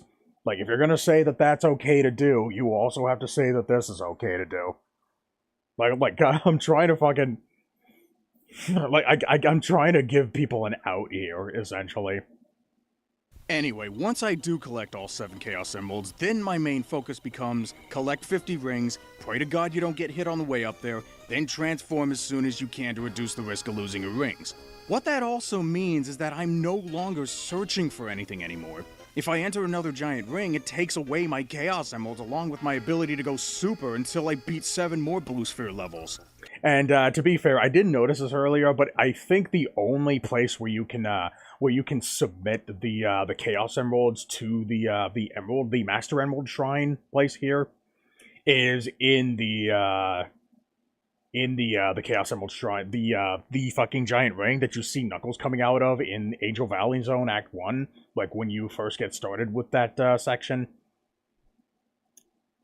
So yeah, that's something that I didn't know when I made this comment. Like, it's not just any giant ring at all. Like, you first have to go into this specific one in order to get all the others to spawn, I guess like transport you back into this place in order to get the Super Emeralds.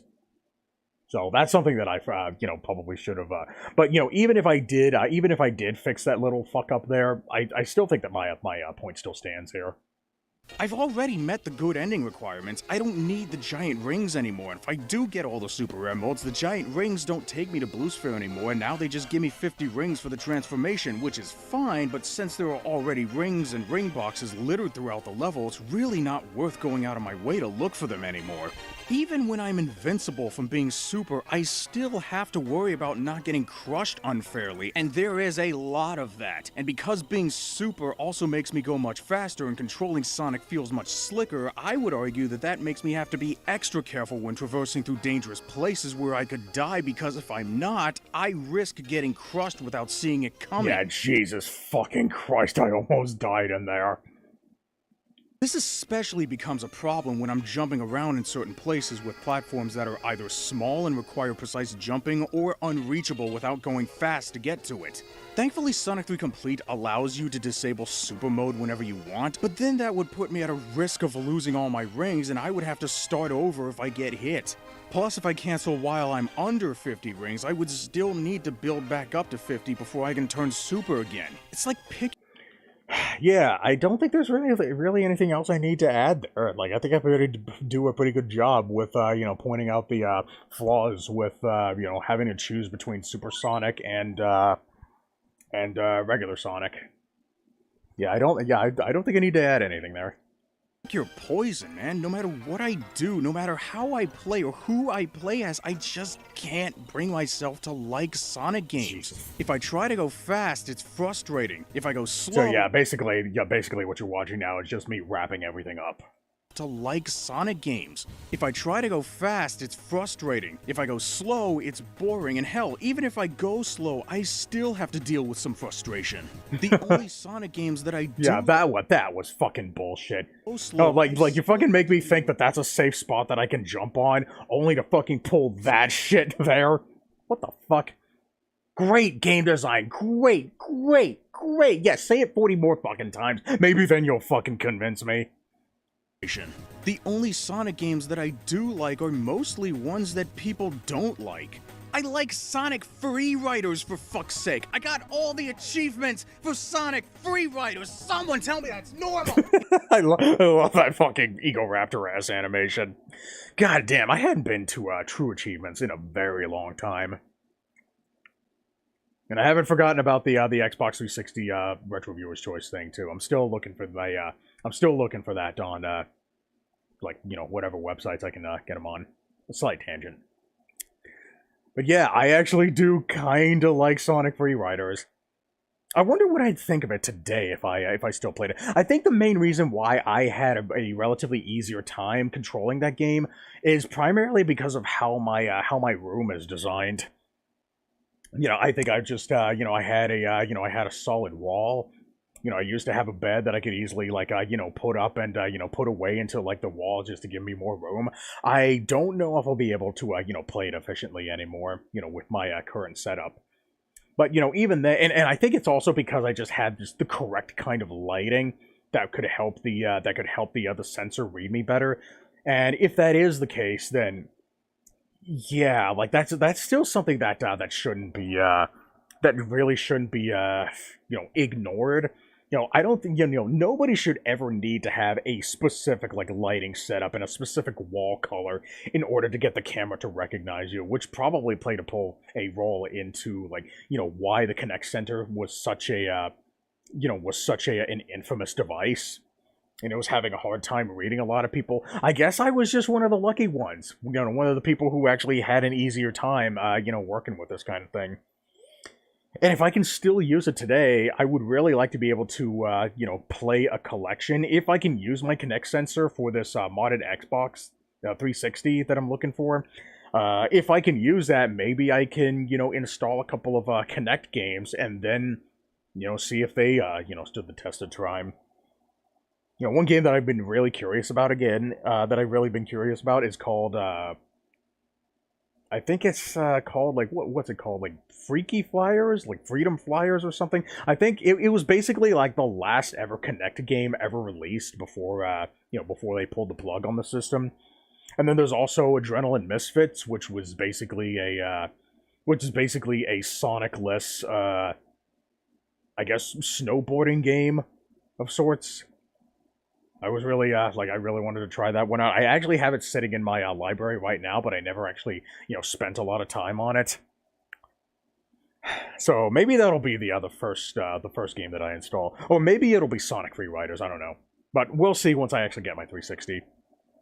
If you were to ask me how I would change Sonic games so I would like them more, I'm really not sure what my answer would be, since I just feel like I don't fully understand what a good Sonic game is supposed to be. You know, I think a big reason for that is because I'm not necessarily concerned with Sonic games being good Sonic games as much as I'm just concerned with them just being good games at all, which, funnily enough, probably plays into why I'm a bigger fan of the Sonic spin-off games than the mainline franchise.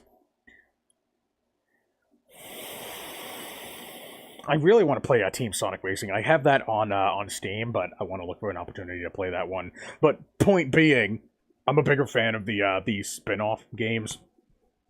I wonder when they're going to make their next spin-off game. And there are plenty of games out there that I like that do the whole going fast thing where I don't have to replay them to like because I already liked them the first time through. Don't think that wanting instant gratification for going fast is an irrational desire to have. I was able to achieve it in Sonic Generation. And hell, there's a lot of other people who fucking say the same thing about other games. Oh, but that's unreasonable when it comes to Sonic? Now all of a sudden you have to replay it? You guys saw that? Anybody remember the Fancy Pants games? The Newgrounds?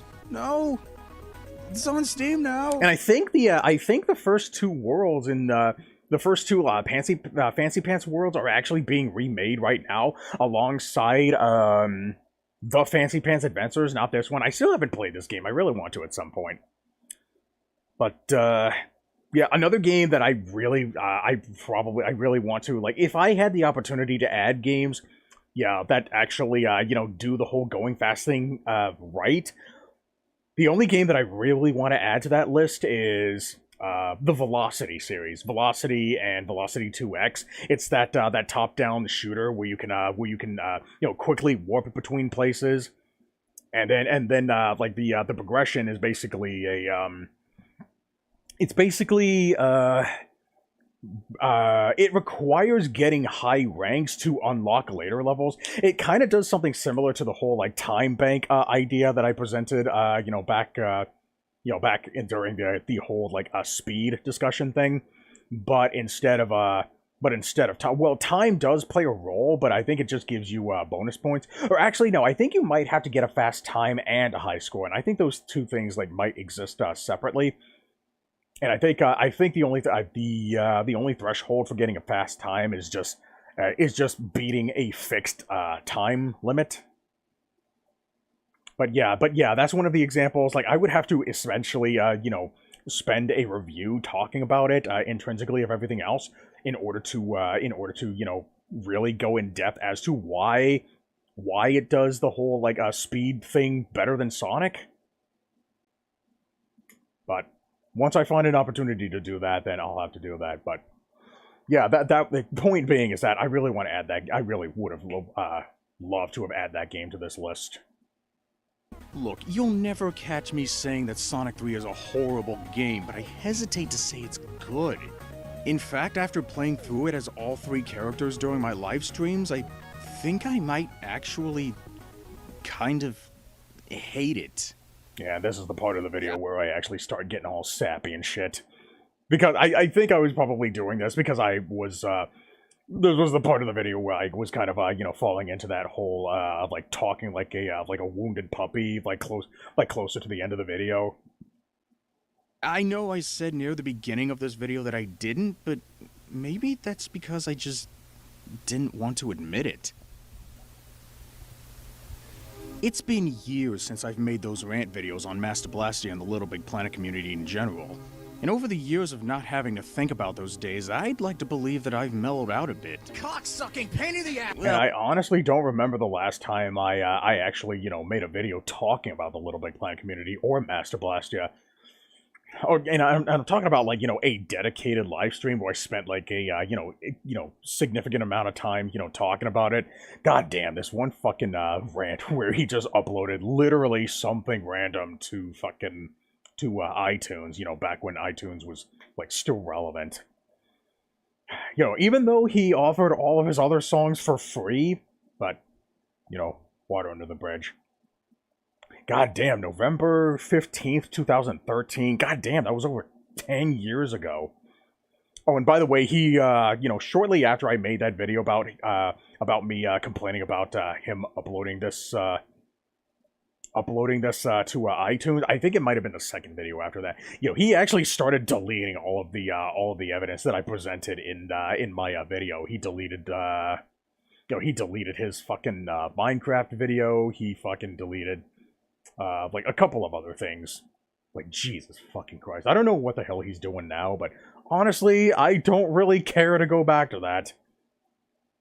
This shit's all behind me, and I am not gonna fucking miss it. Well, at least to a minute degree. I don't ever want to hate anything. Hate is just such a strong term to use, and I try to avoid using it whenever there's a more accurate term to describe how I feel about something, and most of the time there is, but that doesn't seem to be the case with Sonic 3. It just feels unfair most of the time. If I'm not frustrated, I'm bored and then later exhausted. I had to force myself to play a second and third time against my better judgment because I still held out a tiny glimmer of hope that my mind would be changed and... Yeah, my voice is honestly... Yeah, I'm starting to notice the whole, like, wounded puppy thing that I fucking hate fucking hearing, and, like, all these other, like, YouTube essayists and shit. For a second, it seemed like that was going to be the case, but when I finally finished all 3 playthroughs, I didn't feel any sense of accomplishment as much as I had a sigh of relief that it was all over. It just drained me. Hate is really the only way I can describe my experience with this game, and that is not something I'm okay with. The only things I like gameplay-wise are Blue Sphere, Angel Island Zone Act 2 as Knuckles, and some of the bosses, assuming you don't cheat your way through them. I mean, I guess it's not really cheating if the game allows you to do it, but God, it sure feels like it. And even though Blue Sphere basically serves as an anodyne to the agony I go through in Sonic 3, I can just play this minigame by plugging Sonic 1 into Sonic & Knuckles, or hell, by just selecting it in the main menu of the Sonic 3 Complete ROM, which pretty much eliminates any reason to play Sonic 3 again. But I still do. And the only reason I ever come back to this game is to try to figure out why I don't like these games, and every time it's the same result. That's kinda why I made this video. I'm getting desperate. I want to like these games again, so guys, all things considered, what am I doing wrong? Help me out here. Yeah, so I didn't really, have anything new that I wanted to add to any of that. That was basically my, my closing arguments, my closing segment. I pretty much said everything that I needed to. Well, actually, maybe not everything. There were a couple. I did go through a couple of things that I did want to, that I did want to bring up. Yeah, I really wanted to elaborate more on the whole, holding down to roll thing that didn't really occur to me. By the time I made this video. And also, there's this one little Easter egg in this very title. Even though this is the end of the video, I wanted to point this out because I don't think anybody else noticed this. It actually happens while the title is fading out. Pay very close attention as it fades out.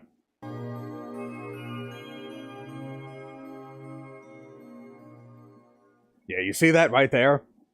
Yeah, right there. I snuck that into the end of the title as a way of trying to try to manufacture the fact that I'm trying to hold back saying that I hate Sonic games because I didn't want to believe it.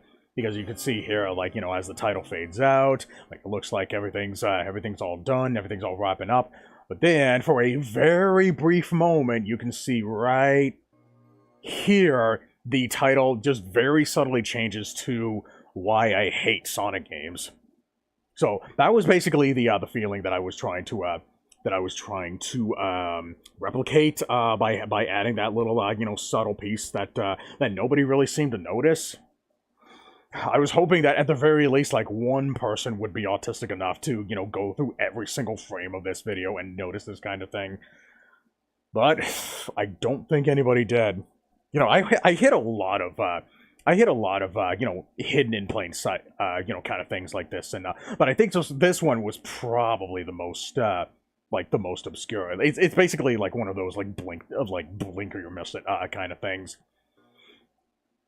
And yeah, even though that is technically the end of the video, you can see that I still have 40 seconds left of the other video here, and I basically just stretched it out just to make it look like it was an even 50 minutes. So technically, I did kind of cheat the length a little bit, but I did add another idea to the end of this video in case somebody actually stuck around to the end. So here's what it is. I wonder what a roguelike Sonic game would be like. Levels randomly generating loops and enemies and trying to get fast times in those. Come on, it worked for Mario. It could totally work here. If you could let the players see where the fuck they're going. Okay, never mind. But my spectacle! God, so many. Yeah, I don't think anybody will ever stop using the whole spectacle argument. But yeah, one of these days I'm really hoping that that somebody actually will create a roguelike Sonic game. I think it might have already been done. I'm sure there's been some kind of whoa, hold on a second. I did not realize that was a Generation 9 Pokemon. But anyways, yeah, I think there's been so many fucking Sage events going on. Somebody had to have at least attempted something like that. A fucking Sonic spiritual successor or spiritual alternative that actually automatically makes procedurally generated fucking levels. Mario did it with Cloudberry Kingdom. Fucking Mega Man X did it with 20XDX. And later 30XDX. I still need to play that game. So why not fucking do it with Sonic? You can make something work. You got the tools there. Use AI to help you if you need to. That technology exists now. I don't see why you shouldn't make it. Fuck you.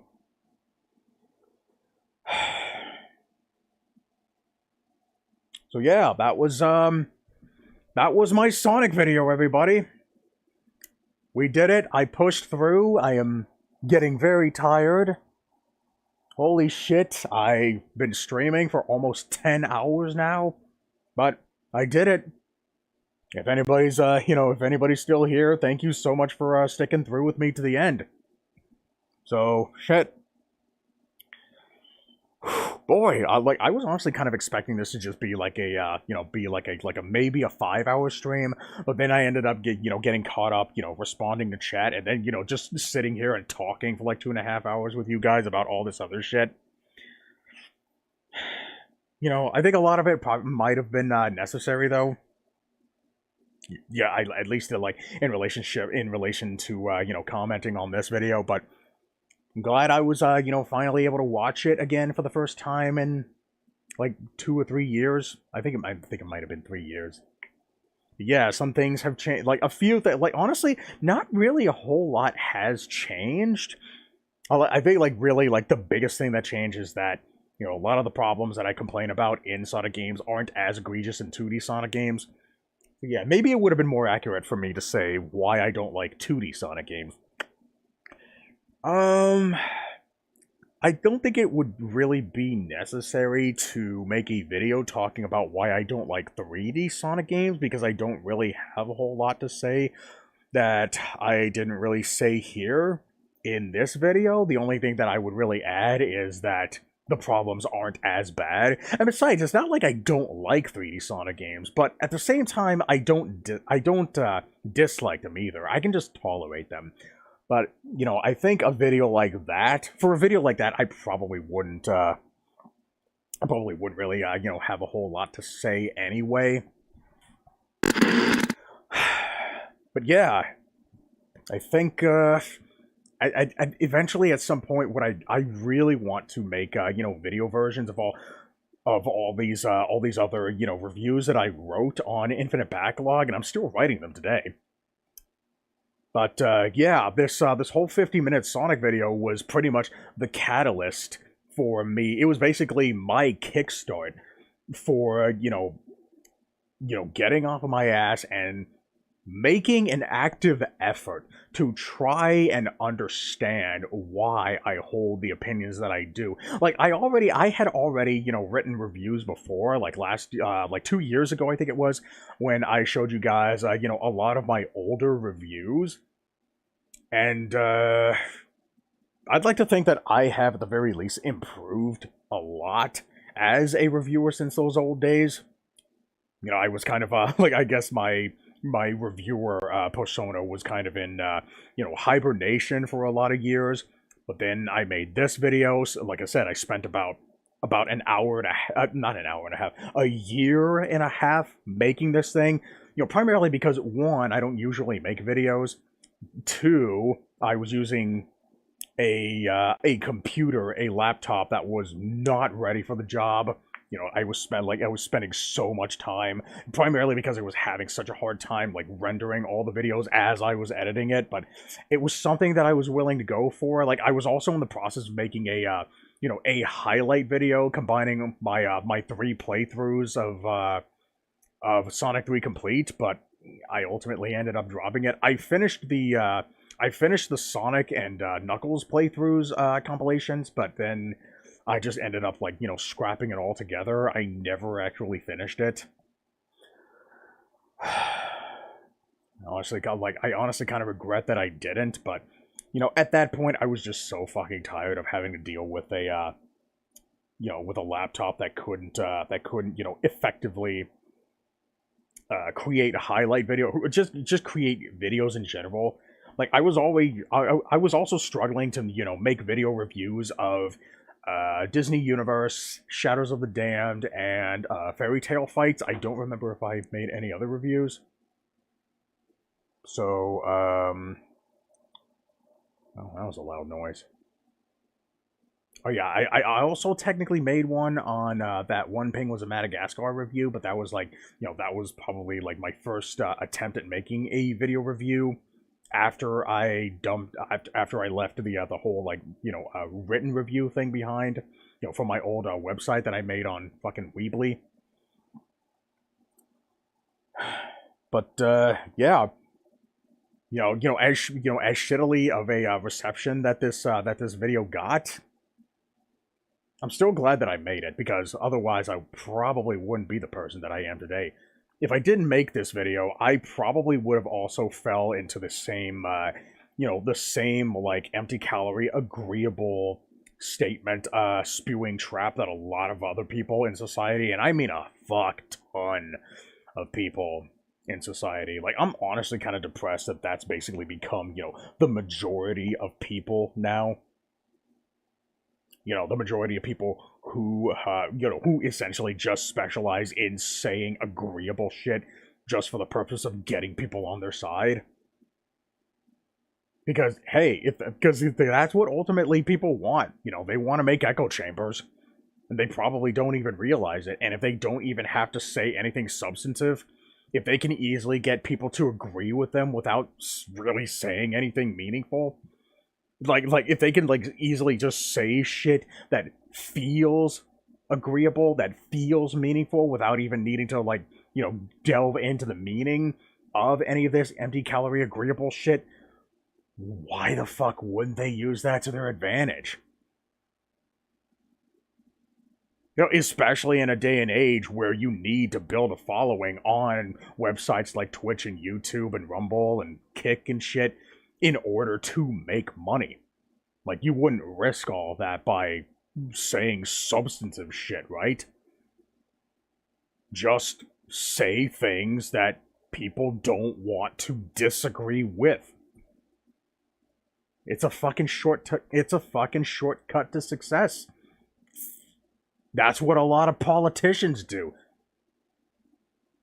And it especially makes sense for politicians because they're fighting for, like, the grandest fucking title in the fucking country.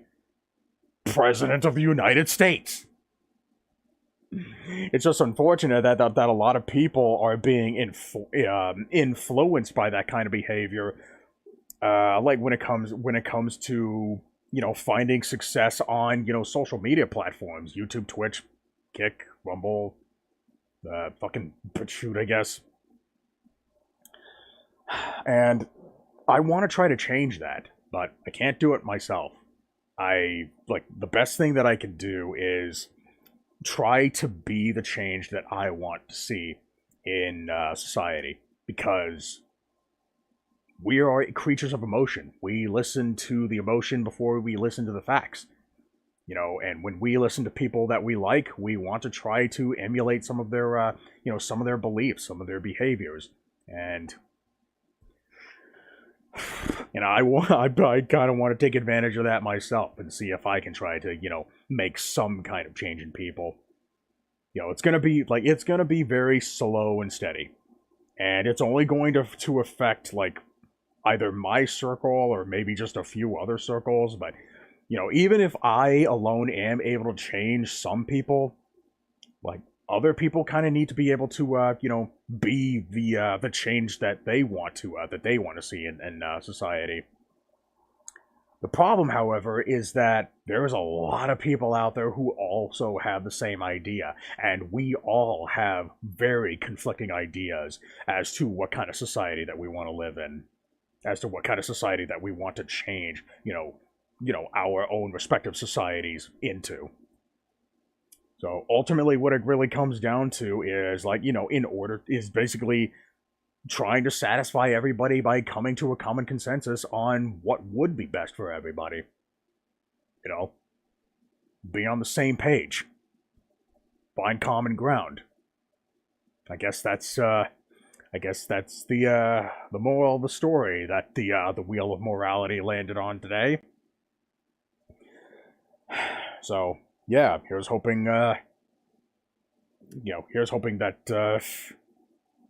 that I at least got people to think about something that I said. I'd like to think that that would seem like a pretty good start. So yeah, maybe we can come to a common agreement, even if we're agreeing to disagree. You know, I don't want to, you know, live in a society where people are just constantly shitting on others just because they hold harmful beliefs. Like, it's spooky language. It's scary language, and there's a lot of people out there who are tired of being terrified into believing things. They're tired of being guilt tripped into believing things. They're tired of people trying to use emotion to get you to believe things that might potentially not even be true. And if it's not true, then, and if it's something that is true or something that isn't true, regardless of the truth, or even people who, you know, rely on emotion in order to believe shit, which is, funnily enough, how the whole fucking non-binary thing came into existence, or became a, you know, as prominent as it is today. But, you know, that's a rant for another time. So, thanks everybody for sticking around. I love you guys so much. This has been my, my 2024 birthday stream. Thank you for your time. I'm the Negative Ion. See ya.